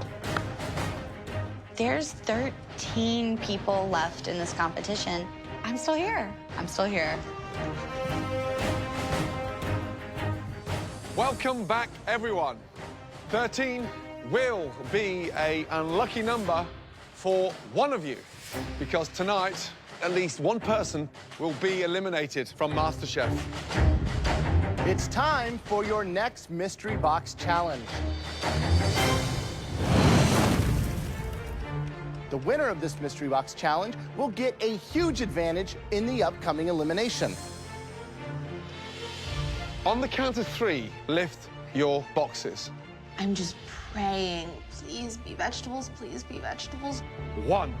I'm hoping for shellfish, mussels, clams, oysters, Zulu, something thank you for the exotic, 50. something sexy. Thank you for the 5 you get the sub. And Tiffany Lamas, thank you for the 5 you get the sub. 3.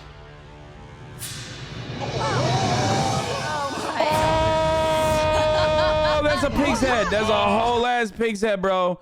David Cameron's gonna fuck it, bruv. David fucking Cameron is getting hard right now. He's watching somewhere and he's thinking to himself, I'm gonna fuck it, yeah. I'm gonna fuck it, yeah. Oh. Yes. A delicious pig's head. It's smiling at me. I can see its eyeballs. No. There are children who will not sleep tonight because we took that box off that pig head. Great chefs know how to cook with the entire animal, from the snout to the tail. It's an ingredient like this that truly separates the chefs from the home cooks. Lucky for you, you do not have to break down those heads. We've already done that bit for you. Thank God. Open your cupboards and remove the sheep pans. There you have ears, tongue, cheek, and pork snout, all ready to cook with. You'll have 90 minutes to prepare something delicious, using any part of that pig's head. You'll also have use of a limited pantry to help make your pig dish have us squeal with excitement. All of you, your 90 minutes starts now. Let's go.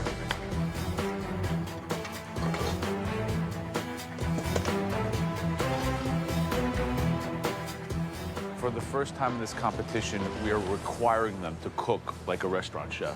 For most people, it's a very, very odd. What a fitting way. What a fitting MasterChef episode for January 6th, where we get to watch Chrissy make use of a pig's head. It's like some things never change. You know what I mean? Seasons change. They come and go one day after the other. And we watch yet another episode, basically, of hog on hog violence. Almost as consistent as the top of the hour ad break that comes at the top of every hour. 1 hour passes, the top of the hour, 60-second ad break comes. Another hour passes, another 60-second ad break comes. And you already know you can always avoid those ads. You can avoid them by subscribing for $5, or you can avoid them by subscribing for free with a Twitch Prime. Or by getting a gifted sub like the ones that Zulu and Tiffany Llama's gifted. But if you're not lucky, then you got to make your own luck. Thank you, Elaine Resnays, for the 5 gifted subs as well. Here's the 1 minute ad break now. Ingredient. There's no longer home cooking here. This is professional cooking. I have Core never Cap, thank you for the 5 cooked gifted a subs. pig's head before, but I love pork. I'm gonna do the black-eyed peas, cornbread, some collards, try to get some crispy fried pig ears. Pig head does not bother me Night at all. I've seen a Owl, lot thank worse you. than this. I mean, it's, yeah, horrifying. I'm pretty sure vegetarian Brie is peeing her pants over there, but it's not the worst thing I've ever seen. So the main components are the tongue, the ears, the cheek, and the snout. Yep. Right. What would you do with the tongue? I would blanch the tongue first in Thank you, a Diaper fragrance Liker. water. Then from there I'd braise it. Ew. And serve that with a delicious creamed mashed potato with some fresh grated horseradish. That's kind of fucked up. Do they, like, as a vegetarian, they're just like straight up hitting her with the fucking pig's head. You know what I mean? I guess at least she's not vegan. So. I think it's going to struggle today. Who's going to really have a hard time? Clearly, Brie, God bless her, vegetarian, totally out of her comfort zone. I think she's going to struggle big time.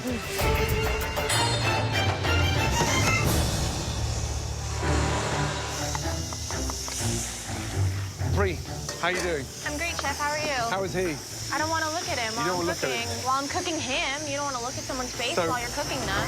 Right, what are you doing? Kind of like a farmer's breakfast. A farmer's breakfast? Yeah, crispy pig's ear with a poached egg on top with an heirloom tomato salad that I have. Wow. And then I'm going to do the cheeks. Good luck. Thank you. Thanks, Chef.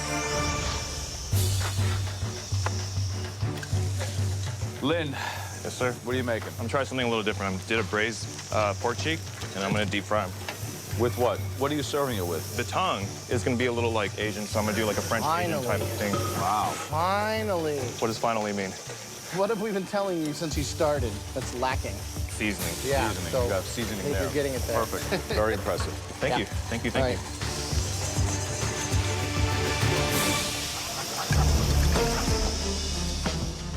Right, Johnny, you're a carpenter. Great with your hands. What is that? I think it's gonna be good. This is the cheek, this is the tongue. Wow. What do you braise that in? Pork I stock. feel like B-May would have fucked this up. You know what I mean? In a good way. Like, he would have whipped up a fucking delicious meal in the here. fridge back there, some red wine. Pour one out for the homie. What's happening? What do you mean, what's happening? The flavor profiles are delicious. Now you seem to be understanding the integrity of putting this dish together. Well, I'm sick of getting yelled at by you guys up there. I gotta come up and have you be happy with But one of we these know dishes. you can cook, that's just it. And so we get frustrated when you go too far off the beaten track. That is delicious. All right, Good thank luck. you. Jesse, What's going on? you feel confident with cooking pork's head? I've got the cheeks really tender right now. I'm really happy. I'm gonna have a little black bean, roasted jalapeno, corn. Going with more of a Mexican Well, inspired. Mexican Southern. Okay, good luck. Thank you so much. 5 minutes left. Start thinking of the plating from now, guys. Yeah, the competition in my mind has just gone to a completely different level. You can see these guys absolutely rising in confidence. Yeah. Johnny sounds amazing. He's braising all those proteins together and putting them inside a taco shell. Sweet. Beth as well. I mean, she's doing like a cassoulet with a black-eyed pea. Really nice. Lynn has finally understood what seasoning's all about. Yes. And he braised the pork cheek, lightly floured it, and fried it. Nice. Damn it, that's good. 60 seconds to go. Let's go, guys. Come on, finishing touches now. Clean the board of the plate. Presentation is everything. I want to see the oink on the plate. Let's go, guys. Come on. 10, 9, 8, 7, 6, 5, 4, 3, 2, 1, and stop.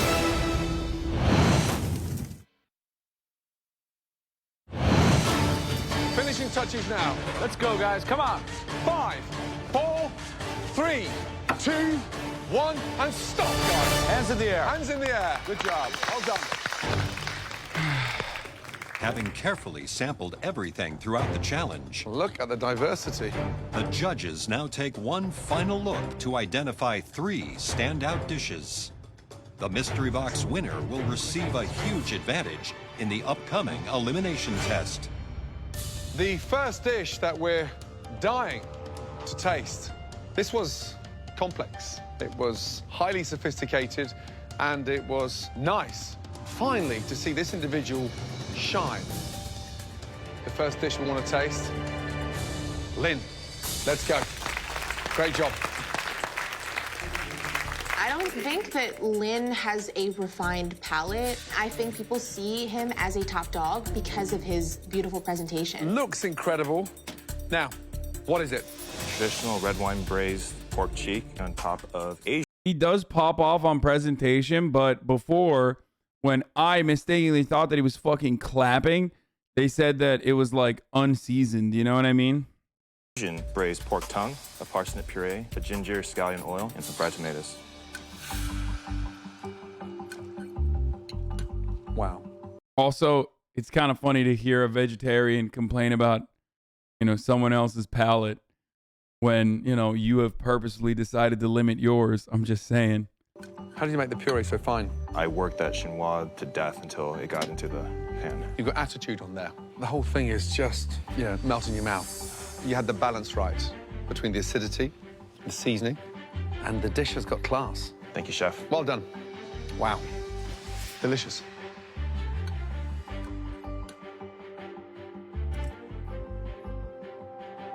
You know how to make food look beautiful, but this is the first time you've really been able to season with assertiveness. Good job.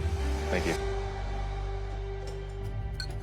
What we have here is an incredible example of fusion in the various sauces and then the technique on the braise. I mean, I look at this plate and I'm thinking, is it a $24 appetizer or a $36 entree? And that means a lot. If I was out in that room right now and I knew what this dish tasted like, I'd be terrified. Good job, Lynn. Thanks so much. The second dish used both the cheek and the ears. It was really seasoned with a lot of complexity and flavors. I want to win this one. And it's like, I think I got a shot here. Like, I might get called up there. Step forward. Jesse.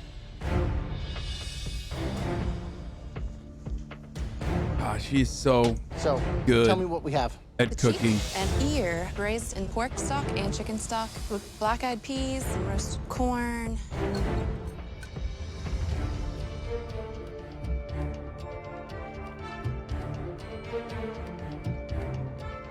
Sorry, boys, I'm Explode with flavor. simping. The cook on the pork is great. That's a contender. That's delicious. Thank tasting. you so much. Bro, come on. How are you not gonna simp? When she was walking over, her hair started flowing. Like that's some angelic shit, okay? Literally, there's no fan there, and her hair started flowing as she was walking. Come on, bro. The braised pork cheek's good. The seasoning throughout, like the heat and salinity, every piece has the right amount of seasoning. Good job. Thank you so much. So you're a Southern girl. It's like Georgia meets Mexico. It is. It's a good way to put it.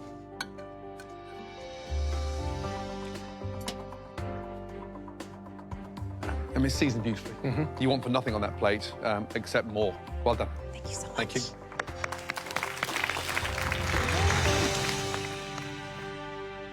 The third and final dish we want to bring up here was delivered by a home cook that today really surprised us. So far, this person has consistently been in the middle of the pack. Please step forward. Johnny.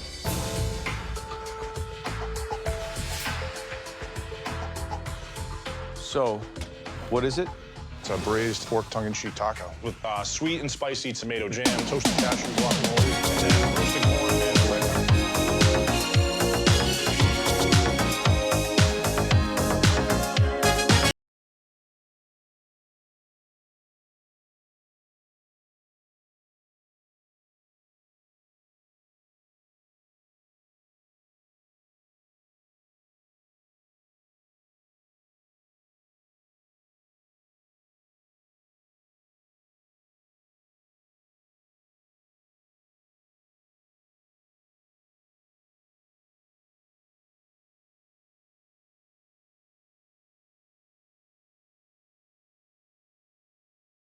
I swear to God, dude, that was disgusting what you did to me. Okay? That was disgusting what you did. That was so unacceptable. That is the most. Free my mans, no shot. I feel like I can't see anymore. Like I feel like I got hit in the head. Like I blacked out a little bit.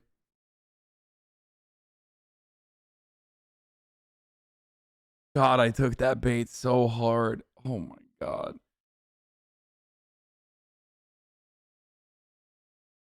Embarrassing. Like I felt like my parents just walked in to my room with my grandma and grandfather as I was jerking off. Okay? That's how bad that was. Like to the loudest porn.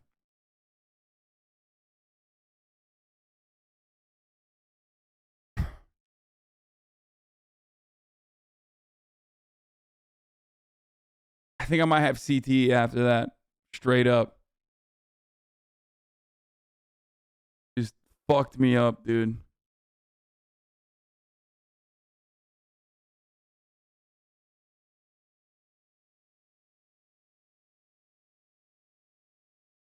$22 sub too. Do not unban him. I will ban whichever mod unbans him. I will ban them as well. For relish.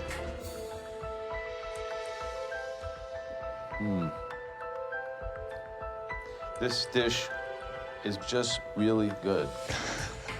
It's like I'm gonna keep him up there like this. Like to show you what happens. You know what I mean? Like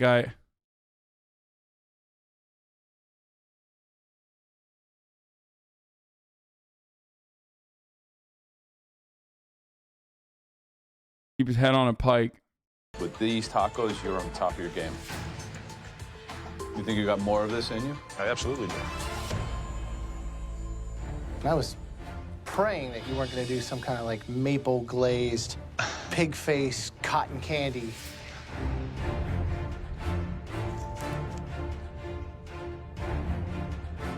That's awesome. I want to keep eating it. That's like tailgating at the Super Bowl, right? Good job. Thanks. Visually, the jam, the corn, and then just the way you braise the tongue-in-cheek. It may look simple, but it delivers a punch. That is delicious.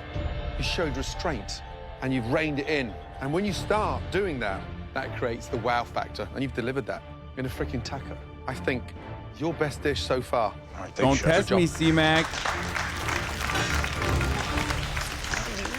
Funny, you have like Around the three world. kinds of dishes, right? You have a very sophisticated restaurant dish, you have a very accomplished home dish, and then you have a tailgating dish. And that's Makes sense.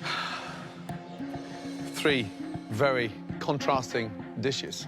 I mean, from high-end, fancy, unique, to Southern style, that smokiness to a formidable snack elevated to the Premier League. And let me tell you, that was a difficult mystery box challenge. Great job. The headline act, who will get that huge advantage in the upcoming elimination challenge. that dish was cooked by. Congratulations. The anticipation is so frustrating. It's just like tick, tick, tick. It's gonna be my name this time.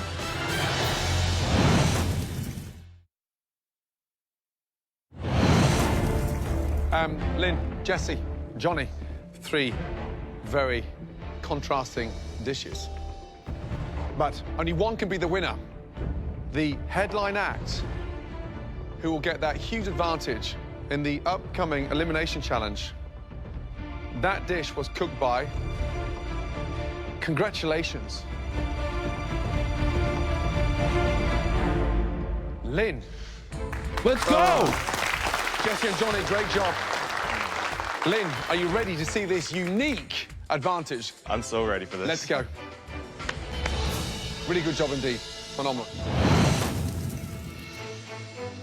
The winner of the mystery box is now in control of the elimination test, where at least one person will leave the competition.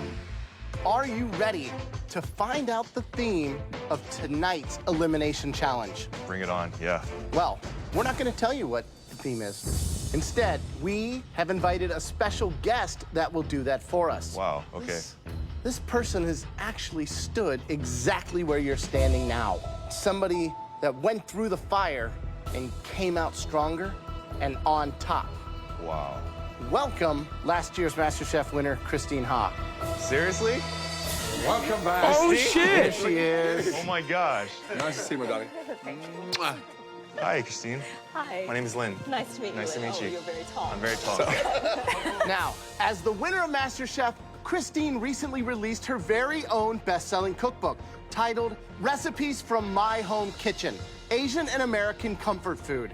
So, Christine, how's the last year been? Crazy. My whole life has changed. There's so many opportunities. I've had my dream come true writing my own cookbook, so it's been great. Now, Lynn, as the winner of the Mystery Box Challenge, Christine is giving you the option of choosing from her 3 favorite ingredients, all heavily featured in that stunning new cookbook. I'm ready. Yeah? I'm ready. So, Lynn, please step forward. First up, chicken. Yeah. Christine, how does it feature in your book? I would say every chapter has chicken. Every in it, chapter. except for dessert. Except for dessert. Yes. All right, Lynn, box number 2. All right. Oh, hello there, gorgeous. It's a catfish. Meow. It's an ingredient I grew up eating. If you can cook it well, it can be very delicious. But dealing with the skin, the fatty parts, and the bones, that will be a challenge. Yeah. Right, Lynn, now for your final option. It is, wow, a stunning live Dungeness crab. Delicious, gosh. unique, sweet, incredible. So, Lynn, for winning that Mystery Box Challenge, you are safe from elimination. Now, listen up. One person will have to cook with one ingredient that you choose. The rest will have to cook with another ingredient. Right now is your perfect opportunity to try and take out that one individual that is your Achilles heel. I think it might have to be Chrissy. She tends to have this attitude about her. She has this confidence that I think no one else really has. So I want to make sure that she is faced with an ingredient that she doesn't deal with a lot, and we'll see what happens when she hits that. So you're aiming fire at Chrissy. Which would she struggle with? I think Chrissy would struggle more with catfish. Yes! I don't know if they have many catfish in South Philly. Yeah. I hope not. I know for certain Chrissy's gonna be mad at me for a long, long time. Let's go, dude. Be mad. She doesn't take these things very well, but it is what it is. It's a competition. So, which protein is going to the rest of the competitors? Is it crab or the chicken? I choose... Lynn, please, you know where to go. Because Lynn won that Mystery Box Challenge, he is now safe. Thank you, Rennie, did from that for the elimination. 5 get the subs. The rest of you, on the other hand, are not, because at least one of you will be going home at the end of this challenge tonight. Back in the pantry, we told Lynn the theme of this challenge. But we didn't do it alone. We were joined by a very special guest. Last year's winner, Christine Ha.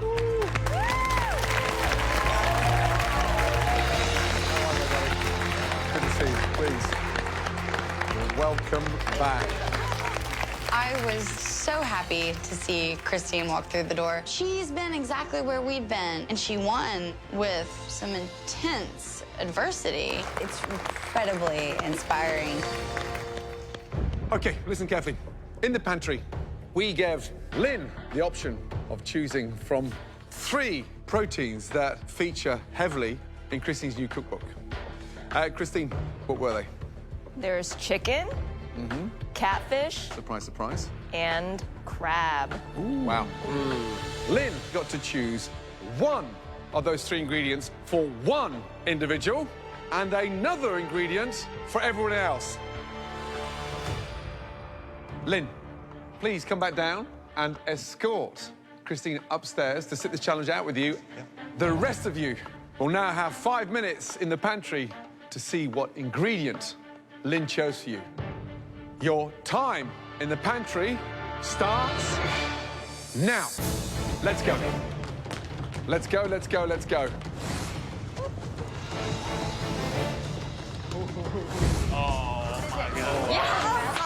He's doing this because Beanie was his boy, and I sent Beanie packing. You just with the wrong girl. Double whammy. What are you gonna do, Chrissy? Huh? Lose another team challenge? Is that what you're gonna do? Yeah. Have fun. Have fun losing yet another fucking team challenge, all right? Right? I have to cook a pig's head, and now I have to cook a live animal. It's a bad day for vegetarians. Let's go, guys. Chrissy, wow. It's me. Push, push, push. Before you start, Christine has one more surprise. In my mind, it's a game changer. You all right, Mr. Hasan? I feel like that Rick roll has messed you up, dude. Also, fuck Chrissy. No. I got manually claimed by Joe Rogan while we were having this conversation, which has never happened. And he never, ever fucking manually claims people or just claims people at all. So much so that I fucking immediately texted my YouTube partnership guy. And he was like, yeah, you're right. That is weird. I told Ethan. And I also, who said that this is like, I told Ethan, and he said that's actually huge if he's like manually claiming people. And my YouTube partnership guy, and he was like, that's weird. It's like not normal. So that's what I was claimed, like copyright claimed. Manual claims are different than regular claims. In the sense that like it is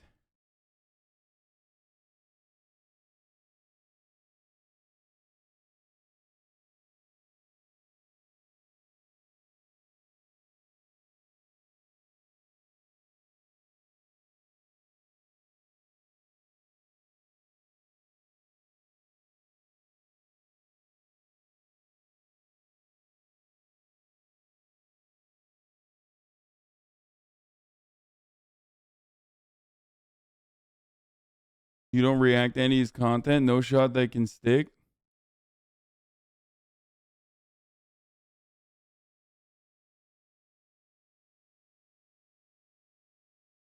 Copyright or take ad money? No. Just like they lock the video worldwide, I'm pretty sure. After a manual review, a copyright owner has claimed some material in your video. Your video is live and the visibility settings you select to remain applied to it, but it is now either being monetized by the oh, never mind. Or they have chosen to receive analytics about it. This is not a copyright strike. This claim does not affect your account status. That is very weird.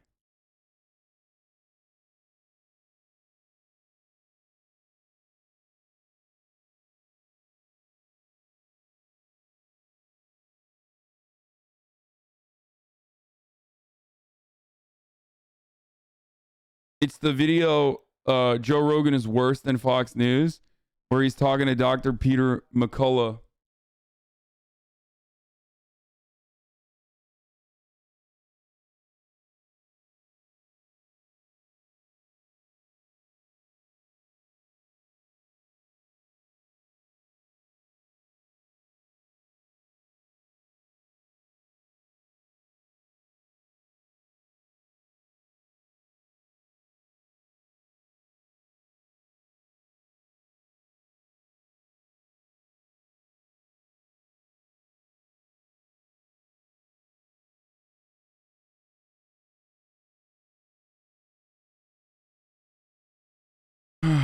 Joe definitely gonna say people are making money off him as a socialist and use that argument for sure. No shot.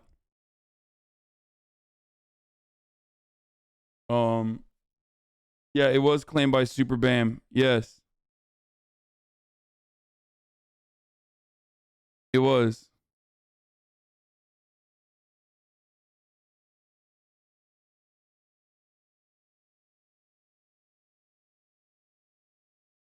Joe Rogan talked about it on his podcast because people bitched about the McCullough Pods rips getting taken down. He doesn't own the rights, Spotify does, and they've been doing it lately.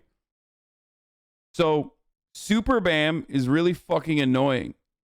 And the reason why Super Bam is really fucking annoying is because apparently they also literally took down a Jubilee video of ours as well.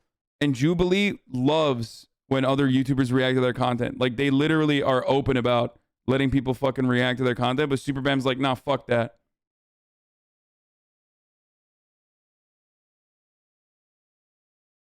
Like, they're really fucking aggro. Like, they claimed one of our Jubilee videos for themselves. When Jubilee is like, full release, who cares? Do whatever the fuck you want. But they took the revenue of one of the videos, one of the Jubilee videos.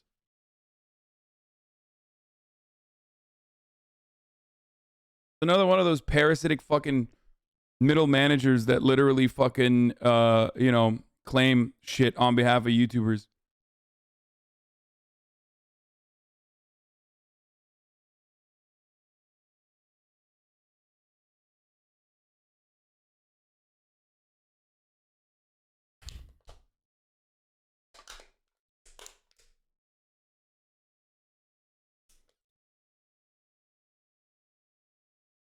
They claimed on Hasan Stunlocks also for like 20 seconds of you reacting to Rogan.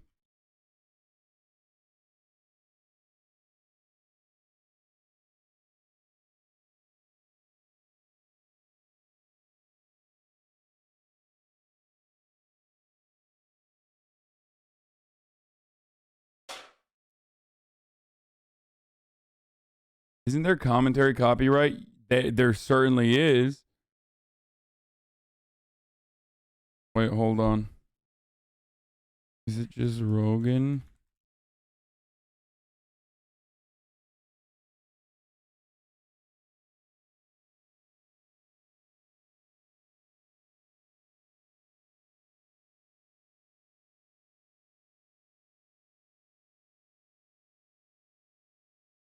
Might have been the 3 minutes of no talking in the video.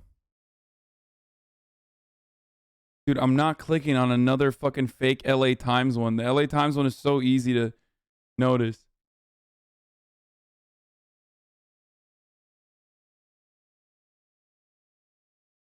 This is about as clear cut at free use as it be. I wouldn't be worried about it.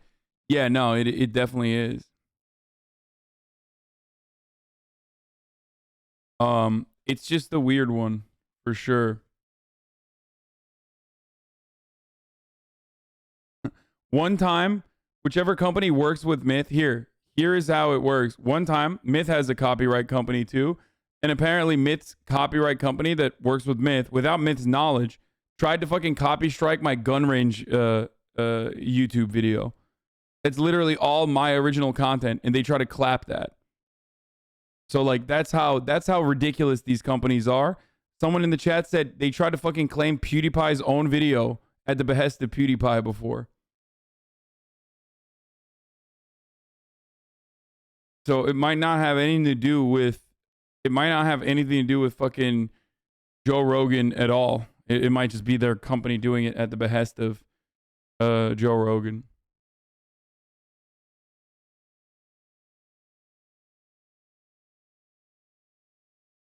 Yeah, this is like classic, dude.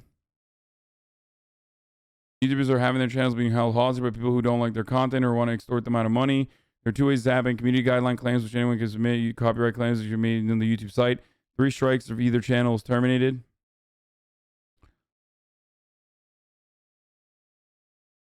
Mike Fleischauer, for example, whose channel Games from Scratch covers development tutorials and news, was given a community guideline strike by a stranger who asked $50 worth of Bitcoin to remove it. $50 worth of Bitcoin? That's fucking nothing.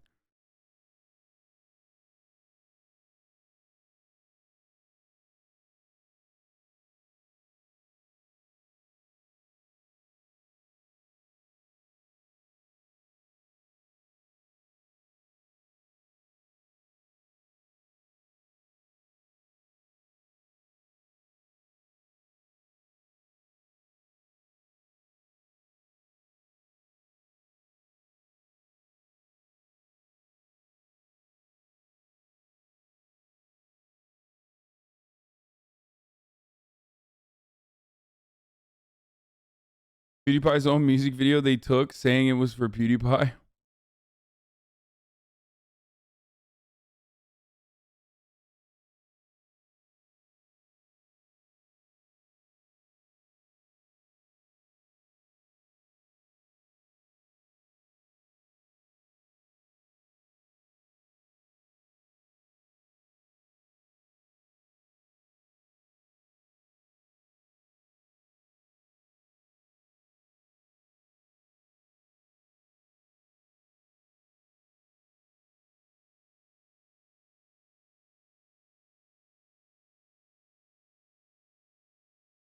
Bitch lasagna was claimed? That makes no sense.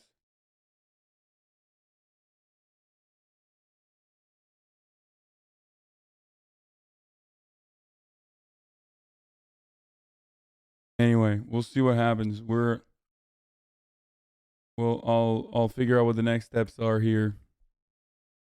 But that's crazy. That's crazy they fucking claim that. That's like 100% fair use for the record. Like that straight up falls under the guidelines of fair use. Like you could obviously make the argument that like my MasterChef shit it won't, but that Joe Rogan videos are always fair use because it's straight up combating misinformation being spread in their videos. So that is a ridiculous, abusive fucking way to either silence criticism of yourself or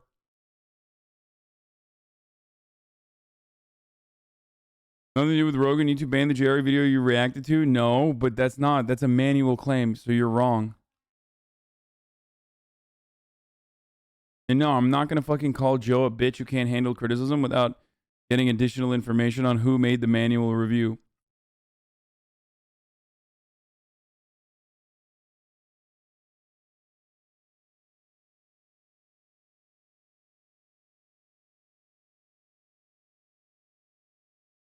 It was this video that they claimed. Marseille, he put out camp tents outside the medical center there. They tried to shut him down. He goes, listen, I'm going to treat patients because they're sick. They have, Marseille, if you've ever been there, it's all these retired, older French citizens.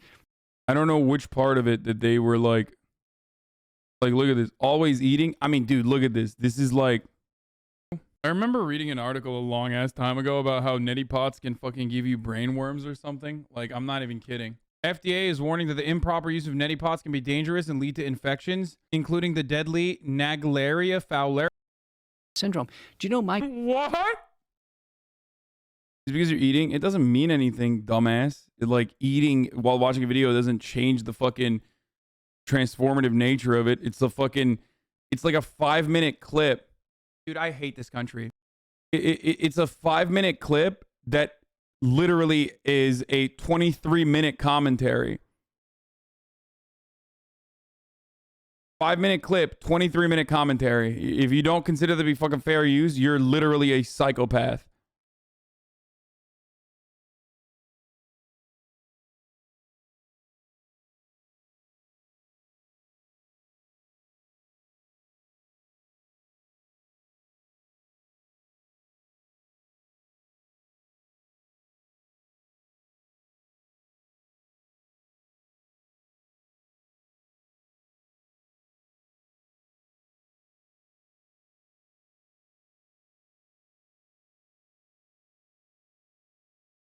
Fair use definitely applies. Video is edited and only uses a clip from the full pod. Yeah. The only reason why this video runs this way is so that we can fucking have the full point. Resistant to any mutant strains. These antibodies in general, all the studies show glycoprotein. So I think it's one of the primary reasons why I got better so quickly. And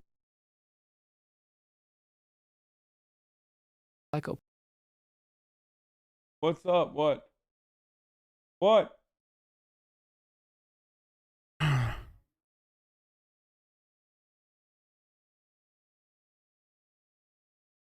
We're going to get back to MasterChef in a second. Hold on.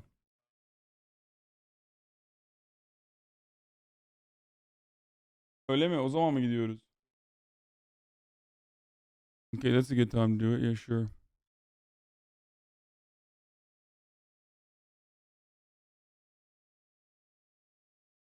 Yeah, in most circumstances, the reason why companies do this, for the record, is because they can get away with it. It's not because, like, it's legal. It's not because of anything.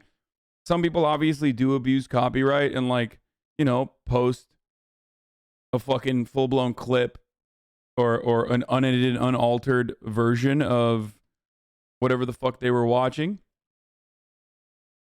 But in this circumstance, it's ridiculous.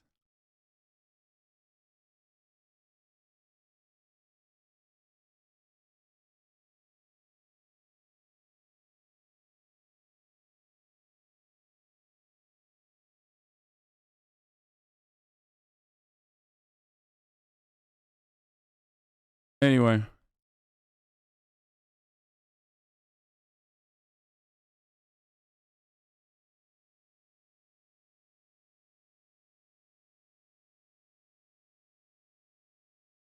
Does it not make you feel awkward streaming with your family within hearing range? I feel like that would make me really self-conscious. No. Open your drawers and you'll find a blindfold. You're going to be cooking this challenge without sight. Oh, come on. That is bananas, dude. I am speechless. Hey. Are you serious? This is not cool. Blindfold on, please. This is how Christine cooks 3 times a day. You guys are experiencing it for 1 hour. You've chosen those ingredients. Now, get to understand them even better. Taste and smell everything.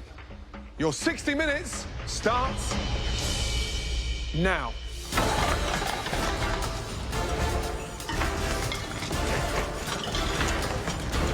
I start grabbing and I think I'm putting it in the right spot. I feel the crab and I'm like, bad idea, bad idea.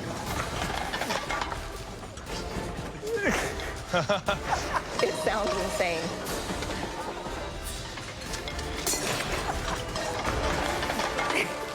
How I'm gonna cut the crab without looking at the crab? Come on, Luca. I'm gonna cut a finger off, I'm sure.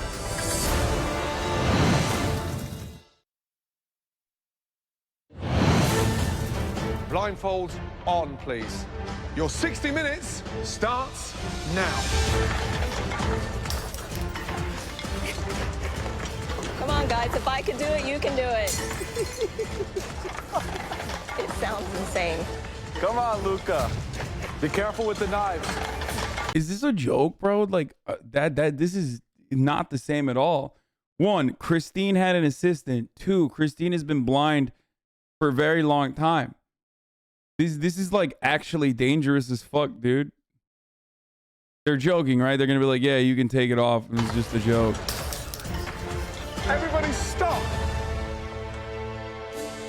Christine has a very cruel sense of humor. She's only joking. Take your blindfolds off. Oh my God. I feel so relieved. It would have been a nightmare. You know how many people would have cut their finger off? How was that? Terrifying. Awful. I'm at a loss of words. You're amazing. It's a challenge. I have a lot of respect for you, Christine. Right, total respect. Just gone up to another level, right? Yep. Yeah. Okay, everyone. Well, this isn't a joke. At least one of you will be going home. Your 60 minutes starts now.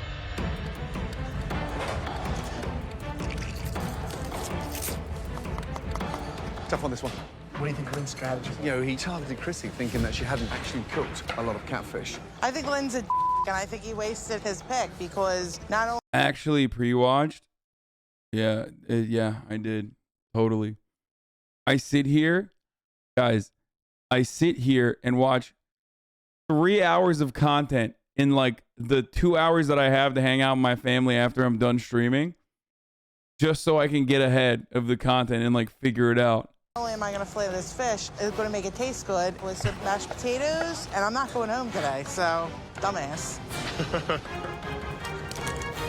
Everyone else is cooking live Dungeness crab. Luxury ingredient. What would you do with crabs? I would make a stunning crab bisque. Get my crab poached in cool bouillon first, crush up the shells, and then just roast off the most amazing fragrant vegetables with stunning fennel, leeks, onion, and then flake in that sweet white meat. Ew. I'm going to make a light, refreshing crab salad. I'm going to do mashed peas with a blood orange champagne vinaigrette and a corn puree. This is the first time that we have to kill a live animal in this competition. I'm Italian, so I'm gonna keep it simple and I'm gonna make a risotto. I'm fighting to take the meat out of the shell. I'm not worried to going home today because I know I will still put good flavors on the plate. I add some fish. Nope. They're gonna say, you fucking, it's a massive crab. You butchered it. You put in a fucking risotto. I think they're gonna say that it's not good that he took like a whole ass crab and made risotto with it because he didn't make use of the better use of like fresh crab meat. Sauce in the stock to make Christine happy. At this stage of the competition, I really would like to shine at every challenge. Right, James, 4 pans going on. What are you doing? I just finished boiling my crab. I am shocking some tomatoes to peel them and seed them for my Creole. I got some rice going. What's the seasoning in there? Old Bay, garlic, a little bit of white pepper. Any chance you going home tonight? Not today. What about Chrissy with catfish? I don't know. She's talking a lot about eating catfish and how they eat it, but where I'm from, you don't put catfish with mashed potatoes. Well, good luck. Thank you, Chef. One of Gordo's signatures is crab risotto. What are you making, Beth? I'm gonna make a crab cake with a peach salsa. What's in there? Right now, there's just shallot. I'm gonna end up with some avocado in there, so I'm gonna have some creaminess. All of this crab flavor, all this good stuff, you're leaving it all behind? I'm not gonna use it. I'm trying to do something fresh. Thanks, good luck. You didn't like that, see? They don't like it when you don't make the crab Right, the Natasha, star how of the you feeling? dish. I'm feeling good, Chef. And what are you doing? So I'm gonna do like a crab cake, and then I'm gonna do an Nice. assortment of a salad next to it with a lot of ginger, some lemon. And are you using the dark meat and the white meat? Yes. That's beautifully seasoned there. What else is in there? Just sea salt, Just bunch of salt. sea salt. Watch those bok choy. Good luck. Just under 20 minutes to go. Awesome. All right, what's going on, Chrissy? Hey, how you doing? Potatoes. What the hell is that? Wow. What is this, like survival food? No, southern catfish. Is this like a Philly-style catfish? I don't understand. No, it's fried catfish with some mashed potatoes and asparagus. You were in the top 13. You asked me to make catfish. This is how I make I asked catfish. you to make an excellent dish. Okay. I don't happen I'm to think sorry. that this is kind of at the level we're looking at. I think that this dish is way below your capability. You're playing it safe, and you could be in danger. You know, I'm not I playing just, it safe. You want to be a smart ass? I can be a smart ass too. I don't think not it's at the being a level. smartass. Well, I'm the one that matters anyway. What I think. So. Oh my God. Dude, let's go. Dude, hey, listen. Listen, sometimes two races clash, okay? They clash, and the one that has a balder head wins, okay? Those are the I know rules. my fish is cooked perfectly. I know my potatoes taste Oh, what are you amazing. gonna? What's the This is a matter? dish Get that shit out of anybody I serve here. it to would be really happy to get. Also, Italian on Italian. It's just so much going on. I know it tastes good. So, James is sounding absolutely delicious. Natasha's sounds incredible. What is she making? Doing an amazing cupcake. But just even from here, Beth does not look comfortable. No. Oh, this is a mess. This could be the end for Chrissy. She's doing like Sunday night leftover dinner with catfish she found in the store. Wow. Super stupid move on her part. It could be her ticket out of here. Joe fucking hates Christine, fried you smell anything? catfish, dude. It smells good. My stomach's growling. 2 minutes, guys. 2 minutes. Start finishing your plates. Taste everything. 10, 9, 8, 7, 6, 5, 4, 3, 2, 1, and stop. Woo! Everybody, great job. Christine and Lynn, would you be so kind to come down? Lynn, could you make your way to your station, please? Christine, come and join Graham, Joe, and myself, because tonight you are our guest judge. It's really humbling to know that Christine's judging us. She has this amazing palate, and there's just high expectations. Right, the lady who Lynn had his target on her back, Chrissy and her catfish. Let's go, please. You know, the funny thing is, Chrissy kept saying how familiar she was with catfish, but it didn't look like it. I think my plan worked. Chrissy, what is it, please? This is fried catfish fillet with some bacon cheddar mashed potatoes Get fucking and steamed beak. asparagus. Get beaked by Joe. Damn, was that intentionally? You left the skin on? Yes. But you know that skin is like snake skin. It's like a... So you're taking off the skin? Yeah, I've just peeled the whole thing off. I know you can't eat it. I just never had it any other way. Are you cooking for the judges tonight to stay in this competition, or are you cooking for yourself again? What the fuck? Yo, why do people eat this shit to begin with? I don't understand. It's like snake skin. It's not edible. She left it on. She would get clapped. I hope she doesn't, because it is content. Okay. I do hope the racist lady stays for a couple more episodes because she's content. But I feel like she's going to get clapped here. Cooking for the judges. Right. There you go. Here's your spoon. Christine, how was that for you? Tastes a little bit too earthy and catfishy. It needs a little bit more elevated flavor. Keeping that skin on, you allowed the fish to get really fatty. And I think Lynn may have just dealt a direct hit.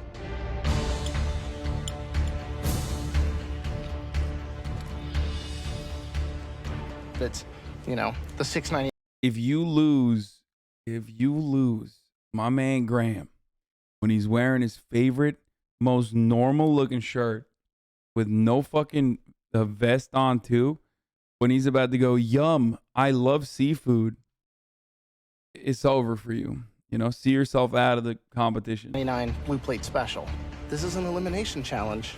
What are you going to think if this is your last dish? Thanks.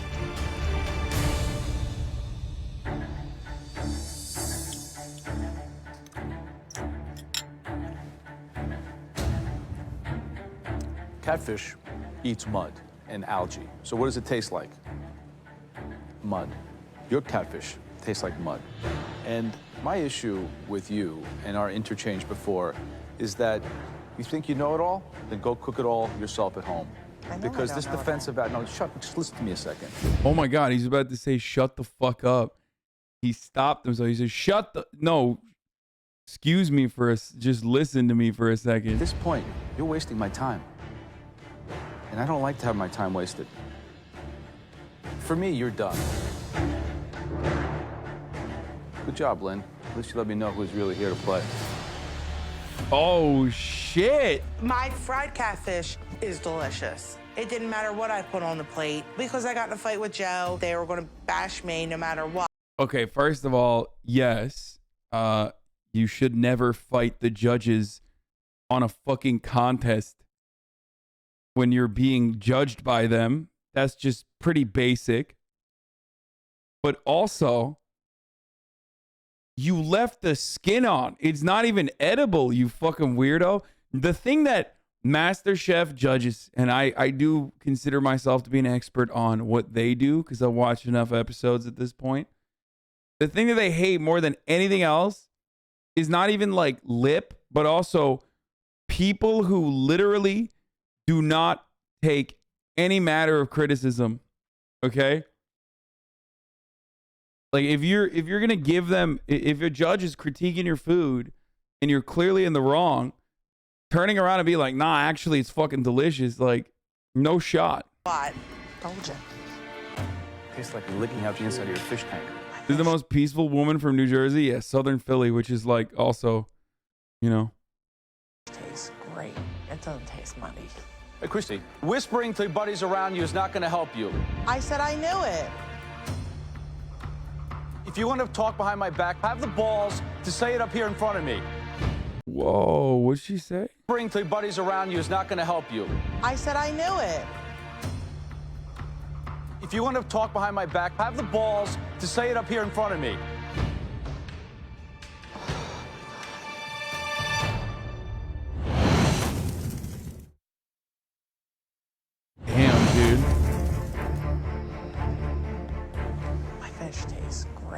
That doesn't taste muddy. Hey, Christy, whispering to your buddies around you is not going to help you. I said I knew it. If you want to talk behind my back, have the balls to say it up here in front of me.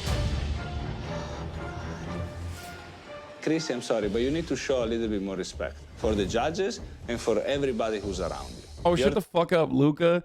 Luca's like that too. It's so funny that he's like, it is unacceptable.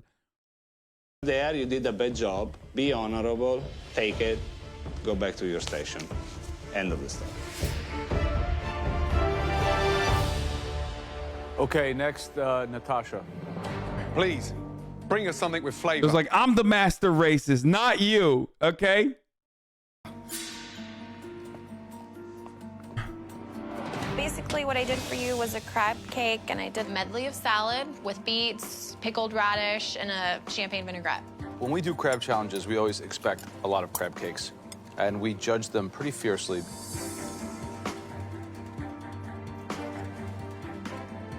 What do you think? I think it was brave that you went with the Asian theme with the crab cake, so that I think that makes it interesting with the cilantro and the ginger. Mm-hmm. The ginger really like makes it pop, you know, which is really nice. The beet salad's good. Put the little extra crab meat in there. I think this dish is really, really good. Thank you. Good job. Thank you, Chef. Thanks. Chrissy rolling her fucking eyes every time Joe says something. Next Yo, is this is heat.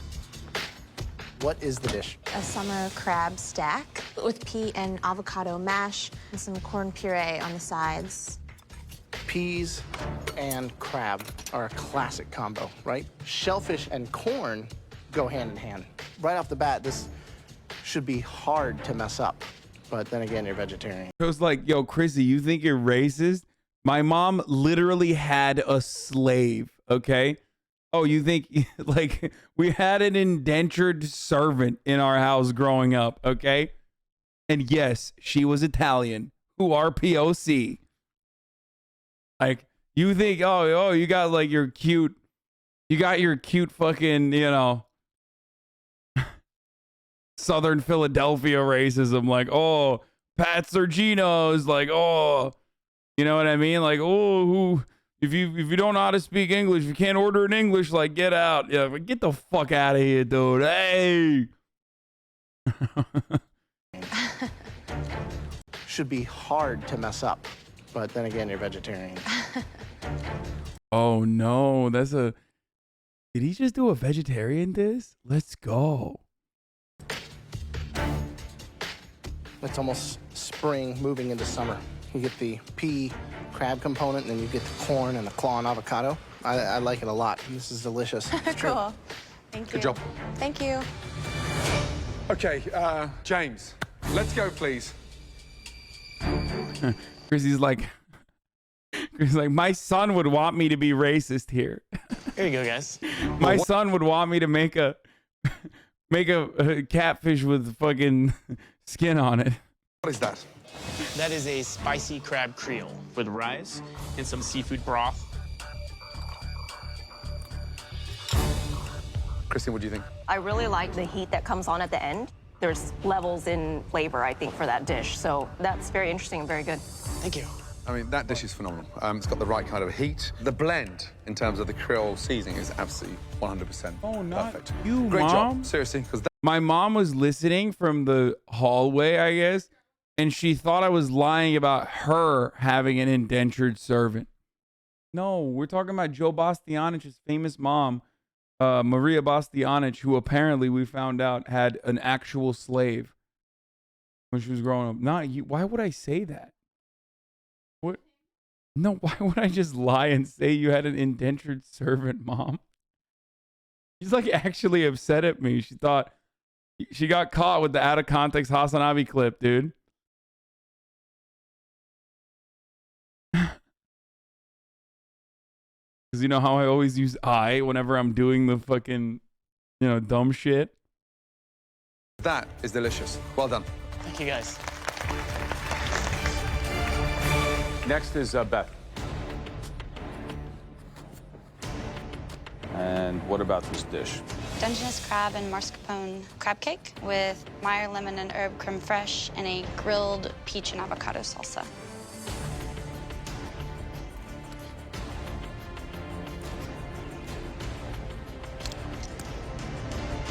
Oh,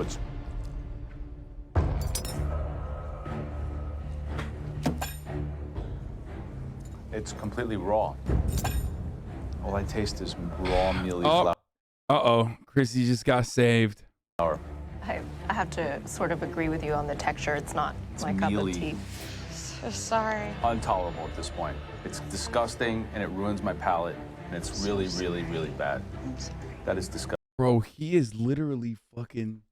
Yo, Joe's on a different level today, dude. I think he's just mad about Chrissy and he's just like still taking it out on other people because like someone dared talk back to him, you know? You ruined my so palate. You've never made crab cakes before, or you've never broken down a whole crab? Both. I'm landlocked in Tennessee, and I try so hard to eat local that seafood is a rarity for me. It's like a treat that I eat when I'm traveling. Look how thin it is. It's Yeah. more of a crab pancake than a crab cake. Yeah, it's not good no, at all. it's really pasty. Oh, no. Wow. Beth seemed to get worse reviews than me. Please let that mean that Beth is going home and not me. Next up, Luca. Let's go, please. Good. Okay, why don't you explain your soup to Christine? Actually, it's a risotto. Say that again? It's a risotto. Oh my Why does it God. look like a bowl of soup? I made a mistake on the presentation. So it's a risotto of crab. Crab, asparagus, and lemon. Oh, it sounds... Yeah, I'm just trying to get rid of the stock. Otherwise, I'll be serving this through a straw. There's your spoon of crab kefir. It's very liquidy. The initial taste for me was too salty. Did you add a lot of salt to the dish? Last challenge, though, I had a problem that was bland when I thought it was good. Every time you slip back into your Italian safety net, you start screwing yourself, because that's not a risotto. Damn, imagine having a British dude tell an Italian guy that that's not a real risotto. That's how you know, oh, I can't wait. I don't even want to know what Joe's about to do to this man, okay? Oh, no, dude. What? He's going to be like, your epigenetic memories were not unlocked when you tried to do this. You're a disgrace to our ancestors. I'm doing Italian hands.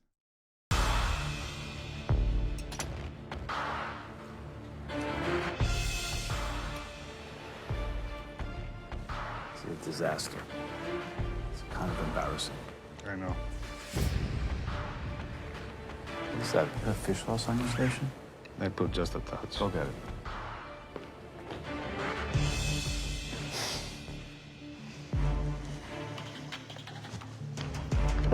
What is that, Joe? Fish sauce. He's going to be like, drink it. What? Drink it all. Fish sauce in a risotto.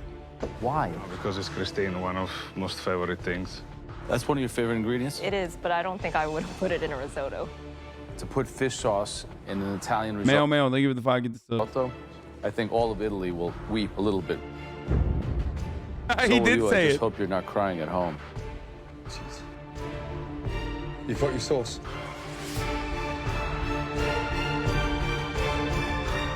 Good night, Luca. Damn, Luca was simping too. That makes it even more sad. I am just a simple simp. Okay? I was a simping. I put the fish sauce. I know it is your favorite. To put fish sauce in an Italian risotto, I think all of Italy will weep a little bit. So will you. I just hope you're not crying at home. Good night, Luca. Bro, the only thing that would have been better is if he grabbed him and did the fucking kiss. If he kissed him on the lips, like the kiss of death. You know what I mean? Godfather style. Like. I'm so embarrassed. It's Italian. I should shine on a risotto. I'm in the bottom. I may go home today on a risotto. All right, guys, we need a minute to discuss. I know we can cook. I second guess my That fish sauce will be the end of you. And guess what? You might be sleeping with the fishes too. Oh! Oh, Maron! How you doing? myself every time, you know. This competition is definitely hard.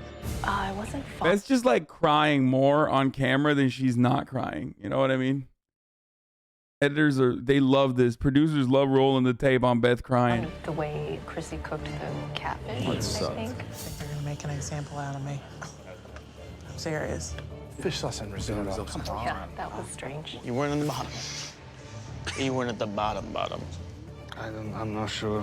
Mr. Atari, thank you for the 10 gifted subs over Back here. to your stations, please. Thank you. That was tough. But we have come up with a top 2.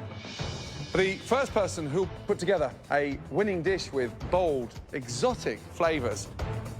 That dish belongs to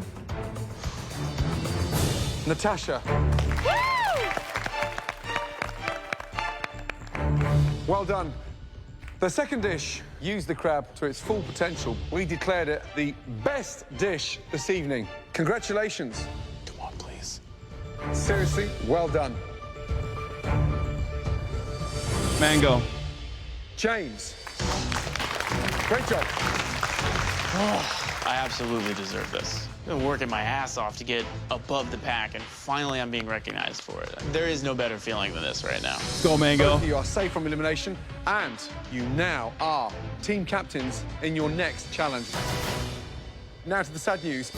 The 3 worst dishes of this evening. At least one of these 3 home cooks will be leaving this competition.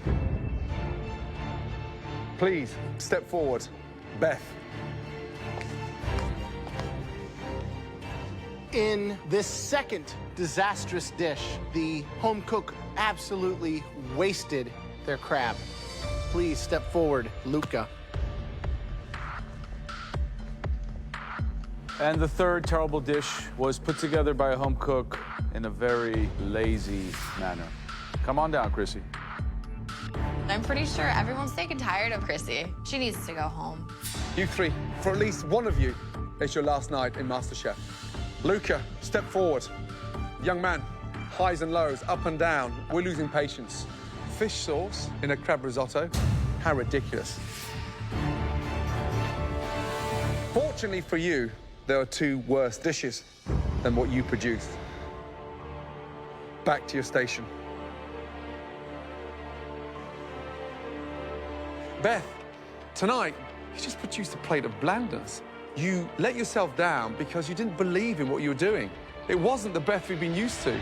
I know that I messed up, but I really, really, really don't want to go home today. Chrissy, I think you're taking this competition for granted. Not at all. And unfortunately, with the attitude, you haven't got the talent to back it up.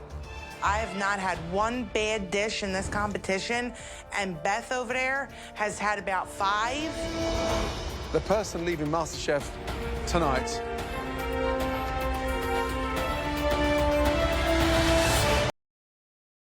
You want to know? You want to know who it is? Guess what, bro? Sorry, but that shit's paywalled. You know what I'm saying? Because at the top of the hour, there's a 60-second ad break. Right. If you no longer want to see those ads, all you need to do is subscribe. Okay? And you can do that for $5. You can do that for free with a Twitch Prime. You can do that by getting a gifted sub from Mr. Atari, who just gifted 20 total. You can do that by getting a gifted sub from Goldie Bat with 10 or Udon Engineering with the 5 gifted subs. But it is top of the fucking hour. It works so perfectly. It's not me. I'm sorry. It just happens to be at the top of the fucking hour. And a 60-second ad break's coming, you know? Here's the 1-minute ad break now. Thank you, Chief Sakif. And thank you, Kid Kicking Robot. Yeah, how do you like that? That's bad, right? That feels bad, right? That's exactly how I felt when I got fucking Rick rolled, bitch. Yeah, that's right. Billionaire, thank you for the 20 get the subs. And Ewig, thank you for the 5 get the subs. An enemy stand user. And Droppin' Brown and Suio for the 5 get the subs as well. Yeah. Guess what, dude? That's exactly how I felt. Okay, now you know. Now you know why I had to ban him, okay? He fucking broke me. Geeky Hobbit, thank you for the 5 gifted. Jash, thank you for the 5 gifted. Yeah. Oh, it's not so nice, is it? Thank you, Sixels, for the 5 gifted. And May May. and Diner Spesh and Millennial 3. Okay? Blank epilogue page, thank you as well. Sons of bitches, dude. Oh, free Dylan, yeah. And all of you motherfuckers. Get you baited! I waited until the end of the ad break. Get fucked. Here's the fucking conclusion now. I'm sorry. Your time is done. Chrissy, get it together. Back to your station. I feel bad because like Beth is a nice person, but also Chrissy is more content. Let's be real. Please. Beth lore. Let me tell you After something. MasterChef, Beth became a food blogger, won awards for her food photography, and teaches cookery workshops. She currently offers business advice to a network of creatives and entrepreneurs via her website. Hey, Lee Sierra, thank you for the 5 gifted. She now exclusively dates... What? Bro. Come on, dude. It's a weird thing to say To start in the believing in lore, yourself more. but in general. And take everything you've learned from this competition and continue. Okay? I will. Thank you. Good night.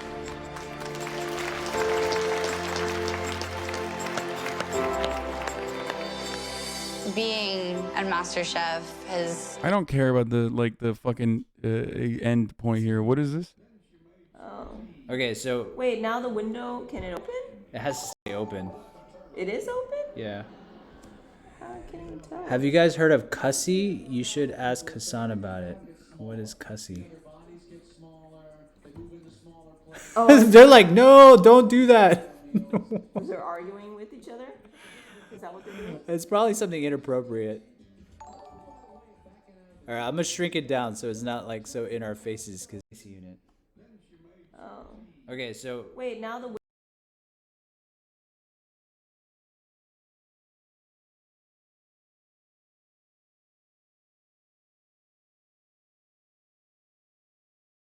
This is why we can't have nice things, dude.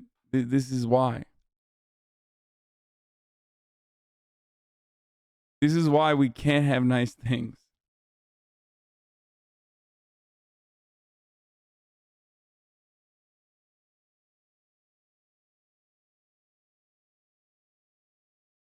Are you proud of us? No.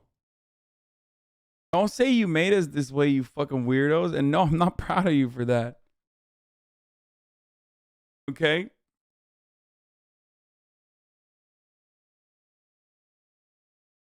First the Rick rolling, then the fucking cussy out of place.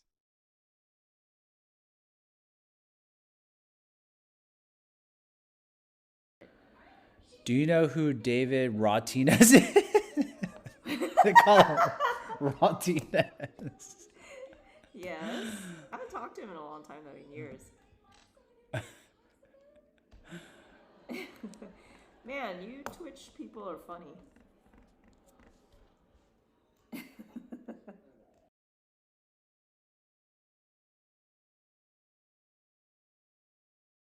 You're so embarrassing. How the fuck are you guys worse than juicers, dude?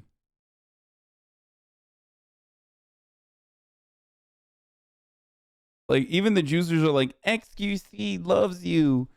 XQC eats weird food or whatever the fuck it was I saw. And then y'all are like, I'm a political commentator, man.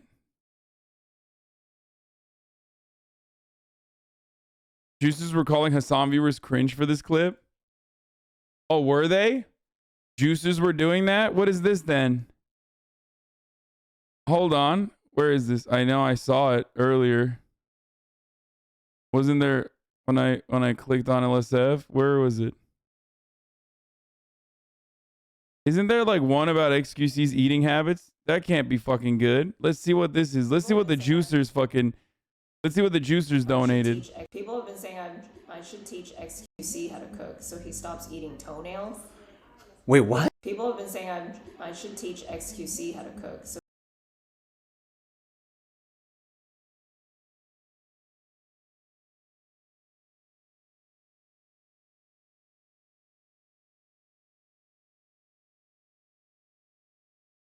Someone said that you didn't want to raid because you didn't want to give them too many viewers and they put it without context. No, I said I don't want to raid someone without any moderators, because I have in the past, and it's been disastrous because, you know, people spam cussy shit and this sort of shit.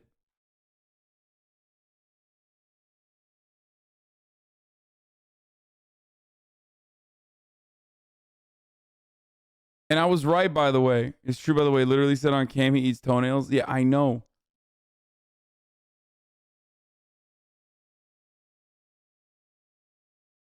And for the record, people like don't understand. Oh, they have 2 mods. Oh, totally, dude. 2 mods is gonna be enough for an onslaught of 44,000 fucking people. Oh. Okay, so Wait, now the window, can it open? it has to stay open. It is open? Yeah.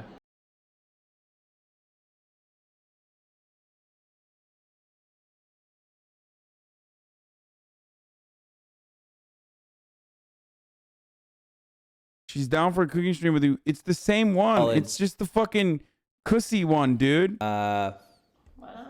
Stop Would you be linking me the open to- cussy Solid, fucking solid, meme, solid. dude. Would you be open to willing? Would you be willing to do a cooking collab with Hasan? Yeah, bring it on. Look, even she had to pause. They have no idea who I am. They think I'm some fucking weird freak who fucks cars. Thanks, Chad. I've been saying I should teach. Solid ramen.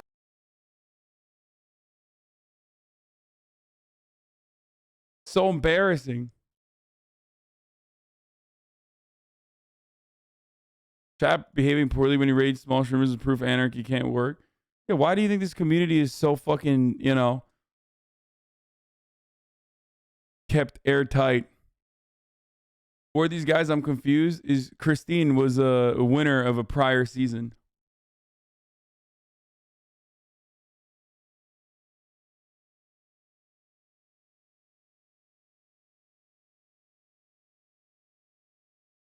A lot of people have been asking, when will Chad Vice come again? I think soon. We might do Chad Vice soon. And by soon, I mean potentially this weekend. Did you miss this message? You showed me Siswet19. Okay, dude. Yo, why are you calling me out like this right now? Yo, fuck Kanye West. Why? Because he's dating. Yeah, I know. I saw. Good for him. If there's anyone that I, you know, there's anyone that deserves to date Julia Fox, Kanye West, especially after his, like, you know, tumultuous breakup. This will save him out of the divorced dad arc. And maybe, you know, he will no longer be a fucking weirdo. Who am I kidding? Of course she's gonna be a fucking weirdo. But not as big as a weirdo. Oh my god, you have gray hairs in your beard now? Yes, I do.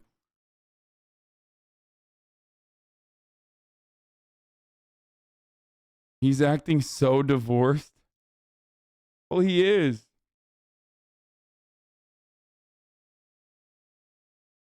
He is divorced. He's mega divorced.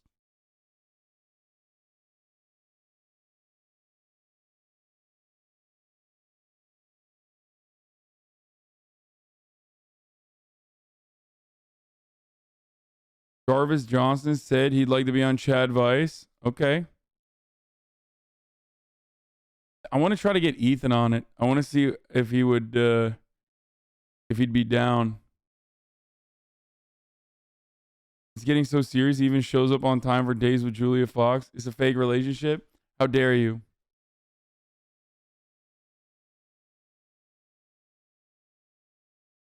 How dare you? Alcohol overlord saved Maya. Listen, God damn it! I swear to God, if it's a shot, I'm ending stream. You can't stop me. I will end the stream. Thank you for the sub. What is this?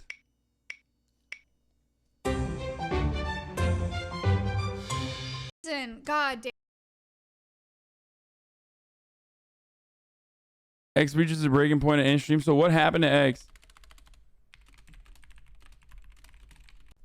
I'm done with the shitty internet situation that's been having for 3 weeks plus. I'm going to fly home and stream from old place. This was a nice time here, but I value the stream and the viewers' time. I hate when people have a bad experience. On that note, I will end stream, fix my shit for a temporary fix for maybe 2 to 3 days, and then we'll be back with the old streams. I can't even tell if chat can read this with how fucking delayed the stream is. Dude, I know what that's like. I literally just had that. I had that this past week. It's so fucking bad, dude. It's the worst thing ever. Fuck LA infrastructure. Fuck the ISP. Fuck the oligopolies. And the absolute disastrous internet setup here. Dog shit.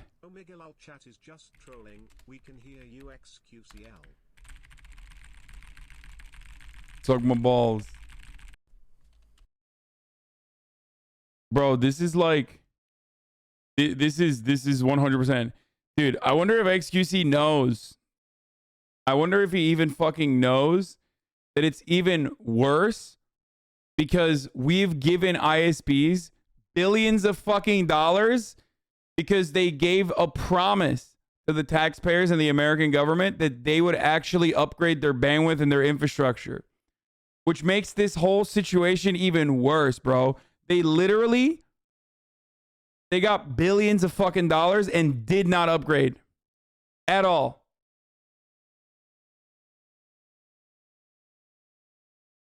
And we do it all the fucking time, too. We just keep giving them money over and over and over again, and they don't do shit.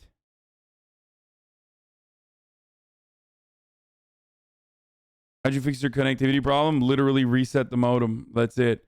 We did a hard reset. Girl gets kissed by Cree without consent. What the fuck, dude? I believe. I think. I don't even want to see this. This shit fucking bums me out. It's so nasty. It's so fucking gross. It's so disgusting. Quinn eats 2 million plus Scoville hot sauce. What is he? Is he punishing himself for the stuff that he said before yesterday?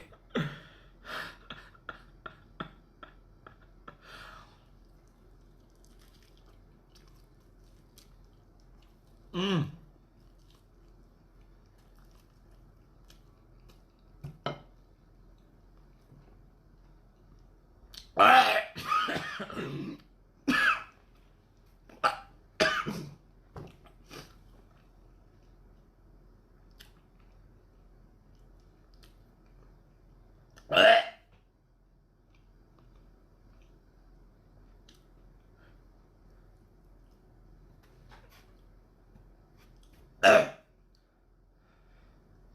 It's a little bit hot. It's a little bit hot.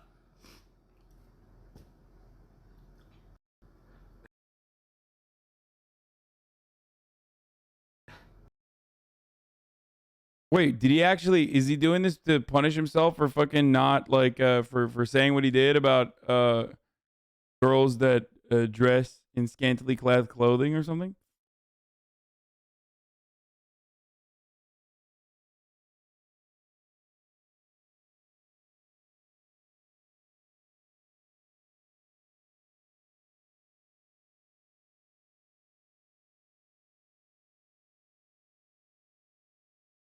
E-Rob leaks shit as usual. Ew. Viewer self promo, so streamer mistakenly checks out their stream. Not clicking that. Clint Stevens sends a message from the past. Seems to be stuck in an alternate timeline.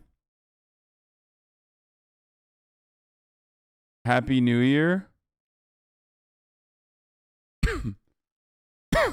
That's it.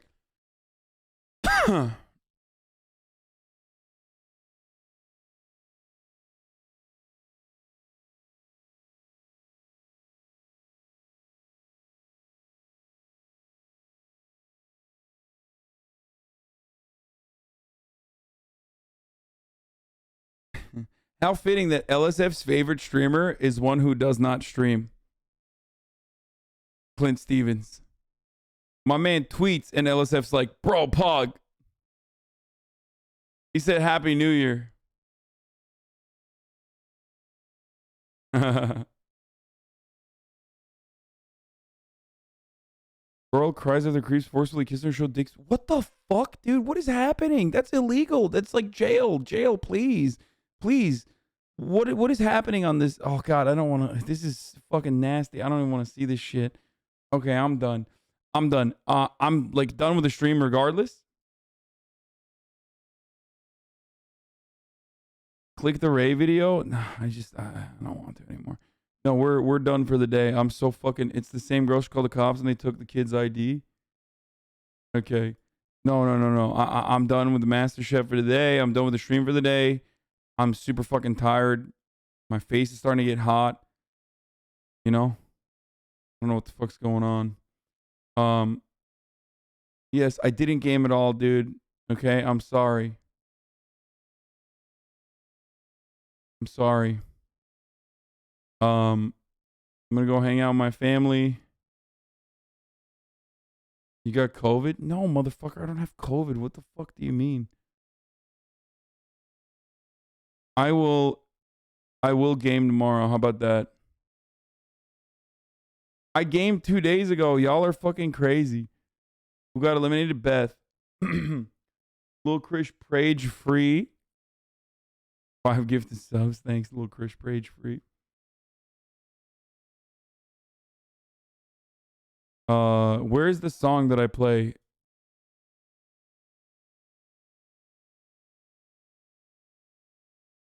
Does anyone have the link to the ending song that I play usually?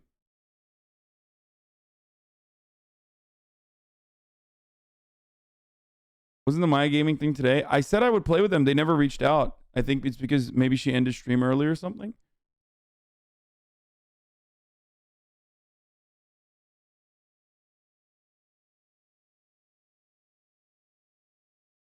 Julia Fox or Kim, who you got?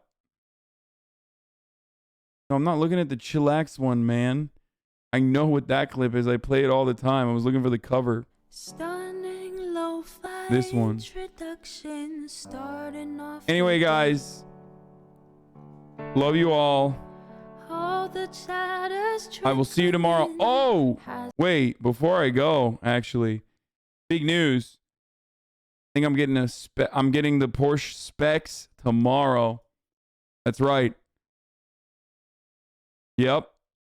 And I'm going to fucking try to live stream it. Yep. It's on. Car memes start now. Yup. See y'all tomorrow. Los Angeles, California. IRL content with Moo Dog himself.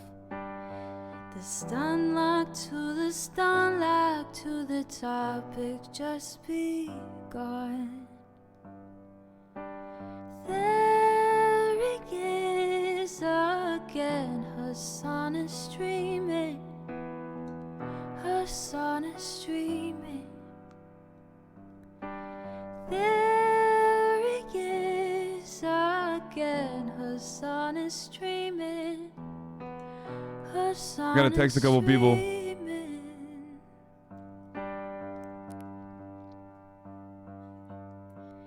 Review in the P.O. box. Uncle Iger's face. Anyway. Love you all, and I will see you tomorrow, okay? Normal stream, and then afterwards we'll do the Porsche thing. Okay? Bye, everybody. The whole left at your fingertips and out your door. The H3 crowded debate, the Young Turks online show. 3 full fucking years of this and plenty more to go. 9 90-day fiance talks to champagne bourgeoisie. I can't say that word. A Trump rally, live reaction, a mass riot in DC.